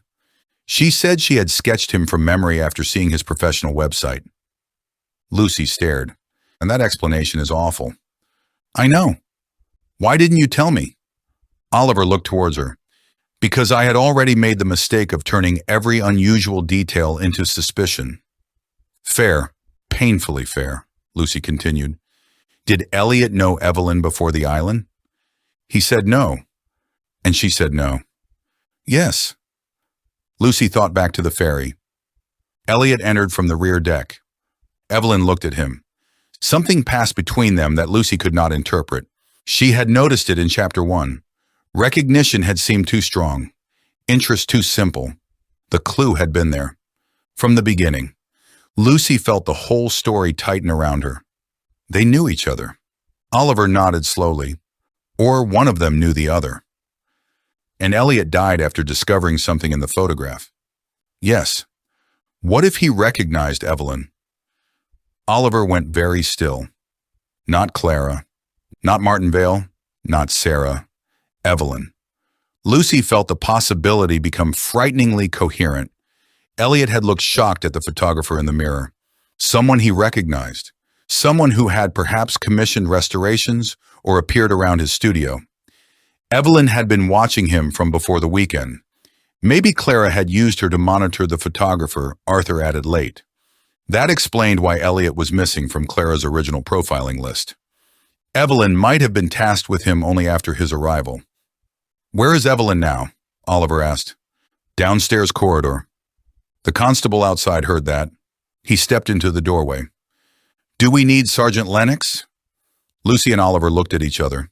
The question mattered. If they told Lennox now, they risked losing the advantage. If they didn't and Evelyn harmed someone, they would never forgive themselves. Oliver decided. "Yes." Lucy looked at him. "You trust him?" "No." "Then why?" "Because we are past the point where personal suspicion justifies withholding immediate risk." Arthur would have approved. Truth before comfort. The constable left. Lucy looked towards Oliver. "Something still doesn't fit." "What?" "Evelyn is 29. "Yes." "She was 19 when Amelia died." Oliver understood immediately. Too young to be Clara's original accomplice. Maybe. She could still have become involved later. "Yes." Lucy thought of Clara Vale, psychologist, manipulator, someone who profiled vulnerability. Evelyn's own personal history had remained vague. A creative regret, a damaged friendship. Nothing with the weight everyone else carried, perhaps because the real secret had never been told. What would Clara have over Evelyn? Oliver frowned. "Family." Lucy looked at him. "Why?" "Because that's usually the strongest leverage." The word struck her. Leverage. Marrow's entire system. Know what people fear. Know what they love. Know what they cannot afford to lose. Arthur had gathered people harmed by those systems. Maybe Evelyn had been both accomplice and victim. That possibility made Lucy hesitate. Not because it excused murder, because it changed motive. The killer was someone readers liked, someone protecting a secret that would destroy multiple lives. Evelyn could fit, but not yet. The library door opened wider. Lennox entered. "What's happened?" Oliver looked towards Lucy. She spoke. Evelyn lied about giving Oliver Arthur's sketch. Oliver never received it. Lennox's expression sharpened. "Where is she?" "Downstairs." He reached for his radio. Lucy stopped him. "There's more." She explained the older sketch of Elliot. Lennox listened. This time no irritation, no authority performance, just attention. When she finished, he looked towards Oliver. "You never recorded that?" "It's in my notebook." Lennox had the notebook. He knew whether Oliver was telling the truth. That mattered. Lennox's face changed almost imperceptibly. "It is." Lucy felt a small piece of trust return. Not much. Enough. Lennox radioed quietly. "Patel, locate Evelyn Hart. Do not confront. Report position only." Static. Then the response. "Sergeant, she's not in the downstairs corridor." Lucy felt her stomach drop. "Check the ground floor rooms." A minute.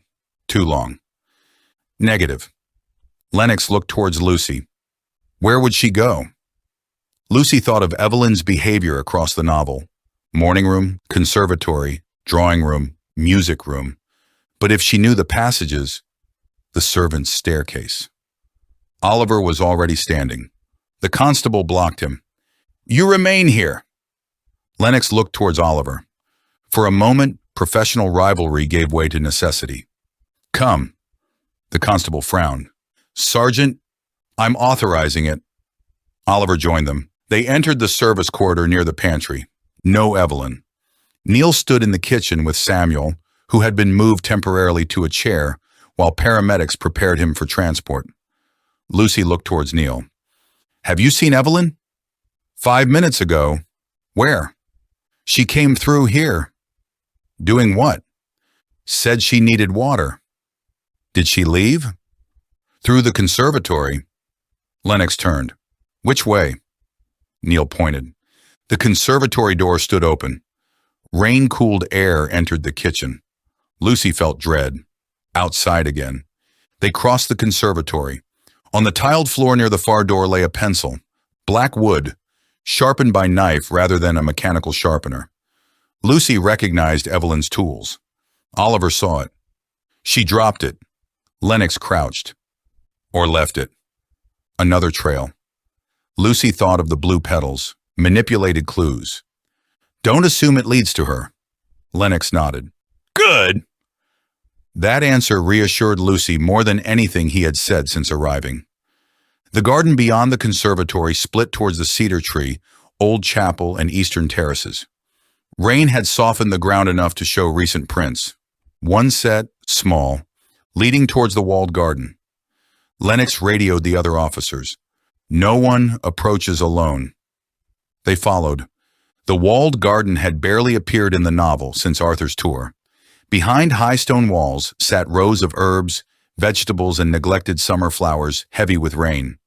A glass potting shed occupied the far corner. The door stood open. Evelyn sat inside. Alive. Lucy almost felt relief. Then she saw the knife.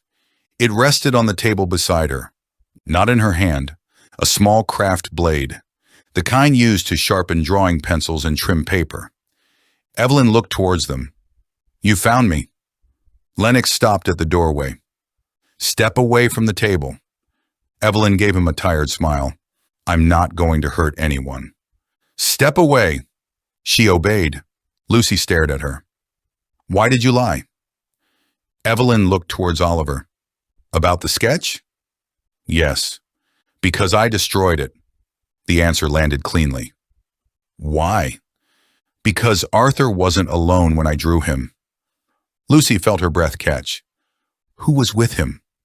Evelyn closed her eyes. Me. No one spoke. Oliver's voice remained steady. You met Arthur Saturday morning. Yes. Privately. Yes. And omitted it from your timeline. Yes. What did you discuss? Evelyn looked towards Lucy. You. That answer frightened her. What about me? Arthur wanted to know whether I thought you could handle the truth. Lucy stared. Why would he ask you? Because he knew what Clara had done. The name changed everything. Lennox stepped closer. You knew Clara Vale before this weekend. Yes. How? Evelyn's composure finally broke. She's my mother. The rain seemed to vanish from Lucy's awareness. Mother, not friend, not handler, not distant accomplice. Mother, Evelyn Hart, Clara Vale, different surnames, a daughter hidden in plain sight. Lucy felt every clue rewrite itself. Vale is your mother? Yes. Martin? My father. Henry staggered slightly behind them, though he had only just arrived with another officer. My God. Evelyn looked towards him. You knew me when I was a child. Henry stared. Then recognition appeared. Not of Evelyn, of the past. Evie. Her face tightened. No one calls me that anymore. Lucy felt the family connection collapse the distance between timelines. Evelyn had not randomly met Amelia at an exhibition. She had been Clara and Martin Vale's daughter. She had known the world around Marrow from childhood. She had perhaps known Amelia far better than she admitted. Did Amelia know who you were? Lucy asked. Yes. Then your whole story about meeting her at an exhibition was partly true. Of course, always partly true. I did meet her there that night, but it wasn't the first time. How long had you known her? Evelyn looked towards the wet glass. Most of my childhood. Lucy felt anger rise. She knew your parents. Yes. She came to your house. Yes. Borrowed books. Yes. Trusted Clara. Evelyn's eyes filled. Yes. Every hidden connection clicked. The cafe, the books, the cornflowers. Clara was not merely Amelia's therapist or colleague. She was part of Amelia's extended social world, and Evelyn had been the child present at the edges of it. No wonder she remembered details. No wonder Arthur invited her. Not as an illustrator, as the daughter of the fourth person. Lennox's voice hardened. Did you kill Arthur Pembroke? Evelyn looked directly at him. No. Elliot Brooks? Her face collapsed. No. Lucy believed the pain. That did not make the answer true. Were you working with Clara? Oliver asked. Evelyn hesitated. Yes. There it was. How? She contacted me 6 months ago. After years apart? Yes. She disappeared from your life? When I was 19. After Amelia died? Yes. Lucy felt the cruelty of it. Clara had vanished, leaving her daughter behind, then returned when she needed her. What did she want? To know why Arthur was contacting people. Did you tell her? Yes. Guest list? Some. House layout? No. Lucy? Evelyn looked towards her. Yes. Keep close. Lucy felt betrayed despite expecting it. You sat beside me deliberately. Yes. Why? My mother said Arthur had chosen you to publish everything. He hadn't told me that. He told her years ago what he would do if he ever proved the truth. Lucy stared. Clara had known Arthur's contingency. If Arthur found the evidence, a journalist would carry it beyond the island. That was why Lucy mattered. What were you supposed to do? Lucy asked. Stay close to you. Listen. Tell Clara what you knew. How? My sketching tablet. The unidentified network device. Lucy felt another clue lock into place. You were sending her notes. Yes. Photographs? Some. Guest behavior? Yes. The profiling sheets. Not solely Clara observing, Evelyn feeding her. Lucy's anger sharpened. You helped her manipulate us. Evelyn began crying quietly. I didn't know she was going to kill anyone. Marcus had arrived behind the officers. He shook his head. They always say that. Evelyn looked at him. I thought she wanted Arthur's evidence. By altering phone lines, hiding in cottages, and profiling everyone? I knew she was frightened. Of what? Prison. The honesty stunned Lucy. Evelyn continued. My mother said Arthur misunderstood what happened. She said Kay and Belle had used Marrow, Martin got involved, and she tried to stop it. Was that true? I don't know anymore. There. A daughter manipulated by the person who taught everyone else manipulation. Lucy felt pity and fury simultaneously. Did you know Clara was on the island? Yes. Before arriving? No. When? Friday night. The photograph of Arthur meeting a man, not Clara. A man. Evelyn continued. She contacted me through the tablet. What did she say? That she was nearby and I needed to keep everyone calm. Did she tell you about Samuel? No. The false telephone? No. Arthur's murder? Evelyn shook her head violently. No. Elliot? She began crying harder. No. Lennox remained unmoved. Why destroy Arthur's sketch? Evelyn wiped her face. Because there was something behind him. Lucy waited. What? My mother. The room became still. In the library? Outside the window. Evelyn looked towards Lucy. I saw her reflection while drawing Arthur. Arthur had not known, or perhaps he had. That was Saturday morning? Yes. Before Arthur died.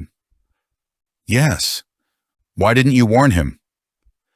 My mother messaged me afterwards and said if I told Arthur she was there, she would expose what my father had done. Lucy stared. What had Martin done? Evelyn's expression changed completely. Fear, not shame, not grief, fear.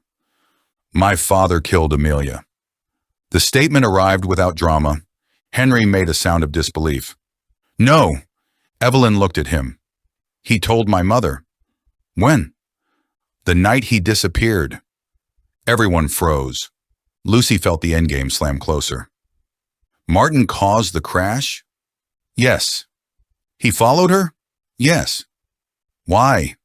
Because she had the photographs. Lucy's heart pounded. And Clara? She was in the car. Silence. Not just Martin. Clara. Evelyn continued through tears. They followed Amelia to get the evidence back. My father tried to force her off the road. He said he only meant to make her stop. Lucy closed her eyes briefly. The old accident, the headlights, the tire marks. Finally, and when she crashed? They left. Henry sat down on an overturned crate. My God. Lucy looked towards Evelyn. Arthur discovered this. Yes. When? I think recently. And Clara knew he had. Yes. That was the secret that would destroy multiple lives. Not merely Clara's, Martin's legacy, Marrow, Kay, the police operation, everyone who had benefited, everyone who had unknowingly protected it. Evelyn nodded. Arthur was going to reveal everything. Then why didn't Clara kill him herself? Evelyn stared at Lucy. I thought she did. That answer stopped everyone. What? Until Samuel said she had an accomplice. Lucy felt the missing piece return. The man. Arthur invited him too. Evelyn shook her head. I don't know who he is. Lennox looked unconvinced. You expect us to believe you worked with Clara for 6 months and never knew? She never told me everything. That much is obvious. Lucy looked at the craft knife. Your injury. Evelyn frowned. What injury? Roll up your sleeves. She did. Nothing. Hands, no bandage, no recent cut. Samuel had said Clara's left palm was bandaged. The blood at Elliot's scene could still be Clara's. Evelyn was not Elliot's killer. Probably. Lennox picked up the craft knife carefully. Why is this here? I came to destroy my sketchbook. Lucy felt another betrayal. Where is it? Evelyn pointed beneath the potting table. The sketchbook lay there, intact. I couldn't do it. Lucy crouched near it. Why destroy it? Evelyn looked towards her. Because I drew things I wasn't supposed to see. Oliver's attention sharpened. Such as? Evelyn swallowed. The man Arthur met Friday night. Lucy felt electricity run through her. You drew him? Yes. Why? I saw him leaving Arthur's study. Show us. Evelyn looked towards the sketchbook. Lennox bagged it rather than allowing Lucy to touch. He opened pages carefully. Fairy portraits, breakfast, Arthur, Elliot, guests. Then a page near the center, a man in profile, dark jacket, one hand in his pocket, white stitching near the cuff. Andrew's jacket clue, but the face. Lucy knew him. Everyone did. Marcus stepped backward. No. The drawing showed Neil Fraser, Arthur's chef, godfather to Amelia, family, the man who knew Ravensmere better than anyone. Neil had been photographed meeting Arthur Friday night. Neil had known the house, the passages, the keys, the telephone, the guest arrangements, the flowers, Amelia's habits, Arthur's routines, and Arthur trusted him more than anyone. Lucy felt sick. Neil. He was not in the potting shed. She turned. Where is Neil? Nobody answered. He had been with Samuel, then joined them outside. Had he followed all the way? Lucy replayed the walk. Henry, Marcus, Andrew, Helen, Evelyn, Oliver, officers. Neil had been there earlier, but not now. Lennox grabbed his radio. Locate Neil Fraser immediately. Static. Then a constable's voice. He's not in the house. Lucy felt the truth becoming terrifyingly coherent. Arthur trusted the wrong person. Neil was family. Neil had access to everything. Neil's personal secret had supposedly been health concerns. Harmless, like Evelyn's. Neil had repeatedly supplied useful information at just the right moment. Arthur's study bell, the missing journals, the flowers, the reading group, Clara's old visits. He had always been the person who explained the house, because he controlled what they knew about it. Lucy remembered Arthur's death. Neil had been the one who went to find him. Neil had discovered the body, or claimed to. He had been alone with Arthur's study before Oliver arrived. He could have staged almost anything. Then another memory. Arthur asked Neil to bring the leather folder upstairs. Neil claimed Arthur was alive. No witness confirmed it. Arthur may already have been dead. Lucy felt the final alibi collapse. Oliver, he understood. Neil was the last person who claimed to see Arthur alive. And we believed him because he loved Arthur. Helen looked horrified. Did he? Lucy thought of loyalty. Predictable. Clara's profile of Neil. NF loyalty predictable. Not loyalty to Arthur, perhaps loyalty to Clara, or Amelia, or himself. Evelyn stared at the sketch. I don't understand. You drew him leaving Arthur's study Friday. Yes. Did Clara know? I sent her the sketch. Lucy turned sharply. You sent Clara Neil's face? Yes. And what did she say? Evelyn closed her eyes. One sentence. What? She said, he came after all. The potting shed became silent. Arthur invited him too. Samuel's overheard argument. Not someone already expected. Someone Clara knew independently. Neil. But Neil worked at Ravensmere. Why would Clara be surprised he came? Unless Neil was not merely staff for the weekend. Unless Arthur had formally invited him as one of the collection. A witness. A participant. Someone with his own hidden connection to Amelia's case. Lucy felt the missing dimension. Neil wasn't just Amelia's godfather. Evelyn looked towards her. No. How did Clara know him? I don't know. Henry suddenly lifted his head. I do. Everyone turned, and his face showed recognition, not certainty. Memory. Neil Fraser. He repeated the name. Robert Kay used to talk about a Fraser. Lucy's pulse accelerated. What Fraser? A confidential source. Silence.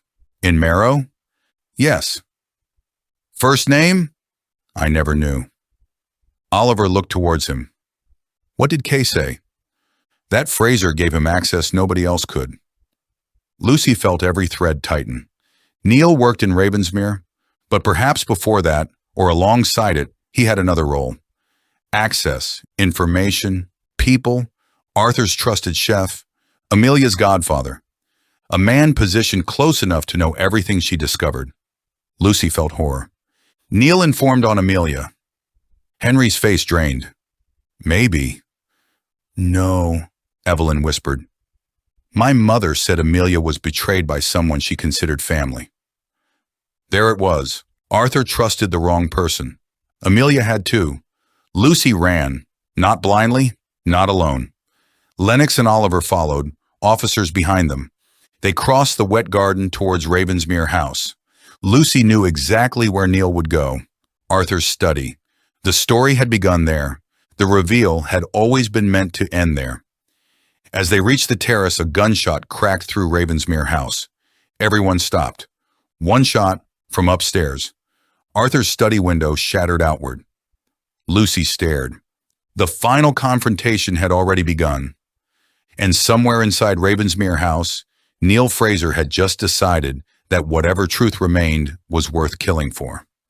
The gunshot left a silence behind it so complete that for a second, even the weather seemed to stop.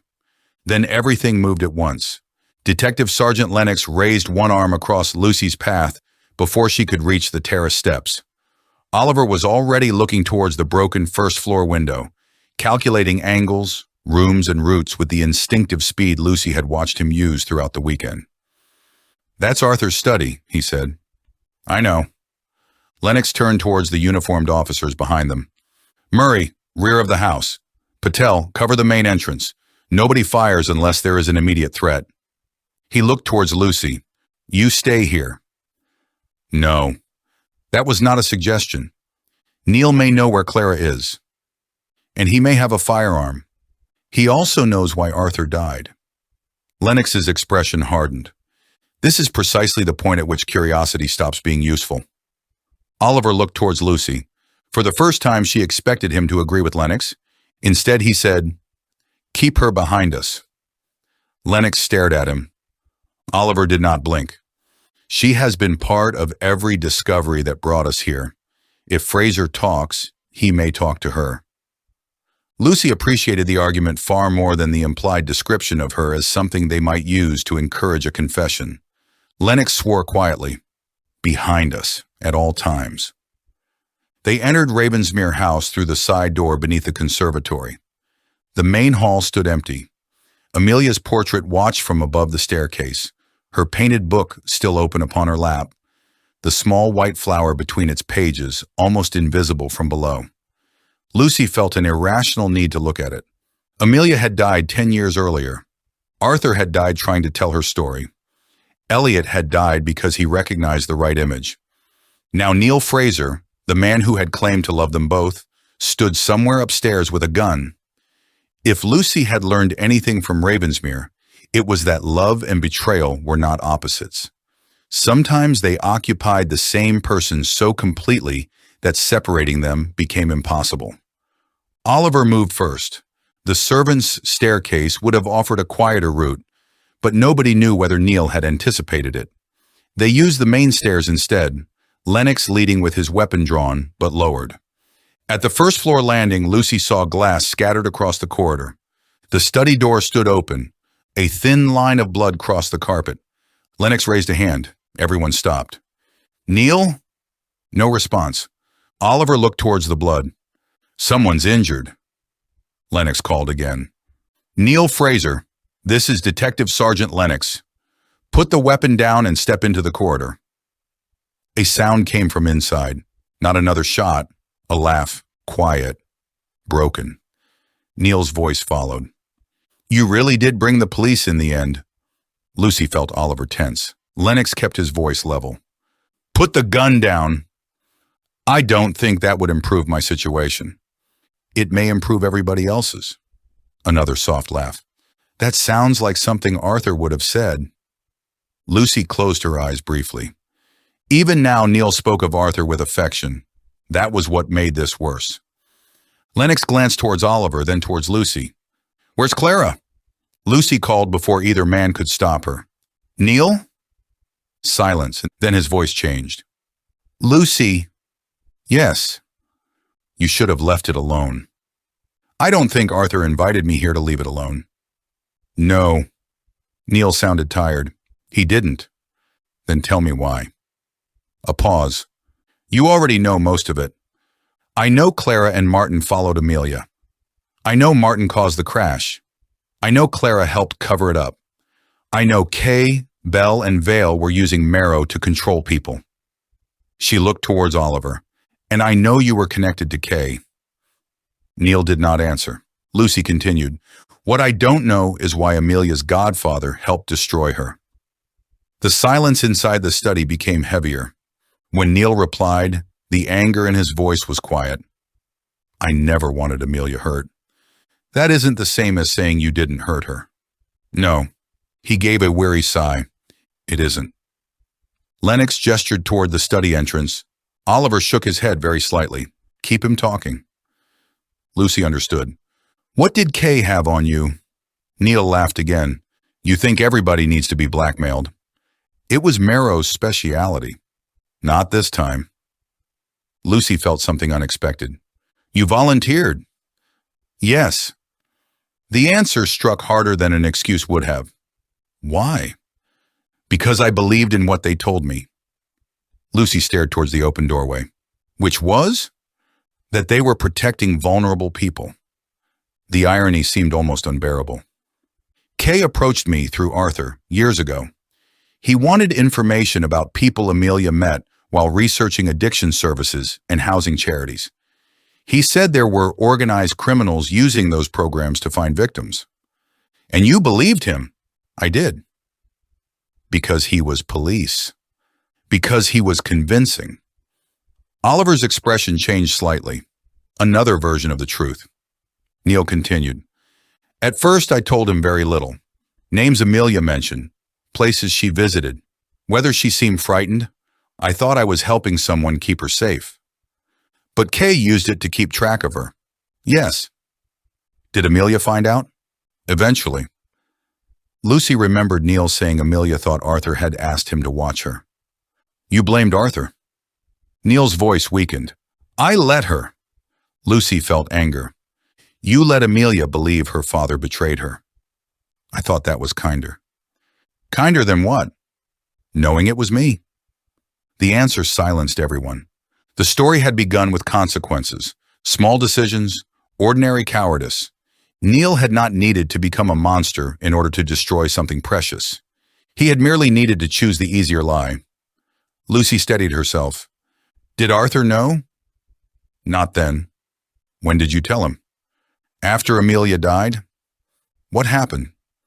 A long silence. He hit me. Lucy glanced at Oliver. Neil almost sounded amused by the memory. Arthur Pembroke, who once apologized to a waiter for sending back soup with a fly in it, punched me so hard he broke 2 fingers. Lucy could imagine it. Then what? He asked why. And what did you say? The truth. Did he forgive you? Neil's voice became very quiet. No. That surprised her. Arthur had seemed almost incapable of hatred, but perhaps complexity did not mean forgiveness. He kept you at Ravensmere. Yes. Why?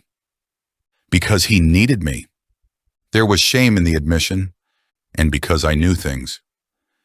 You became part of his investigation. Yes. Lucy understood. Arthur had not kept Neil because everything was fine.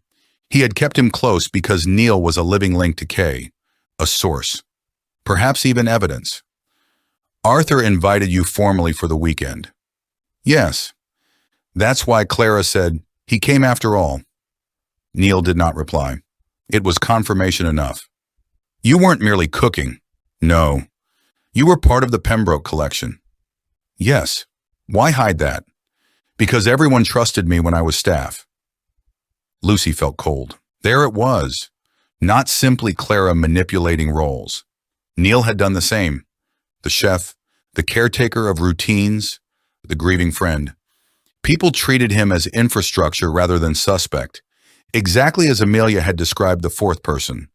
Someone nobody noticed because they never appeared to be part of anything. Lucy's thoughts tightened.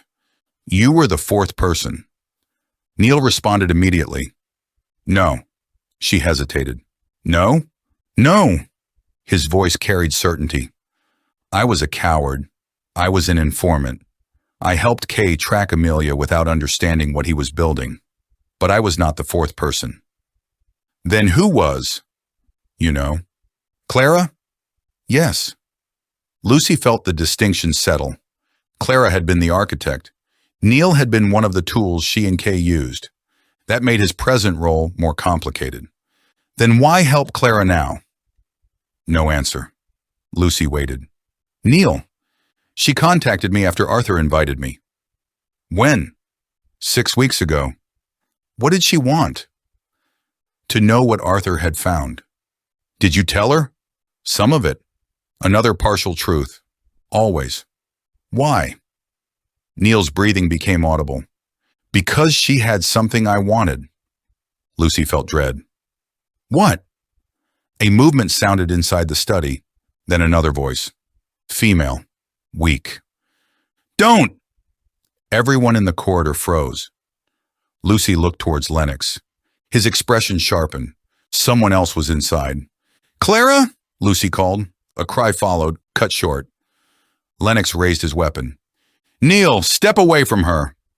Neil's voice changed instantly. She isn't Clara. Lucy felt her pulse jump. Who is it? Neil said nothing. Then the woman spoke again, barely audible. Lucy. She knew that voice, not well, but she had heard it in the dark outside Ravensmere. The woman with the envelope. The warning. Lucy understood. Sarah. Silence, and then, yes. Sarah Mercer was inside Arthur's study. Alive. Neil had her. Lennox glanced towards Oliver. The entire case changed again. Lucy called through the doorway. Sarah, are you hurt? Yes. Where? My shoulder. Neil interrupted. She moved when she shouldn't have. The blood on the carpet. The gunshot. Sarah had been hit. Lennox's voice became dangerously calm. Neil, If you shoot her again, this ends badly. Neil laughed weakly. You think it hasn't? Lucy ignored him. Why Sarah? Because of course. The witness. Arthur's black section. The witness. Sarah was the final person Arthur needed. The one person who could expose Clara's original operation directly. Neil answered. Because Arthur found her. When? Last year. Where? Wales. Lucy thought of Arthur's 10 years of work. He had succeeded. He kept her hidden. Yes. From Clara? From everyone. Even you? Until 3 months ago. How did you find out? Arthur made the mistake of trusting an old man with a train ticket. Lucy almost smiled at how Arthur that sounded. A tiny detail. A receipt. History surviving in ordinary things. Did Sarah come to Caerwyn voluntarily? Sarah answered herself. Yes. You were the woman outside. Yes. You left me the note. Yes. Lucy felt the relief of confirmation. Why run? Because I saw Clara. Where? Near the chapel. After Elliot died? Yes. Sarah's voice cracked. I knew she'd killed him. Lennox looked towards Lucy. There. A direct witness, perhaps. Did you see her do it? Lucy asked. No. Important, not proof. I saw blood on her hand, her coat. She was carrying Elliot's camera. That was much stronger. Oliver closed his eyes briefly. Clara had killed Elliot. The second murder solved, at least structurally. Neil's voice returned. Sarah wasn't supposed to come into the house? Lucy frowned. Why? Because Arthur wanted her protected until the presentation. Then why is she here now? Because she decided to be brave. Sarah laughed painfully. Something you never managed? Neil said nothing. Lucy felt the history between them. Sarah, did you know Neil 10 years ago? Yes. In Marrow? Yes. Was he part of it? He gave Kay information. We know. He also warned me. Lucy stopped. When? After Amelia died. The moral shape twisted again. About Clara? Yes. Neil helped you disappear. Sarah answered. He told me Clara thought I had copies of the photographs. He gave me money and told me to leave Edinburgh. Lucy looked towards the study. Neil had helped cause Amelia's danger, then helped save Sarah. Hero and betrayer inside one person. Exactly the kind of uncomfortable human truth Arthur had built his entire philosophy around. So that's what Clara had over you now, Lucy said. Neil did not answer. She knew you helped Sarah escape. Yes. Why would that matter? Because Robert Kay did not die believing Sarah escaped. Lucy frowned. Meaning? Neil's voice became bitter. Kay believed Clara killed her. The room went still. Lucy tried to understand. You let Kay think Sarah was dead. Yes. Clara forged the suicide letter. Yes. And Oliver found it was fake. Yes. Sarah spoke. Clara didn't know I survived until Arthur found me. Lucy's pulse quickened. Arthur's discovery had threatened Clara in a new way. Not only because Sarah could testify, because Sarah's survival proved Clara had lied to Kay too. Perhaps Kay had never trusted her completely. Perhaps the structure had been fracturing long before. Lucy called to Neil. What did Clara offer you? No answer. Then Sarah whispered, Amelia's recording. Lucy felt the air vanish from the corridor. What recording? Neil answered this time. Her last message. Lucy stared. To whom? Me. Arthur had spent 10 years preserving Amelia. Neil had spent 10 years living with her last words missing. What did Clara say? She had it. Did she? Yes. How do you know? She played part of it. Lucy finally understood motive. Not money, not simple fear of exposure, grief, guilt. A man who had betrayed Amelia was offered the last thing she ever said to him. Clara knew exactly which wound to press. Marrow's method, profiles, pressure, leverage, even 10 years later. What did she want in return? Arthur's evidence. And? Neil's voice broke. I agreed. Lucy closed her eyes. There it was. The original plan. Neil would steal evidence. Clara would retrieve it. Arthur perhaps would be stopped, frightened, drugged, discredited. But Samuel had heard the argument. Arthur wasn't supposed to die that way. Did you plan to kill Arthur? No. Did Clara? I don't know. Then how did he die? For the first time, Neil said nothing. Lucy's stomach tightened. Neil, I gave him something. Henry's head lifted. What? Lucy looked towards him. He moved closer to the doorway. Neil answered. A sedative. Henry's face hardened. What sedative? Tablets Clara gave me. How? In Arthur's tea. Lucy felt the betrayal viscerally. Arthur trusting Neil with food, drink, routine. How much? I didn't know. Henry's voice sharpened. What tablets? I don't know. Color? White? Marking? I didn't look. Henry swore. Lucy had never heard him do that. Neil continued. Clara said it would make Arthur sleep for several hours. We would remove the photographs and delay the presentation. When he woke, she intended to convince him Sarah had left again. Lucy felt disgust. You drugged the man who trusted you. Yes. Then what happened? He became ill. Henry moved closer. What symptoms? Confusion, sweating, trouble breathing.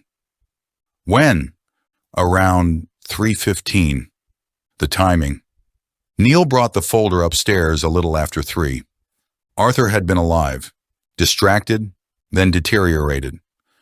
What did you do? Lucy asked. I called Clara. You didn't call Henry?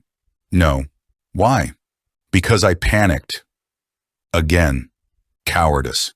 Ordinary and catastrophic. What did Clara say? To leave him. Lucy closed her eyes. And you did. Yes.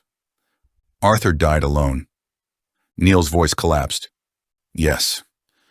Lucy remembered the original Chapter 3 image. Arthur at his desk, glasses low, folder beneath his hand. Not dramatic, not violent. A man believing he was about to change lives, then dying alone because someone he loved chose fear over help. The emotional cruelty was almost unbearable. Did you return? Yes. When? Before I called everyone upstairs. Lucy felt the scene rewrite again. You knew he was dead? Yes. You staged the discovery. I found him not breathing. I tried to wake him. Did you remove anything? The photograph in his jacket. There, the missing Calder evidence. And the envelope? Yes. What was in it? A letter from Sarah. Where is it now? Clara has it. Lucy steadied herself. Did you kill Arthur? Neil cried when he answered. Not loudly. The grief simply entered his voice. I poisoned him. That was as close to a confession as the truth allowed. Maybe he had not intended death. Maybe Clara had lied about the dose. But Neil had administered the substance. Arthur was dead because of him. Lennox raised his voice. Neil, put the gun down. We can establish intent later. Neil laughed. Intent? A chair scraped inside. Sarah cried out. Lucy's muscles tightened. Neil, don't! I'm not going to shoot her. Then what are you doing? Waiting. For Clara? Yes. The real confrontation. Lucy understood. Neil had Sarah as leverage. Perhaps not against police. Against Clara. You arranged to meet her here. Yes. Why? For the recording. Lucy felt sick. Even now. After Arthur and after Elliot. After everything. Neil still wanted Amelia's last words. Clara's leverage remained perfect. What time? Neil glanced somewhere inside. Now. Oliver looked towards the windows. Everyone realized simultaneously. Clara might already be near the house. Lennox radioed officers at once. Lock perimeter. Suspect Clara Vale expected at main house. Armed status unknown. Static answered. Then Patel. Sergeant, movement East Terrace. Lennox turned. Description? Female, dark coat. Approaching conservatory. Lucy felt the endgame arrive. Clara had come. Neil called from inside. Send her up. Lennox said nothing. Send her up, or Sarah dies. Sarah shouted. He won't do it. Neil's voice became furious. Stop telling people what I'll do. Lucy heard the gun move. Metal against wood. Lennox's face hardened. We cannot send an armed suspect into a hostage room. Lucy looked towards Oliver. Then Amelia's portrait down the corridor. Stories have to be told in the right order. Everyone had spent the entire novel looking for the murderer, as though one person had authored everything. But the truth was layered. Clara built the system. Neil betrayed Amelia. Martin caused the crash. Kay corrupted authority. Belle collected leverage. Neil poisoned Arthur. Clara killed Elliot. Evelyn fed Clara information. Different guilt, different consequences. No single villain could carry the whole story. Arthur had understood that. Lucy suddenly knew how to reach Neil. Neil. Silence. You said you want Amelia's recording. Yes. What do you think she says? No response. You've spent 10 years imagining it. Stop. Does she forgive you? Stop. Does she tell you she understood? Lucy. Does she tell you it wasn't your fault? Neil shouted. Stop! The sound echoed through Ravensmere. Lucy did not. Because Clara knows that's what you want. Neil's breathing became ragged. That recording has controlled you for 6 weeks because you believe Amelia might absolve you. Shut up. But Amelia already told you what she thought. Silence. Lucy remembered Neil saying Amelia never properly forgave him for watching her. You said she discovered you were reporting on her. No response. She stopped calling. Lucy. She knew. Neil sounded close to breaking. Please. She knew you betrayed her, Neil. Sarah's voice emerged quietly from inside. And she still came to you before she died. Lucy stopped. Sarah knew something. What? Sarah continued. Tell him. Neil made a broken sound. Don't. Tell him what Amelia did. Lucy waited. Sarah's voice softened. She went to Ravensmere the afternoon before the crash. Neil began crying. Lucy finally understood. You saw her. Yes. Did she forgive you? Neil could barely answer. No. What did she say? A long silence. Then, she said I had to live with what I'd done. Arthur's daughter, blunt, human. No miraculous absolution. What else? Neil's voice shook. She said living with it was better than running from it. Lucy felt the line settle through everyone listening. There was the bittersweet truth Arthur had built the whole novel around. Consequences. Not punishment, not forgiveness. Living honestly with what you had done. Then Clara has nothing you need, Lucy said. Neil's crying became audible. The recording won't change it. No answer. Amelia already gave you her last message. A click sounded inside. Lennox raised his weapon. Then Neil spoke. I'm putting the gun down. Lucy closed her eyes briefly. The weapon hit the carpet. Lennox moved immediately. Hands visible, step away from Sarah. Neil appeared in the doorway. He looked 20 years older than he had when Lucy first saw him on the ferry. No gun, hands raised, tears on his face. Behind him, Sarah sat against the wall, clutching her bleeding shoulder. Lennox moved forward. Then the corridor window shattered. A shot cracked from outside. Neil jerked backwards. Blood appeared across his upper arm. Not fatal. Lennox dragged him aside. Down! Everyone dropped. Another shot struck the study door. Clara, not coming to negotiate, coming to erase what remained. Oliver crawled towards Sarah. Lucy stayed behind the wall. Outside, officers shouted. A third shot, then silence. Radio traffic erupted. Suspect moving east. Towards the cliff. Patel, cut her off. Lucy looked towards Oliver. He had Sarah. Alive. Neil clutched his arm, stunned but conscious. Lennox looked towards the shattered window. "Stay here." He ran. Lucy followed before anyone could stop her. Not because she wanted danger, because Clara was the final living person who knew Amelia's entire truth. And Lucy knew exactly where she was going. The old chapel. Every path in Ravensmere seemed to return there. They burst from the entrance and crossed the rain-soaked lawn. Clara Vale appeared beyond the cedar tree. Dark coat, left-hand bandage, gun in the other. Real at last.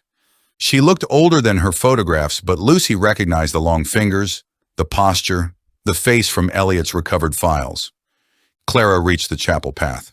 Lennox shouted, "Armed police! Drop the weapon!" Clara turned. For 1 second, her gaze settled on Lucy. Not Lennox, not Oliver. Lucy, the journalist. Truth, useful if directed.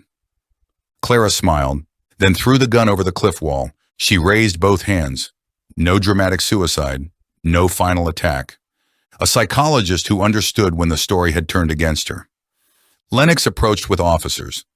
Clara looked towards Lucy. "You think you understand?" Lucy remained several yards away. "No."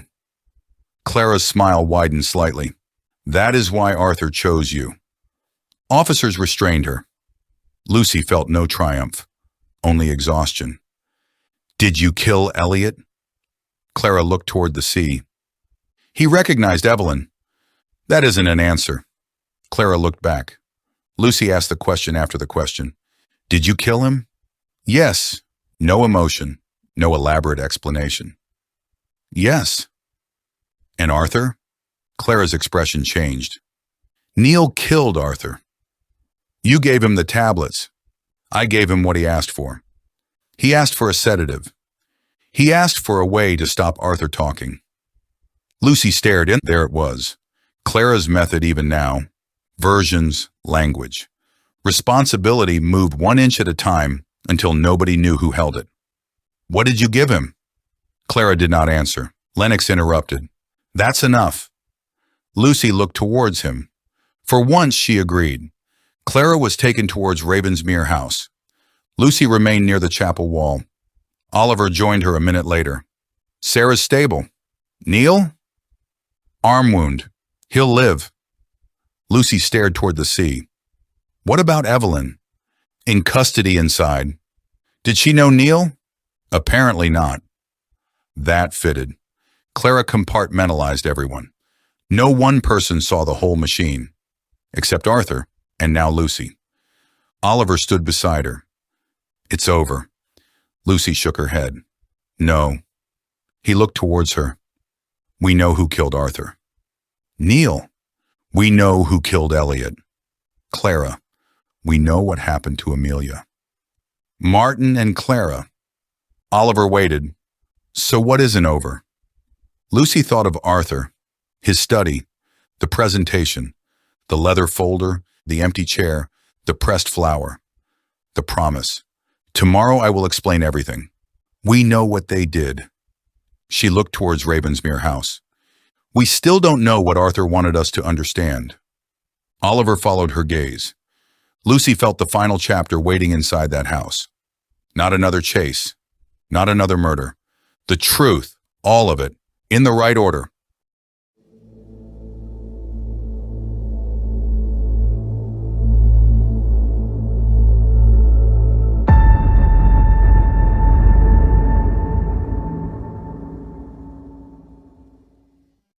Silent Guests. Chapter 15. The story Arthur never told. By midnight, Ravensmere House had finally become quiet, not peaceful. Lucy Gilmour doubted peace would return to the house for a very long time.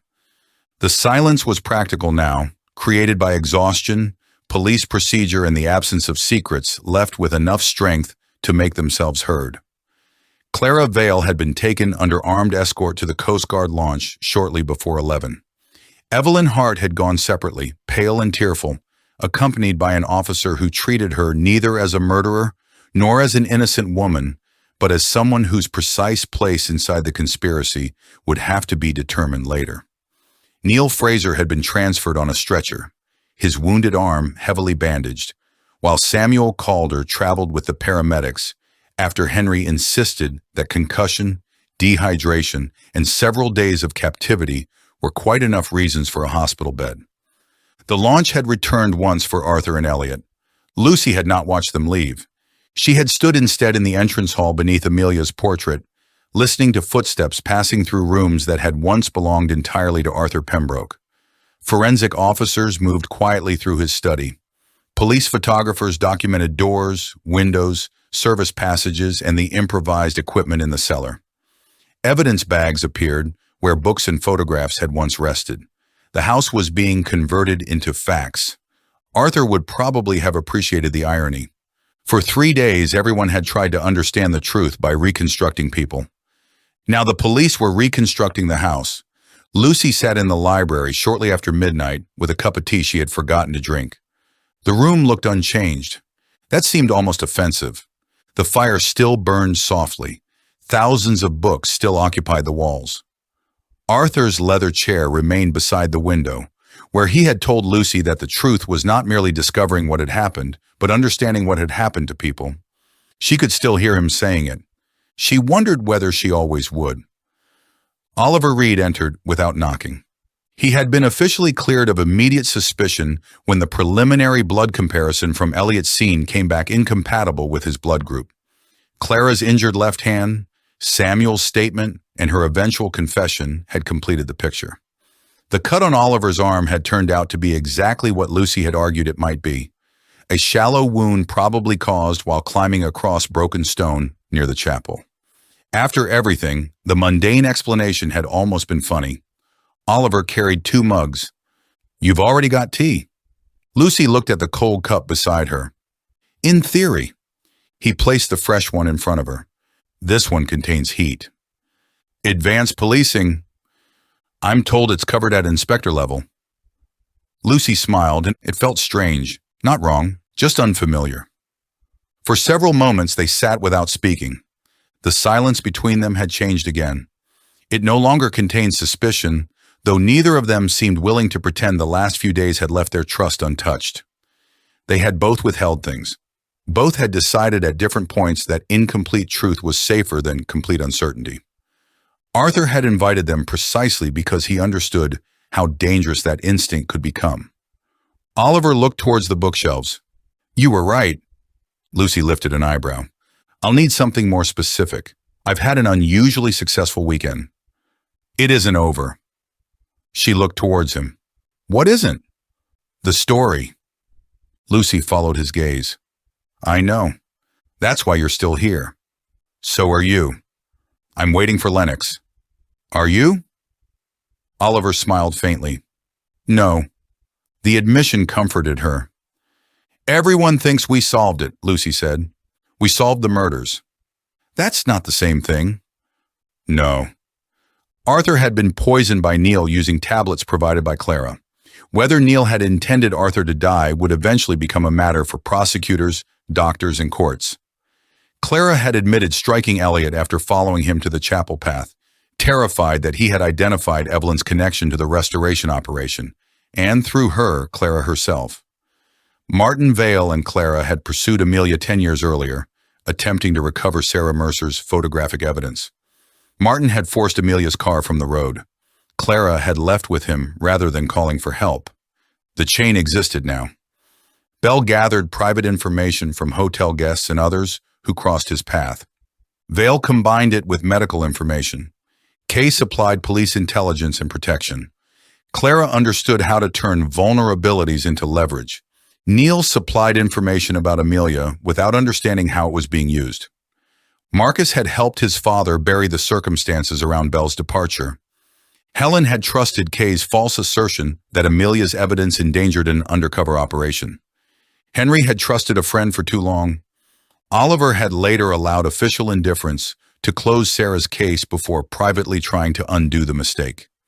Evelyn had been manipulated by the mother who abandoned her. Every person had touched the story. But touching the story was not the same as authoring it. Lucy looked towards Arthur's chair. He knew all of that. Most of it. And he still invited everyone. Oliver nodded. He didn't invite them for punishment. No. That's the part I can't stop thinking about. Lucy wrapped both hands around the warm mug. Marcus thought Arthur was going to expose him. Helen thought he was going to judge her. Henry thought Arthur wanted him to admit Kay was corrupt. You thought he wanted to confront you about Sarah. And you? Lucy smiled without humor. I thought he wanted a journalist. He did. Not just that. No. Oliver leaned back. Arthur was building something. The presentation. Yes. Lucy looked towards the library doors. The police had searched Arthur's computer. Lennox had allowed Lucy and Oliver to remain, while a forensic technician copied the contents, mostly because the machine contained material relevant to both murders. They had found notes, scans, drafts, and years of research, but not the presentation itself. Arthur had apparently deleted it, or moved it. The running order Neil remembered had vanished. The black section marked the witness had belonged to Sarah, just as Lucy suspected, but the leather folder still did not explain how Arthur intended to bring everything together.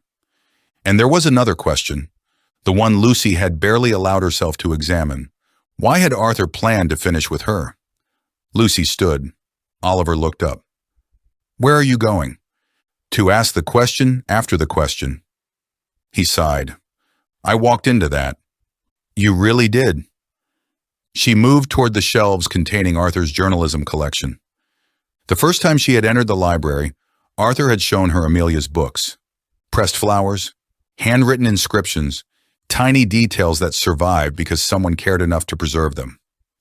Lucy began scanning the titles. What are you looking for? Oliver asked. I don't know yet. That sounds productive. Arthur told me libraries were conversations. I'm beginning to understand why you two got along. Lucy ignored him. Arthur had built the weekend around sequence, stories told in the right order. He had arranged evidence according to people. He had hidden the witness section in black. He had left Amelia's portrait where everyone would see it. The flowers had become a marker inside photographs. Arthur loved clues, but not theatrical ones. His clues were habits, books, receipts, margins, things people overlooked because they appeared ordinary. Lucy stopped. One section of shelving contained Amelia's published work. Not many books, several investigative collections, magazine anthologies, a thin paperback about forgotten communities. Lucy removed the first. Nothing.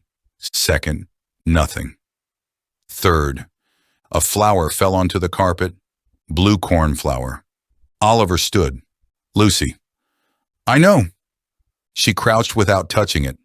The flower had been pressed flat between the pages. Ordinary for Amelia. Almost too ordinary. Lucy opened the book again carefully. Page 93. A handwritten number appeared in the margin. 1. She stared.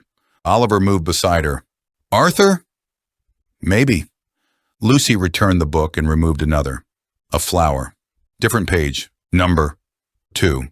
Her pulse increased. Sequence, Oliver said. Yes. They began searching together. Not every book contained a marked flower, only certain ones. 1, 2, 3, 4. Each pressed flower marked a page containing an underlined passage. Lucy copied the first words from each passage onto Arthur's writing pad. People remember what they survive. Silence protects more than the guilty. A witness is only useful when someone listens. Truth without consequence becomes history. Oliver stared. Those aren't random. No. More books. 5, 6, 7. There are no invisible people, only people we have learned not to notice. Memory changes when fear requires it to. The hardest confession is the one that does not earn forgiveness. Lucy stopped. Neil. That one was for Neil. Maybe all of them corresponded to people, not quotations Arthur invented. Lines Amelia had written in her published work. Arthur had arranged his daughter's own words into the presentation. Lucy felt emotion tighten her throat. He wanted Amelia to speak. Oliver looked towards the books. Through her writing? Yes. They continued. 8. Evidence does not ask to be believed, it asks to be examined. Eliot. 9. Authority is not proof of honesty. Helen. or Oliver, or Kay, maybe all of them. Then they found number 10. It was not inside one of Amelia's published books. It was inside the copy of Rebecca Lucy and Andrew had discovered in Arthur's archive. The flower was white. Lucy opened the marked page. No underlined printed sentence. Instead, Amelia had written something by hand. Only 4 words. "Dad, start with them." Lucy stared. Oliver read over her shoulder. "Start with them?" "The guests." "Probably." Lucy turned the page. More handwriting, different ink. Arthur's, "and finish with you." Lucy felt her heartbeat change. "Me." Oliver looked towards her. Arthur's words seemed to reach across the room. "Finish with Lucy." "Why?" She checked the next page. Blank. Then another. A folded sheet sat inside the spine. Lucy removed it carefully. Arthur's handwriting covered both sides. At the top, he had written, "The Pembroke Collection, closing." Lucy sat down. Oliver remained beside her. Neither spoke. Lucy began reading. Arthur had written the closing remarks almost like a letter. Not to the guests.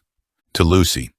"If we have reached this point, Miss Gilmour, then I have told them the truth and survived the experience, which I confess would be a pleasant surprise. If we have not reached this point together, then I will have to trust that your professional irritation with unfinished stories proves stronger than your common sense." Lucy laughed. The sound broke halfway through. Oliver looked away, giving her privacy without leaving. She continued, "You will by now understand why I invited them. I did not bring 9 guilty people to Caerwyn Island. I brought 9 people who carried pieces of guilt, grief, knowledge, and memory, which separately had protected the lie surrounding Amelia's death. Some failed her knowingly. Others failed because they trusted institutions, friends, families, or themselves. I do not believe those failures are equal, and I beg you not to write them as though they are." Lucy swallowed. Arthur had known exactly what the weekend would tempt everyone to do. Flatten complexity into suspects. "My daughter spent the final years of her life investigating people whose vulnerabilities were turned against them. It would be a poor memorial if I responded by doing the same to those I invited here. I wanted them to speak because the truth existed between their accounts, not inside any one of them." Oliver sat opposite her now. Lucy kept reading. "There is, however, one person who deserves considerably less generosity. Clara Vale understood people professionally and exploited them deliberately. Robert Kay gave her system institutional reach. Martin Vale gave it medical access. Edward Bell gave it eyes behind closed doors. Together, they created a machine for making inconvenient people controllable. When Amelia recognized the pattern, they treated her exactly as they had treated everyone else. They identified what frightened her, what isolated her, and what could make others doubt her. When that failed, they tried to recover the evidence. That pursuit ended her life." Lucy paused. Arthur knew Clara was responsible for Amelia's death before the weekend. Perhaps not every detail. Enough. Then why invite people here instead of simply giving everything to police? The next paragraph answered, "You may wonder why I did not simply take this to the police. I did. More than once. The difficulty with evidence contaminated by years of secrecy is that each piece appears explainable in isolation. The photograph is unclear. The witness disappeared. The doctor remembers imperfectly. The judge acted lawfully. The businessman followed his father's instruction. The police file was closed. The informant believed he was helping. Each fact can survive challenge alone. Together, they become something else." Lucy looked towards Oliver. "A human archive." He nodded. Arthur continued, "That is why I needed them in one room. Not so I could accuse them, but so they could hear one another. Helen needed to hear Henry say Amelia feared the police. Henry needed to hear Marcus explain why Belle left the hotel. Oliver needed to know Sarah had survived. Evelyn needed to remember what she saw as a child. Neil needed to admit what he gave Kay. Andrew needed to understand the records. Elliot needed originals to compare with manipulated images. And you, Lucy, needed to decide whether the story could survive outside Ravensmere House." Lucy stopped again. "That was why. Publish. Not sensationalize. carry it. Arthur had chosen her because she had failed once before, not despite it, because of it. He knew she understood what a wrong story could do to an innocent person. The next paragraph confirmed it. I read the correction your newspaper published 3 years ago.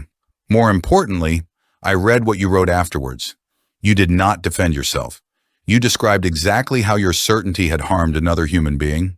Most people respond to public mistakes by becoming better at explaining themselves. You became better at doubting yourself. I considered that useful. Lucy laughed through tears. Bastard. Oliver smiled. He really did interview everyone before they arrived. He investigated us. Yes, politely. Still investigation. Lucy returned to the page. If this becomes a story, do not make Amelia perfect. She would hate that. She was stubborn, occasionally reckless, terrible at returning telephone calls, and capable of sustaining an argument long after everyone else had forgotten how it began. She trusted the wrong people. She frightened people who loved her. She believed being right excused taking risks. It did not. None of that makes what happened to her less wrong. It makes her a person. Please let her remain one. Lucy wiped her eyes. That paragraph mattered more than almost anything else. Arthur had spent 10 years preserving his daughter and still refused to turn her into a saint. It was love without simplification, the exact opposite of Clara's profiling. Lucy continued to the final lines. There is one last thing I have not told the others because it belongs to Amelia before it belongs to the investigation. Sarah brought it to me last year. I have not listened to it since. I do not think I could. If you are reading this without me, perhaps you can decide what should be done with it. Beneath the sentence, third shelf, biography, Stevenson. Lucy and Oliver looked at one another. The shelf stood across the library. Lucy crossed to it. Robert Louis Stevenson. Biography. She removed the indicated volume. A hollow had been carefully cut into the pages. Inside lay a small digital recorder. Arthur had hidden Amelia's final recording in a book, exactly where nobody interested, only in evidence, would think to look. Oliver stared. Neil thought Clara had it. Clara had a copy. Or part of one. Lucy picked up the recorder. A small label had been attached to the back. Arthur's handwriting. Amelia, March 18th, 2016, 23:41, less than an hour before the crash. Lucy felt the weight of the object. This was not just evidence. It was a dead woman's voice.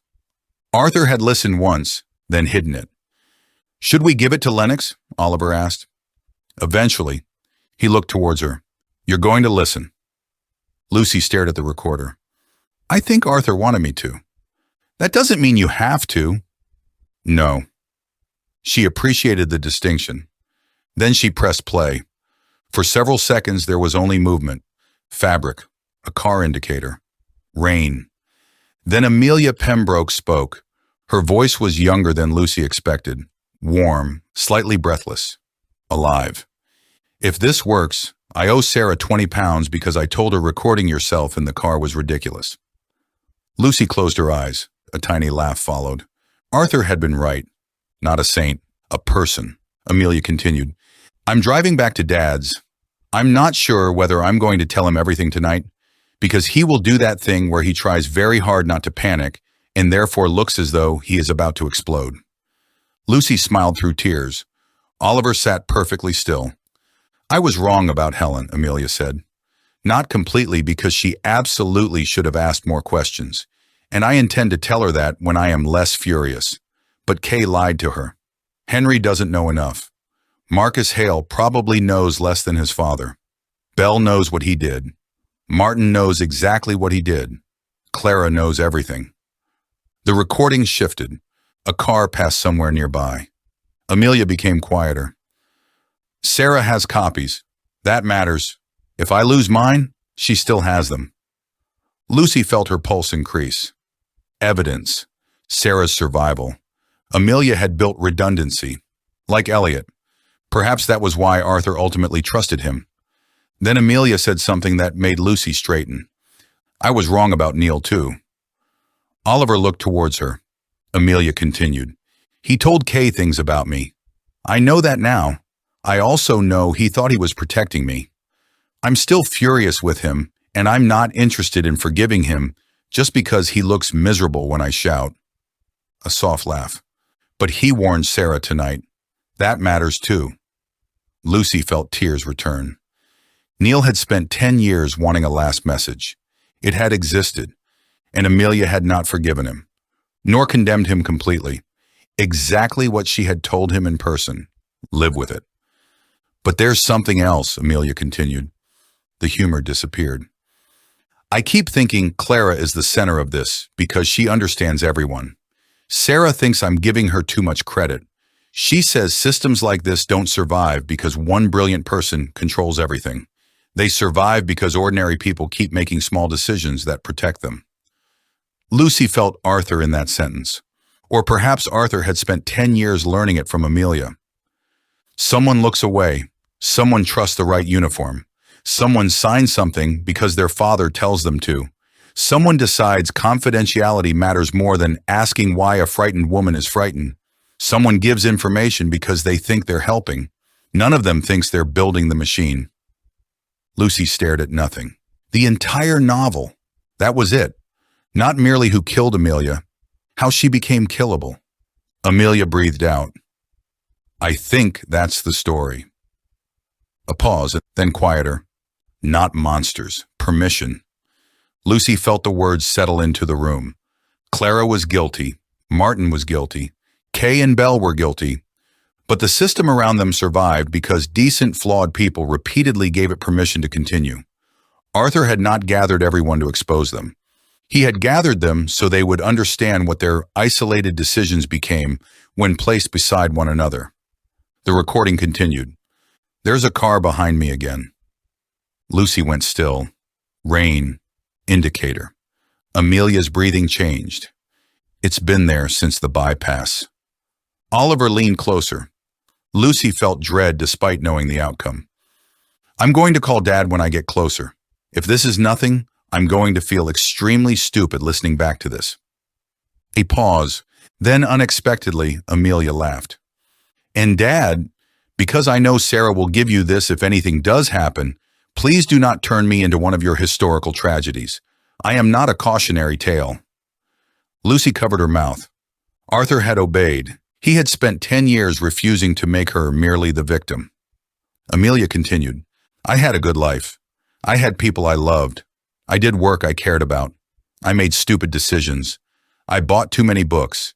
I killed every basil plant Neil ever gave me. I was happy more often than I wasn't."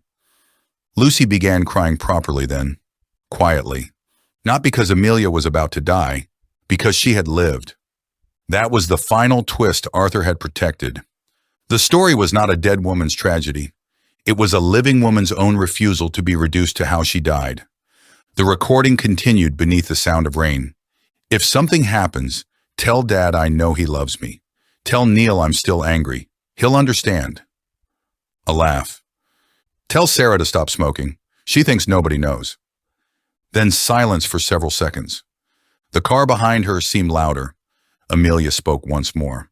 "And whoever finds this, don't spend your whole life asking who killed me." Lucy stopped breathing. "Ask why so many people made it possible." The recording ended. The library became silent. Lucy stared at the recorder in her hand. Oliver looked towards the fire. Neither spoke for a long time. Finally, Lucy whispered, "That was Arthur's ending." Oliver nodded. "Yes." "No murderer reveal." "No." No dramatic accusation. He wanted them to hear her. Lucy looked towards Amelia's books. He wanted us to understand the difference between guilt and responsibility. Oliver's expression tightened. "I'm not sure everyone will enjoy that distinction." "They're not supposed to." Lucy wiped her face. She thought of Neil, Marcus, Helen, Henry, Evelyn, Oliver, Andrew, even herself.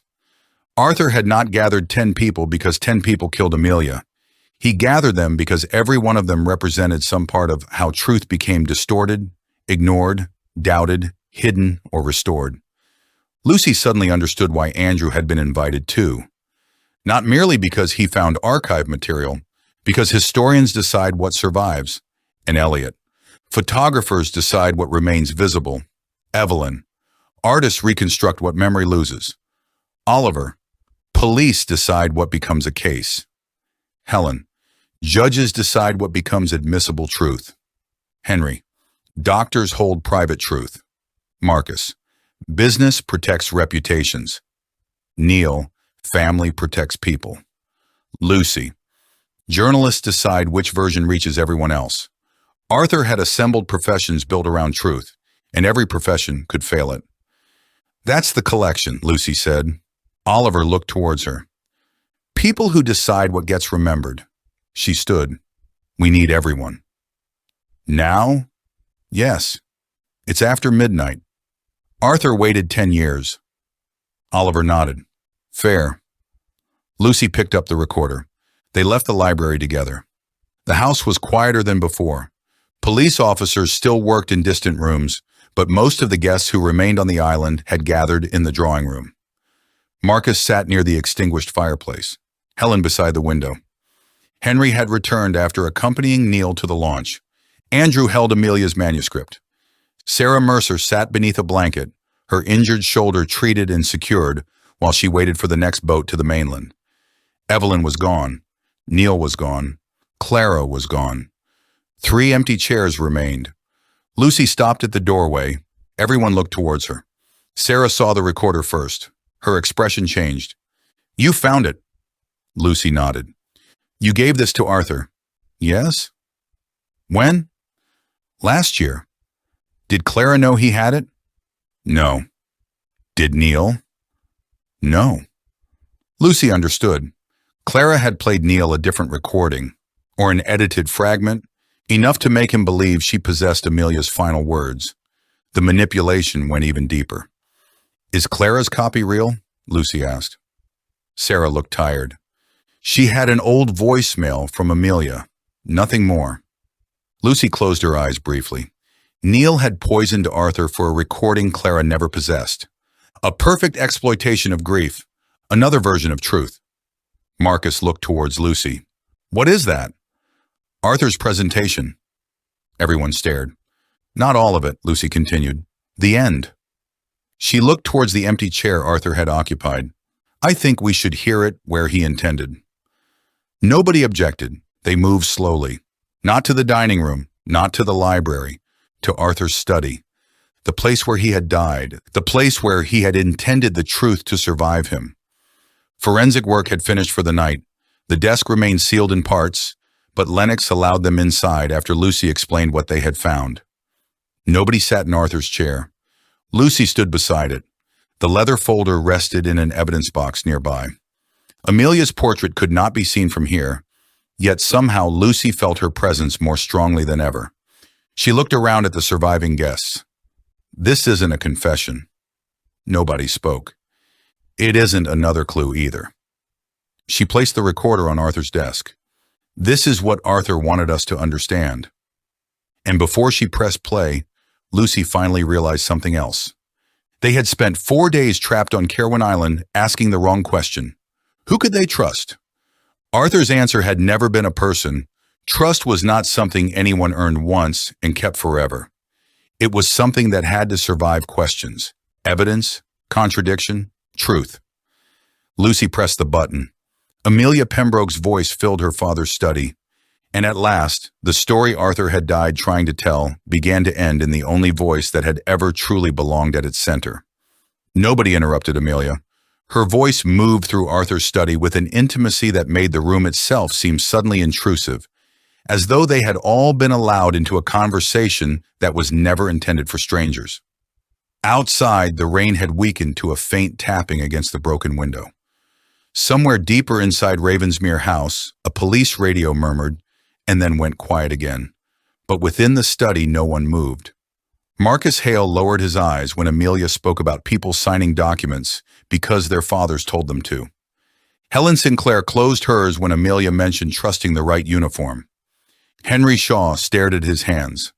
Oliver stood near the bookcase with his shoulders rigid, listening to a dead woman describe precisely the kind of institutional failure he had spent 4 years unsuccessfully trying to correct. Andrew Wallace watched the recorder. Sarah Mercer watched Arthur's empty chair.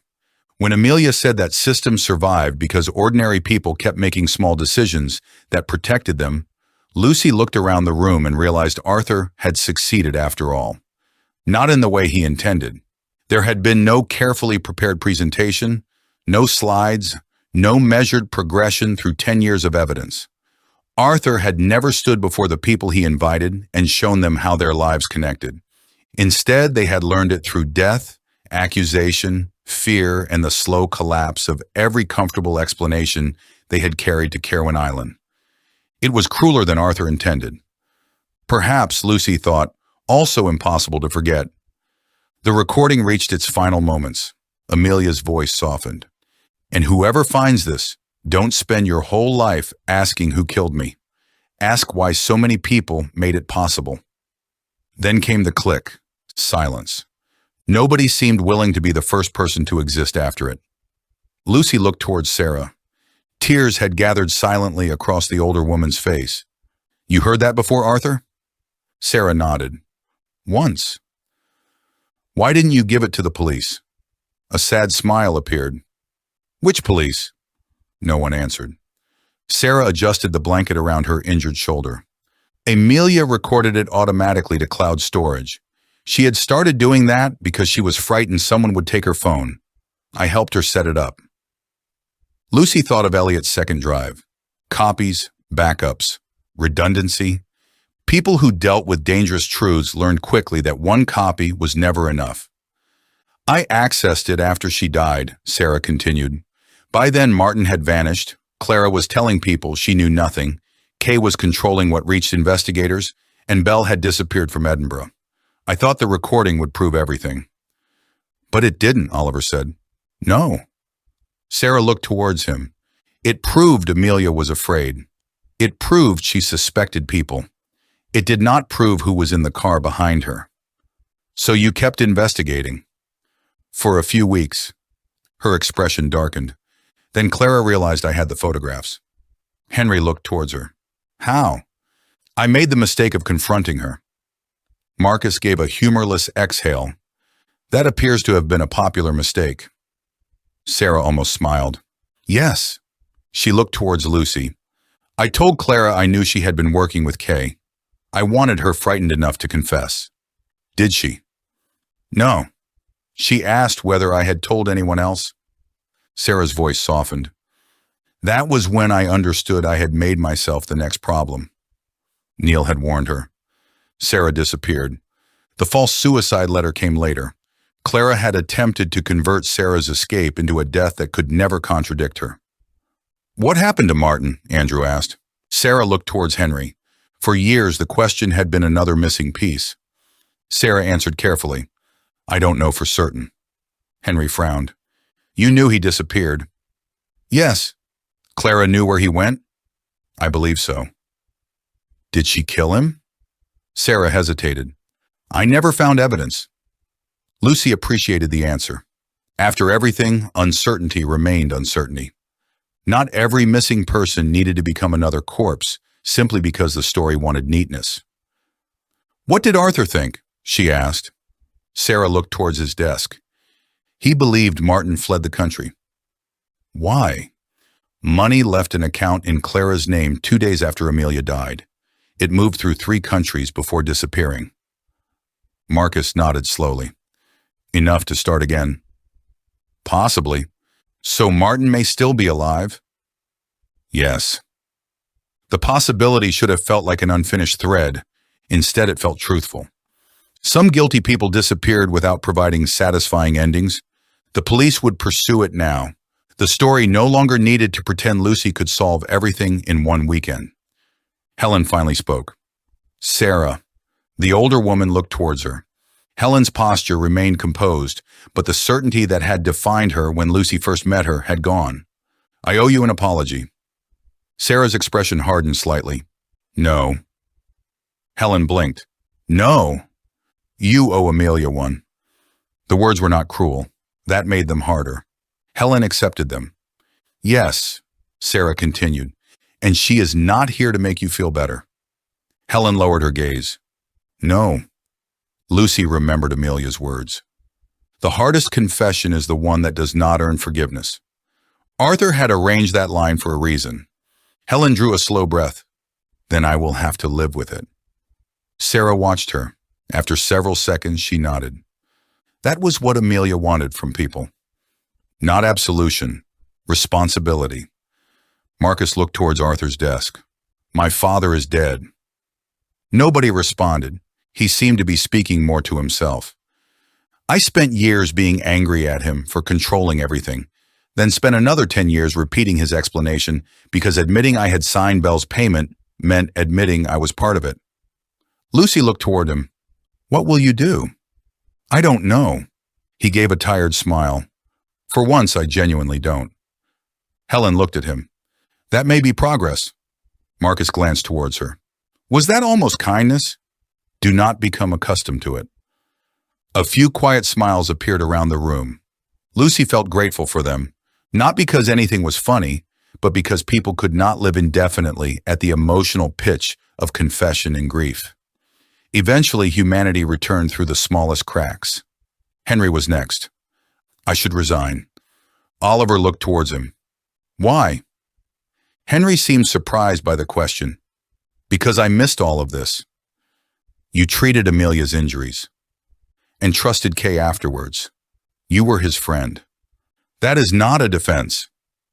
No. Oliver folded his arms. It is context. Henry stared. Lucy heard Arthur in that distinction too. Context was not absolution. It simply prevented people from becoming caricatures of their worst decision. Henry looked towards Sarah. Did Martin ever speak about me? Sarah hesitated. Once. What did he say? That you were useful because you believed good people behaved consistently. Henry's face tightened. Sarah continued more gently. He meant it as an insult. It was deserved. Perhaps. She looked towards him. But Amelia trusted you enough to go to your hospital. Henry closed his eyes. That, Lucy thought, was probably the kindest thing anyone could have said.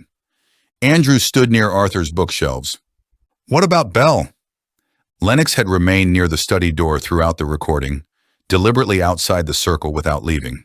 He answered, We have enough now to reopen several investigations connected to Edward Bell, Marrow, and Kay.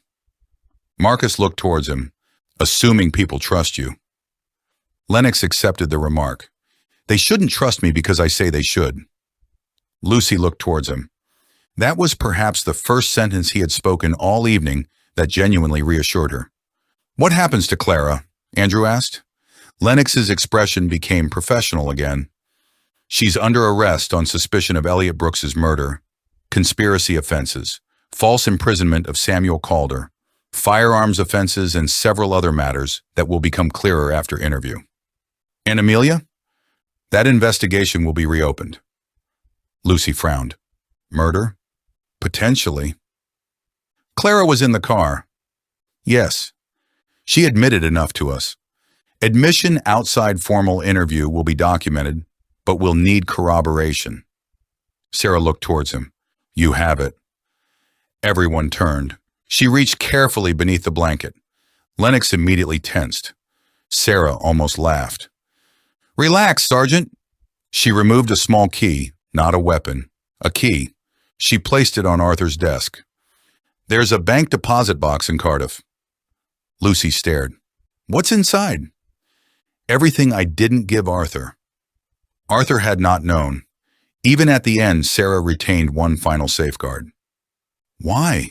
Lucy asked. Sarah looked towards her. Because I loved Arthur. The answer seemed contradictory. She saw Lucy's confusion. And because grief makes people reckless. Lucy understood. Arthur had spent 10 years pursuing truth. Sarah had spent 10 years surviving it. Those priorities did not always align. I gave him enough to understand, Sarah said. I did not give him enough to get himself killed. Her eyes moved towards the empty chair. It appears I failed anyway. Lucy softened. No. Sarah looked at her.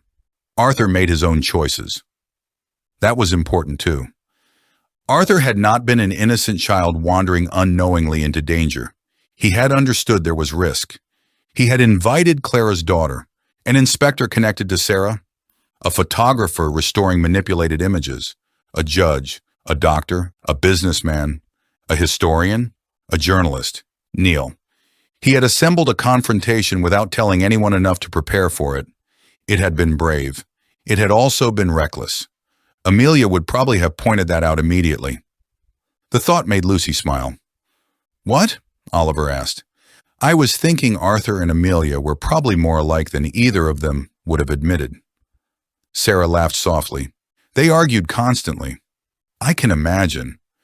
Amelia once refused to speak to him for 6 days because he reorganized her books alphabetically. Andrew looked genuinely appalled. "Why?" "She arranged them by emotional significance." Andrew stared. "That is monstrous." Sarah laughed properly this time. The sound filled Arthur's study. For a few seconds, he seemed less absent. Not because anyone imagined he would return, but because the room finally contained memories of him that were not about death. Lucy understood why Arthur had insisted ordinary memories mattered. The dead became unbearable when remembered only through endings. They left the study shortly before 2 in the morning. The police still had work to do, but Lennox agreed there was no reason to keep the remaining guests awake together. Nobody could leave the island until morning, and for the first time since Friday, that fact no longer felt threatening. The killer had been identified. Clara was in custody. Neil was gone under police guard. Evelyn too. Samuel was safe. The house remained full of officers. The danger had ended. The consequences had not. Lucy walked slowly through the entrance hall. She stopped beneath Amelia's portrait. The painted flower between the pages seemed almost obvious now. Not a clue to murder. A reminder of who Amelia had been before everyone else turned her life into evidence. Oliver joined Lucy. "Are you going to write it?" She looked towards him. "Yes." "Article?" "I don't know." "Book?" "Maybe." "YouTube audiobook?" Lucy looked at him strangely. "What?" Oliver frowned. "Nothing." She laughed despite herself. Exhaustion was beginning to make everything surreal. "I think Arthur wanted a story people could actually finish." "Most writers do." "He wanted the people in it to remain people." "That will be harder." "Yes." Lucy studied Amelia. "I used to think journalism was finding the cleanest version of events." "And now?" "The cleanest version is usually missing half the truth." Oliver nodded. "That sounds inconvenient." "It is." They stood quietly. Then Lucy remembered something. "The ferry." Oliver looked towards her. "What about it?" "The 10th passenger." He smiled faintly. "You still care about that?" "I have spent 4 days surrounded by murder, corruption, and secret passageways. I deserve one petty answer." Oliver laughed. "Fair." The discrepancy had bothered Lucy from the first page of the story. The crewman said she was the last person on his list. Yet Elliot appeared aboard afterwards, and Lucy believed she had seen a woman whose coat and bag then vanished. They had partially concluded Elliot was Arthur's late addition. But the woman? Lennox had interviewed the ferry operator earlier. Lucy found him downstairs going through statements with Constable Murray. "Sergeant," he looked exhausted, "please tell me nobody else has confessed." "Not yet." "What do you need?" "The ferry manifest." He stared, then almost smiled. "You journalists are strange people." "So I've been told." Lennox retrieved a photographed copy from his tablet. 9 invited names: Lucy, Marcus, Helen, Andrew, Henry, Evelyn, Oliver, Neil. Then a handwritten edition, Elliot Brooks, different ink, added at the harbor shortly before departure. "Elliot," Lucy said. "Yes." "So there were 9 on the printed manifest. Elliot made 10. Correct?" Lucy frowned. "That explains half of it." "The woman?" "Yes." Lennox looked at his notes. "Tom Avery remembers a woman boarding briefly." Lucy stared. "Who?" "He assumed she was saying goodbye to somebody." "Description?" "Pale hair, dark raincoat." The exact impression Lucy remembered. She got off, apparently before departure. But I saw her after departure. Did you? Lucy frowned. The cabin reflection, rain, movement, a coat on the seat, handbag, then empty. Evelyn had said the coat belonged to the captain. Lucy thought, could she have been Clara? Lennox shook his head. Tom viewed Clara's custody photograph, says no. Sarah? No. Then who? He gave a small shrug. We don't know. Lucy stared at him. You're leaving me with that? Sometimes a woman on a ferry is simply a woman on a ferry. She hated how reasonable that was. Then Lennox added, the coat and handbag belonged to Helen. Lucy stared. What? Helen left them on the forward bench while she used the toilet. Your mystery woman may have been someone you saw through reflections before departure, combined later with Helen's belongings. Lucy stood completely still, then started laughing, not delicately, properly. Oliver appeared at the doorway. What? Lucy shook her head. The 10th passenger. What about her? She was probably my imagination. Oliver smiled. That is disappointing. It's infuriating. Lennox returned to his statements. Lucy walked away, still laughing. After 4 days of discovering that almost every insignificant detail concealed another secret, one apparently supernatural mystery from the opening chapter had turned out to be nothing more than rain, reflections, an unfamiliar passenger in someone else's coat. It felt strangely appropriate. Not every unanswered question was a clue. Sometimes people simply noticed patterns because they had been taught to expect them. Elliot would have appreciated that. Pixels were not truth just because someone wanted them to be. Morning came without rain. Lucy woke shortly before 7 and immediately noticed the silence. No storm, no footsteps, no whispered conversations in corridors. She opened the curtains. Caerwyn Island appeared transformed. Sunlight lay across the sea in long silver bands. The gardens shone with water left from the previous night, every hedge and blade of grass impossibly green beneath a pale blue sky. In the distance, the causeway emerged from the retreating tide. The mainland was visible. For the first time, Ravensmere House did not feel like the entire world. Lucy dressed and went downstairs. Andrew was already outside. Of course he was. She found him sitting on the front steps with a mug of coffee and one of Arthur's archive catalogs balanced on his knee. You're reading? I'm coping. With indexing? I have limited emotional range. Lucy sat beside him. For a few minutes they watched the sea. You'll go back to teaching? She asked. Yes. Good. Andrew looked towards her. That sounded surprisingly threatening. It was intended as encouragement. I'll work on receiving it correctly. Lucy smiled. What will you tell your pupils? That primary sources are dangerous. That seems useful. And that history is mostly people being considerably less certain than textbooks make them sound. Arthur would have loved that. Helen joined them later. Then Marcus, Henry. Sarah remained inside speaking with police.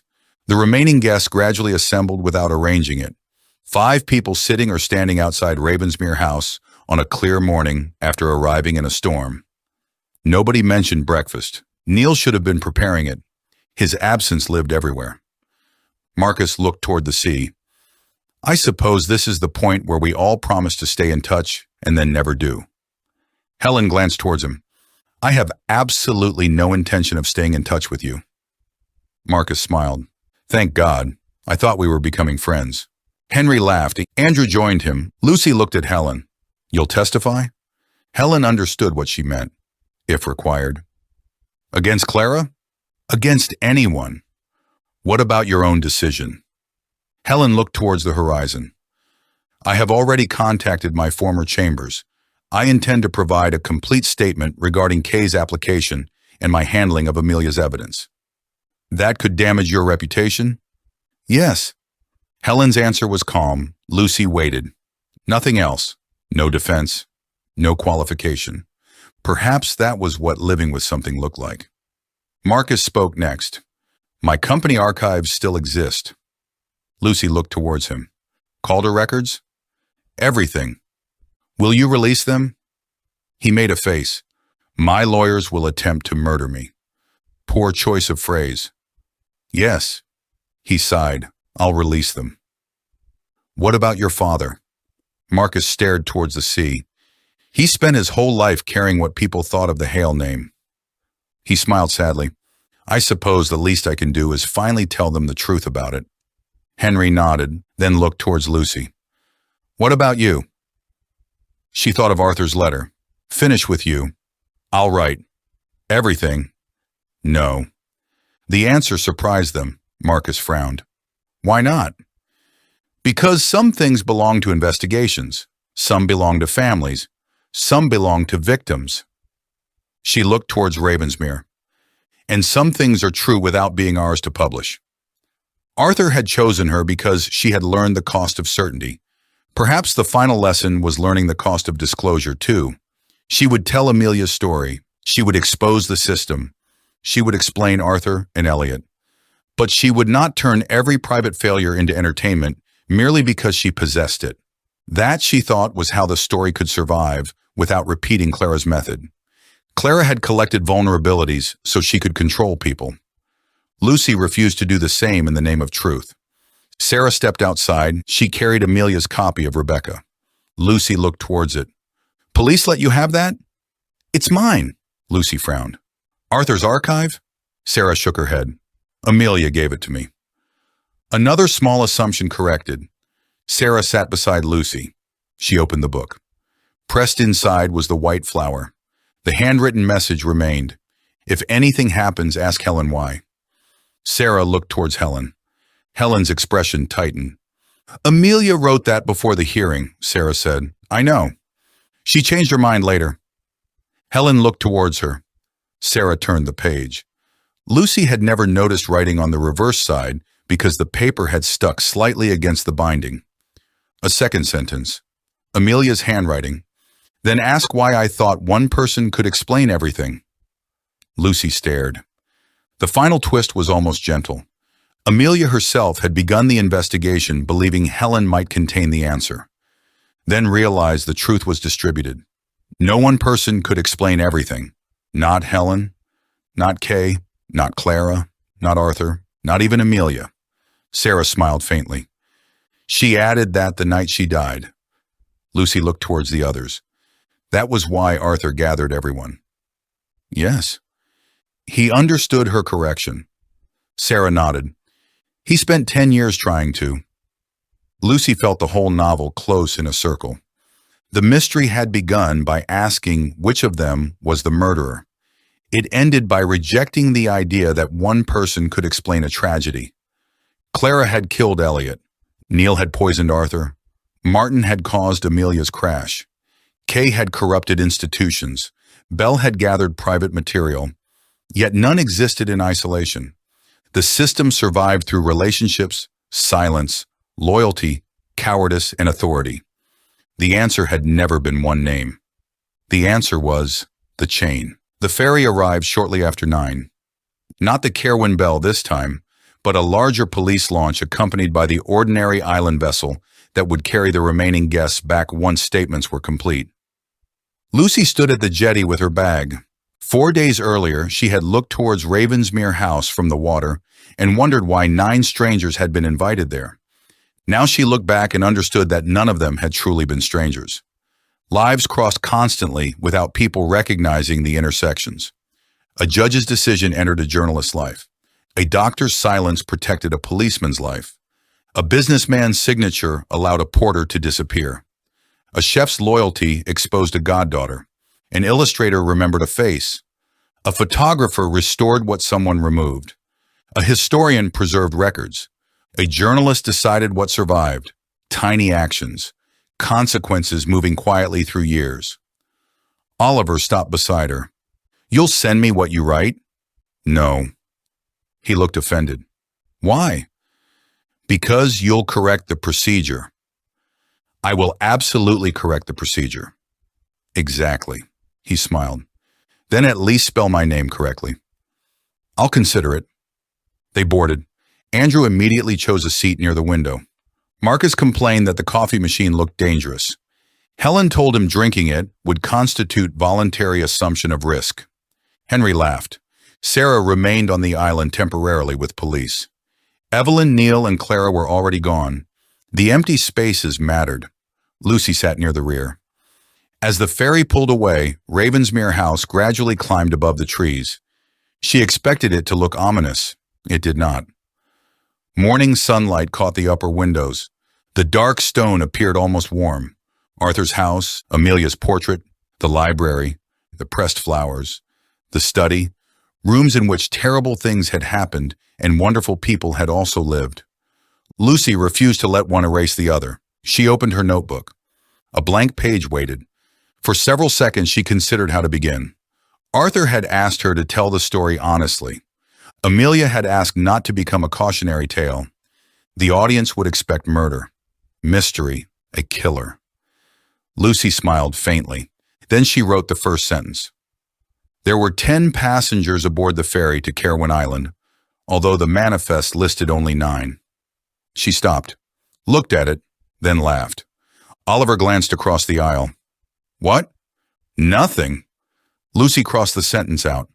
The mystery woman had never mattered. A clever opening was not necessarily the truthful one. She began again. This time she thought of Arthur standing beneath Amelia's portrait, inviting strangers into a story that belonged to all of them. She thought of Amelia driving through rain, refusing to let death become the only thing anyone remembered about her. Then Lucy wrote, Arthur Pembroke invited 9 people to Ravensmere House because each of them possessed a different version of the truth. That was better. Outside, Caerwyn Island slowly disappeared behind them. Lucy kept writing, and this time, she told the story in the right order.